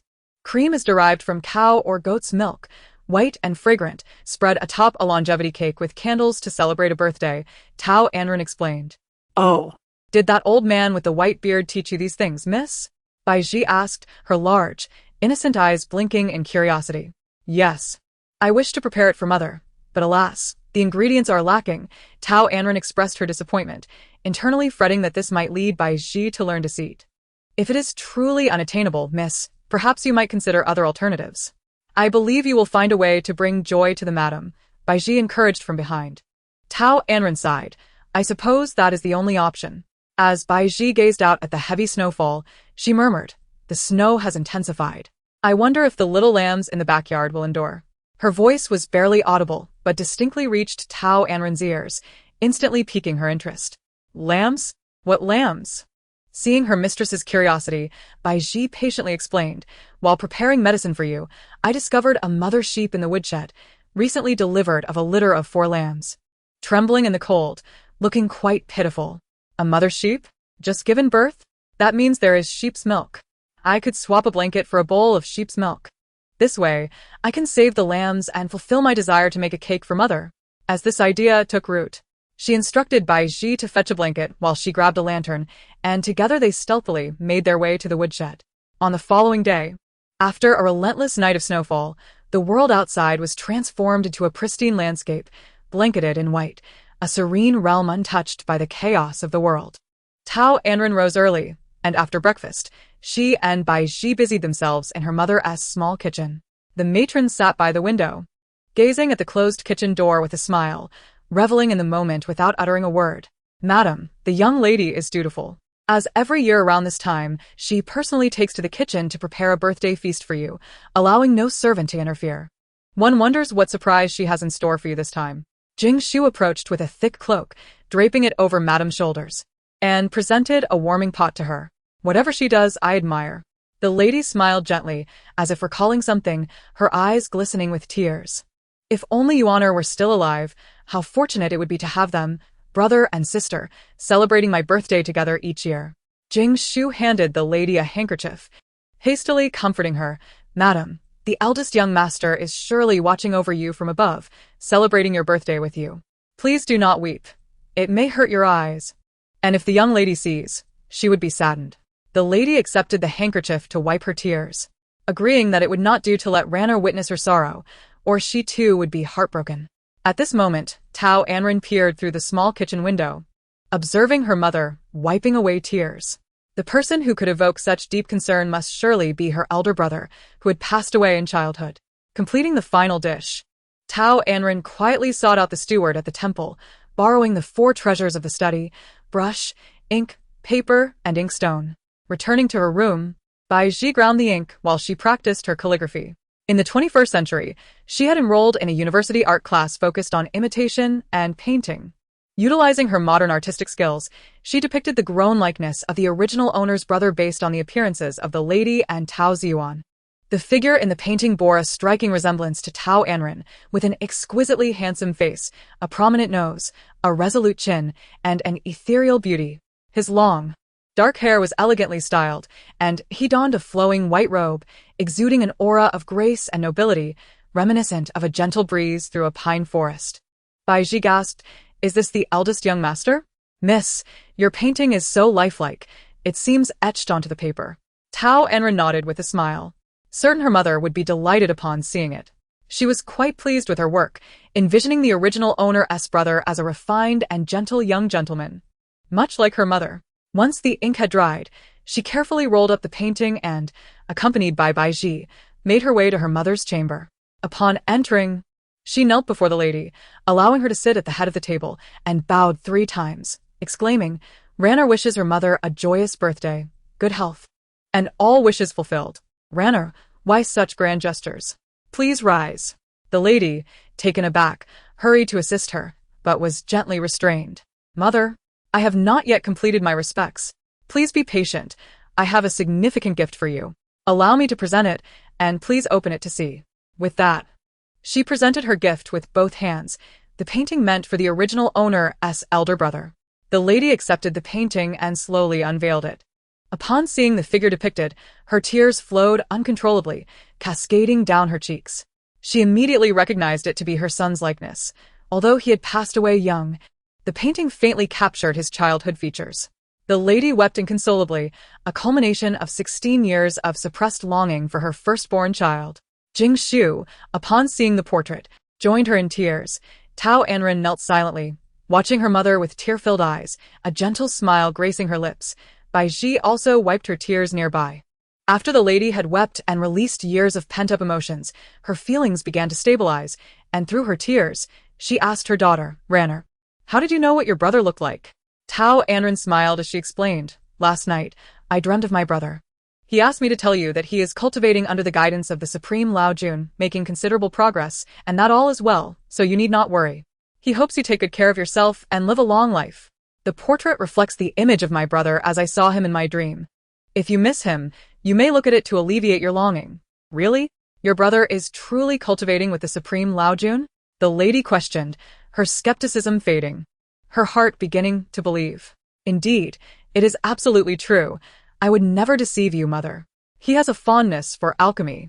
And the Supreme Lao Jun recognized his potential and took him under his wing. Tao Anran, wishing to reassure her mother, invoked the notion of celestial cultivation, a tale easily woven given her previous exposure to such stories in her past life. The lady's face brightened with joy, and she grasped Jing Shu's hand excitedly, exclaiming, "Did you hear that? Yuan'er is not dead, but has ascended." "Yes, madam, I have heard it. The eldest young master has always possessed a compassionate heart, unable even to harm an ant. Good deeds are rewarded." The two embraced, tears of joy mingling with their laughter. "Madam, the young lady is still kneeling," Jing Shu suddenly recalled, hastily reminding the lady. They helped Tao Anran to her feet, and the lady gently ruffled her hair, saying, "Thank you for always being by my side, fulfilling your brother's filial duty. Otherwise, he would not have achieved such greatness. Mother, this is what I ought to do. The food will get cold. Let us dine together." Tao Anran took the lady's hand and led her to the dining table. Tao Anran pondered whether this could be considered a benevolent lie.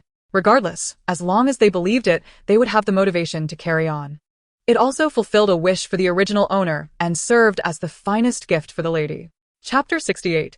Cake and Birthday Song. The four gathered around the table, observing the array of delectable dishes, their vibrant colors and enticing aromas igniting their appetites, making them nearly irresistible. The lady's eyes sparkled with surprise. "Ranner, did you prepare all these dishes? They seem different from those of previous years."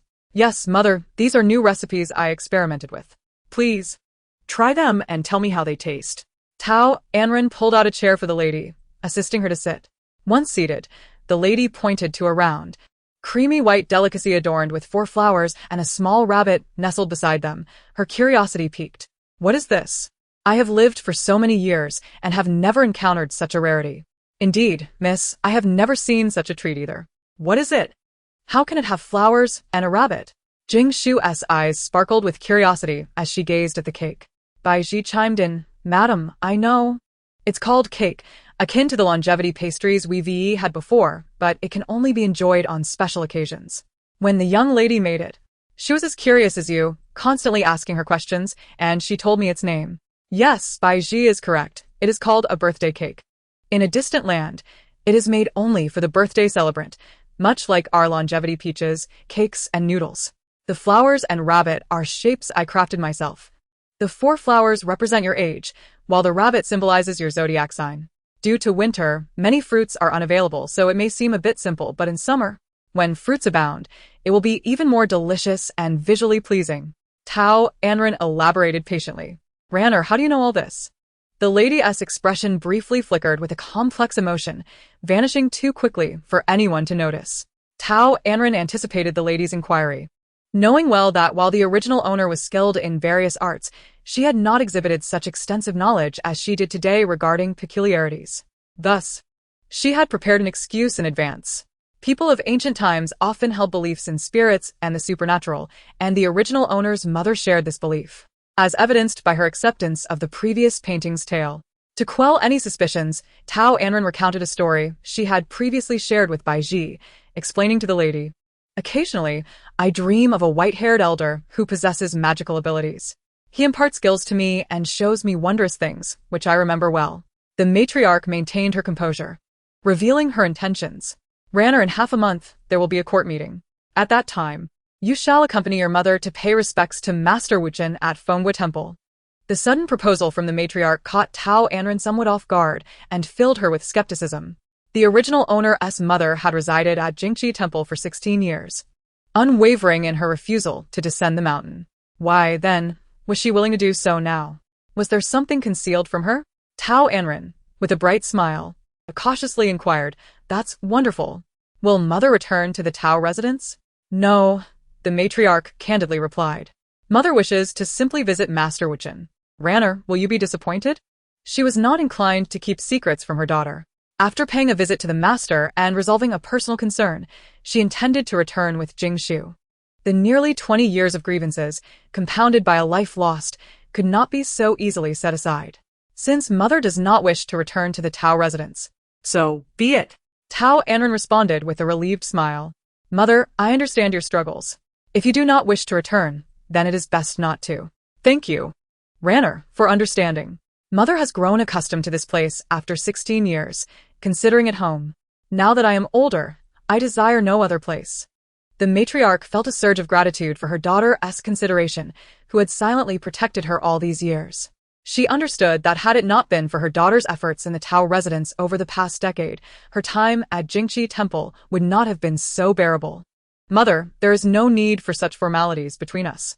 You and Aunt Jing Shu may stay here for now. In the future, I will procure a residence in the capital for you both, and then we can live together." Tao Anran expressed her intentions with a smile. She had long wished to secure a dwelling in the capital, a place to settle down. However, her current finances were somewhat constrained. Acquiring a larger and better home would require time until she could save enough money to provide for them in comfort. The matriarch had also contemplated such a future. But with her daughter married, how could they live together? She thought her daughter was merely trying to cheer her up. "Silly child, your intentions bring me joy. But you are now married. You must prioritize your husband's family. Do not worry about me. I am quite content here." Tao Anran did not wish to burden her mother with the complications of her own divorce, so she redirected the conversation. "Mother, let us eat first. We can discuss these matters later." The matriarch nodded in agreement. "Yes, let us eat. Quickly, you both sit down and let us dine together." The four of them gathered around the table, engaged in lively conversation and laughter. It must be noted that Tao Anran was an exceptional cook, and they enjoyed their meal immensely. Once they had nearly finished, Tao Anran played a birthday song on the gachine while singing, and the attendees applauded, delighted by the cheerful melody. After the song, Tao Anran encouraged the matriarch to make a wish before blowing out the candles and cutting the cake. She served each of them a small piece, starting with the birthday celebrant, followed by Aunt Jing Shu, then herself, and Bai Ji, leaving plenty remaining. Under the watchful eyes of the three, the matriarch placed a small piece of cake into her mouth, and an immediate wave of sweetness enveloped her senses. It was delicious, rich, and comforting to her core. "Is it good, mother?" Tao Anran asked eagerly, like a child seeking praise. "Indeed, it is delightful. This is the best and sweetest cake I have ever tasted, marking the most unforgettable and joyous birthday for me," the matriarch exclaimed, nodding vigorously in approval. "As long as you are happy, mother," Tao Anran replied, beaming with joy. "You should all enjoy it too," the matriarch urged the three in front of her. "Yes, yes. I must also savor the young lady's culinary skills," responded the old servant, taking a piece of cake for herself and nodding in satisfaction. "Delicious, truly delicious." Bai Ji joined in, savoring her share as well. Tao Anran playfully smeared a bit of cream on her mother's cheek, explaining that it was a gesture of blessing. Bai Ji and Jing Shu followed suit, smearing cream on the matriarch's face, and soon Tao Anran and Bai Ji were playfully chasing one another around the room, bringing laughter to both the matriarch and Jing Shu. In a nearby tree, an undercover guard named Dongxi observed the joyful scene inside, listening to the melodious music and laughter, his stomach growling in hunger. In this icy weather, he felt like a bird, enduring hunger while perched on the treetop, watching the matriarch's family feast with a tinge of sadness. "Master, how I wish to join in for a meal. I am so very hungry. Should I reveal my presence to the matriarch in hopes of receiving some food? That cake I have never seen before." After about a tea's time, Perhaps the heavens had indeed heard Dongxi's wish, for Baiji approached with a tray containing food and a piece of cake, placing it beneath the tree where Dongxi was concealed. Looking up at the treetop, she called out, "The young lady is kind-hearted and knows the hardships of your protection. She has sent me to deliver some food to you.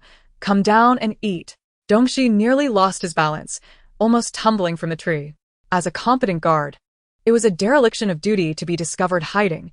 If the master learned of it, he would surely be sent back to the training grounds for correction. Baiji.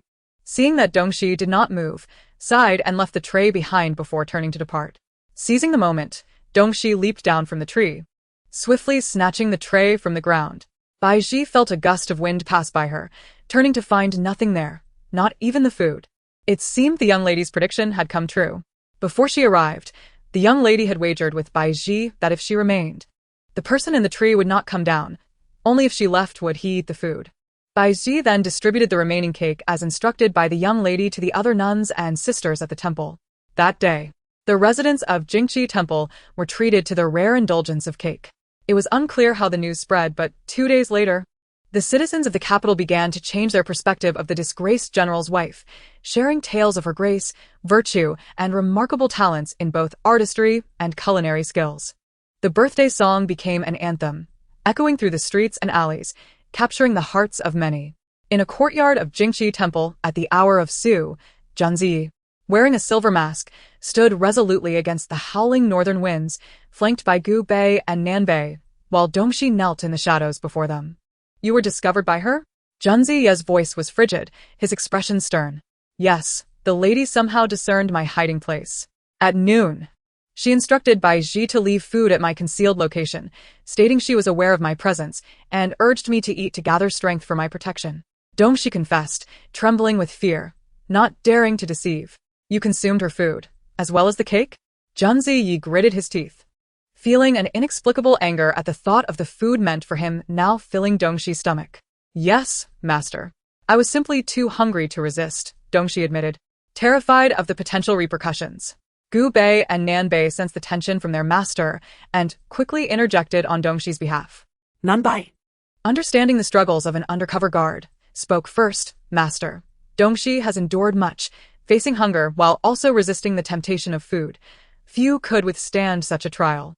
Gu Bei concurred, "Indeed, master, if blame is to be cast, it should fall upon the mistress for her extraordinary prowess in the culinary arts.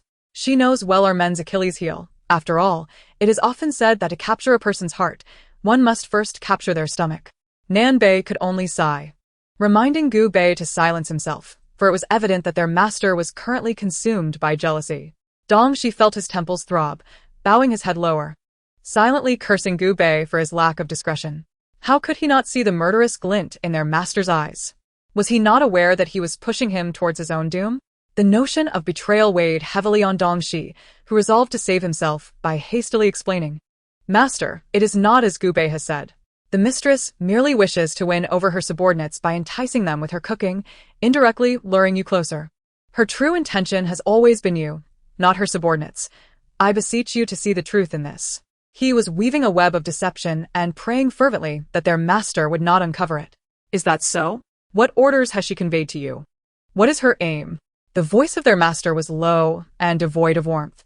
"The mistress has instructed me to inform you that she desires to learn horseback riding and lightness of body from you.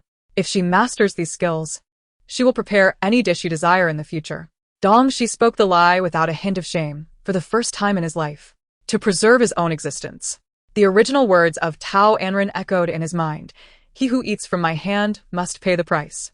She had implied that since he had tasted her food, he was obliged to teach her those skills, ensuring her culinary delights would always be at his disposal. He dared not share her exact words with Junzi. If their master were to hear that, his life would surely be forfeit. Did she truly say that?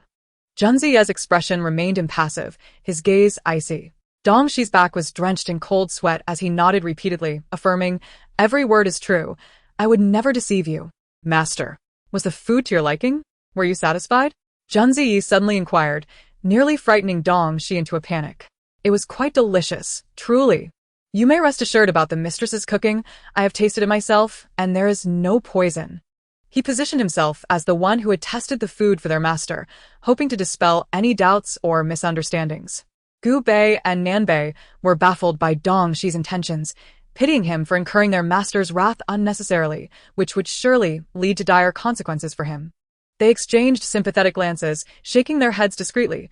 They did not believe his fabricated story, knowing their master was far too astute to be misled. Soon enough, they anticipated how their master would decide Dong Shi's fate. Eventually, their gazes shifted to Zhen Ziyi, who appeared unexpectedly amused, a fleeting smile passing through his eyes, leaving them momentarily speechless. Zhen Ziyi seemed pleased with Dong Shi's words and, with a measured tone, instructed, "Return to the Dark Guard camp and do not return to the capital without my command." It was clear he was not easily fooled and had no intention of letting Dong Shi off lightly. "Yes, master." Dong Shi understood that he could not escape punishment and turned away, a sorrowful expression on his face, disappearing into the night. Chapter 70. Has she been cornered by him? Zhen Ziyi strode towards the chamber. Before Gu Bei and Nan Bei could catch up, a familiar voice rang out, instructing them to recall Lung Yu and find a way for her to get close to the mistress, remaining by her side as a personal maid.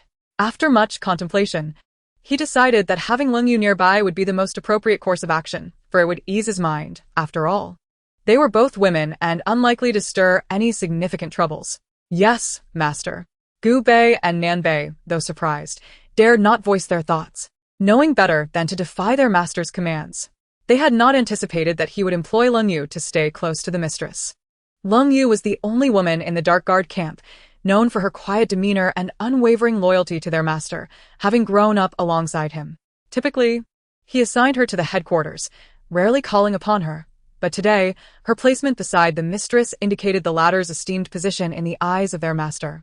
As the overseer of the Dark Guard, Nan Bei took it upon himself to contact the Dark Manor and relay the orders to Lung Yu before swiftly departing. With both Nan Bei and Dong Shi gone, Gu Bei naturally assumed the role of protector, leaping to the treetops to conceal himself while surveying the surroundings. Upon reaching the chamber, Zhen Ziyi's approach stirred Bai Ji, the guard at the door, who attempted to rise but was promptly subdued by a swift strike, sending her into a deep slumber. "Who goes there?" a cold voice inquired, and a petite flying knife zipped through the air towards Zhen Ziyi, who deftly deflected it, embedding the blade firmly in the window frame. Just as quickly, a glint of steel flashed before him as a dagger lunged towards his chest, nearly tearing through his garments. He stood still, sidestepping the attack with a fluid motion, raising his palm to strike at the woman's shoulder. With a resounding thud, she felt a wave of numbness wash over her arm, causing her to drop the dagger. In that moment, he lunged forward, grasping for her arm. The woman squinted her eyes. After intensifying her training for nearly a month, she found herself unable to land a blow on him. Just how formidable was this man's martial prowess? Upon recognizing that the intruder was Zhen Ziyi, Tao Anran swiftly pivoted, evading his grasp like a nimble cat, retreating 3 steps to maintain her distance. "Zhen Ziyi, what brings you here? To invade my quarters at such an hour is rather inappropriate. Wouldn't you agree?" Zhen Ziyi regarded the delicate figure before him, a faint smile playing at the corners of his lips. This woman was not to be underestimated. She was more agile than before and faster than he had anticipated. She was the first woman to evade his capture and the first to wield a dagger within 3 steps of him. He wondered just how many secrets she held that he remained unaware of. "I merely came to ensure that the general's wife is in good health, harboring no ill intentions." "You nearly harmed me with that dagger. Is this how you treat your guests?" Oh, That was merely a misunderstanding. Tao Anran sheathed her dagger, offering him a sweet smile. "I am in excellent health. Thank you for your concern, but it is late, and I must ask you to take your leave." This woman had the audacity to issue him a dismissal. "Not in a hurry. I have no other business, and would like to share a cup of tea with you. Will you not invite me in?" Zhen Ziyi advanced towards her as he spoke. Tao Anran recognized that engaging him now would be akin to throwing stones against steel. With each step he took forward, she retreated too, increasing the distance between them. "I cannot. If I allow you to stay for tea, the general will surely become enraged, and I would find myself in dire straits. The great general is a broad-minded man. He would not mind our meeting," Zhen Ziyi countered, a wicked smile gracing his lips as he continued his approach. "How dare you suggest that our meeting is permissible?" She felt her face flush with indignation. Did he intend to provoke an affair with her? He was shameless, but she still bore her dignity. If her parents or the temple were to learn of this, she would find herself unable to justify her actions. Despite sharing the same identity, Others remained oblivious. She had no desire to be branded as unfaithful or a scandalous woman. Junzi, please do not jest. We are not acquainted. Tao Anran continued to back away, her eyes wary of the man before her. Observing her apprehensive demeanor, Junzi felt a wave of dissatisfaction wash over him. Was this not the same woman who had sent Dong Shi to convey her desire for him to teach her lightness of body and horseback riding? Was she not the one who wished to cook for him? Why then was she now so guarded? Was this a case of desire cloaked in pretense? With a subtle yet firm tone, he pressed, "Is that so? We are not acquainted? Who received 60,000 taels in silver notes from me? Who did I carry up the mountain myself? Who is it that clings to my neck, refusing to let go, and whispers sweet nothings in my ear?" The penetrating gaze of the man before me sends a shiver down Tao Anran's spine. The 60,000 taels of silver notes are the fruits of my labor. We merely share a transactional relationship. Your act of carrying me up the mountain was a noble gesture, commendable in its spirit of altruism. As for my clinging to your neck, it was a matter of necessity, a desperate measure to prevent being thrown to the ground. Certainly not my desire. Such explanations may seem somewhat forced. My back presses against the unyielding wall, with no retreat available. Yet, the man before me continues to advance, stepping boldly into my space. Ah, how neatly you have extricated yourself from our entanglement. You have taken my money and now seek to distance yourself from my embrace. Do you not find this a tad too late? I am your brother's wife, and you ought not to take liberties with me. Tao Anran extends her arm to ward off his encroaching figure. I am indifferent. My brother is unconcerned, and you need not worry either. Junzi leans down, scrutinizing the anxious woman before him, his mischievous tendencies only growing stronger. How can you not be concerned? If you are not, I certainly am. Should you draw closer, my reputation will be utterly ruined, and the great general will find his honor tarnished, while you will be branded a rogue, a scoundrel in the eyes of the world. Tao Anran firmly pushes against his advancing body, articulating the potential harm, hoping to establish a safe distance. I nearly forgot. You possess a silver tongue. Junzi reaches out, caressing her delicate face, gazing into her eyes with an intensity that makes her heart race. Your reputation?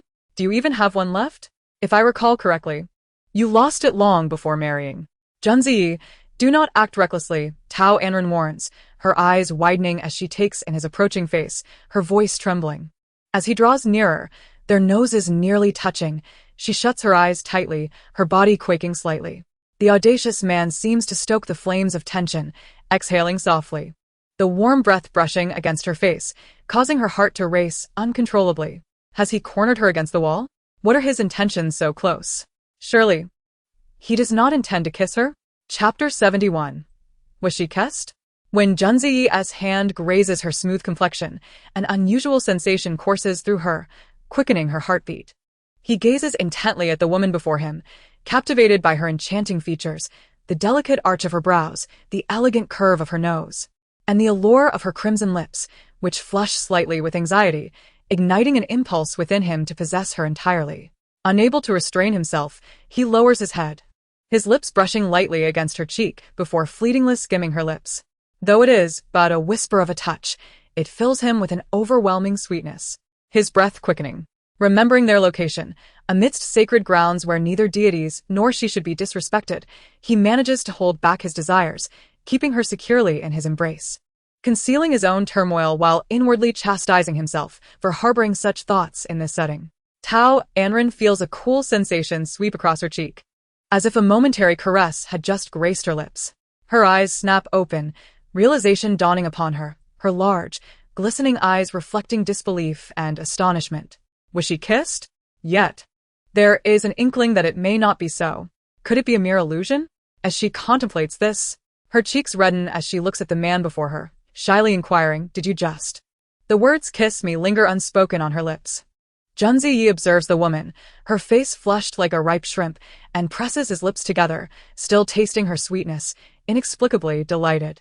"Is it so?" he prompts, eager for her to complete her thought. However, Tao Anran feels that continuing would seem overly deliberate, as if she were eager for his kiss. And she can no longer voice her thoughts. Shaking her head, she dismisses the tumult of emotions within her, concluding that it must surely be a figment of her imagination. Junzi, unwilling to let the matter rest, regards her with a playful expression. "Oh, How could it be nothing? You just admonished me to behave. You cannot possibly think I would act against your wishes. Tao Anran, slightly embarrassed, retorts, I did not. You are being nonsensical. Her tone carries an undercurrent of displeasure. Even if there were something, what of it? It is but human nature. After all, who could resist my charming demeanor? Junzi quips, attempting to lighten the atmosphere. How vain! Tao Anran scoffs, playfully pushing him away, feigning anger as she hastily retreats from his side. Once a safe distance is established, she exhales quietly, turning to face him. Speak. What is it you desire from me? This woman, was it not she who sought him out to learn martial arts and horsemanship?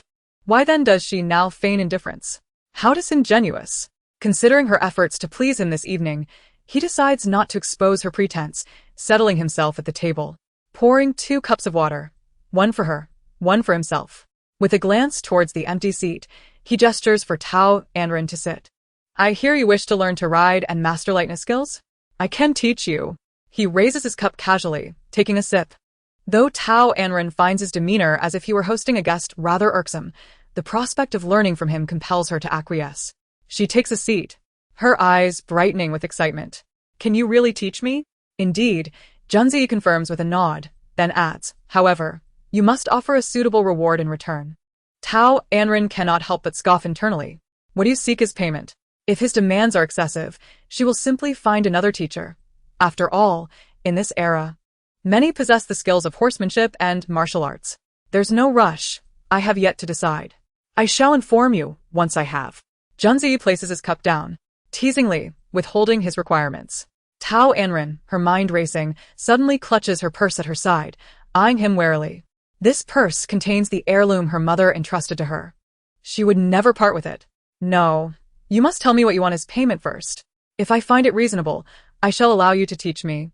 If not, I will seek another. Junzi gazes at her, bemused by her evident wariness, and offers a wry smile. Does he hold such a low status in her eyes? Surely, the purse must contain those precious silver notes. This woman is quite the miser, unwilling to part with even a single coin. What?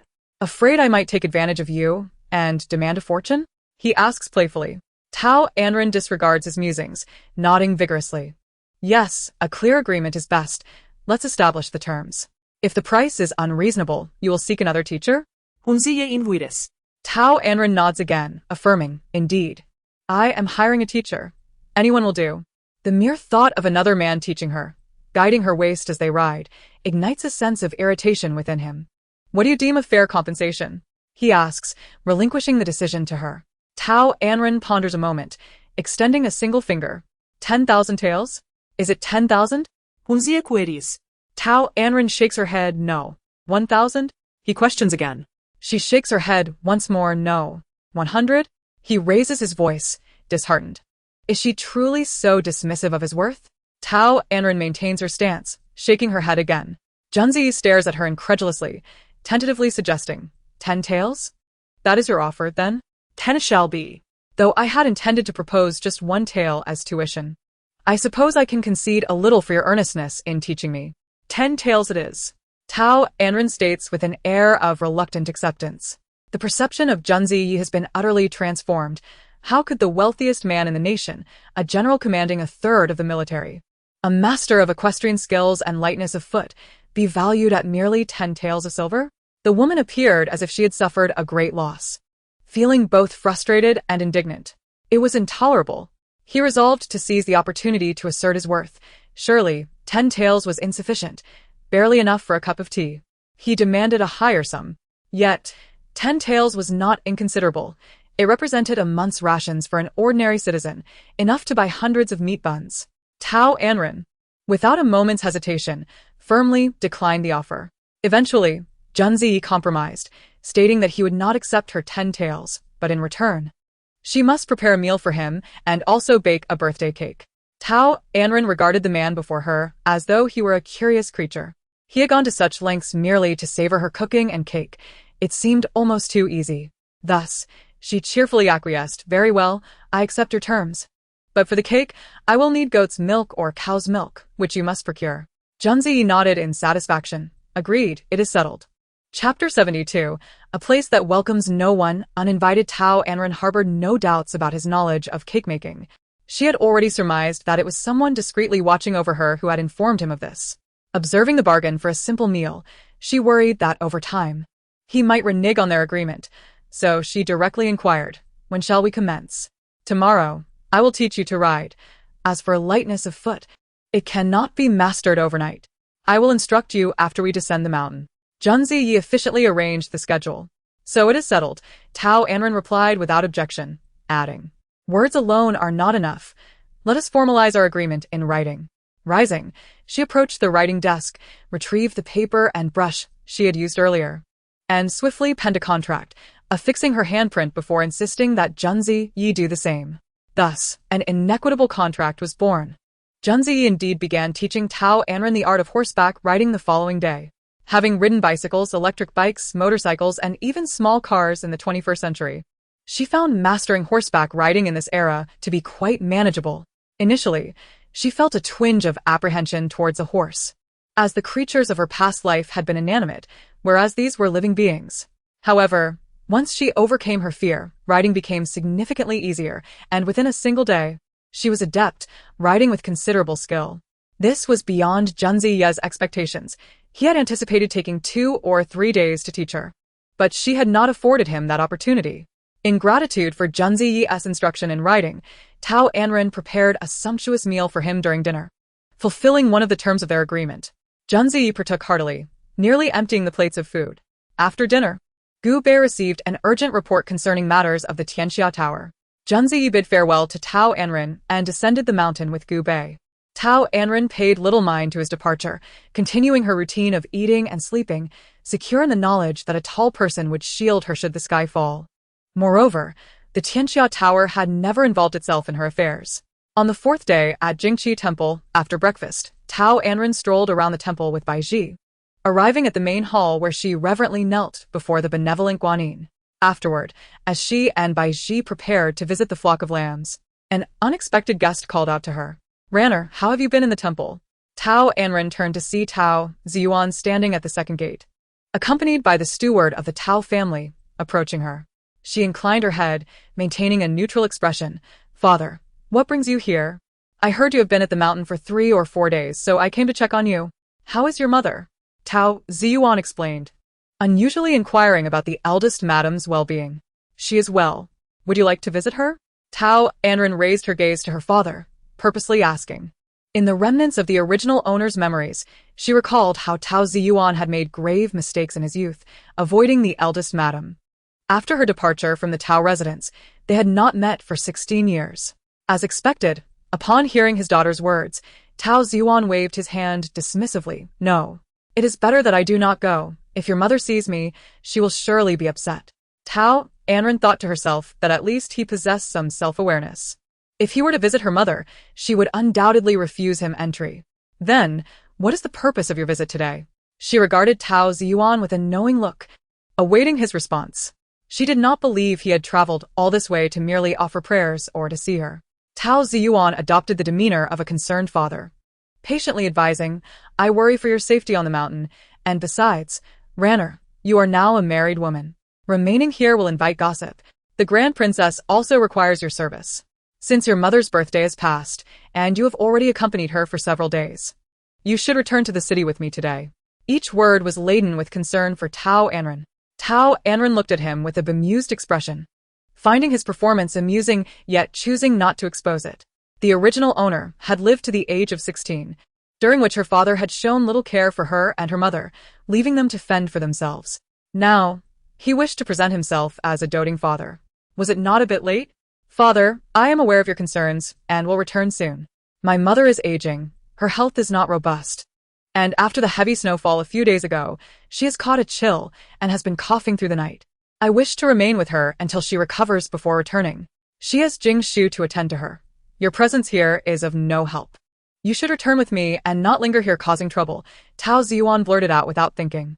"Father, she is my mother. If she does not recover, I will not return." Tao Anran's eyes grew cold, her tone unmistakably displeased.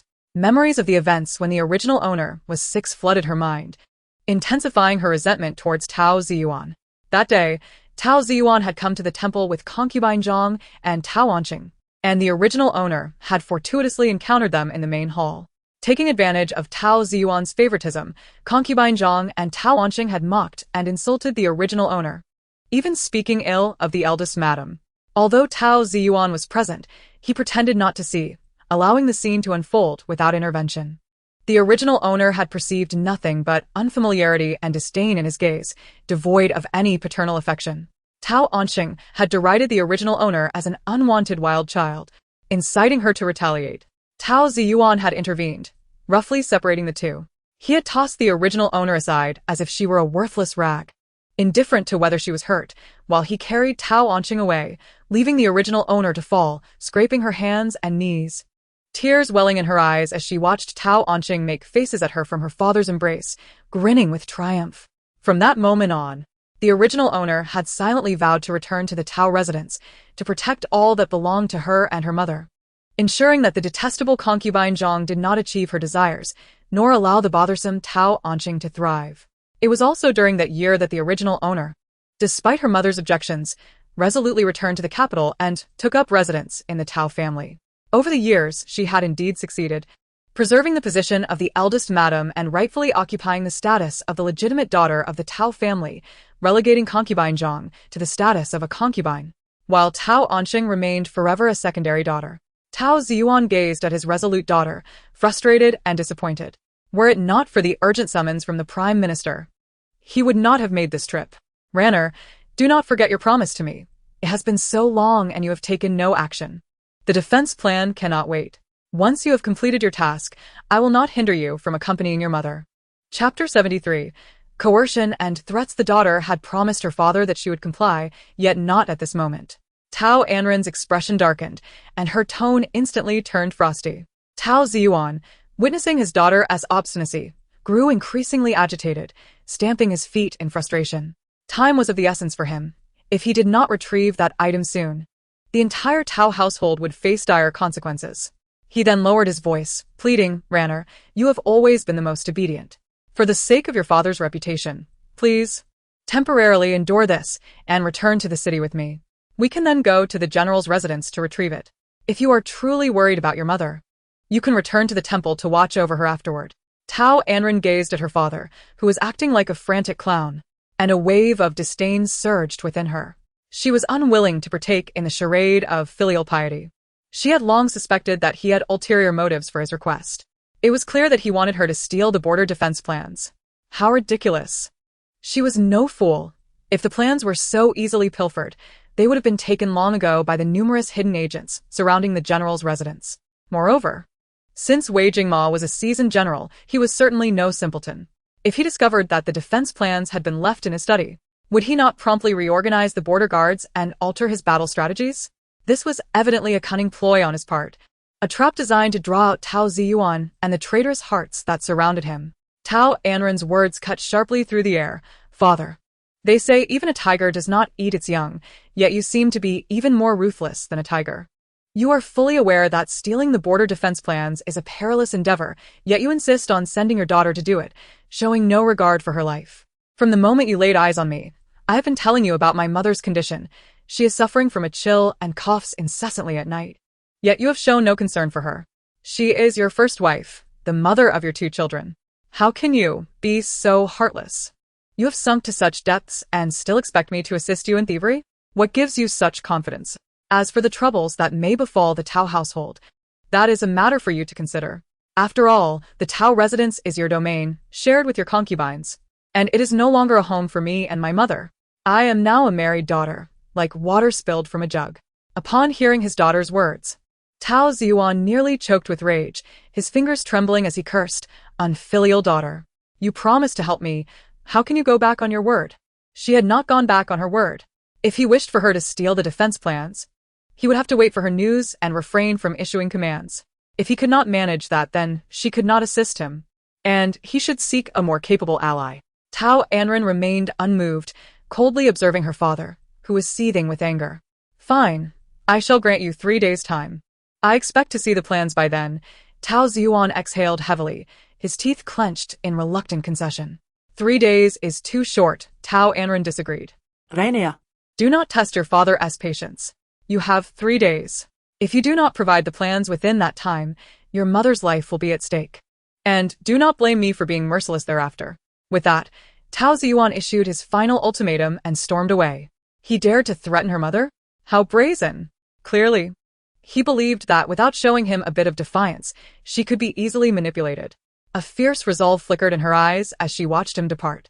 Just as she pondered her next move, Jing Shu's voice reached her ears. Miss, the madam requests your presence. Tao Anran turned to see Jing Shu, her face a mask of concern, standing on a nearby path. She hurried towards her. Aunt, when did you arrive? Did you hear what was just said? I heard everything. Oh, dear. I cannot believe the master would treat you this way, and even use your mother as leverage. Jing Shu wept, her heart aching. Tao Anran smiled gently and, do not fret. Father is simply anxious and spoke those harsh words in haste. Please do not mention today's events to mother, as it may only worry her further. But miss, what will you do? Jing Shu asked, unable to suppress her concern. Though she was unaware of what the master had tasked the young lady with, it was clear it could not bode well. I will return to the city today. If I execute father's instructions properly, he will not trouble mother. In the meantime, I ask you to comfort her. After some time, I wish to acquire a residence and bring both you and mother back to the city to live with me, so that we may care for one another. Tao Anran articulated her thoughts, hoping for Jing Shu's cooperation in influencing her mother's mindset. She could not disregard the original mother's plight, nor did she desire to be perpetually constrained by her father. The only viable course of action was to secure a residence swiftly, bring the first wife there, and employ skilled guards for their protection. Once she successfully departed the general's residence, she would take her mother, Jing Shu, and Bai Ji away from this perilous city. Jing Shu, knowing the young lady was always resolute, nodded in agreement. I will do my utmost to persuade the madam to return to the city quickly, so you need not worry. Thank you, aunt. In the meantime, please keep a vigilant eye on mother's safety. As long as I manage to handle this matter smoothly, father will not act against her for the time being. Understood, Jing Shu committed, taking her words to heart. Let us find mother, and not keep her waiting too long. Tao Anran took Jing Shu's arm, leading her towards the back room. The first wife had just finished her prayers when she learned of Tao Xuan's visit to the temple in search of their daughter. A sense of unease washed over her as she sensed something was amiss.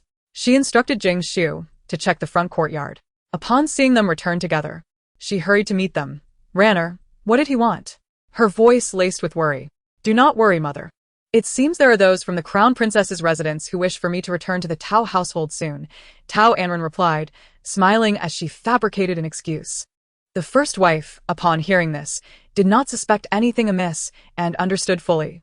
Being a daughter-in-law herself, she was aware of the dynamics of familial expectations.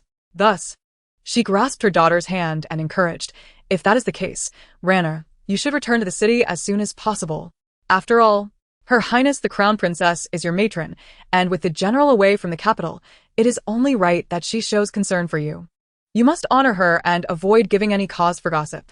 She hoped only for her daughter to thrive within the general's residence, to eventually establish a family of her own, and to live a peaceful life. All right, I will heed your advice, mother. You must also take care of yourself in the temple. I will visit you again after some time.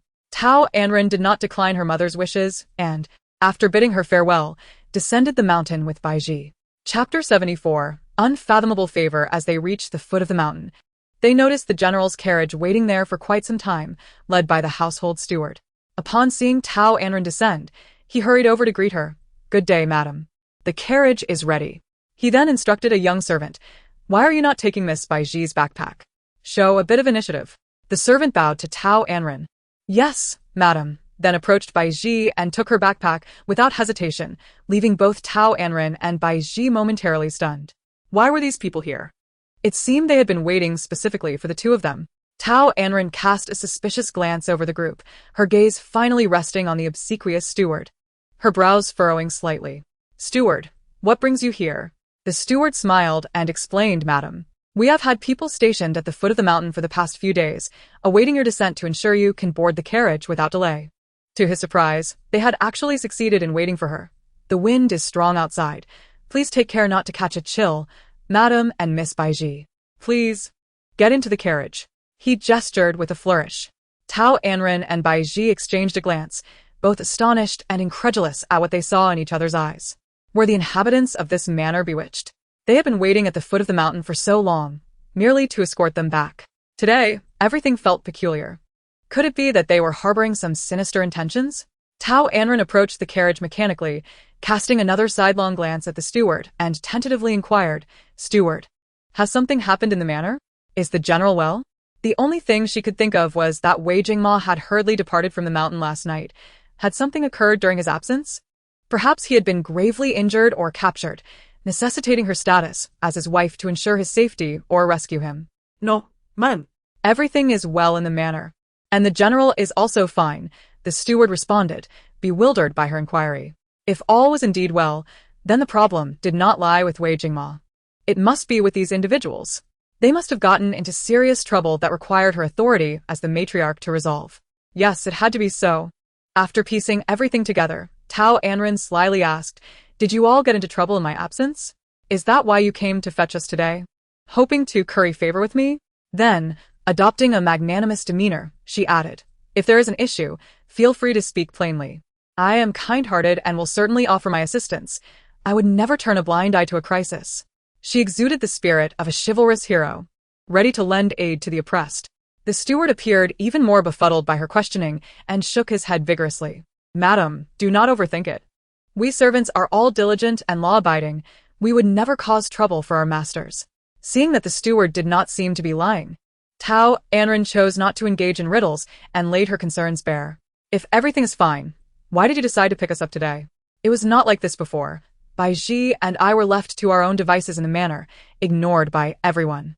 The steward supported his forehead, realizing why the madam had posed such bewildering questions. She must suspect their loyalty, and indeed, the treatment they had shown her was rather excessive. They feared she would hold a grudge and retaliate in the future. "I apologize, madam, it was our ignorance. Please forgive us, and do not hold it against us," he hastily implored. "Times have changed. We dare not disrespect you any longer. You will always be the matriarch of the general's household, our esteemed mistress." His tone was cautious and respectful. Seeing that she could not extract any more information from the steward, Tao Anran stepped into the carriage. "Be careful, madam. Do not trip. It would be disastrous if you were to hurt yourself," the steward exclaimed, sweating nervously as he patted his thigh, calling out from behind. The other guards also stood on high alert, collectively watching over Tao Anran in the carriage, ready to protect her from any potential mishap. Tao Anran, overwhelmed by their commotion, felt increasingly unsettled, sensing an invisible hand orchestrating everything behind her, weaving a web around her. She scratched her head, forcing a smile. I am perfectly fine. "You need not worry," she assured them before climbing into the carriage. Bai Ji, seeing her mistress enter the carriage, quickly followed suit. "Mistress, do you not think their behavior is rather strange?" she whispered as she settled beside Tao Anran. Tao Anran maintained a calm facade, though her heart raced with unease. Yes. "It is quite peculiar. If I am not mistaken, something must have occurred within the manor. We shall uncover the truth when we return." She felt that the unusual behavior of these individuals was undoubtedly connected to Wei Jingma. "Madam, may we set off now?" The steward's voice interrupted her thoughts. After a brief moment, Tao Anran's voice emerged from the carriage. "Yes, let us depart." Upon receiving her command, the steward signaled for the convoy to advance, and the carriage slowly made its way toward the capital. In the back courtyard of the Tao residence, Aunt Zhang lay on her bed, appearing frail and dispirited, her complexion haggard. From time to time, she coughed, as if she had aged a decade overnight. Ever since Tao Anran had been promised to that old man from the farm by the princess, she had fallen gravely ill, even missing the opportunity to see her daughter off on her wedding day. "Aunt, the master and steward have returned to the manor," a young maid hurriedly reported as she rushed in, trembling with apprehension. She was a newly appointed maid, having been reassigned from the third aunt's service to assist the second aunt. The second aunt had a notoriously foul temper. Any minor slip could lead to her punishment, ranging from a slap to being roughly handled. Having only been at the second aunt's side for 5 days, her body bore numerous bruises, and she had no one to turn to for help. "Has the master returned? Where is he now?" Aunt Zhang asked, suddenly invigorated. Sitting up abruptly, the maid, too frightened to speak, knelt on the ground. "He has gone to the fourth aunt's quarters." With a crash, The second aunt hurled a cushion to the floor. That wretched woman, always monopolizing the master. Go fetch him and tell him I am on the brink of death. Hurry. Yes, second aunt. The maid scrambled to her feet and fled the room. Chapter 75. A heart full of malice cursed that wretched woman. They all deserve to die. I will not spare any of you. The room echoed with the sound of shattered vases and the second aunt's furious tirade. Behind a rockery, the third aunt and her maid, Tower, stood observing. Third aunt. That second aunt is quite the troublemaker. Even in her illness, she cannot cease her commotion. If she were gone, wouldn't the steward's authority naturally fall into your hands? Even the position of the First Lady would eventually be yours, Tower complained, secretly hoping for the third aunt to seize power, which would benefit her as well. How dare you speak such nonsense? The First Lady is not someone you can casually dismiss. If the eldest young lady hears you, she will tear your mouth apart, the third aunt reproached lightly, though not genuinely angry. Changing the subject, she added, however, I could alleviate the master's burden by managing the household in the First Lady's stead. Her gaze fixed on the second aunt's quarters, a sinister glint flickered in her eyes. She understood that Tao Anran was not an easy opponent, should they become adversaries. It would be a frightening prospect. The second aunt and second young lady were perfect examples of that. The First Lady had been absent for 16 years, no longer involved in the affairs of the Tao household, and she cared little for the master's affections. As long as the First Lady remained away, she posed no threat, and there was no need for her to vie with the eldest young lady. She cared not for the title of the legitimate wife, only for the authority of the steward. Tower, why does the master not transfer the steward's authority to you, considering you are the most suitable candidate? Tao inquired, perplexed. The master still fears the second lady's family. After all, the Zhang family is quite influential, the third aunt replied knowingly. To obtain the steward's authority, she needed to instigate a feud between the eldest young lady and the Zhang family, allowing her to reap the benefits. And how do we bring down the Zhang family? The fourth aunt from Qinghe Courtyard is also eyeing the position, and I fear we may miss our chance. Tower expressed her impatience. Why the rush? What is meant to be ours will not escape. What is not ours cannot be forced, the third aunt chided Tower, pulling a pouch of powder from her sleeve and handing it to her. For now, deliver this powder to the maid beside the second aunt and instruct her to add it to the second sister's medicinal concoction. Yes, third aunt. Tao Anran, understanding the implications, recognized the nature of the item and felt no sense of wrongdoing as she tucked the medicine packet into her sleeve. She has returned. You may leave now. I shall rest for a while, said the third concubine, dabbing at the non-existent sweat on her forehead with a handkerchief, arranging her neatly styled hair, and gracefully departing from the artificial hillock towards her own quarters. As long as the second concubine remained in dire straits, both the second young lady and the Zhang family would undoubtedly place the blame squarely on the eldest young lady, seeking vengeance for the second concubine. The eldest young lady would not remain passive either, retaliating against the Zhang family. In such a fierce confrontation, one party must inevitably suffer. From the third concubine's observations, it seemed the Zhang family might not be a match for the eldest young lady, given her backing from the esteemed general. Should the Zhang family falter, the stewardship of the household would be within easy reach, and the fourth concubine was of no concern to her. When a woman becomes ruthless, she truly becomes formidable. At that moment, the third concubine's heart had turned towards malevolence. Seeing her mistress depart, Tao Anran stealthily made her way to the second concubine's courtyard. By her side was a maid named Xiaoyu, a fellow townswoman. Xiaoyu's entry into the household was largely due to Tao Anran's efforts. Xiaoyu, where have you been? Tao Anran asked, noticing the breathless maid running towards her. Without hesitation, she pulled her into a hidden corner and offered her handkerchief to wipe the sweat from her brow, her expression filled with concern, with tears brimming in her eyes. Xiaoyu, feeling aggrieved, replied, Sister Tao Anran, the second concubine sent me to call the master to see her. When he refused to come, the fourth concubine's people drove me out. Tao Anran's anger flared. The second concubine was truly inconsiderate, burdening Xiaoyu without regard for her well-being. Sister Tao Anran. I am the unfortunate one. When will this suffering come to an end? Xiaoyu lamented, her heart heavy with grievance, and she began to sob softly. Tao Anran gently patted her back, soothingly saying, Dear sister, please do not cry. To speak rather irreverently, it is only if the second concubine's illness persists that you may have your chance to rise. Xiao Yu lifted her tear-streaked face, asking through her misty eyes. What do you mean, Sister Tao Anran? Leaning closer, Tao Anran whispered in a tone only they could hear. I have secretly petitioned the third concubine to take you under her wing to serve alongside me. She expressed her sympathy for you and wishes to keep you by her side. However, she lacks the authority to make it happen, as the second concubine cannot be left unattended. I was contemplating that if the second concubine were to be out of the picture, and the third concubine were willing to have you, she could plead with the master, who would surely agree. For the third concubine is the one who holds the master's favor. Xiao Yu's face brightened, her eyes sparkling with hope. Really? The third concubine truly wishes for me to serve her? Of course, it is true. We are both from the same town. I would never deceive you, Tao Anran replied, seeing that she had piqued Xiao Yu's interest. Sister Tao Anran, what must I do? Xiao Yu inquired, wiping her tears away. Desperate to leave the second concubine's side, she would do anything Tao Anran suggested. Tao Anran produced the packet of powdered medicine from her sleeve and handed it to Xiao Yu, instructing, you must place this into the second concubine's medicinal soup, adding just a pinch at a time. In a few days, she will become gravely ill. Trembling, Xiao Yu accepted the packet, her heart racing with fear. This was the first time she would harm someone. Is this truly possible? What if it is discovered? Fear not, Xiao Yu. This powder is colorless and tasteless, a slow-acting poison that will remain undetected. Once the second concubine consumes it, even the royal physician will not discern any signs of poisoning.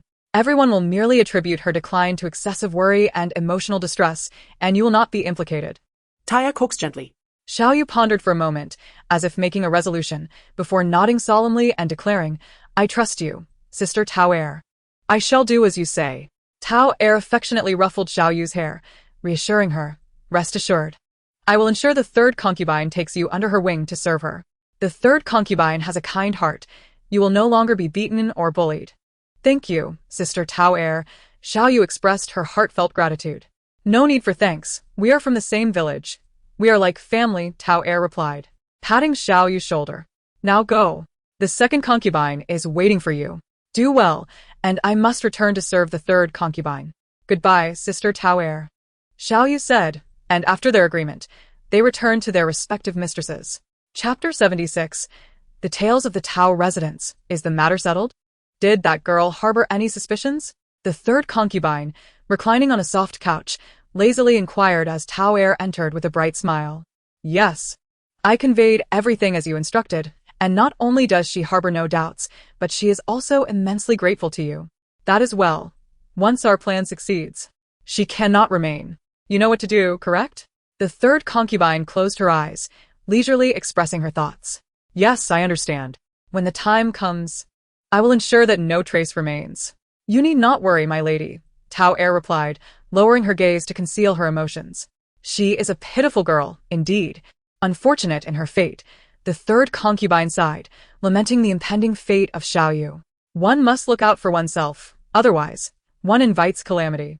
I do not wish to harm Xiao Yu.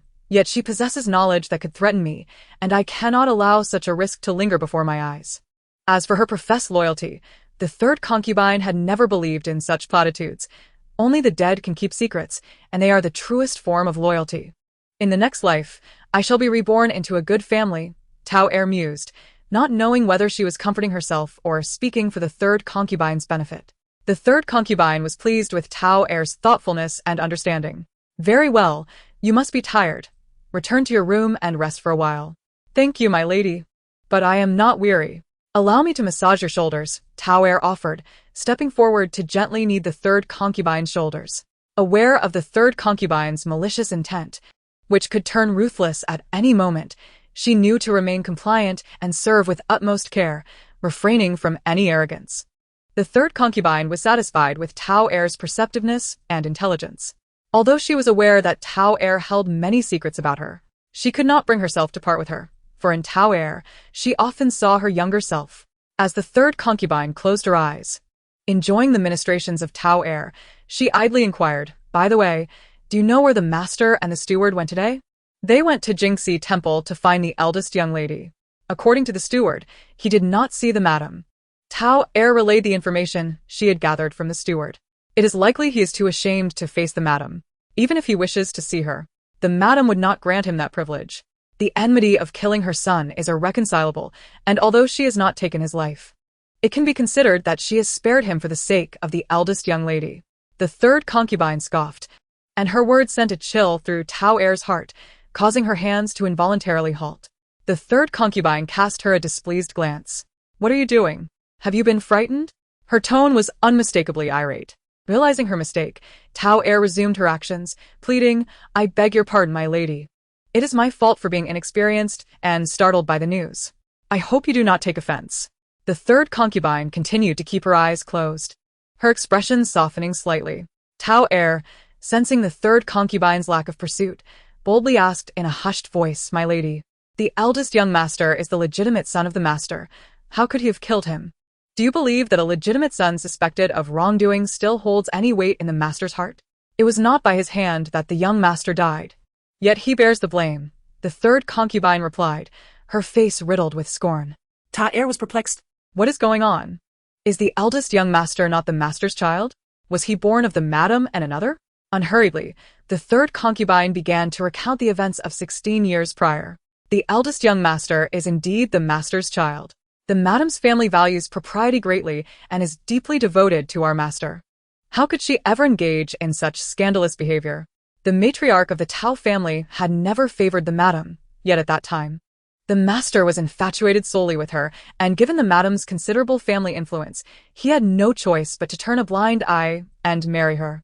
It is indeed peculiar that the elderly matriarch, unwilling to allow the first wife to bear a legitimate heir, frequently surreptitiously administered contraceptive potions in the first wife's meals. Despite being wed to the master for 2 years, the first wife remained childless. Eventually, for reasons unknown, she ceased consuming the meals from the main kitchen and established a small kitchen in her own courtyard, where she had her 2 most trusted maidservants prepare her food. Remarkably, she soon became pregnant. However, due to the prolonged consumption of contraceptive drugs, her health had been severely compromised, and the son she bore, the eldest young master, was frail and susceptible to illness, requiring meticulous care. When the eldest young master turned 3, the first wife's family faced a grave punishment from the late emperor and was exiled to the northern borders. The elderly matriarch could no longer remain idle. To compel the master to take a second wife, she orchestrated a situation where a gatekeeper intruded into the first wife's chamber while she was bathing, and the master caught them in the act. Although nothing untoward transpired, the gatekeeper had seen the first wife undraped, and the master found it impossible to reconcile this affront. Despite the first wife's fervent explanations, they fell on deaf ears. Enraged, the master executed the gatekeeper and also killed one of the first wife's maidservants, causing the first wife immense grief and leading to a fierce argument that severed their bond irreparably. The elderly matriarch, reveling in the discord, hastily welcomed concubine Zhang into the household while simultaneously spreading rumors that the eldest young master was not the master's biological child. Such rumors are harmful, and over time, the master began to believe them, refusing to see the first wife and her son any longer.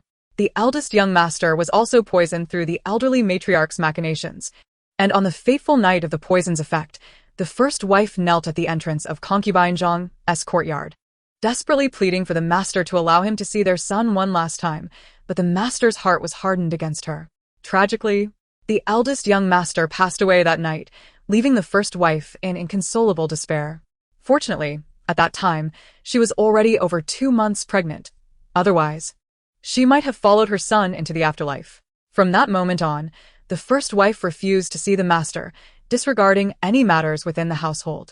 Even after giving birth to the young lady, she took her daughter to Jingxi Temple under the pretense of seeking blessings for the Tao family, never returning even upon the elderly matriarch's death. When the young lady turned 6, she returned to the estate, visiting her mother for a few days each year during her birthday. The first wife's plight is truly lamentable. Upon hearing the entire sequence of events, Tao Anran could not help but feel sympathy for her. Who could argue otherwise? Later, before the elderly matriarch passed away, she revealed everything to the master, urging him to fetch the first wife back. The master complied, yet the first wife refused to meet him. Once a heart has been shattered, it is exceedingly difficult to mend. The third concubine sighed, unwilling to elaborate further. Her clarity on the matter stemmed from having served the elderly matriarch as a maid, witnessing the entire ordeal firsthand. The elderly matriarch nearly killed her for this knowledge, and had she not been shrewd, she would have met the same fate as her sisters at the matriarch's hands. Ultimately, realizing she could not kill her, the matriarch elevated her to the master's concubine, silencing her. Just as Tao thought the third concubine had fallen asleep, the latter's voice suddenly resurfaced, warning that these matters of the Tao estate were ancient history and should not be spread recklessly, lest the master take offense. Yes, Tao pledged to heed her words. Today, she devised a way to inform the second concubine about the master's visit to Jingxi Temple. A sly smile crept upon the third concubine's lips. Indeed, uncertain of the third concubine's true intentions, Tao obediently complied. Soon, the third concubine drifted into slumber, and upon witnessing her deep sleep, Tao quietly exited to seek out Xiaoyu. Chapter 77. The princess's summons upon learning that Xiaoyu had been expelled from the fourth lady's courtyard without even seeing the master. The second concubine scorned Xiaoyu for her ineptitude, striking her back with a feather duster. "You useless wretch! You can't even handle such a trivial task. What good are you?" Crouching defensively, Xiaoyu curled up, shielding her head with her arms, weeping for mercy. "Please spare me, second concubine. Have mercy on the servant. How dare you cry? I could raise a dog better than you." The second concubine's eyes blazed with fury, akin to a frenzied beast, completely devoid of reason. Seeing no sign of mercy from the second concubine, Xiaoyu hastily promised, "If you kill me, you will have no one left to serve you. I beg you, spare me this time. I will wait at the study door and surely bring the master to you." Perhaps the second concubine heard her words. Or perhaps she simply grew weary from her exertion, but she paused her assault, gazing at the bloodied Xiaoyu, the rage in her eyes gradually subsiding. "Go now and wait at the study door. Do not return until you find the master." "Yes." Xiaoyu scrambled to her feet and stumbled out. Unable to resist, her hand instinctively reached for the pouch of powdered medicine hidden in her sleeve. Just moments ago, she hesitated, but now, her heart brimmed only with hatred for the second concubine, devoid of any other concerns. She resolved that even if it cost her life, she would drag the second concubine to hell with her. When Tao found Xiaoyu, she was horrified to see her friend covered in wounds. She scolded the second concubine vehemently before relaying the news of the master's trip to Jingxi Temple, urging Xiaoyu to find a way to inform the second concubine. Later, it was said that when Xiaoyu conveyed the master's visit to the second concubine, she immediately spat blood and fainted. Xiaoyu, however, merely watched coldly, not calling for a physician. It wasn't until the next day, noticing the second concubine's labored breaths, that she finally informed the housekeeper. The physician, after taking her pulse, shook his head gravely, declaring her illness severe and that she had little time left, at most 3 months to live. Each day, Xiaoyu added the powdered medicine to the second concubine's soup, leaving her in a progressively weakened state. Meanwhile, as the general's carriage approached the city gate, it was halted by the gatekeepers of the princess's residence. "Madam, His Highness requests your presence. Please come with us to the princess's abode." "Why the urgency? What might this be concerning?" A voice, as soothing as the fragrance of orchids, resonated from within the carriage. The gatekeepers bowed respectfully, not disclosing the reason. "I understand." The housekeeper redirected the carriage towards the princess's residence. Tao Anran, seated within the carriage, commanded in a low voice. For reasons unknown, a sense of unease enveloped her. Her instincts warned that the princess's intentions were far from benign. Even if she wished to avoid this, her will seemed inconsequential. "Yes, madam." The housekeeper instructed the coachman to head towards the princess's residence, discreetly sending a guard to notify their master of the developments. The carriage swiftly arrived at the princess's residence, and Tao Anran, accompanied by Baiji, alighted and proceeded towards the interior. Upon reaching the second gate, Mama Rong greeted them with a smile. "Madam, you have arrived." "Greetings." Mama Rong, Tao Anran and Baiji bowed respectfully. "How is Her Highness's health?" Mama Rong, her eyes twinkling with warmth, replied, "She is quite well, eating and sleeping soundly. However, she often mentions you, perhaps missing you a bit." "I shall go see her," Tao Anran declared, lifting her foot to head towards the princess's quarters, only to be stopped by Mama Rong. "Madam, please wait before seeing the princess. You must first accompany this old servant to another place, as arranged by Her Highness." "Where are we going, Mama?" Tao Anran asked, bewildered, her face a picture of confusion. "Once you arrive, you will understand."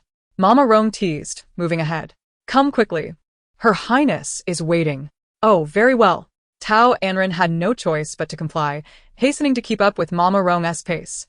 They wound through several turns until they reached a serene and exquisite courtyard. Mama Rong pointed to 2 rooms on the east side and said, Madam, Her Highness has learned that you prepared a sumptuous feast for the Tao matriarch's birthday at Jingxi Temple, including a rare longevity cake. She is quite curious and wishes for you to recreate that meal and cake. All the ingredients are prepared and waiting inside. If you require anything else, please inform this old servant, and I shall have it brought to you. Tao Anran found herself at a loss for words. Was it truly necessary for the Grand Princess to go to such lengths just to summon her for cooking? Surely, there were chefs in the Grand Princess's residence. If there was a particular dish desired, they could simply prepare it. Why insist on her specific involvement, as though she were a child required to replicate something perfectly? Was this jealousy, envy, or mere pettiness? Seeing that Tan remained silent, Rong Mama called out to her, urging, Madam, please proceed. Upon observing the unwavering determination in Rong Mama's expression, which indicated she was resolute in overseeing the cooking process, An stepped into the kitchen. The kitchen was well stocked with an array of ingredients: chickens, ducks, fish, meat, various vegetables, and even rare fruits like apples, grapes, and oranges, far more than what could be found at the Jingxi Temple. However, there was an absence of milk and goat's milk. With an apologetic smile, she addressed Rong Mama, suggesting amicably, the ingredients are ample, and I can certainly prepare a feast for my mother. However, the longevity cake is something I made specifically for my mother's birthday. Since His Highness's birthday is not yet upon us, I find the preparation of the cake somewhat troublesome. Might it be permissible to forego it? Additionally, making the longevity cake necessitates either goat's milk or cow's milk, neither of which appears to be available here. Perhaps I could prepare a couple of additional dishes as a substitute? Madam, the princess has stated that you should inform us of any required ingredients. It is imperative that you create the same dish, Rong Mama insisted with a firm demeanor. Leaving no room for negotiation, she turned to a nearby maid and commanded, fetch the goat's milk. Yes, Mama, the maid responded, hurrying off without daring to counter the order. Realizing that this meal and cake were the first challenge set forth by the Grand Princess, An understood there would likely be more trouble ahead. Adhering to the principle of avoiding unnecessary complications, she and Bai Ji entered the kitchen, efficiently gathering the necessary ingredients. The maid returned swiftly, carrying a bucket of goat's milk. Han gazed at the abundance of milk, feeling a twinge of envy. It was indeed fortunate to belong to a wealthy family, where such luxuries were easily attainable. Just days prior, she and Bai Ji had to exert considerable effort to procure a small basin of goat's milk, nearly being toppled by the goats in the process. At this moment, Tao Anran perceived that titles and status were mere illusions. True wealth was the only reliable currency. She reminded herself repeatedly to earn money swiftly and not to grow complacent.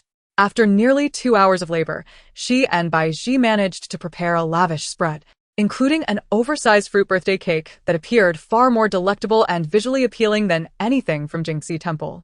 Once finished, the timing aligned perfectly with the lunch hour.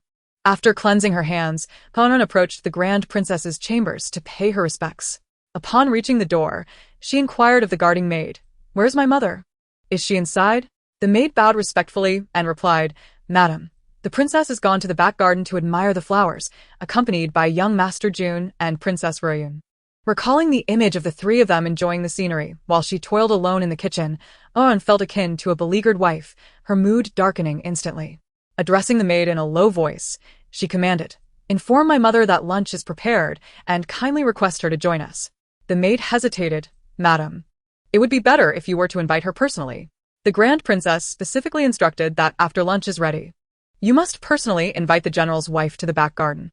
Go and tell my mother that I have prepared an entire feast and am now utterly exhausted," An retorted, walking toward a nearby chaise lounge to recline and feign a nap. "Why should I be the one to invite them to dine? I am not their hired help, summoned at their whims." Seeing An's reluctance to rise, the young maid hastily implored, "Madam, please do go and invite her. The Grand Princess will surely take offense if you do not." "Why would she blame me? I have prepared their meal," Tao Anran replied dismissively. The Grand Princess was not in the best of moods today. She scolded Princess Heroine to tears early this morning and had a quarrel with young Master Jun. I have never seen her so furious. If you do not heed her request, you may provoke her ire, which could backfire on you. the maid recounted the morning's events. Her expression grave and sincere. Tao Anran opened her eyes and asked, "Do you know why my mother is upset?" The maid shook her head. "This servant does not know. Only that it seems to pertain to you." No matter how many questions Tao Anran posed, the maid remained uninformed. Ultimately, Tao Anran, recalling her own labor over the past couple of hours, could not allow her efforts to go to waste at the final hurdle. Reluctantly, she made her way to the back garden. "Mother, I am so hungry. Do you think Tao Anran can actually cook? It has taken her so long," Princess Heroine complained while rubbing her stomach. "What did you call her?" The Grand Princess shot a sharp glance at her, like a blade of ice, causing Heroine to shiver and quickly amend her words. "Sister-in-law." "Humph. At least you know your place. If I hear you utter such words again, I shall have your tongue cut out," the Grand Princess retorted coldly, not indulging her daughter. Princess Heroine pouted. "Mother, am I your biological daughter, or is sister-in-law your true daughter?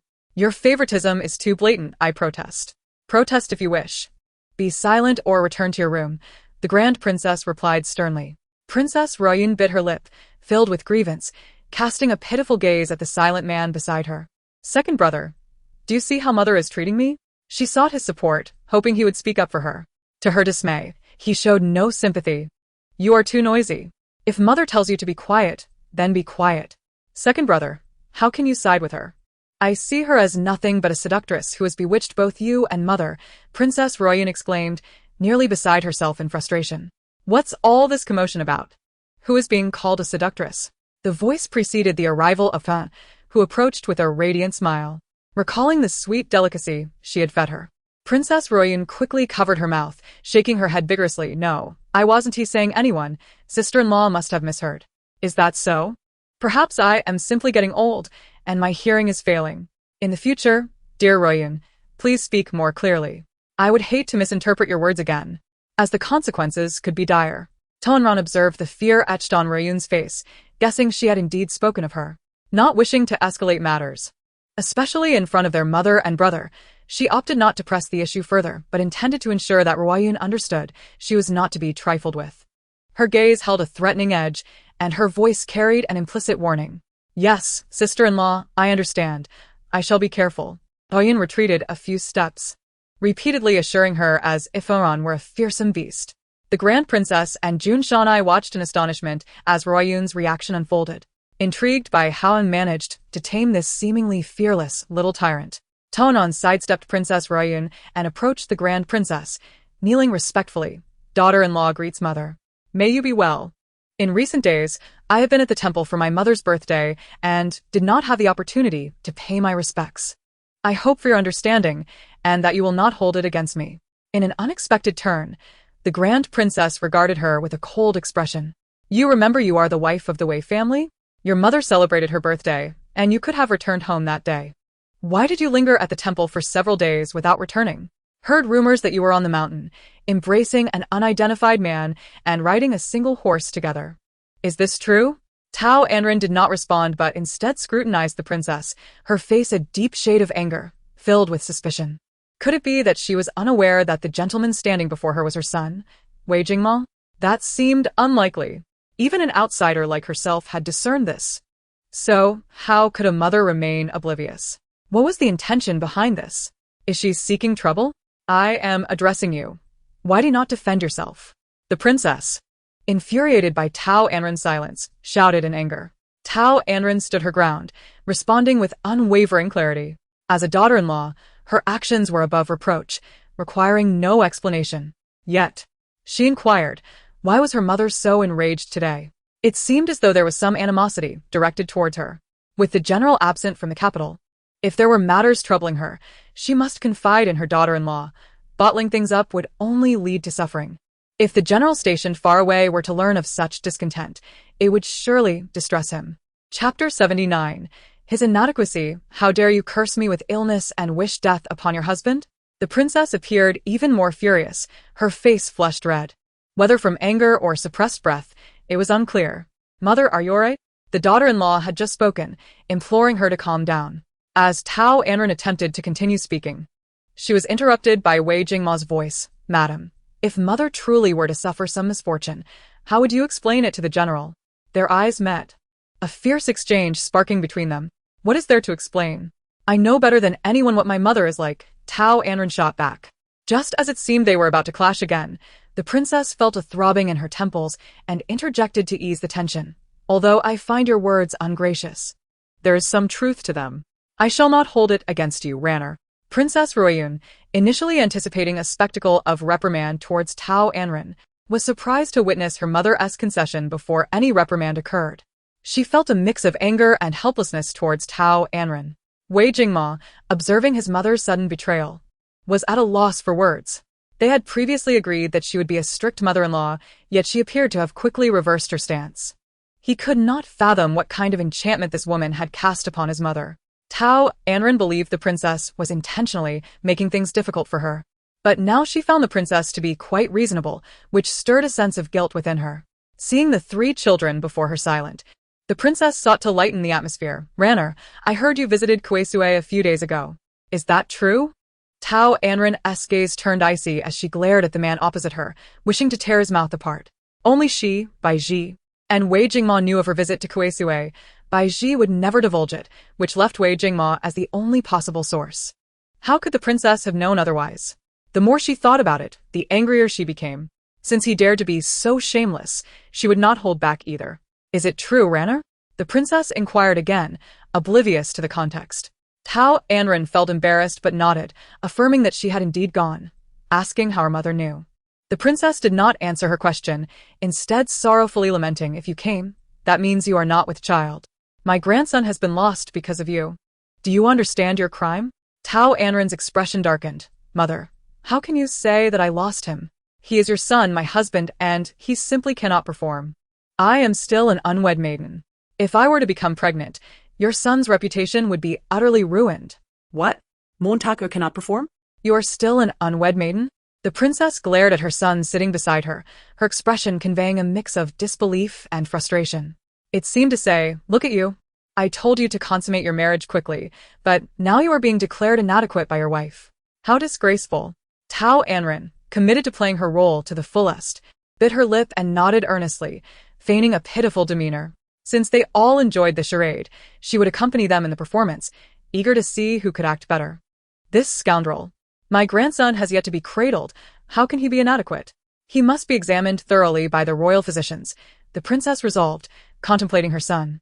Now 23, who still shunned women. She found herself questioning whether there was indeed an issue in that regard. She took Tao Anran's hand, gently patting it. Mother knows I have wronged you, Ranner. Rest assured, I shall spare no effort to ensure Amoer is treated well, so you may soon share a bed. Mother, there is no rush. We can wait until the general has recovered fully, she thought to herself, planning to distance herself when the time came. Indifferent to whether they consummated the marriage, Wei Jingma gazed at his troublesome mother and his nominal wife, feeling overwhelmed. He wished he could silence both of them to stop their nonsensical chatter. With a grim expression and an icy tone, he stated, is it truly appropriate for the general's wife to slander him so? He is a robust man. Where is the validity in your claims? It seems he simply disdains the idea of consummation. His words were a blatant attempt to belittle her, insinuating that she was not worthy of his attention. Tao Anran's anger surged, and she took several deep breaths, reminding herself to remain calm. After regaining her composure, she gazed at him in astonishment, her eyes glistening with unshed tears, trembling as she pointed a finger at Wei Jingma. Mother, how does he know the general is strong? Could they be involved? Are they? Her thoughts spiraled into despair. Oh my, I cannot bear to live. Unable to contain herself, Princess Heroine burst into laughter, her eyes darting between the 2 brothers. Ha ha ha. If elder brother and second brother were involved, elder brother would surely explode with rage. She began to find Tao Anran less detestable and more amusing. The princess, rubbing her temples, thought, how could my chosen daughter-in-law misunderstand my son in such a way?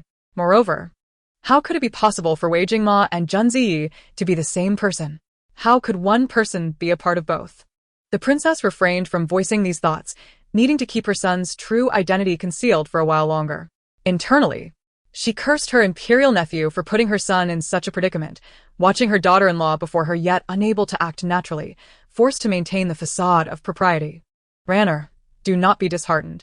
I assure you, regarding the rumors of Amoer's inadequacy, I can guarantee there is no truth to them, the princess promised, patting her chest for emphasis. Mother, how can you prove that? Tao Anran's tear-filled eyes portrayed a picture of a wronged daughter-in-law. In half a month, our court will reconvene, and with the new year approaching, Emoer will be summoned back to the capital. At that time, I will arrange for you to consummate your marriage.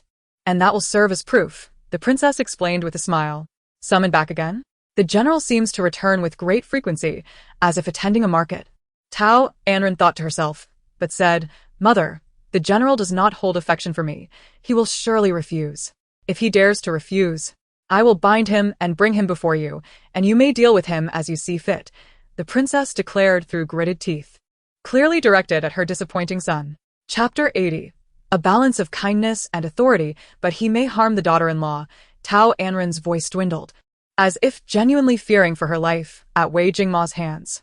If he dares to lay a finger on you, I shall disown him as my son.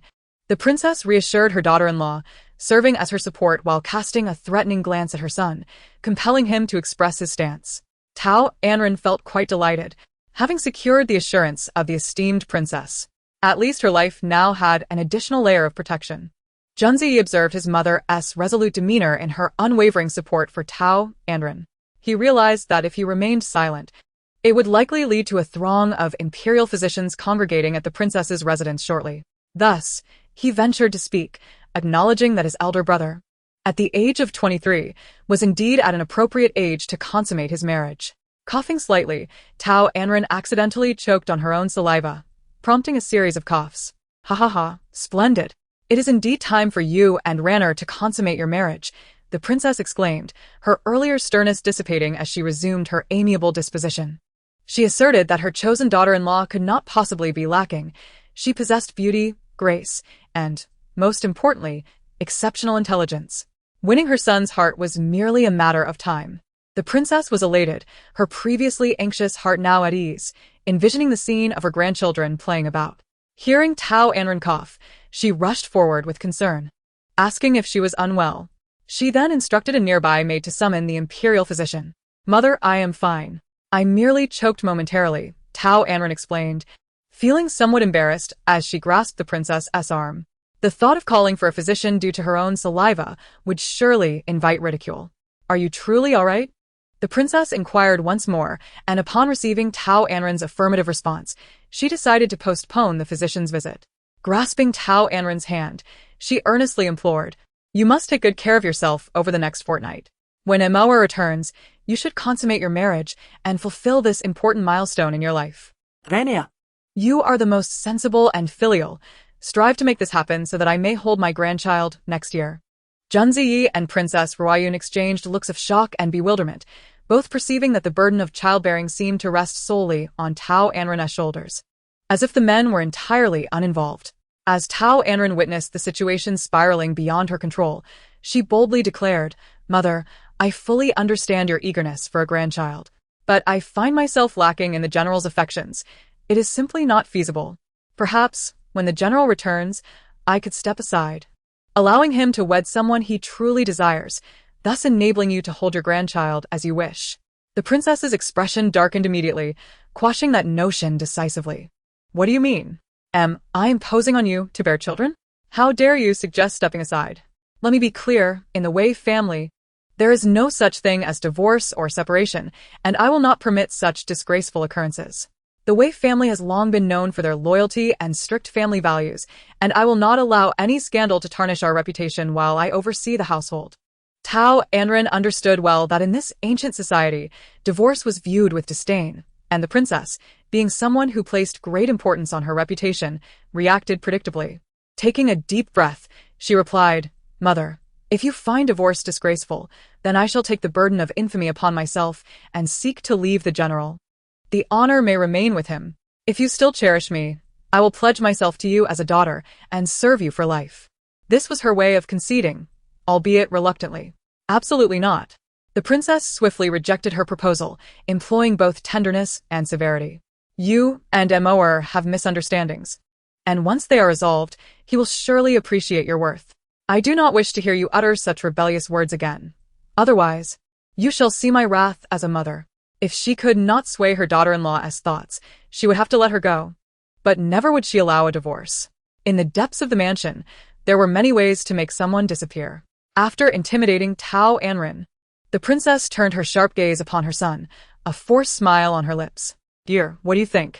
Wei Jingma had already been troubled by Tao Anran's letter of separation sent to the border and her entanglement with Li Xiujia. He felt a heavy weight in his heart, pent up and uncomfortable.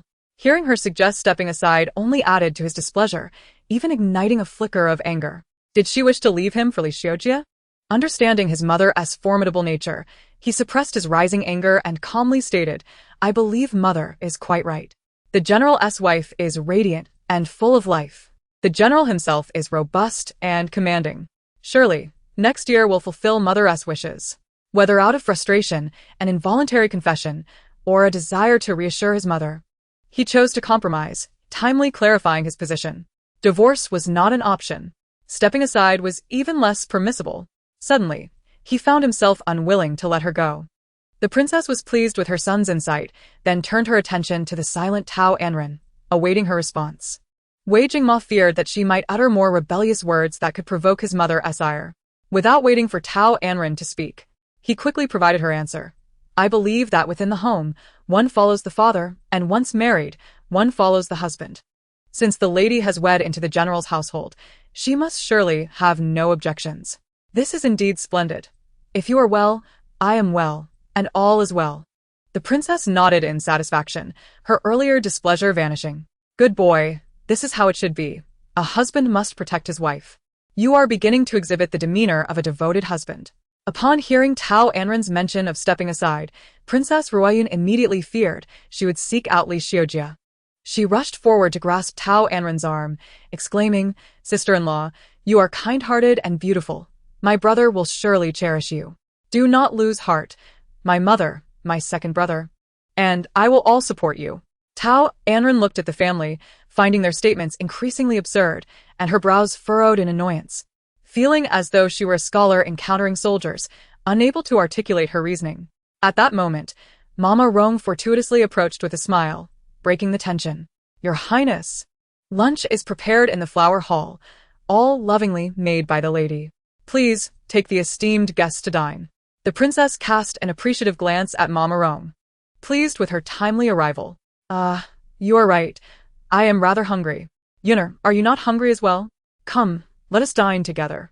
Without allowing for dissent, she took Princess Heroine by the hand and led the others away, deliberately leaving Tao Anran and Wei Jingma together.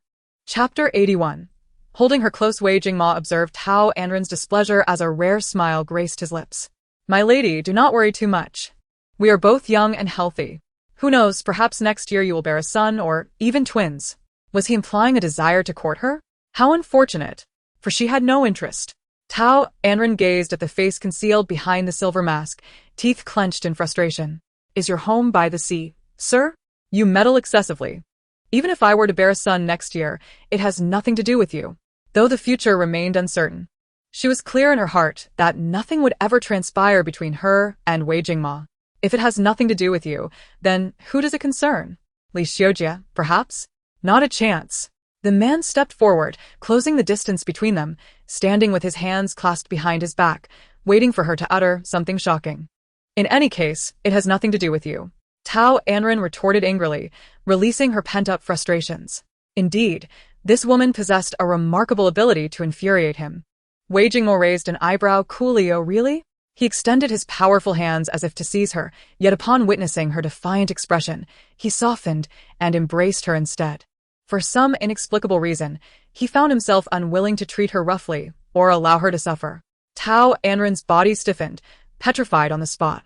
Wasn't his identity supposed to be kept confidential? What was he doing now? In broad daylight, embracing her, his nominal sister-in-law, what kind of propriety was that? Did he not fear the discerning eyes of others, jeopardizing his grand ambitions? Moreover, had he not always disdained her, abandoned her? Once more, his magnetic voice echoed in her ears, akin to an assertion of possession, yet also a declaration of affection. However, she regrettably had to disappoint him. For a lifetime, she would remain intertwined with him, for any child born of her would, irrespective of gender, share a connection with him. You scoundrel, let go of me. Tao Anran struggled to free herself from his embrace, yet the more she fought, the tighter she felt trapped. As she pounded on his chest, she sternly rebuked, Junzi, remember your current status. I am your elder sister-in-law. How dare you touch me here? Her voice trembled with fury. Sensing the frail shoulders of the woman in his arms quivering slightly, as if she were on the verge of tears, his heart tightened, and he hastily loosened his grip. Seizing the opportunity, Tao Anran pushed him forcefully, nearly toppling him to the ground. Anran, he wished to apologize, to clarify his identity, but the words had barely left his lips when she retaliated with a stinging slap. With reddened eyes, she glared at Wei Jingma, also known as Junzi, and exclaimed in anger, What do you take me for? Summoned at your whim and dismissed at your leisure? When you are pleased, you embrace me. When displeased, you cast me aside like a tattered garment. I am a person, not a mere plaything for your amusement. Having been struck by the woman, Wei Jingma's expression darkened ominously. This was the first time in his life he had been struck by a woman. With a cold gaze, he replied, You are merely acting out of anger. I shall overlook this incident, but you must never lay a hand on me again, or else. Tao Anran maintained her composure, her lips moving as if to utter further reprimands, but ultimately, she closed her alluring red lips, casting him a dismissive glance before turning on her heel to leave. She had no desire to listen to another word. What was the point of their quarrel? After all, his current disguise had nothing to do with Wei Jingma. If she could escape the general's residence within the next fortnight, or even simulate her own death, adopting a new identity and fleeing with her mother, it would not be impossible. Wei Jingma gazed at the woman who did not look back, his heart a tumult of emotions. Tao Anran did not go to the flower hall for a meal. Instead, she took Bai Ji and returned directly to the serene courtyard of the general's residence. She locked herself in the laboratory, isolating herself from the world. Bai Ji waited a long while before she dared to enter with tea and pastries. Miss, are you feeling better? Tao Anran had already regained her composure and was busy developing an improved version of sanitary napkins. Upon seeing Bai Ji enter, she replied nonchalantly, I am fine. What do the pastries taste like? Bai Ji smiled and said, They're filled with mung bean and red date paste. Tao Anran nodded, glancing at the pastries. Give them to me. She was indeed feeling a bit hungry after a day of turmoil. Bai Ji placed the tea and pastries before her and quietly inquired, Miss, what are your plans moving forward? She had witnessed the incident between her miss and Junzi in the princess's garden and knew that her mistress was very upset. This Junzi, usually so genteel and refined, turned out to be a scoundrel who dared to be so forward with her mistress. From now on, she would never speak well of him again. However, judging by his demeanor, it seemed he harbored inappropriate feelings for her miss. Regardless of whether it was voluntary on her part, the intimate contact they shared was a reality. Her miss was already married, and her husband would return in half a month. If he were to find out, it could create chaos, even leading him to contemplate dire consequences for her. For any man, being cuckolded was an immense humiliation. This thought greatly troubled Bai Ji. Tao Anran lowered her gaze, picking up a pastry and nibbling on a couple of pieces, indifferent to the situation, believing that whatever was meant to happen would happen. She did not notice Bai Ji's worried expression as she handed her a sanitary napkin, instructing her to produce 20 more based on that design. Bai Ji, looking at the small cotton strip, slightly larger than a palm, could not help but ask in astonishment, Miss, what is this? It's a menstrual pad. Tao Anran replied casually. This is a menstrual pad? Is it really effective being so small? Bai Ji was captivated by this novel item, momentarily forgetting her mistress's plight. It certainly is. I have made improvements. Take a closer look to see what's different, Tao Anran said, revealing it like a treasure. Bai Ji examined it closely, noticing that it was small and seemingly not made of plant ash. Tao Anran nodded in satisfaction. Yes, the previous pads were large and inconvenient, made of plant ash, which was unhygienic and prone to infections. The newly improved pads are not only convenient but also clean and sanitary. The interior is filled with clean cotton, meant to be disposed of after use. Most families, whether affluent or poor, can afford them. You are truly remarkable, Miss. Bai Ji's eyes brimmed with admiration. Tao Anran smiled at Bai Ji. Stop with the flattery. Hurry, and get to work. Tonight, you'll accompany me to a place where we will make a substantial profit. Chapter 82. A midnight visit to a brothel at the hour of the dog. An iron claw appeared atop the back wall of the general's residence, followed by a nimble figure scaling the high wall, straddling the top and pulling up a clumsy silhouette. Both were dressed in male attire. with a large backpack slung over their shoulders, bulging with contents. "Miss, it's so high. I'm afraid." The clumsy figure trembled, clearly frightened. "What is there to fear? I am here. You won't fall. Just wait up there until I come down, then you can jump." The other figure reassured the frightened individual before skillfully sliding down the wall using a rope. "Come down, Baiji, quickly. Just mimic what I did earlier. And I will catch you," she urged. "Miss, I am scared." The person atop the wall hesitated to descend. "If you don't come down, I will leave without you." The one below threatened, feigning to walk away. "No, miss, wait for me. I'm coming down," the person on the wall repeatedly encouraged herself, her pale face betraying her fear as she cautiously moved down, only to slip and fall straight to the ground. "Ah!" Baiji screamed. "Shoo, keep it quiet. You'll alert the guards." Tao Anran swiftly caught Baiji, covering her mouth to signal her to be silent. Whatever one fears often materializes, and indeed, the guards were alerted. "Someone is climbing the wall. Pursue them." A commotion erupted within the General's residence, and Tao Anran wasted no time, seizing Baiji's hand as they bolted away. After much effort, they finally reached the most bustling street at night, allowing them a moment to catch their breath. "Miss, where are we going?" Baiji asked, her heart racing. Tao Anran's eagle-like gaze fixated on the three prominent characters of Yixiang Yuan ahead, her delicate finger pointing there. Baiji followed her finger and saw two large red lanterns hanging at the entrance, where several beautiful women stood, beckoning the passing men. Even she, though naive, understood what kind of establishment Yixiang Yuan was. She quickly waved her hands. "No, we can't go in there. Mississippi places like this are not for us." If they were to enter, it would utterly tarnish their reputation, and perhaps the princess would not tolerate such antics from the miss. Engaging in such disgraceful behavior was not befitting of a young lady of status. "Why can't we go in?"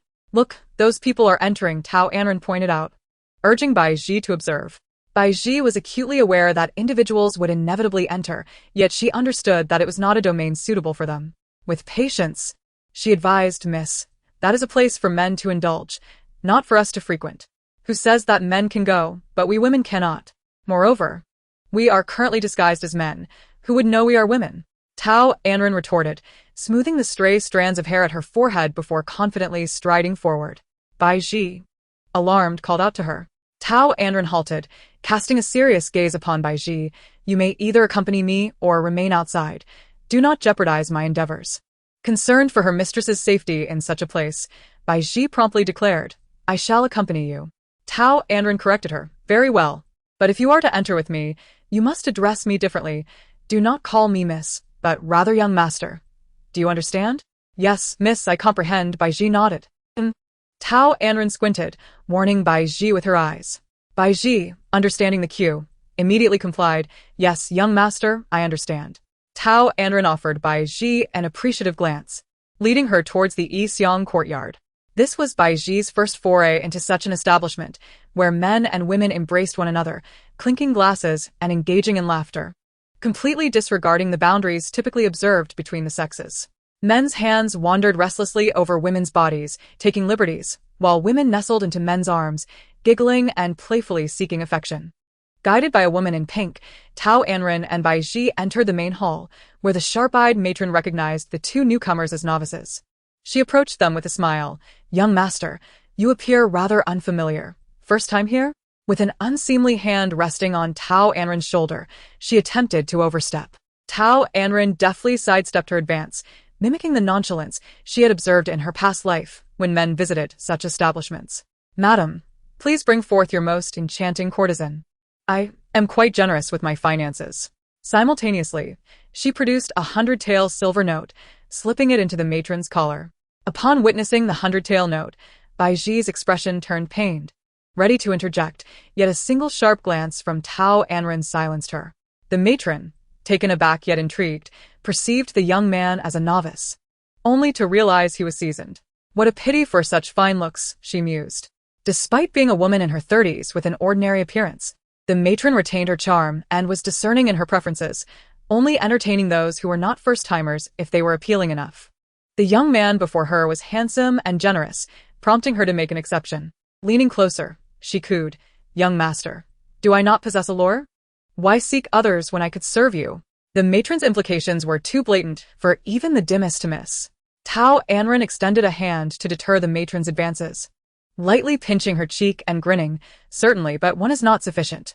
Fetch a few more for me." "Is the young master truly so formidable?" the matron teased. "Indeed. I am robust and vigorous. One is insufficient." Tao Anran laughed boisterously, exuding the demeanor of a seasoned patron. The matron, feeling a thrill, tossed a flirtatious glance at Tao Anran. "I shall fetch you our finest courtesans. Wait here with this young girl." "Yes, do hurry back," Tao Anran urged, playfully pinching the matron's cheek, eliciting a flutter of excitement within her. She then instructed the young maidservant serving water, "Quickly, prepare a private room for the young master, and ensure it is of the highest quality." "Yes, madam," the maidservant replied. Tao Anran, accompanied by the silent Baiji, ascended the stairs with the maidservant.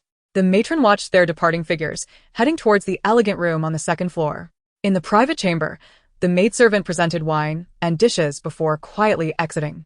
Shortly thereafter, four elegantly adorned women entered, swaying their hips, and upon witnessing Tao Anran's handsome visage and hearing the matron speak of him as a wealthy patron, they flocked to him. "Young master, is this your first visit? You seem somewhat unfamiliar." "I am Haidang. Be sure to remember my name for your next visit." "Young master, I am Meihua. Though we haven't met before, we have now, so remember me well." "Young master, I am Dujuan. Do I not possess beauty? You must imprint my image in your mind." "Young master, I am Mei Goe. I can play the piano. Allow me to perform for you shortly." "Haitang, Meihua, Dujuan, Mei Goe. I shall remember you all. Pray, exhibit your talents. Let me indulge my eyes, and those who perform splendidly shall be rewarded." Tao Anran settled at the table, sipping wine and savoring the dishes while gesturing for them to commence their performances. Upon hearing of potential rewards, the women sprang to life, showcasing their skills to win the favor of their affluent patron.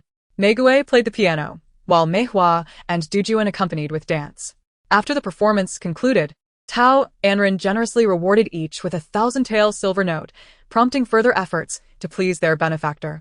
Word of this bounty quickly spread throughout the Yi Xiang courtyard, prompting more women to approach Tao Anran's room, eager for their share of the generous rewards.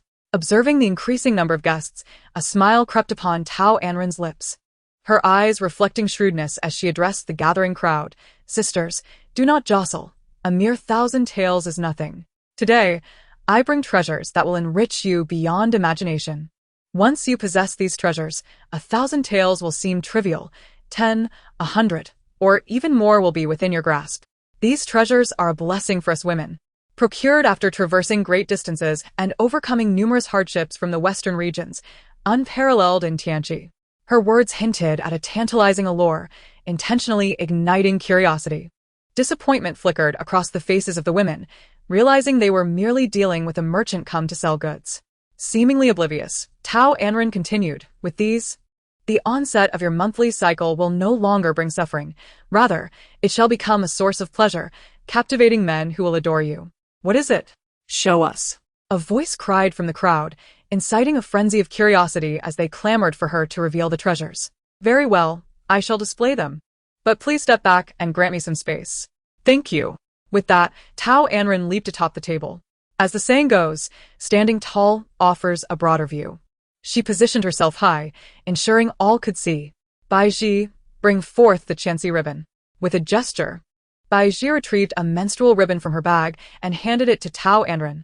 Holding the palm-sized ribbon aloft for all to see, Tao Anran proclaimed, "Behold, one of the treasures, the chancy ribbon, designed for our use during our monthly tribulations. The delicate menstrual pads surpass ordinary ones in convenience, hygiene, and safety. Crafted entirely from cotton, they are far superior to the conventional plant-based alternatives, providing excellent care for our skin. They can be effortlessly secured to one's underwear, allowing for a weightless sensation and tranquil sleep. A perfect essential for every woman, they bring comfort month after month, fostering a deeper understanding among friends. You may wish to feel their texture. Is it not soft and pleasant?" As these words were spoken, the menstrual pads were handed to Rose, who graciously agreed to distribute them among the sisters for their perusal. Rose, recalling the small gratuity she had just received, was more than willing to assist and spoke highly of the product. After testing the pads, the sisters concurred with Tao Anran's praise and found the price reasonable, eagerly purchasing them. Once Tao Anran sold out of the menstrual pads, she unveiled two more treasures: soap for cleansing the face, hands, and body, and if conditions permit, even for laundry. After washing, the scent lingers, all derived from natural floral essences, far surpassing the incense they were accustomed to. The second item was a snowflake cream, to be applied after cleansing the face, ensuring skin that is as fair and delicate as that of a newborn. They were invited to sample these products before deciding to purchase. The samples were distributed to Mei Hua and Du Wan, who accepted with smiles and fetched a basin for washing, following Bai Ji's demonstration to help promote the items. The timeless truth remains that women have always cherished beauty, an unchanging principle throughout the ages. After washing their faces and applying the snowflake cream, a refreshing fragrance wafted through the air. Their skin felt as smooth as that of a freshly hatched chick, prompting a flurry of shopping. Tao Anran, observing that 2/3 of her stock had already sold, smiled radiantly, momentarily dazzling everyone with her beauty, akin to a celestial being. Now, she presented a diamond-level treasure, something they had never seen before. With a flourish, Tao Anran revealed a set of alluring lingerie. The audience expressed surprise and confusion regarding its significance. She handed the lingerie to Haidang, requesting her to try it on with Bai Ji's assistance, as Haidang possessed the most enviable figure among them, perfectly curvaceous. Haidang, initially taken aback upon learning Bai Ji was a woman, felt envious of her fortune to be in the company of someone like Tao Gongzi. Without hesitation, she followed Bai Ji to the inner room to change into the lingerie, emerging slowly to astonished gasps. The lingerie, made of silk, featured a sheer overlay at the chest, making the curves subtly visible and accentuating her figure to perfection. Adorned in such exquisite attire, Haidang truly resembled a rare gem. Tao Anran priced the lingerie at 1,000 taels per set, bringing a total of 21 sets, selling for 20,000 taels, and gifting the last set to the matron.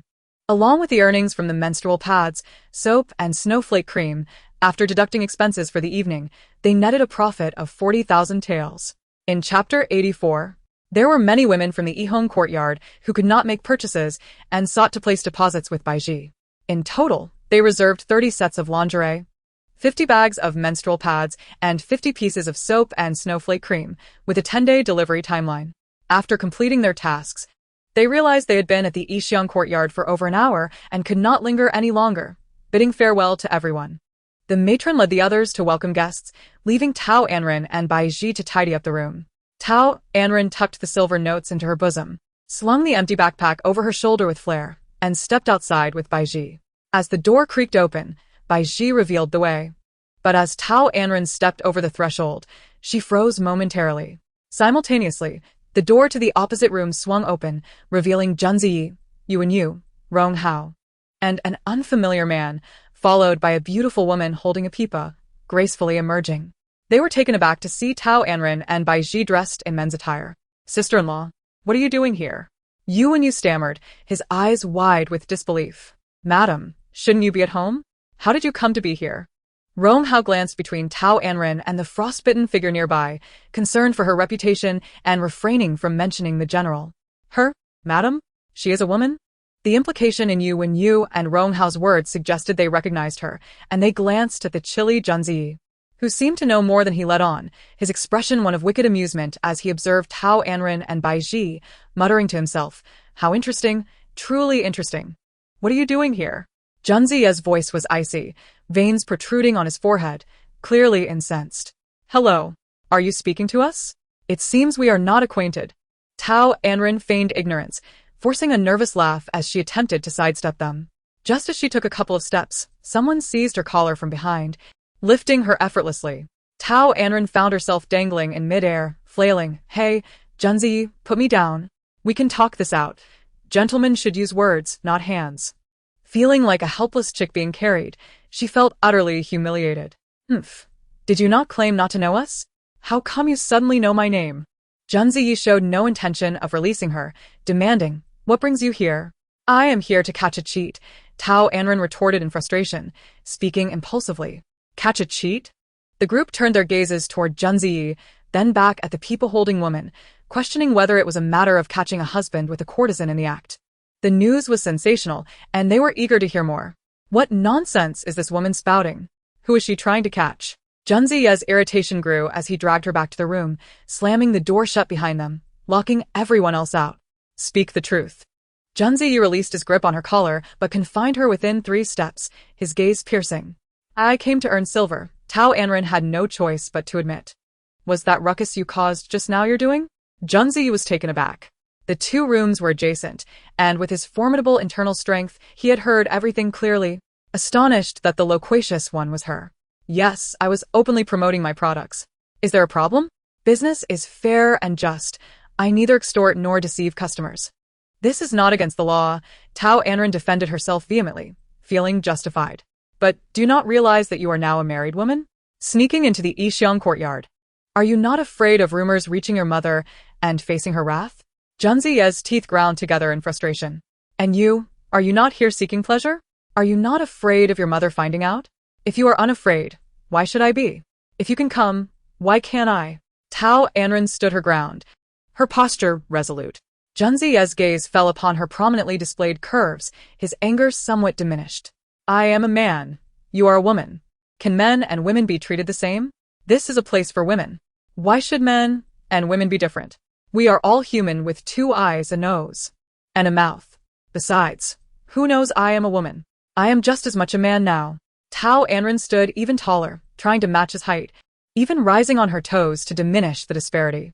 However, her balance faltered, and she fell directly into his embrace. The man effortlessly wrapped his arm around her slender waist, his grip gentle yet firm, feeling soft and delicate to the touch, which dispelled the anger that had previously surged within him. Are you preparing to embrace me, hoping to silence my protests? His tone was tender, laced with an ambiguous emotion. You think too much, Boss June. I merely slipped. It was an accident. Please let me go, Tao Anran stated bluntly, raising an eyebrow. And what if I refuse? He was reluctant to release her. Why, Boss June, do so many beauties in Yixiang courtyard fail to satisfy you? Or do you prefer men? A look of disdain crossed Tao Anran's face, inwardly scolding him as a hypocrite for seeking a courtesan while finding her unworthy of his embrace. Are you feeling jealous? A wicked smile curled upon the man's lips as he leaned closer, scrutinizing the changes in her expression. I am not. It's challenging to find a 3-legged toad, but 2-legged men abound. Hence, it is wise to know one's own worth. With that, Tao Anran attempted to struggle free of his grasp. What did she mean? Did she intend to seek out other men? This woman truly vexed him repeatedly. Ranner, you are not behaving at all. What shall I do with you? Perhaps this will make you more obedient? With that, he bowed his head and captured her enticing lips in a kiss. Before Tao Anran could comprehend his words, she was caught off guard by the sudden kiss, leaving her mind blank. Seizing the moment, he slipped his hand around her neck, pulling her closer and deepening the kiss. She hesitated, poised to strike him, but he halted the kiss just in time. Releasing her neck, he deftly restrained her raised hand while drawing her waist firmly against him, their bodies fitting together seamlessly. He whispered in her ear, 2-legged men are everywhere, and they have nothing to do with you. You are my woman. In this life and the next, for all eternity, you shall only be mine. Henceforth, do not think of seeking other men. Chapter 85. Unveiling the mask, Tao Anran snapped back to reality, her lips swollen, eyes slightly reddened, glaring furiously at the man before her. You scoundrel. I am your sister-in-law. How dare you treat me this way? What do you take me for? Had she truly grown angry? Junzi felt a pang of regret for being so impulsive, realizing he should have waited until he regained Wei Jingma's identity before approaching her. Seeing her distressed pained him as well. Suddenly, he longed to reveal his true self, to let her know that he was indeed her husband, that kissing and sharing a bed with her was entirely justified. Sister-in-law, is that truly what you desire to be? But I have no elder brother, so I fear your wish cannot be fulfilled. He took her hand and placed it on his half-silver mask. Are you not curious about the face hidden beneath this mask, whether it is beautiful or ugly? At that moment, he genuinely wished for her to discern his identity as Wei Jingma. Your beauty or ugliness is of no concern to me. I am not the least bit curious, Tao Anran said, feeling a flicker of anxiety, quickly retracting her hand. She was unwilling to unveil his mask, at least not at this moment. Her instincts warned her that if she uncovered his identity now, it would lead to endless troubles. Furthermore, she already knew who he was, even without removing the mask. Is that so? Not curious at all? He lowered his gaze, his captivating eyes fixated on the slightly flustered woman. In truth, you have known my true identity all along. Haven to you? The statement was framed as a question, yet conveyed certainty. I do not know. I truly do not. Tao Anran hastily waved her hands, adamantly refusing to admit anything. Junzai chose not to press her further, instead removing the silver mask from his face, revealing an exceptionally handsome visage before her. Tao Anran's eyes widened in disbelief as she gazed at him. What was this man up to? Why would he remove his mask, risking exposure? No. Couldn't he possibly intend to drag her into his troubles, could he? Realizing this, she quickly shut her eyes and covered her face with her hands. I saw nothing. I do not know your true identity. Wei Jingma's lips curled into a rare smile. My dear, is it not too late to pretend you have not seen? Do open your eyes to behold your husband, who has traveled great distances to resolve our separation. Wait. How could he possibly know about the letter of separation she had penned? Calculating the time, a round trip to the border would take nearly a month. How could he have known? Did he possess extraordinary foresight? Regardless, it was time to confront the issue of separation face to face. Tao Anran suddenly opened her eyes, meeting Wei Jingma's gaze with neither subservience nor arrogance. Since the general is already aware of the separation letter, I presume you have read it. I clearly expressed my stance in that letter. After much contemplation, I believe we are truly incompatible. Rather than endure mutual disdain and torment, it would be better to part ways decisively, allowing us both to find peace. Wei Jingma met her slightly triumphant gaze, rubbing his temples in exasperation. Initially, he had resisted marrying her and held disdain for her, but his feelings had since transformed. He did not wish to let her go and desired to live alongside her instead. Are you finished? What you just expressed was solely your own desire. Now it is my turn to share my thoughts. Listen carefully. Wei Jingma's gaze turned cold, his smile stubborn as he pronounced each word distinctly. I do not consent to the separation. You clearly do not like me. Why not agree?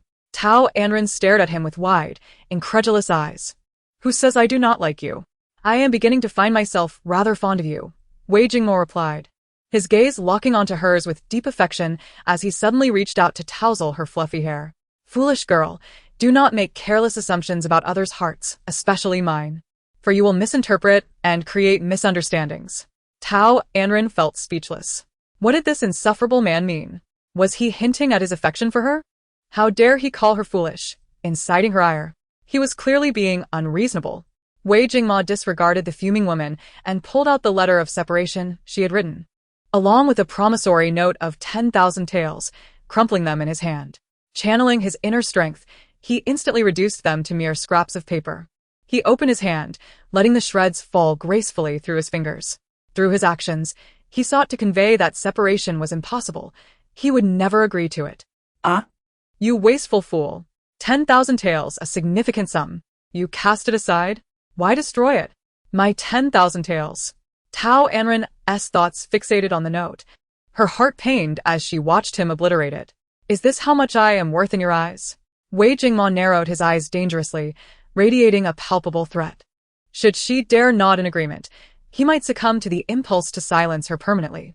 Tao Anran shook her head. You are not worth that much. The 10,000 taels were merely a gesture of goodwill for the separation. I thought I should offer you some compensation. You know I am typically generous and never stingy. After all, you're still my nominal husband. Should I then express my gratitude? Wei Jingmo retorted. Naturally. 10,000 taels is no trivial amount. Tao Anran calmly awaited his acknowledgement. Wei Jingma let out a scoff. You dare to mention 10,000 taels? Your audacity grows bolder by the day. Mocking me with my own money and sending it to the border, allowing my subordinates to know that I was cast aside by a woman. Well, you are truly something. Tao Anran observed his less-than-pleased expression, feeling a twinge of fear, yet maintaining her defiant demeanor. General, you have misunderstood my intentions. I never meant to insult you. Sending you 1,000 taels was merely out of concern for your well-being at the border. Not like certain individuals who harbor malicious thoughts and scheming ways to bring others to ruin. At this moment, driven by self-preservation, she would not admit her desire to humiliate him as revenge for his confiscation of her dowry, yet she secretly intended to mock him nonetheless. Wei Jingma was certainly not oblivious to the underlying meanings in her words. The vengeful nature of this woman had remained unchanged. He smiled and replied, It seems I have truly misjudged my wife. Your affection for me is unwavering, always considering my needs. Henceforth, I shall treat you with the utmost care and love. No need for that. These are merely my duties as a wife, and require no recompense from the general, she replied. Chapter 86. Is he truly concerned for me? I do seek recompense. After your earlier guidance, I have come to realize my error in neglecting you and leaving you to dwell alone in an empty chamber. I apologize, and from this day forward, I shall not allow you to remain alone, but will instead share your quarters each night. What nonsense! This man is utterly excessive. Give him an inch and he takes a mile, truly a case of arrogance beyond measure. The more she thought about it, the angrier she became. In a fit of strength, she pushed him away, her jaw clenched tightly, her composure shattered as she unleashed a torrent of curses. Wei Jingma, do you take me for a girl from the Yixiang courtyard? Dream on if you wish to share my bed. Let me tell you, if you push me too far, I will expose your dealings with the courtesans. I have nothing to lose. With that, she shot him a furious glare, her cheeks puffed in indignation, and stormed out without a backward glance. Wei Jingma watched her retreating figure, a wry smile gracing his lips. It seemed altering her perception of him would not be an overnight endeavor. A long-term strategy was necessary. He donned his silver mask once more and followed her outside. Peony observed Tao Anran's slightly swollen lips, a pang of bitterness striking her heart.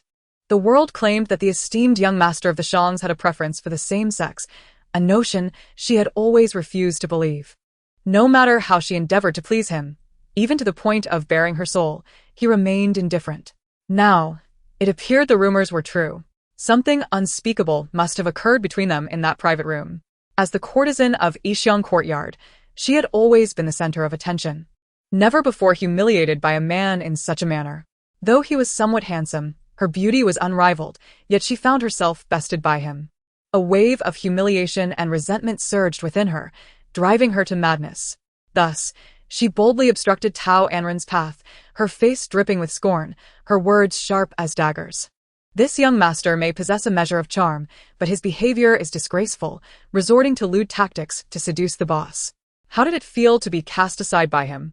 You, a toad aspiring to eat swan meat, should take a good look at yourself. Tao Anran, already simmering with frustration, would not let Peony's insolence slide. Though her smile was maintained, it failed to reach her eyes. Perhaps these words are better suited for you.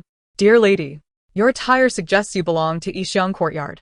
Presenting yourself amidst men in such a manner, who is truly the shameless seductress? With your looks and background, even I find you unworthy. The young master of the Shangs taking an interest in you is nothing short of a farce. I advise you to relinquish your foolish dreams. Furthermore, should you seek to cross me, you ought to inquire about my identity first. What good could come from offending me? Even if the young master were to welcome you into his household, if I disapprove, you shall remain barred from the gates of the Jun family, forever unable to be his woman. Tao Anran's reasoning held merit. According to the customs of the Tianqi kingdom, a man must have the approval of his primary wife to take a concubine. If Wei Jingma insisted on such arrangements, her absence from the wedding hall and refusal to partake in the tea offered by the concubine would render the union invalid. Moreover, a man of Wei Jingma's stature would never marry a woman of ill repute. Peony, incensed by Tao Anran's derision of her status, trembled with rage. Did she not deserve to be a concubine? It was absurd. Countless suitors longed to invite her into their homes, yet she desired only the young master of the Shangs. Whether or not she entered the Jun household was of no concern to him. Why should she require his consent? What did you say? Peony fumed, raising her hand to strike Tao Anran, yet her arm froze midair. Tao Anran caught her wrist effortlessly, her gaze icy as she regarded the incredulous woman before her, then delivered a sharp slap across Peony's face. This was a lesson in reciprocity, a warning to deter future provocations. With that, she released her grip, disregarding the astonished gazes of those around her, and elegantly descended the staircase. Peony, thrown off balance, tumbled to the ground in a disheveled heap. Watching Tao Anran depart, her teeth nearly shattered from clenching, she rose and leaned against the railing of the second floor, shouting to the guards below, "Stop her. Teach her a lesson." Upon hearing the courtesan's command, the guards swiftly surrounded Tao Anran and Baiji, prepared to subdue them. "What shall we do, young master?" Baiji, trembling at the sight of the 20 or more guards, feared she might weep. She lacked combat skills and could only hinder her mistress. Tao Anran whispered à soudaine assurance. Do not fear, Baiji. I will protect you. Her right hand discreetly moved to her left wrist, fingers brushing against the button of her hidden daggers, should she press it. 6 blades would strike the guards' throats in unison. Just as tension mounted and an altercation seemed imminent, a furious voice rang out. How dare you? Let us see who dares. In an instant, a figure appeared before Tao Anran. June's eyes deep, dark eyes smoldered with fury, exuding an aura of lethal intent that caused the guards of Ishiang Courtyard to instinctively take a step back. He glanced down at Tao Anran, the tension within him easing as he softened his gaze. Are you hurt? Tao Anran met his concerned gaze, her heart fluttering at his evident worry for her safety amidst the impending conflict. Suppressing her confusion, she shook her head. I am fine. I will ensure your safety. June's eye promised, his tone both reassuring and protective before turning his attention to the guards.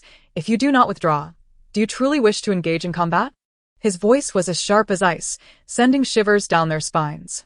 The guards, recognizing the formidable man before them, understood he was no ordinary adversary. The force behind his words was palpable, and they reluctantly parted to make way. Do not retreat. Capture him. Peony. Her eyes ablaze with fury at June's defense of Tao Anran, screamed hysterically. Tao Anran's brow furrowed slightly, her displeasure evident. She wished to silence Peony's incessant chatter. June's noticing her discomfort, unleashed a swift blow towards Peony, who crumpled to the ground like a withered leaf, blood trickling from the corner of her mouth. Truly tiresome. Speak another word, and I shall pluck out your tongue. Chapter 87. Acquiring a Residence Young Master. How can you treat me thus? You know my heart. I am fond of you. Peony's eyes brimmed with unshed tears, her lips quivering as she bit her lower lip, adopting a pitiable expression that elicited sympathy from the men nearby. The gentleman, Junziyi, remained utterly unmoved, barely casting a glance at her. His gaze tenderly fixed upon Tao Anran, as if she were the sole occupant of his heart. My lady, has your anger subsided? If you remain dissatisfied, I am more than willing to intervene. He spoke with a gentleness that brimmed with affection. Tao Anran shot him a disdainful look. No need for that. Tend to your own affairs and take a good look at the undesirable entanglements you've attracted. At the very least, seek someone more suitable. With a face full of disdain, she pushed Junziyi aside and left the Ishiang Courtyard, accompanied by Baiji, without a backward glance. Is everything all right with my little sister-in-law? She seemed rather upset. Should I accompany her? Yuanyu lowered his voice, speaking in a tone meant only for their ears. Though he was oblivious to the events that had transpired between the couple upstairs, as a friend, he felt compelled to offer some friendly advice. Hunzie. Feeling a surge of anger with no outlet, glared at the oblivious Yuanyu who approached him and snapped, You seem quite concerned about her, don't you?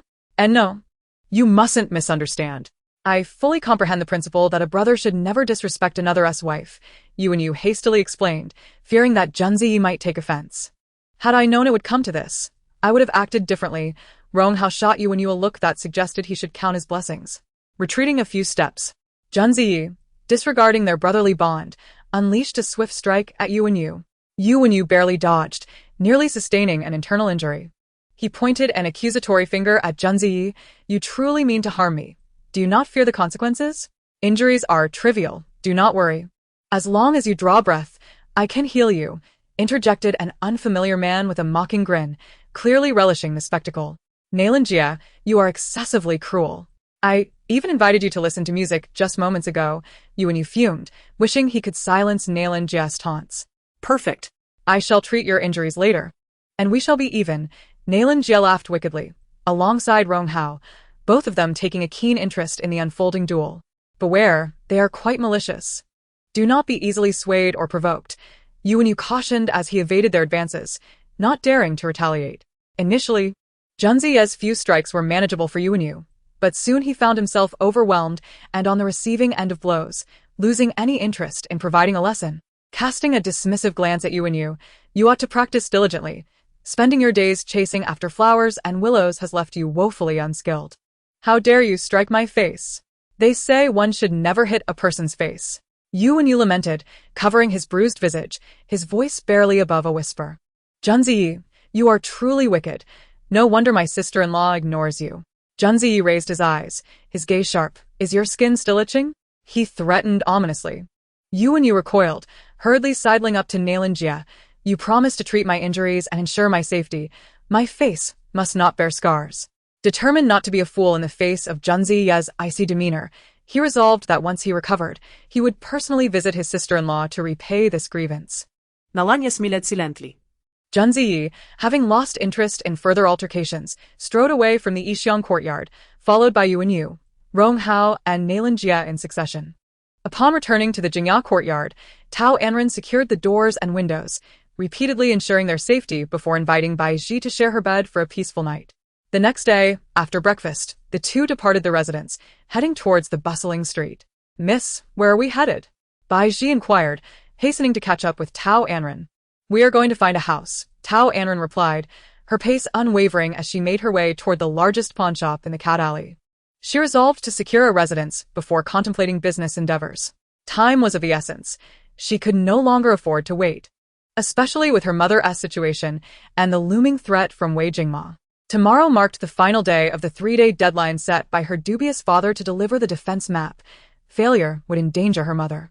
Last night, Wei Jingma had behaved like a lustful boar, showering her with kisses, and she feared that one day he might intrude upon her chamber, and at that moment, she would not stand a chance.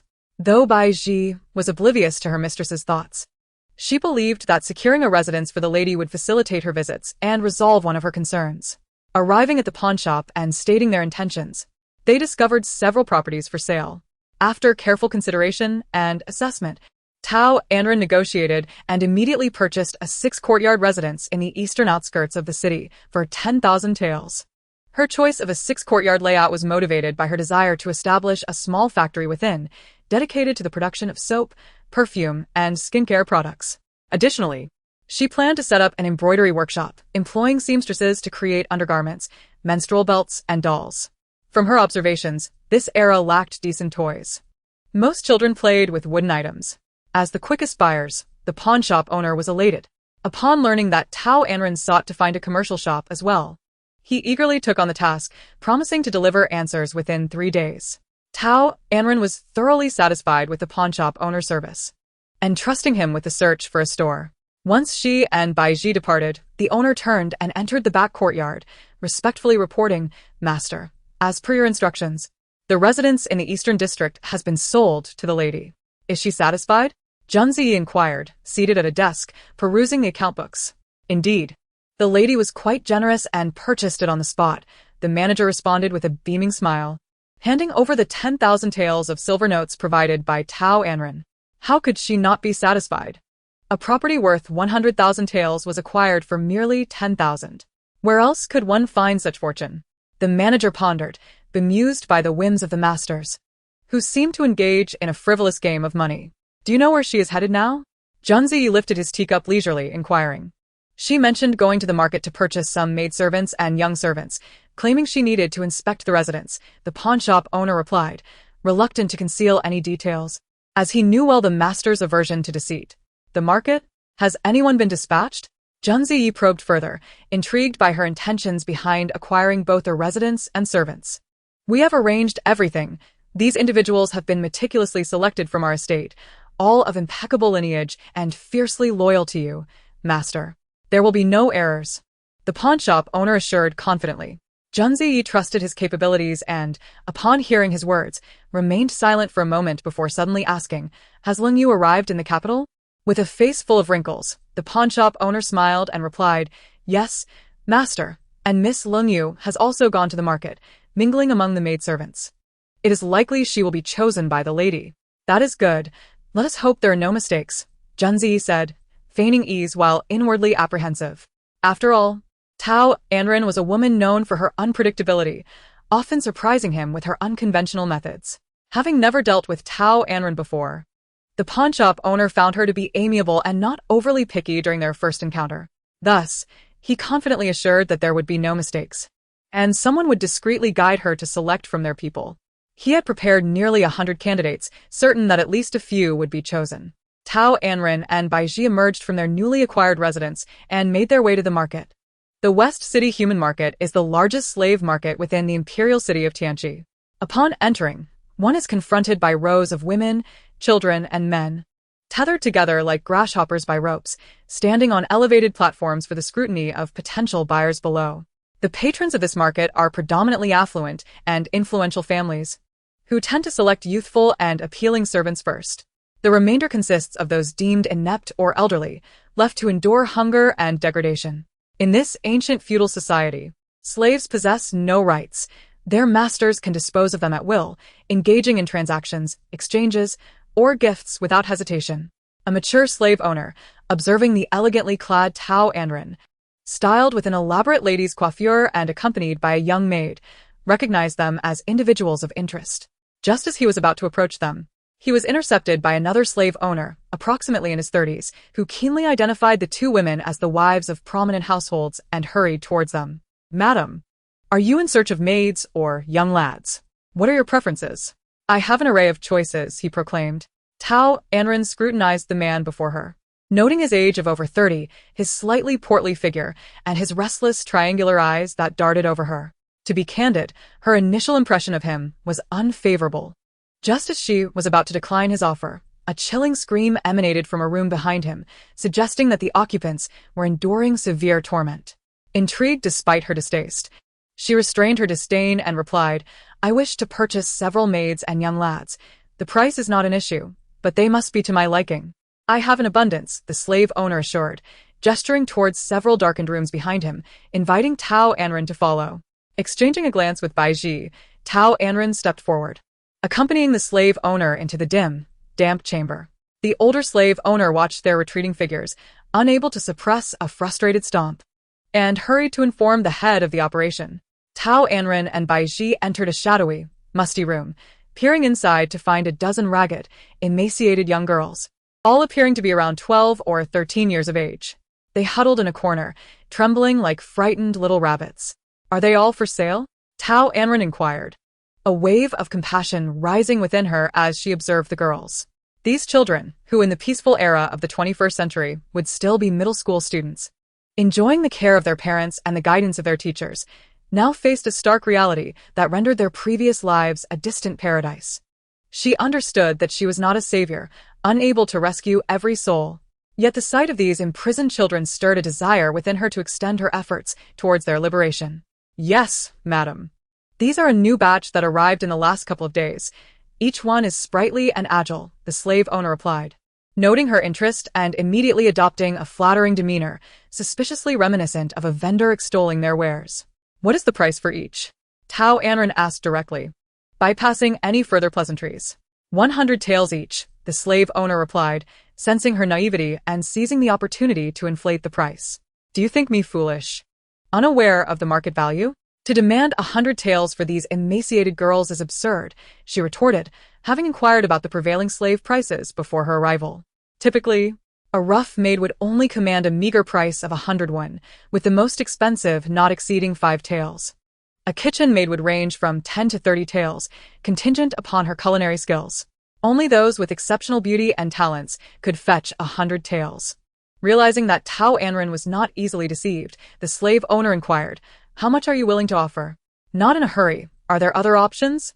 "I prefer to assess them first before negotiating," she replied, glancing at the 3 rooms, curious about the occupants and the source of the earlier anguished cries.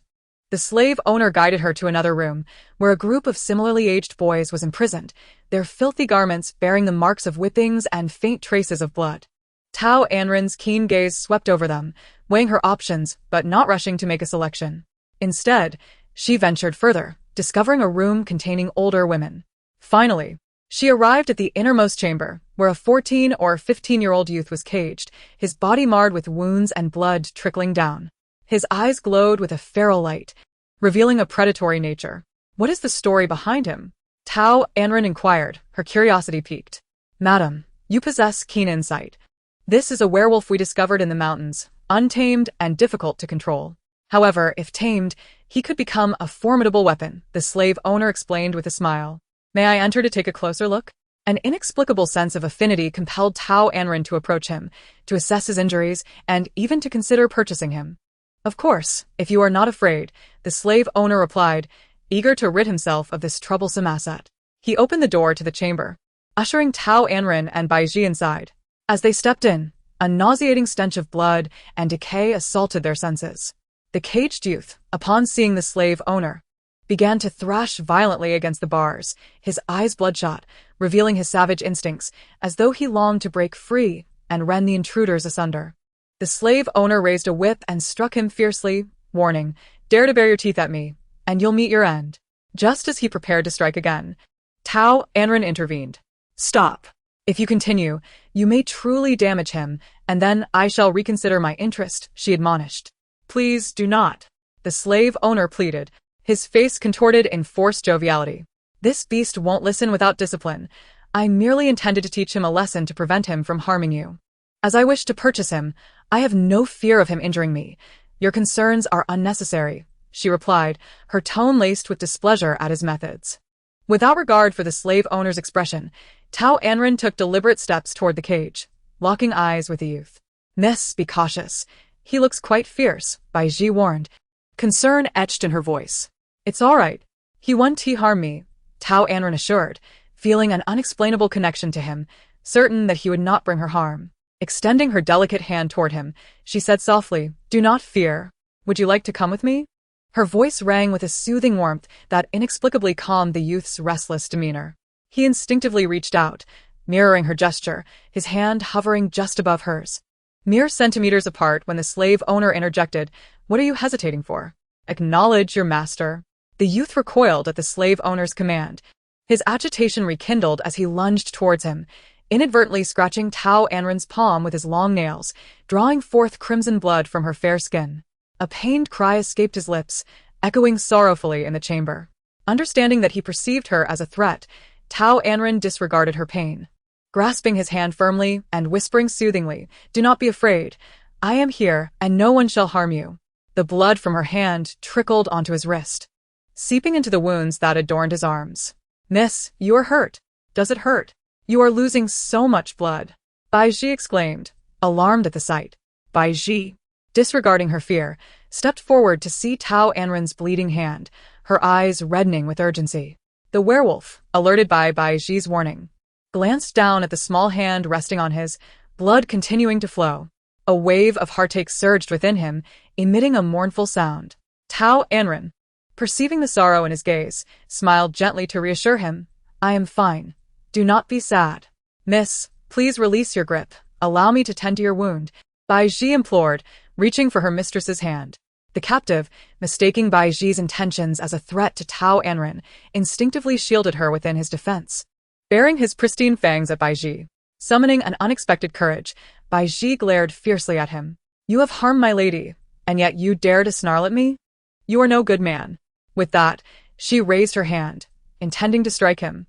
Just as the werewolf prepared to retaliate, Tao Anran intervened, insisting, "Do not harm her. She will not hurt me."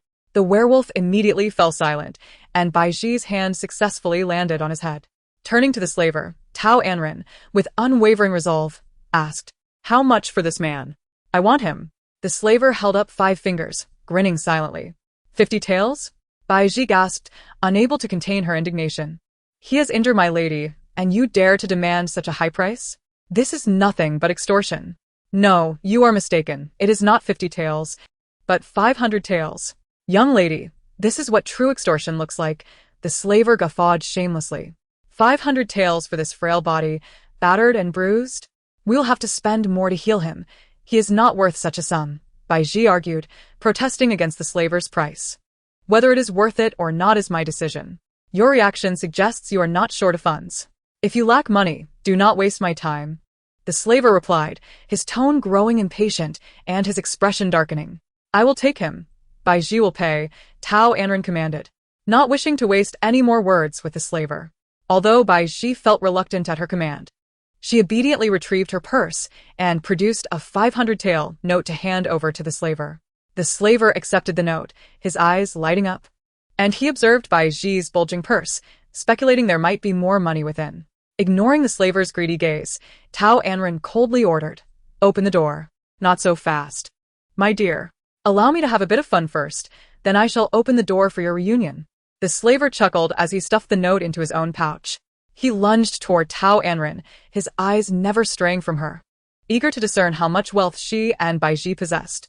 The leading woman was breathtakingly beautiful, captivating his heart.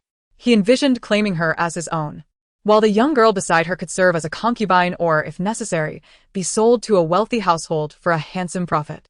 Sensing the slaver's intentions, Tao Anran narrowed her eyes and swiftly pulled Bai Ji aside to evade him. The slaver missed his target, nearly colliding with the iron cage. The werewolf inside, realizing the slaver's motive, began to howl fiercely, pounding against the cage.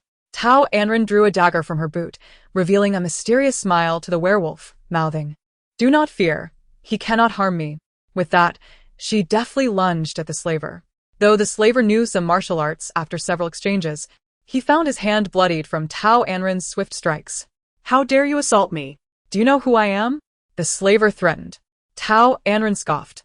"What you are matters not to me. If I wish to harm you, I shall." Incensed by her defiance, the slaver proclaimed, "I am from the Zhang family. Our master is a high-ranking official with powerful backing. No matter who you are, you cannot afford to offend us." "The Zhang family? Which Zhang family? Is this city now overrun with every Tom, Dick, and Harry? What a joke." Tao Anran retorted mockingly. "Zhang Hengyuan is my lord, the Vice Minister of Rights is my master, and Chancellor Li is my master's teacher. Are you frightened now?" The slaver beamed with pride, flaunting his connections. Chapter 90. He comes to rescue her. His words were so blunt that even a fool would realize he was referring to her biological father, Tao Zuan. These people were the relatives of her second aunt. Previously, she had known that the Zhang family was prosperous, but she had not realized that their wealth stemmed from such nefarious dealings. If they did not seek trouble with her, she would not have pursued them. But today she had no reason to let them go unpunished. "Fear? I am so frightened." Tao Anran feigned fear, patting her chest with a mock expression of terror. Ha ha ha. "If you are truly afraid, then come and serve me well." The slaver believed he had successfully intimidated her, moving closer to Tao Anran.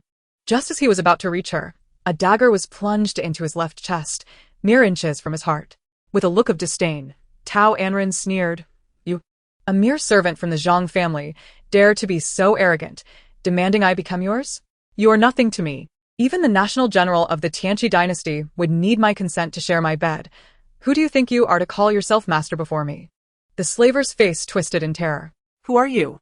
"I have made myself abundantly clear, yet you remain ignorant." How foolish. Tao Anran's expression grew more contemptuous. "Remember this. I am Tao Anran, unchanging in name or title. You are the eldest daughter?"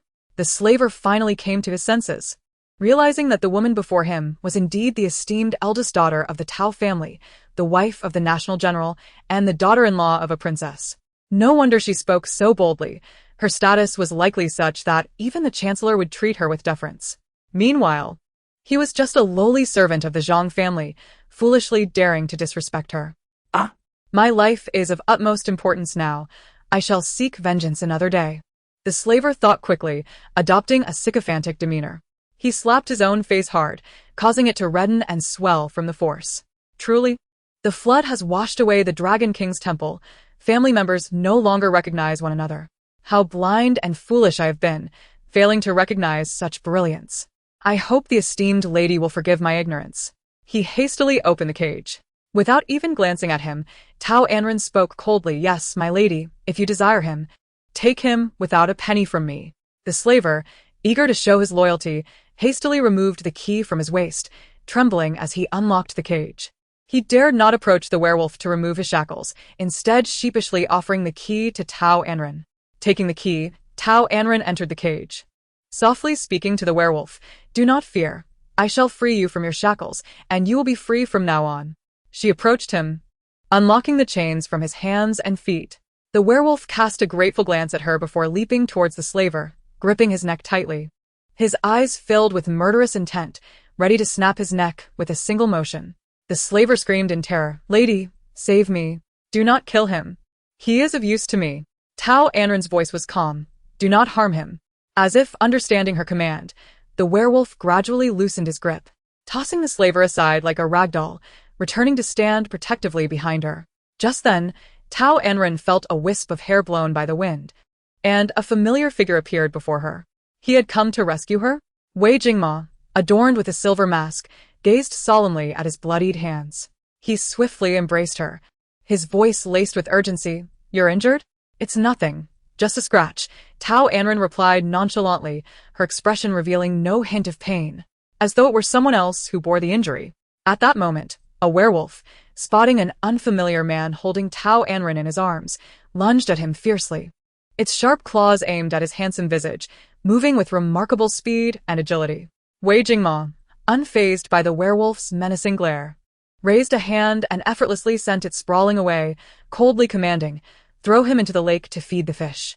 "Yes, master," came the response, as figures from the north and south, as well as the east and west, surged forward to engage the werewolf, a fierce struggle ensuing. Tao Anran, nestled in Wei Jingma's embrace, observed the fierce confrontation between the three, noting their evenly matched prowess. It seemed her bloodshed had not been in vain. She had finally found someone who could truly be of use to her, and she felt a surge of joy within. As Wei Jingma's subordinates worked in unison to subdue the werewolf, she tilted her head and insisted, "Do not harm him. He is mine." Her tone was resolute. "But he has harmed you," Wei Jingma countered, remaining unmoved. He produced a handkerchief, the very one Tao Anran had gifted him before, and gently wrapped it around her injured hand, reminding her, "You must return this handkerchief to me." Initially touched by his considerate gesture, Tao Anran felt a stir of emotion. It was rare for a man to notice her wounds and tenderly assist her. However, upon hearing his subsequent remark, her feelings of gratitude evaporated. She shot him an exasperated glance. How petty. Why would I care about a mere handkerchief? It's not even valuable. Gu Bei, observing from the sidelines, murmured, "What she deems worthless is a treasure beyond measure in the eyes of our master. He seldom uses it, often gazing at it in reverie, even going so far as to sniff it, claiming it carries Madame's unique scent." To Wei Jingma, it bore a scent reminiscent of dampness and sweat. Yet seeing the pleasure on his face, Gu Bei refrained from revealing the truth. A charming smile crept onto Wei Jingma's lips. "Who says it is worthless? To me, it is a rare gem. What if you become attached to its presence and take it away from me? How would I cope?" Gu Bei couldn't help but twitch at the corners of his mouth. His master's romantic inclinations rivaled those of any noble. Tao Anran sensed a teasing undertone in his words, but chose not to dwell on it. "Fine, if I lose it, I'll compensate you," she declared. After all, it was her handiwork. She could easily embroider another. "Remember, you said it. From now on, all my handkerchiefs will be under your care." Wei Jingma seized the opportunity to extort. Tao Anran's focus remained on the brawl. She thought to herself, what is so difficult about being led into the fray? I'll make sure I have enough provisions in the future. Huh. I'll remember your words today, Wei Jingma said, satisfaction gleaming in his eyes. As the scene unfolded, Tao Anran noticed the werewolf struggling against his adversaries, who were delivering merciless blows. Realizing that he might soon be overwhelmed, she resorted to deception. "You must stop them. If they continue, he will lose his life. It's all a misunderstanding. My hand was accidentally injured by him. Blame the slave owner for attempting to harm me. He acted out of desperation to save me." "Really?" Wei Jingma inquired, his expression skeptical. "Of course it's true. Why would I lie to you?" She met his gaze, a flicker of uncertainty in her heart. However, upon reflection, she recognized that it wasn't entirely a lie. The werewolf had indeed injured her by mistake, and the slave owner had indeed sought to harm her before being subdued. Seeing the figures from the north and south preparing to take him away, anxiety gripped her heart. She clung to his waist, pleading, "Please stop them. Don't let him get hurt." Wei Jingma, rarely witnessing her cling to him so, felt an inexplicable lift in his mood. "Stop," he commanded. Obeying, the figures immediately released the werewolf. Tao Anran attempted to approach for a closer look, but Wei Jingma pulled her back into his embrace. "He won't die," he said, his tone slightly irritable. He had received word from the market that Tao Anran had been taken by members of the Zhang family, and he had rushed to her side, fearing for her safety. Fortunately, she had not come to harm. Otherwise, he would have laid waste to the entire Zhang family and turned the market upside down. "I need to check on him. He is already injured," Tao Anran said, her concern evident. Wei Jingmo wrapped his arms around her waist and whispered in her ear, "I told you, he won't die. Right now, you're the one who is injured. If you don't behave, I will let him die." The warning in his voice was unmistakable. "Damn it. This insufferable man is threatening me again," Tao Anran thought, realizing he meant every word. She dared not act recklessly. "Wei Jingma, satisfied with her compliance, declared, I will train him for a couple of days. Once his wildness is tamed, I shall allow him to be by your side. No, I can handle it myself. She replied defiantly, lifting her chin unyielding. Be obedient. You're still injured, and it's unwise to have him close. My patience is limited, he replied, his tone gentle yet filled with warning, using the werewolf's life to compel her compliance. He would never allow a stranger, especially a man with untamed instincts, to be in her vicinity. Tao Anran exhaled heavily, repeatedly reminding herself to endure, to swallow her pride for a moment to avoid greater calamity. She closed her eyes, silently conceding, how long will this last? A deadline must be set. Wei Jingma contemplated stating 6 months or a year, but upon seeing her displeasure and warning gaze, he relented 1 month. A month was sufficient for him to investigate the werewolf's background and rid him of his wild nature. No, that's too long. 1 day, she insisted, unyielding. A month is too long. The stakes are too high. Wei Jingma is a variable. He could kill the werewolf at any time, she thought. Half a month, he conceded slightly. 2 days, she bit her lip, feeling that he was accommodating her, offering her an opportunity to back down. Not expressing her stance would be unwise. 7 days. That is my final limit, he said, a hint of irritation crossing his face, clearly losing interest in the negotiation. No. Please. 7 days is too long. 3 days will suffice. Just 3 days, please? She pleaded, wrapping her arms around his waist, adopting a charming demeanor. The world often claims that heroes find it challenging to resist the allure of beautiful women. For the sake of the werewolf, she was willing to lay bare her pride from both this life and the last. In the end, Wei Jingma could not escape the pull of the mundane. He agreed to 3 days, promising to return the werewolf to her unharmed and to tend to his injuries. Before parting, Tao Anran approached the werewolf, seeking his consent. You may go with them. They will tend to your wounds. After 3 days, you shall stay by my side as my guardian. Will you accept this? If he refused, she would not force him, but would grant him his freedom. The werewolf nodded earnestly, indicating his willingness. Tao Anran smiled gently, waving goodbye. Go now. I will wait for you.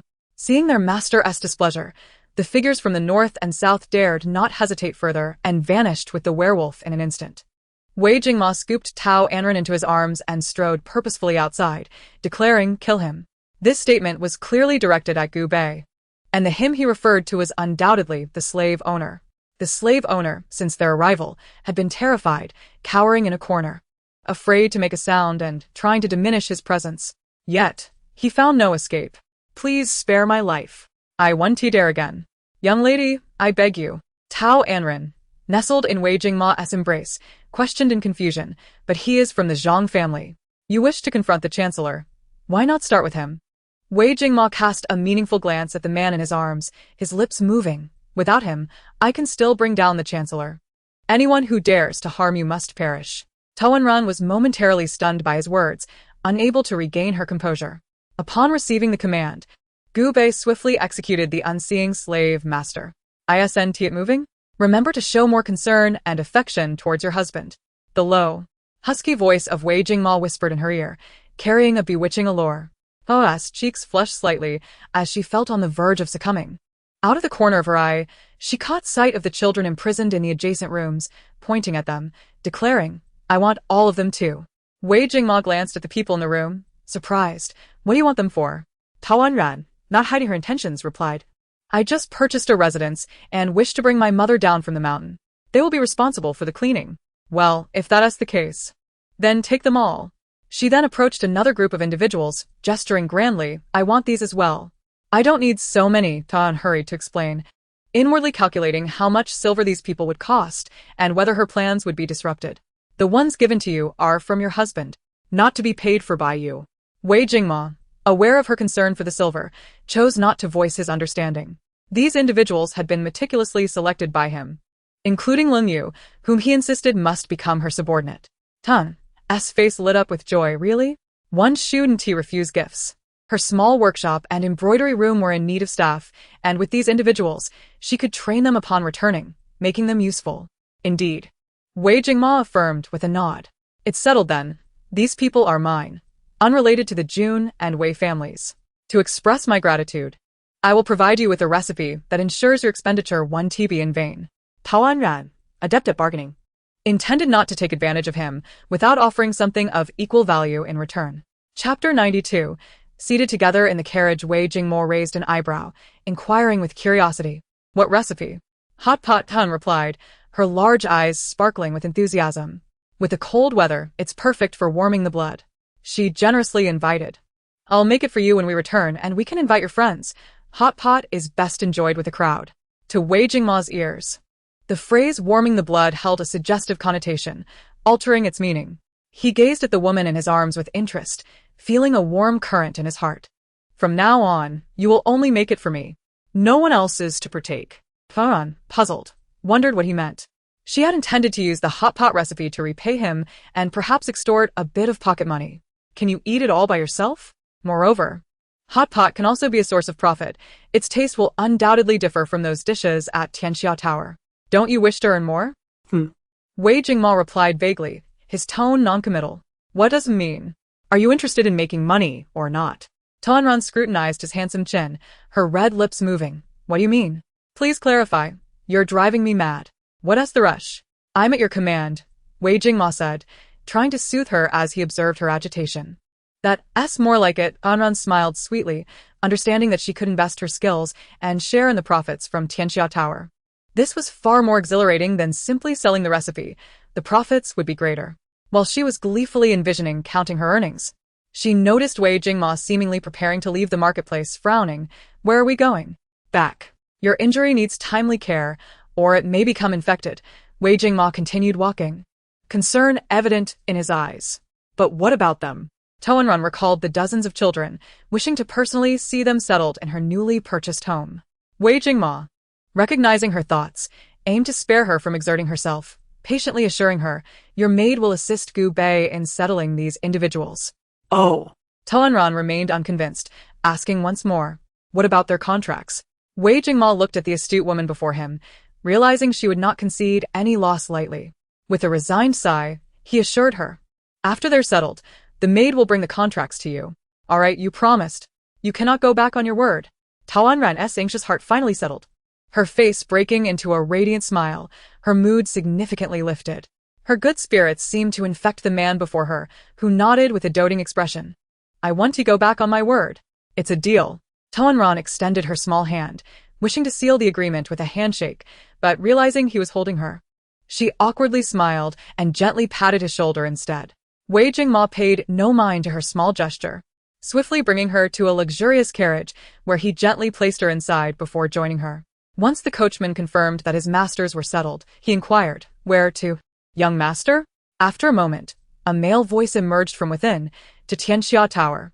Yes, the coachman acknowledged, cracking the whip, urging the horses forward as they sped towards Tianxia Tower. Bai Ji watched the carriage of Boss Jun vanish, snapping out of her shock. Realizing her young lady had seemingly been taken away, she hurried to pursue the carriage, only to be halted by Gu Bei, who grasped her arm. I need to find my lady. She is still injured. Why are you holding me back?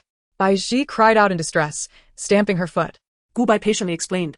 The lady's injury is under the master's care. She does not require yours. Moreover, the master has commanded you to accompany me to settle these individuals in your newly purchased home. But my lady cannot be without me. Bai Ji's eyes turned red. And how could Boss Jun carry her? If the young master finds out, he will surely harm her. Gu Bei, feeling helpless, inwardly sighed. Realizing the girl was not particularly astute, the master's intentions were so transparent, yet she failed to grasp that Jun Zai and Wei Jingma were one and the same. Still, he patiently reassured her, do not worry, with our master present, your young master will not harm a hair on your lady. I don't believe you. If the young master truly gets angry and your master disappears, my lady will suffer. Bai Ji struggled to free herself from Gu Bei's grasp, determined to chase after her lady. I advise you not to provoke the master's displeasure. Otherwise, your life may be at stake, Gu Bei called out behind her. His words carried a hint of threat, genuinely alarming Bai Ji. She halted, standing in place, hesitating between pursuing or heeding Gu Bei's warning, appearing quite conflicted. I'm not deceiving you. Come with me to settle these individuals. Once they are settled, I will take you to find your lady. Gu Bei stepped forward. Placing a thick stack of contracts before Bai Ji, "This is what the lady requested. You can take it to her." "What is this?" Bai Ji, somewhat dazed, looked up at Gu Bei. "All of their contracts," he replied flatly, revealing no other emotion. Thank you. Bai Ji placed the contracts in her bag and followed Gu Bei to gather the individuals. The carriage stopped at the entrance of Tianxia Tower, with Wei Jingma leaping down first, standing beside the carriage with a smile, intentionally waiting for the occupants inside. After a moment, as no one emerged, he called out, "Are you not getting out? Should I personally carry you out?" Tao Anran lifted the curtain, peering out with wide, almond-shaped eyes. "No way. I only injured my hand, not my feet. I can walk by myself." With that, she jumped down from the carriage, bypassing him, and proceeded towards Tianxia Tower. What a ridiculous notion. If he carried her into Tianxia Tower, she would surely become the subject of gossip. Wei Jingmo reached out several times, but ultimately refrained, likely considering her reputation. Thus, he did not insist on carrying her this time, but merely smiled, watching her retreating figure as he followed her inside. The manager of Tianxia Tower, upon seeing the arrival, greeted them with a broad smile. "Madam, young master, greetings to you both," his demeanor contrasting sharply with his previous attitude. He vividly recalled the last encounter, when Anran had scolded him for his poor service. At that moment, he was unaware and even argued with her. Now that he knows her true identity, he dares not act recklessly, fearing he might inadvertently offend this esteemed ancestor once again. Before Tao Anran could respond, Wei Jingma made a decision ahead of her, instructing to brew a pot of fine tea and serve it to room 1. Without hesitation, he strode towards the second floor. "Yes, young master," the shopkeeper acknowledged, promptly turning to head to the kitchen. Upon reaching the corner of the second floor, Wei Jingma noticed the absence of the others following him. He turned to look directly at Tao Anran, who stood there perplexed. "What are you doing? Come up." Chapter 93. Treating the wound. Tao Anran hesitated, contemplating whether to go to the kitchen to prepare hot pot when she heard Wei Jingma call her. She gazed blankly at the man on the second floor. It must be said that Wei Jingma had an admirable physique. From this angle, he appeared almost divine. Had he not seen enough? Noticing Tao Anran's captivated gaze upon him, Wei Jingma felt quite pleased, unable to resist teasing her. He descended the stairs, intending to personally carry her up. Seeing the smile at the corner of his lips and the movement of his feet made Tao Anran anxious about his potential mischief, so she hurried to meet him. Grasping his arm, she urged, "I'm thirsty. Let us go up and drink tea." Once they entered the private room, Tao Anran comfortably sat at the table, eagerly awaiting the tea service. "Go find Nailan Jia," Wei Jingma instructed, looking out the window. "Yes, master," came the voice, though the person remained unseen. The shopkeeper soon entered, personally carrying a pot of tea, placing it on the table. "Master, madam, please enjoy the tea." Tao Anran poured herself a cup, and just as she was about to sip, she noticed Wei Jingma staring at her. She offered him the cup at her lips, then poured herself another. Wei Jingma accepted the cup without hesitation and took a drink.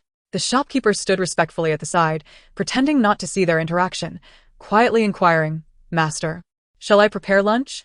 Tao Anran quickly interjected, "No need to prepare. I will personally head to the kitchen shortly."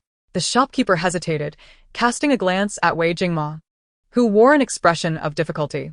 Wei Jingma, observing the hand he had bandaged, sought a compromise. He instructed the shopkeeper in a low voice, "You may leave. Have her direct the kitchen and ensure the others cooperate." "Yes, master." The shopkeeper bowed and exited. Just then, 2 figures abruptly entered through the window. One man was unceremoniously thrown to the ground by another cold-faced individual. "Hey, you brash boy. Must you always be so rough? Can't you be a bit gentler?" The man who had been thrown complained. The cold-faced individual ignored his grievances and knelt before Wei Jingma. "Master, young Master Nailan has been brought. You may go." Wei Jingma waved his hand. "Yes." The cold-faced individual received the command and silently exited through the window. Tao Anran watched in astonishment as the scene unfolded. Observing the agile figure moving freely through the window, she felt a pang of envy. It was evident that this person was yet another loyal servant to Wei Jingma, possessing remarkable martial skills. Unfortunately, he was not hers. She had long sought to acquire such talents but found them elusive. Now, seeing the many at Wei Jingma's command, she wondered if she could procure a few from him in the future. Tao Anran silently pondered the shadow guards under Wei Jingma's employ. Oh, Right? She needed to practice her lightness skill diligently. Wei Jingma had previously promised to teach her, yet she had yet to act upon it. It seemed she needed to implement it swiftly. Knight, can you refrain from sending this boy to find me? Look at his cold and indifferent demeanor. He is almost as bad as you. My backside is going to be ruined. Nailan Jie got up from the ground, grumbling as he approached the tea table. Upon reaching the table, he disregarded the two seated and plopped down in an empty chair. First, pour me a cup of water to calm my nerves. Tao Anran glanced at the man sitting beside her, finding him somewhat familiar, as if she had seen him before but couldn't quite place him. Looking at the teapot before her, she felt he was addressing her. Though she felt a bit uncomfortable being treated as a servant, she decided to pour him some water for Wei Jingma's sake. As she reached for the teapot, it was snatched away by someone else. Wei Jingma placed the teapot before Nailan Jie, his tone devoid of warmth. If you want a drink, pour it yourself. Hey, must you be so heartless? I was brought here by you. Is it too much to ask for her to pour me a cup? Nailan Jie grumbled, rolling his eyes at Wei Jingma. She is injured. Could you check if it's serious? Wei Jingma ignored Nailan Jie's complaints and directly stated the purpose of his presence. Nailan Jie opened his mouth to respond, but upon seeing the long face on Wei Jingma, he fell silent and shifted his gaze to the injured individual. Where are you hurt? From their conversation, Tao Anran learned that this man was the renowned Nailan Jie of the martial world. Having such a prominent figure present to help her endure her injuries was indeed fortunate. So, she obediently extended her wounded right hand before him, softly saying, My hand is injured. Nailan Jie glanced at the bandaged hand and grimaced, So ugly. Tao Anran was at a loss for words. Was he commenting on her hand's appearance or the bandaging technique? Seeing his disdainful expression, she couldn't help but feel contempt. Was this truly the reaction one should expect from a healer? There was not a shred of compassion. The more she thought about it, the angrier she became, deciding against letting him see it. Just as she was about to withdraw her hand, a sharp sound interrupted her. A slap resounded as Wei Jingma struck Nailan Jie's outstretched hand. Nailan Jie looked at his reddened hand, bewildered. What is the meaning of this? I was only trying to check her wound, not that you asked me to treat her. Wei Jingma took Tao Anran's hand, and in Nailan Jie's incredulous gaze, he gently unwrapped the bandage, cradling her hand as if afraid of causing her pain. You may observe, but do not touch, he commanded, his tone firm and unyielding. Nailan Jie couldn't help but let out a curse under his breath, glaring at Wei Jingma with displeasure. Now he was protective. Where was this concern earlier? Though he felt quite uncomfortable, as a healer and out of brotherly loyalty, he suppressed his anger and carefully examined the wound. After inspecting it, aware of Wei Jingma's watchful eyes, he retrieved a handkerchief from his sleeve and formally placed it in Tao Anran's hand before beginning to take her pulse. After a moment, he removed the handkerchief. It's not serious, just a scrape, a bit of blood loss. Drink some nourishing soup, and after a few days, it should be fine. Are you certain it's nothing serious? Wei Jingma, though not doubting his medical skills, was excessively anxious and habitually asked again for reassurance. If you are not at ease, you may seek the palace physician for her treatment.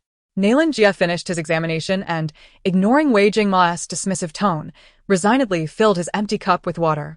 Self-reliance is the way to abundance. I have complete faith in your medical skills. Wei Jingma felt a weight lift from his heart upon hearing that she was fine. Chapter 94.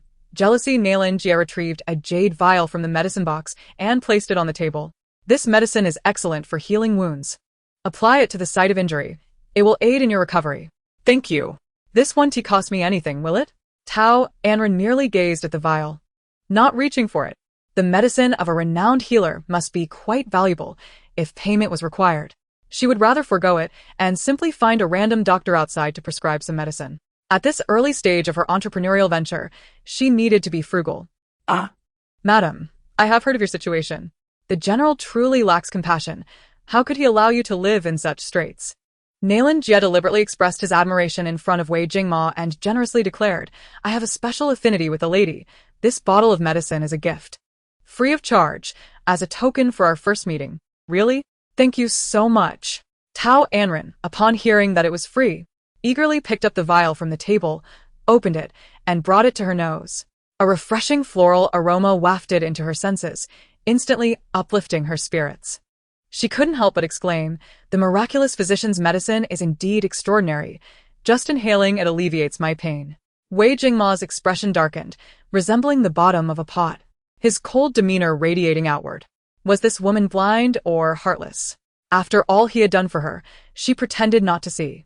Nalan Jia had easily won her over with a mere bottle of inexpensive medicine, and seeing her delight only added to his turmoil. Nalan Jia noticed Wei Jingma's unusual demeanor and felt a flicker of suspicion. Was he perhaps feeling jealous? Goodness. The ancient iron tree had finally blossomed. Casting a meaningful glance at the gloomy Wei Jingma and then at the oblivious Tao Anran, he wore an enigmatic smile. As long as the lady is pleased. Shall I assist you in applying the medicine? Oh no, it would be too much trouble for young Master Nalan. I can do it myself. Tao Anran waved her hand. Feeling a bit shy. Although she possessed a modern spirit and didn't mind the gender barrier, living in ancient times still required some caution to avoid untimely demise. Wei Jingma could no longer tolerate being ignored by the two. He reached out with his long fingers, took the porcelain bottle from Tao Anran's grasp, and gently unwrapped her injured hand, applying the medicine with tenderness. When the ointment touched her wound, she felt a soothing coolness, significantly easing her pain.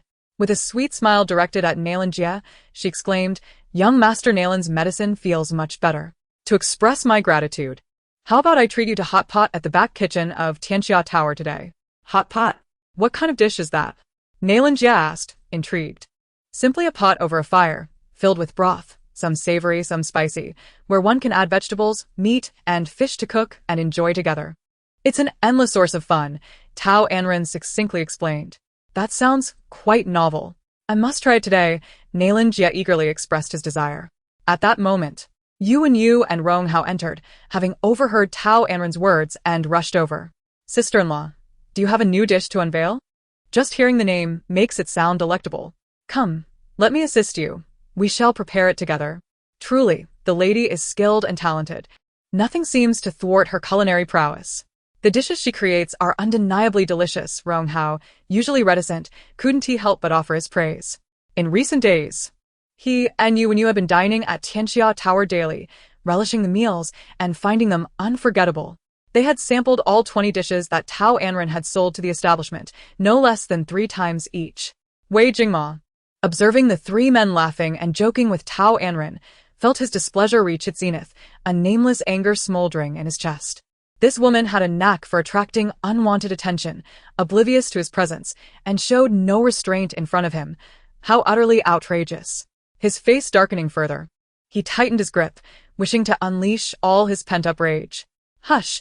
Tao Anran gasped at the sudden pain, glaring at the man before her, her eyes reddening. What are you doing? If you don't wish to apply the medicine, there's no need to force it. I can manage on my own. This infuriating man was being overly forceful, reopening her wounds and causing blood to seep from her hand, staining her palm crimson. Wei Jingma, seeing the tearful woman, felt a pang of guilt as he watched the blood flow like a serpent shedding its skin, promptly easing his grip. Why are you being so rough? Sister-in-law's hand is bleeding again. It must hurt terribly. Yu exclaimed, filled with concern, unable to refrain from reprimanding Wei Jingma, even contemplating snatching Tao Anran's hand away from him. Lady, are you alright? Rong Hao asked, his face etched with worry. This is a hemostatic medicine. Apply it quickly. Nalan Jia hurriedly opened his medicine box, retrieving a vial of hemostatic medicine and placing it before Tao Anran. Were it not for the fierce glare directed at him, he would have applied it himself. Wei Jingma watched the 3 men fuss over his wife with a tenderness that far exceeded his own, and his expression turned icy. She is injured and unable to cook. You should leave to dine elsewhere. His words were a direct order, intending to expel them.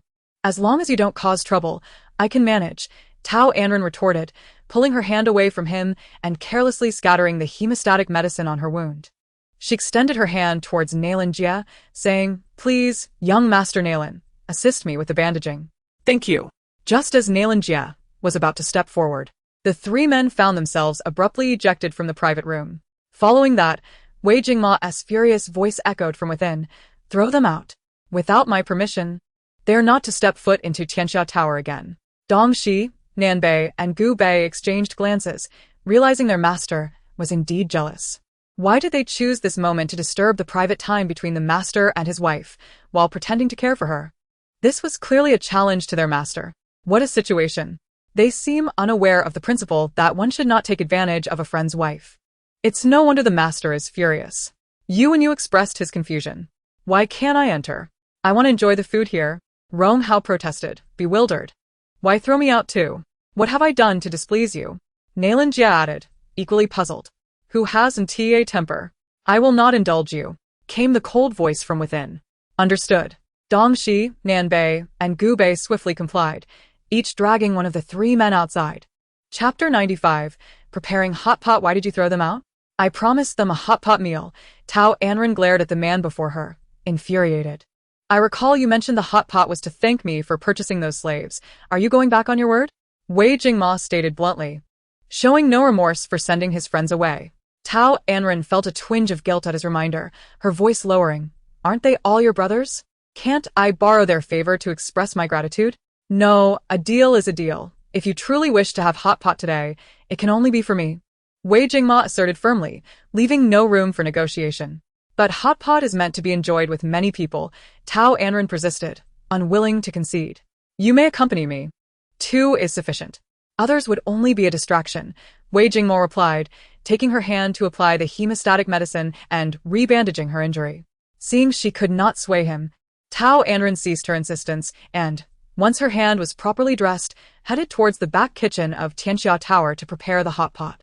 She only needed to stir the base ingredients, delegating the other preparations, like washing vegetables and slicing meat, to the kitchen staff. Hot pot had never been seen in the Tianqi dynasty, making this her first attempt, and lacking proper cookware, she utilized the 2 smallest pots available, setting up 2 small iron basins over charcoal fires, creating makeshift hot pots. The 5-spice and spicy hot pot bases were placed into 2 separate pots, filled with boiling water, and then carried by the kitchen staff to room number 1 where Wei Jingma was located. The accompanying ingredients were also neatly arranged on plates and taken over. As the staff set the 2 pots down in room number 1, an enticing aroma immediately wafted through the air, filling the space and causing everyone present to swallow in anticipation. This is what you call hot pot? Why are there 2 pots? Wei Jingma inquired. His mind clouded with confusion. The method was indeed peculiar, but it appeared somewhat cumbersome. Tao Anran seemed to sense his doubts and patiently explained. I wanted you to sample 2 different flavors, hence the extra pot. Normally, it wouldn't be so complicated. You can simply prepare whatever flavor you desire. With that, she sat down, placing slices of meat into the pot, boiling them briefly before retrieving them and arranging them on a plate. She even thoughtfully prepared a dipping sauce and placed it on the plate for Wei Jingma. You should try it. How does it taste? Is it done? Is it delicious? Wei Jingma's skepticism deepened. Initially reluctant to eat, he felt compelled to pick up his chopsticks and sampled the food. Upon tasting it, the combination of spiciness and numbness was exquisite, enhanced by a slightly fiery dipping sauce that heightened the experience. Tao Anran then offered him a slice of fish, this time with a 5-spice flavor, non-spicy and refreshingly delightful. Wei Jingma placed the fish in his mouth, finding it both tender and succulent, melting upon contact. As he relished the meal, transitioning from Tao Anran serving him to him eagerly cooking the ingredients himself, she observed his enjoyment and asked with a smile, How is it? Are you satisfied? Without hesitation, he nodded, It's quite good. Tao Anran recognized she was making progress and continued, If we were to launch this hot pot, it would surely be beloved and praised by the public, wouldn't it? Wei Jingma, aware that nothing comes without a price, realized that this woman, despite her pain, was diligently preparing hot pot for him, was indeed waiting for him. Naturally. Are you planning to share your secret recipe with me? A slight smirk appeared on his lips, his eyes glinting with understanding. Or perhaps you intend to sell it to me. How much do you want? Tao Anran, delighted that he was so perceptive, quickly shook her head, her face beaming with a smile. No payment needed. What are we to each other? We are partners in more than one venture. Practically closer than brothers. As she spoke, she scooped a large piece of meat from the pot and placed it onto Wei Jingma's plate, her intentions obvious. After all, we are husband and wife. Can that be compared to mere camaraderie? Wei Jingma interjected with a sly grin. My lady, feel free to express any requests. Your husband will certainly oblige. Tao Anran suppressed her disdain but feigned calmness. With those words, I feel assured. You see, this hot pot is perfect for winter. And it's a rarity in the capital and even across the country. I wish to open a hot pot restaurant with you. With the right timing and conditions, we could earn a significant profit together. Of course, I will provide the expertise while you handle the personnel and the establishment. We can split the profits 50-50. What do you say? She had laid everything out clearly, ensuring she would reap the benefits. Wei Jingma, however, saw through her intentions, responding simply, "So you eat the meat, and I drink the broth." He resumed his fervent eating, while Tao Anran inwardly cursed him for being so shrewd, thinking to herself, "How can you say I eat meat while you drink broth? We will share the meat." She asserted seriously, "Rest assured, wherever and whenever, I will never betray you. You will always be my most capable ally. Not just allies, nor merely brothers, but as husband and wife. Do you agree?" Wei Jingma was not easily swayed, his stance firm. "We are discussing business, not emotions. Do not digress." Tao Anran, exasperated, smacked his shoulder in a manner reminiscent of an older brother reprimanding a younger one. Wei Jingma picked up a napkin from the table to wipe his mouth, gazing meaningfully at the young woman before him. "Are you certain we are only discussing business and not emotions?" Tao Anran nodded affirmatively. "Yes, we are only discussing business now." Finally, Wei Jingma set aside his playful demeanor, seriousness taking its place. "Very well, since we are only discussing business, let us agree on an 80-20 split. My favor, your loss. Or, I could simply purchase your secret recipe." What? "Why not an 80-20 in my favor? That would be quite unfair." Tao Anran felt that this man was utterly shameless, a ruthless player in the business world. A miserly miser. "Because you are merely providing ideas, while I am offering manpower, financial resources, and the establishment. Don't you think an 80-20 split is fitting?" Wei Jingma rationally justified his stance. "But I feel that is unfair. If I do not collaborate with you, I can still open my own shop." Tao Anran boldly expressed her thoughts. Chapter 96. Discussing cooperation. Wei Jingmo remained unperturbed, seated at the table as he poured 2 cups of water, offering one to the woman before him, while he drank the other. "My Tianxia Tower is well known across towns and fortresses. You may open a single shop on your own, but collaborating with me is an entirely different matter. I can launch multiple branches simultaneously, vastly increasing the speed at which we generate revenue." Tao Anran furrowed her brow in contemplation, recognizing that aligning with Tianxia Tower would indeed facilitate rapid financial gain. Finally, she gritted her teeth and declared, "I will take 40%, you 60. Is that acceptable? Let us both take a step back." Wei Jingma shook his head no. Feeling a pang of frustration, Tao Anran insisted, "I'll take 30, you 70. It cannot be less."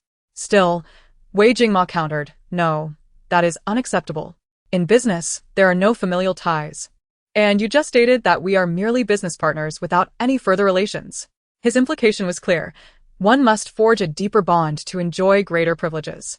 "What will it take for you to relent?" Tao Anran asked angrily, wishing she could bite him. "If you were my wife, it would be a different story." Wei Jingmo replied with a devilish smile, "My lady, can we now discuss emotions?" "Humph, you wish." Tao Anran retorted defiantly, "Since we cannot reach an agreement in business, I shall take my leave." Unmoved, she stood up, ready to walk away, but he pulled her back, embracing her tightly. "We are in a nominal marriage. Is it not normal to discuss feelings?" "Tao Anran, I warn you, if you continue this way, I will publicly reveal your identity." She seethed, attempting to break free, but the disparity in strength thwarted her. "You are quite the disobedient one, always challenging me, completely unaware of the importance of yielding. This will not be beneficial for you." Wei Jingma patiently instructed his wife, hoping she would show some vulnerability, charm, or softness. All he desired were these simple gestures. He truly did not care about the profits from the hot pot business. Tao Anran seemed to awaken to his words, wrapping her arms around his waist. "Husband, would you grant me a 50-50 profit share? You see, I need to bring my mother, your mother-in-law, back from the mountains, and she resides in that large estate, which incurs expenses. The maidservants and attendants I purchased also need to be fed. Without an income, how can I support them?" Surprisingly, this tactic proved effective. Wei Jingma, in high spirits, readily agreed. "Very well, I consent." Tao Anran's eyes sparkled with delight. "Husband, you are wonderful. However, mere words are insufficient. Let us put it in writing." She retrieved a contract she had prepared in advance, urging him to sign and affix his seal. Wei Jingma was utterly captivated by her references to husband and your mother-in-law, leaving him dazed and enchanted, and he promptly signed his name, even producing his personal seal to stamp it. Tao Anran held 2 identical contracts, handing one to Wei Jingma while retaining the other for herself. After successfully extricating herself from his embrace, she approached the writing desk, seized a brush and some rice paper, and began to paint. In a matter of moments, a detailed depiction of a hot pot set, complete with a double boiler, grill, and pan, emerged on the paper, detailing precise dimensions and thicknesses. After scrutinizing her work and finding no faults, she presented the drawing to Wei Jingma. This is an essential weapon for launching the hot pot. You must find a blacksmith to expedite the production of these items. This way, we can introduce the hot pot before the court assembly. The court assembly would see a surge of visitors to the capital, compounded by the year's end festivities. Unveiling a new dish during this time would undoubtedly bring in substantial profits, which was precisely why Tao Anran chose this moment. Wei Jingma gazed at the exceptionally realistic rendering of the cooking utensils, recalling the impressive weaponry she had crafted, and fell into contemplation. This woman not only possessed an array of unheard-of recipes but also created soaps, menstrual belts, and intimate apparel. How many more extraordinary ideas could she possibly have? An earlier investigation into her background revealed that she had lived at the Jingqi Temple with her mother until the age of 5, after which she returned to the Tao family, a seemingly ordinary existence devoid of any remarkable notions or unique inventions. Had she truly encountered some fortuitous event 5 years ago that inspired such ingenuity? He cautiously inquired, "Madam, your artistic skills are impressive. Did you study under a master?" "I had no teacher. I am self-taught," Tao Anran replied, uncertain how to convey the truth of her abilities, and thus resorted to a convenient excuse. "Oh, is that so? It seems you are indeed a remarkably intelligent person, a prodigy of self-learning," Wei Jingma remarked, his skepticism evident in his tone. "Indeed. I have always possessed keen perception and extraordinary wisdom," Tao Anran asserted, her facade unyielding, her heart steady. "Then I have truly found a treasure. I must ensure your safety and well-being in the future," Wei Jingma said with a smile, moving closer to embrace her once more. Just then, a knock at the door interrupted his advance. "Master, the arrangements have been made. Everyone is settled," came Gu Bei's voice from outside. Not wanting to disappoint Tao Anran, who appeared quite elated, Wei Jingma walked to the desk and sat down. Gu Bei entered, accompanied by Bai Ji. Bai Ji handed a thick stack of indentures to Tao Anran. "Miss, these are all their indentures. I have checked them and there are no issues." Tao Anran glanced over them briefly before passing them back to Bai Ji. "Put these away carefully. Do not lose them." "Yes, miss," Bai Ji replied, placing the indentures back into her satchel. "You must be hungry. Come, there is hot pot. Let us eat," Tao Anran urged, taking Bai Ji's hand while beckoning Gu Bei towards the hot pot. "This subordinate cannot." Gu Bei stood firm, refusing to move. The first room was where the master usually counted money, and he would not dare to dine there under any circumstance. "Miss, I and guard Gu will eat outside," Bai Ji suggested, sensing Gu Bei's hesitation and fearing the consequences of angering their lord. "Fear not. He will not bite. Please come and eat," Tao Anran insisted, waving them over. Both shook their heads resolutely. Observing their firm refusal, Tao Anran eventually relented and instructed the staff to move the food to the adjoining room, where Gu Bei and Bai Shi proceeded to dine. Meanwhile, the items were returned, and the matter regarding the werewolf was reported back to Wei Jingma as they too went to eat next door. Chapter 97. The theft of the border defense map at a quarter past the hour of the pig. The night was deep and quiet, the moon shining dimly amid sparse stars. Within the general's residence, a few guards, armed with long knives and lanterns, occasionally passed through the various paths of the estate. In the Jingyao courtyard, a dark figure flitted like a specter across the yard, evading the patrolling guards of the general's residence, stealthily moving toward the sanctum of the study. Enveloped in shadows. Today marked the final deadline set by Tao Ziyuan for Tao Anran. If she failed to deliver the border defense map by tomorrow, her mother's life would hang in the balance. With no other options, she donned a dark cloak and, at midnight, stealthily advanced toward the study. By merely catching a glimpse of the border defense map and relying on her predecessor's remarkable memory and artistic skills, she was confident she could accurately replicate it. However, she did not intend to hand over the genuine map to Tao Ziyuan. Instead, she planned to deliver a modified version, ensuring her own security. Tao Anran slipped through the back window into the study, her first time in Wei Jingma's personal space. She surveyed the room, her gaze falling upon a zeaten-wood desk adorned with rice paper and the 4 treasures of the study. Behind the desk stood 2 large bookshelves filled with military texts. formations, classics, and scholarly commentaries from various dynasties. She tiptoed to the desk, searching around but finding nothing of what she sought, nor any hidden compartments or mechanisms. She then approached the bookshelf, examining it closely, yet still found nothing. Pondering whether Wei Jingma might have secretly taken the map. Given that he was in the capital and had the opportunity to do so, she reconsidered. After all, he had gone to great lengths to ensnare Tao Ziyuan and Prime Minister Li. How could he possibly have moved the map at such a critical juncture? As she reached the doorway, she reevaluated the room's layout, noticing a stone carved with a lucky qilin, its placement rather conspicuous. A smile graced her lips as she approached the stone, observing the grooves and turning it counterclockwise. With a resounding click, a hidden door opened. She stepped inside, igniting a match to illuminate the pitch-black chamber, proceeding cautiously within. In a concealed corner of the study, Wei Jingma, with the keen gaze of a hawk, watched the petite, agile figure intently, his expression inscrutable. So, she had come after all. Was it to steal the border defense map for Tao Ziyuan and Prime Minister Li? Master, the madam has entered. Should we intercept her? Gu Bei asked quietly, concerned for his own safety, aware of the discord between the couple. Wei Jingma's voice was devoid of warmth. Let her be. He then inquired indifferently, have all the traps been removed? Gu Bei, not daring to hide the truth, replied. All have been removed. There is no danger. From within the hidden chamber, Tao Anran's voice echoed. Strange, the chamber should be filled with various traps. How is it that not even a single feathered arrow is in sight? This Wei Jingma was indeed quite foolish. Did he not consider the possibility of an ambush? If an intruder were to enter, would he not expose all his secrets? It seemed necessary to remind him of this at their next encounter. Oh. How I had prepared for a battle of wits, only to find it akin to a stroll through a market. It is utterly childish. Gu Bei remained impassive, observing with his eyes closed, feigning ignorance. Wei Jingma felt a pulse throb at his temple. This woman was audacious indeed, to speak such words in private.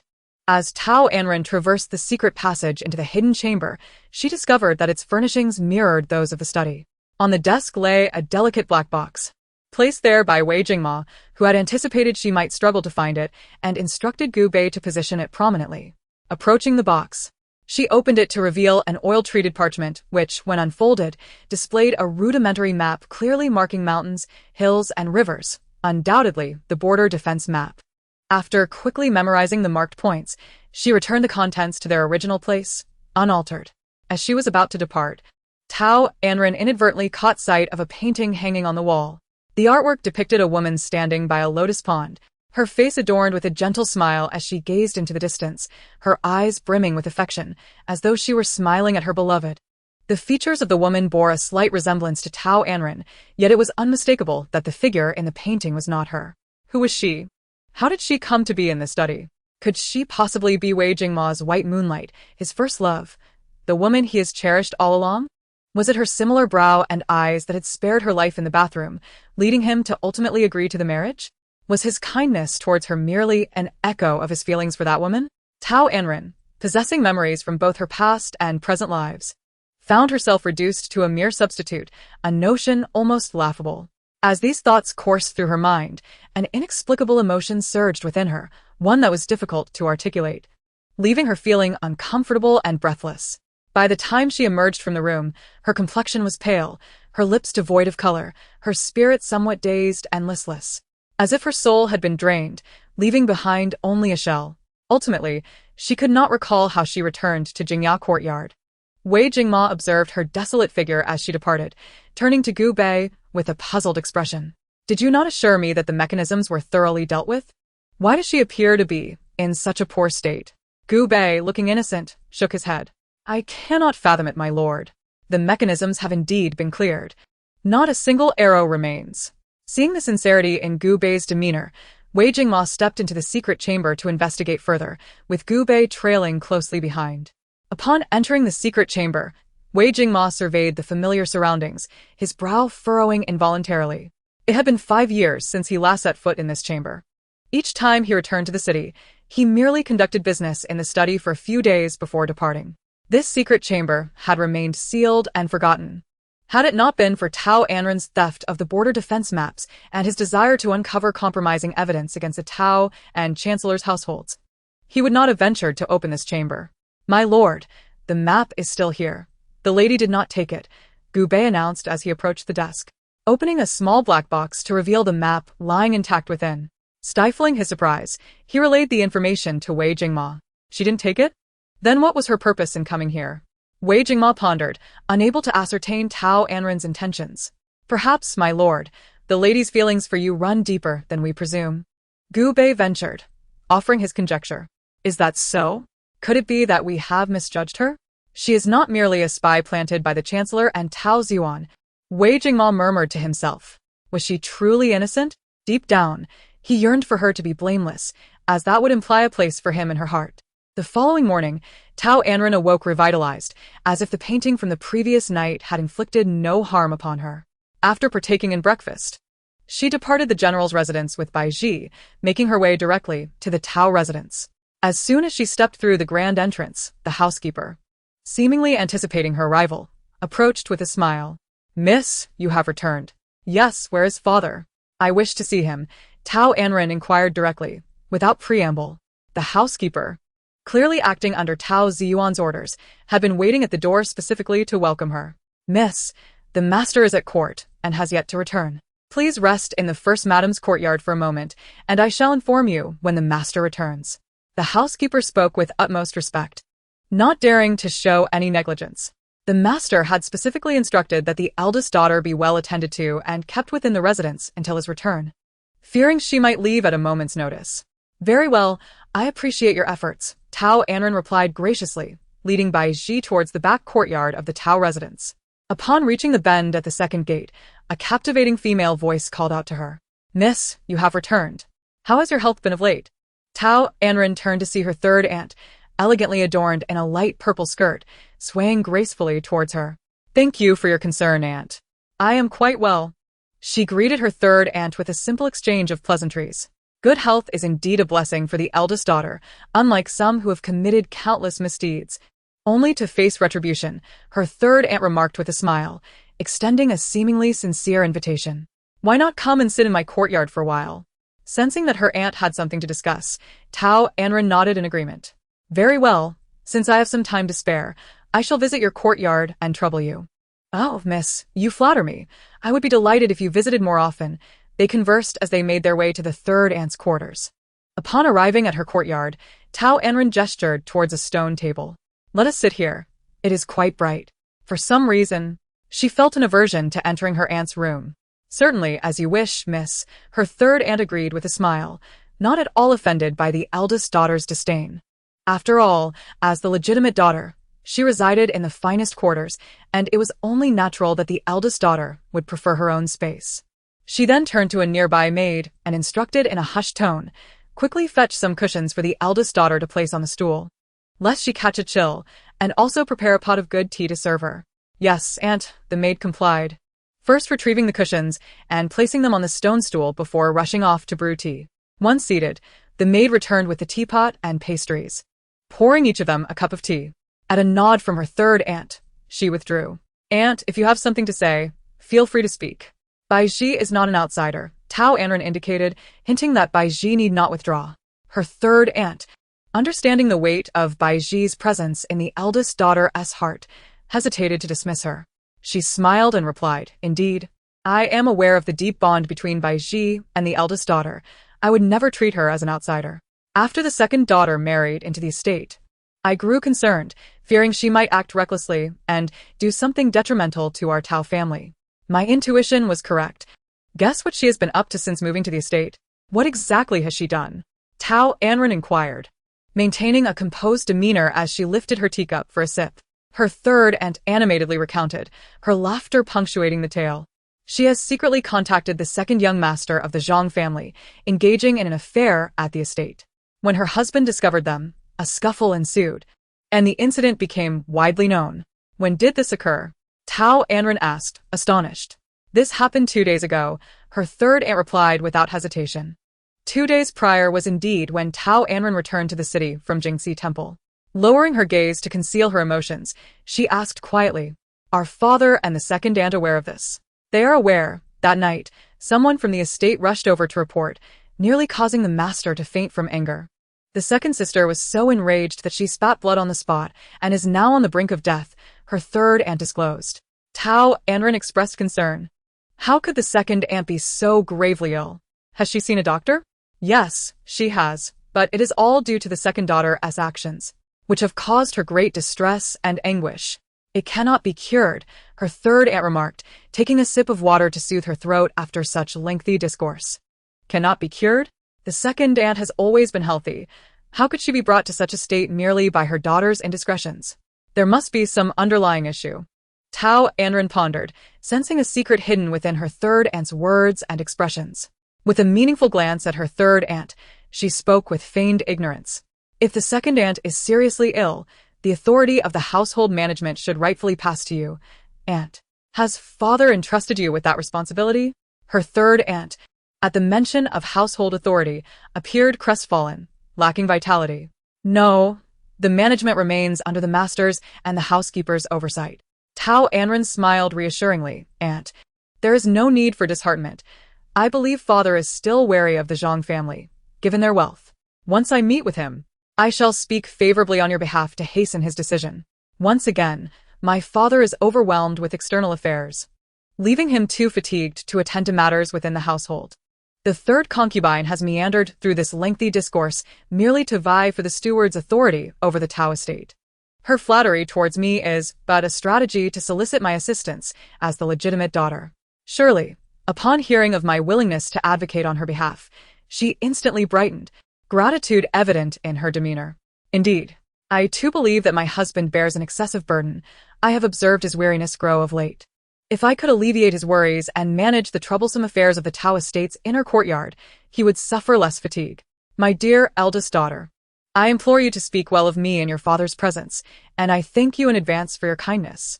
Her words, cloaked in eloquence, left no room for criticism. There is no need for the concubine to be overly polite. I hail from the Tao household, and my comfort within my marital home is contingent upon my father and the estate's well-being. Without exposing the third concubine's intentions, I played along, offering her reassurance that I would indeed support her. Yes, my dear eldest daughter, you speak most rightly, the third concubine replied, her smile broadening. I kindly reminded her. Please do pay heed to the health of the second concubine, for she is the mother of your second sister. Should anything unfortunate befall her, it would surely sadden our younger sister. The third concubine assured me, I understand what I must do. You need not worry. A fleeting glimmer of ruthlessness crossed her eyes, almost imperceptible. With hands stained by too much blood, consequences are inevitable. Let us hope she truly comprehends what is required. At that moment, the steward rushed in. Bowing to me, young miss, the master has returned and awaits you in the study. Nodding, I bid farewell to the third concubine and followed the steward to the study. The steward remained outside, as did Bai Ji, leaving me to enter alone. My father, Tao Ji Yuan, was engrossed in writing at his desk, oblivious to my arrival. Hearing my footsteps, he called out, Please wait a moment, my child. I shall be with you shortly. Yes, father, I replied, standing quietly by. After a brief interval, he completed his writing, sealing the paper within an envelope. He summoned the steward to deliver it personally to the Minister of Justice. Once the steward departed, he turned to me and inquired, Rand Air, have you acquired the border defense map? I nodded, yes, father, but it is not the original. It is a replica I meticulously crafted based on the original. I produced a piece of rice paper from my sleeve and handed it to him. Why did you not steal the original? His expression turned cold, clearly vexed. Remaining composed, I explained, Father, if I had stolen the original, it would have alarmed Wei Jingmo, giving him an opportunity to rectify the situation. What would be the purpose of stealing the map if not to create confusion? Furthermore, how could I remain in the general's residence afterward? After considering my reasoning, my father's demeanor softened. He accepted the rice paper and examined it closely. Yet, he still seemed apprehensive and asked, Are you certain you have not made any errors? I am confident. I have replicated it stroke for stroke from the original. You are aware of my remarkable memory. If you remain unconvinced, you may send someone to verify or consult someone familiar with the border. My tone was resolute, and my gaze unwavering. Seeing no signs of deceit in my expression, he waved his hand dismissively. Very well, I understand. You have worked hard. Return to the general's residence to avoid raising suspicions. Yes, father, I replied obediently, turning to leave. Remembering the third concubine's request, I asked, Father, I heard the second concubine is gravely ill. You must be burdened managing the household. The third concubine is quite concerned for your health. Did she seek you out? What else did she say? My father raised his gaze, suspicion etched into his features. I smiled, noting his cautious nature. He was overly vigilant, exhausting himself in the process. Standing tall, I met his gaze with integrity. I merely encountered her in the back garden. She asked for a cup of water. I inquired about your health, and she expressed her concern for your well-being, given your burdens both inside and outside the estate. Your health is paramount, father. With mother absent and the second concubine unwell, you ought to find someone to assist you. The third concubine has not seen you in days. I suggest you visit her when time permits. My father, realizing his earlier reaction was excessive, quickly assented. Very well, I shall visit the third concubine's quarters this evening. Then I shall rest easy, father. I take my leave, I said, exiting the study without a backward glance, accompanied by Baiji. Once outside, my father scrutinized the map repeatedly, hesitant to present it to the Prime Minister until its authenticity was confirmed. After much contemplation, he rolled it up and concealed it within his sleeve before hastily departing. Baiji and I did not rush back to the general's residence. Instead, we strolled leisurely through the streets. Baiji, recalling the map I had drawn, voiced her concerns. Miss, do you think the master will believe it? Unfazed, I replied, I do not concern myself with his beliefs. What if he does not believe you and resorts to threatening you with mother? Baiji's anxiety was palpable. Fear not, he will seek verification. I reassured her with a calming glance. My alterations to the original map were subtle, designed to remain inconspicuous. Should any ill-intentioned individuals infiltrate the border, they would unwittingly fall into a carefully laid trap. But what if verification leads to exposure, revealing your drawings as a mere fabrication? Baiji's worry intensified. No, once verified, he will accept it as genuine, I stated with conviction. How can you be so sure? You merely speak sweetly to reassure me, Baiji retorted skeptically. I paid her concerns little mind as I spotted a carpenter diligently carving something from wood, drawing a crowd of onlookers. With quickened steps, I approached to observe his work, a finely sculpted lotus flower, exquisitely detailed and lifelike. Wonderful, simply magnificent, I exclaimed, as the surrounding townsfolk applauded in admiration. Thank you, the carpenter replied with a humble bow, presenting his creation to a customer who tossed a few coins before departing. Good people. Is there anything else you wish to have carved? He inquired, but the crowd shook their heads in response. Gazing at the meager coins in his possession, the carpenter sighed, contemplating how such a sum could cover his medical expenses. He began to pack up his tools, preparing to seek fortune elsewhere. Just as he was about to leave, I called out, Master, wait. I have something I would like you to carve if you are able. The price is negotiable. From my sleeve, I produced a piece of paper filled with various designs and specifications for dimensions and thickness. After a lengthy examination of the intricate text, the carpenter nodded. I can do it, but it will require time. How long would it take to create 2 sets? I inquired. The entirety of the lady's design shall be meticulously carved.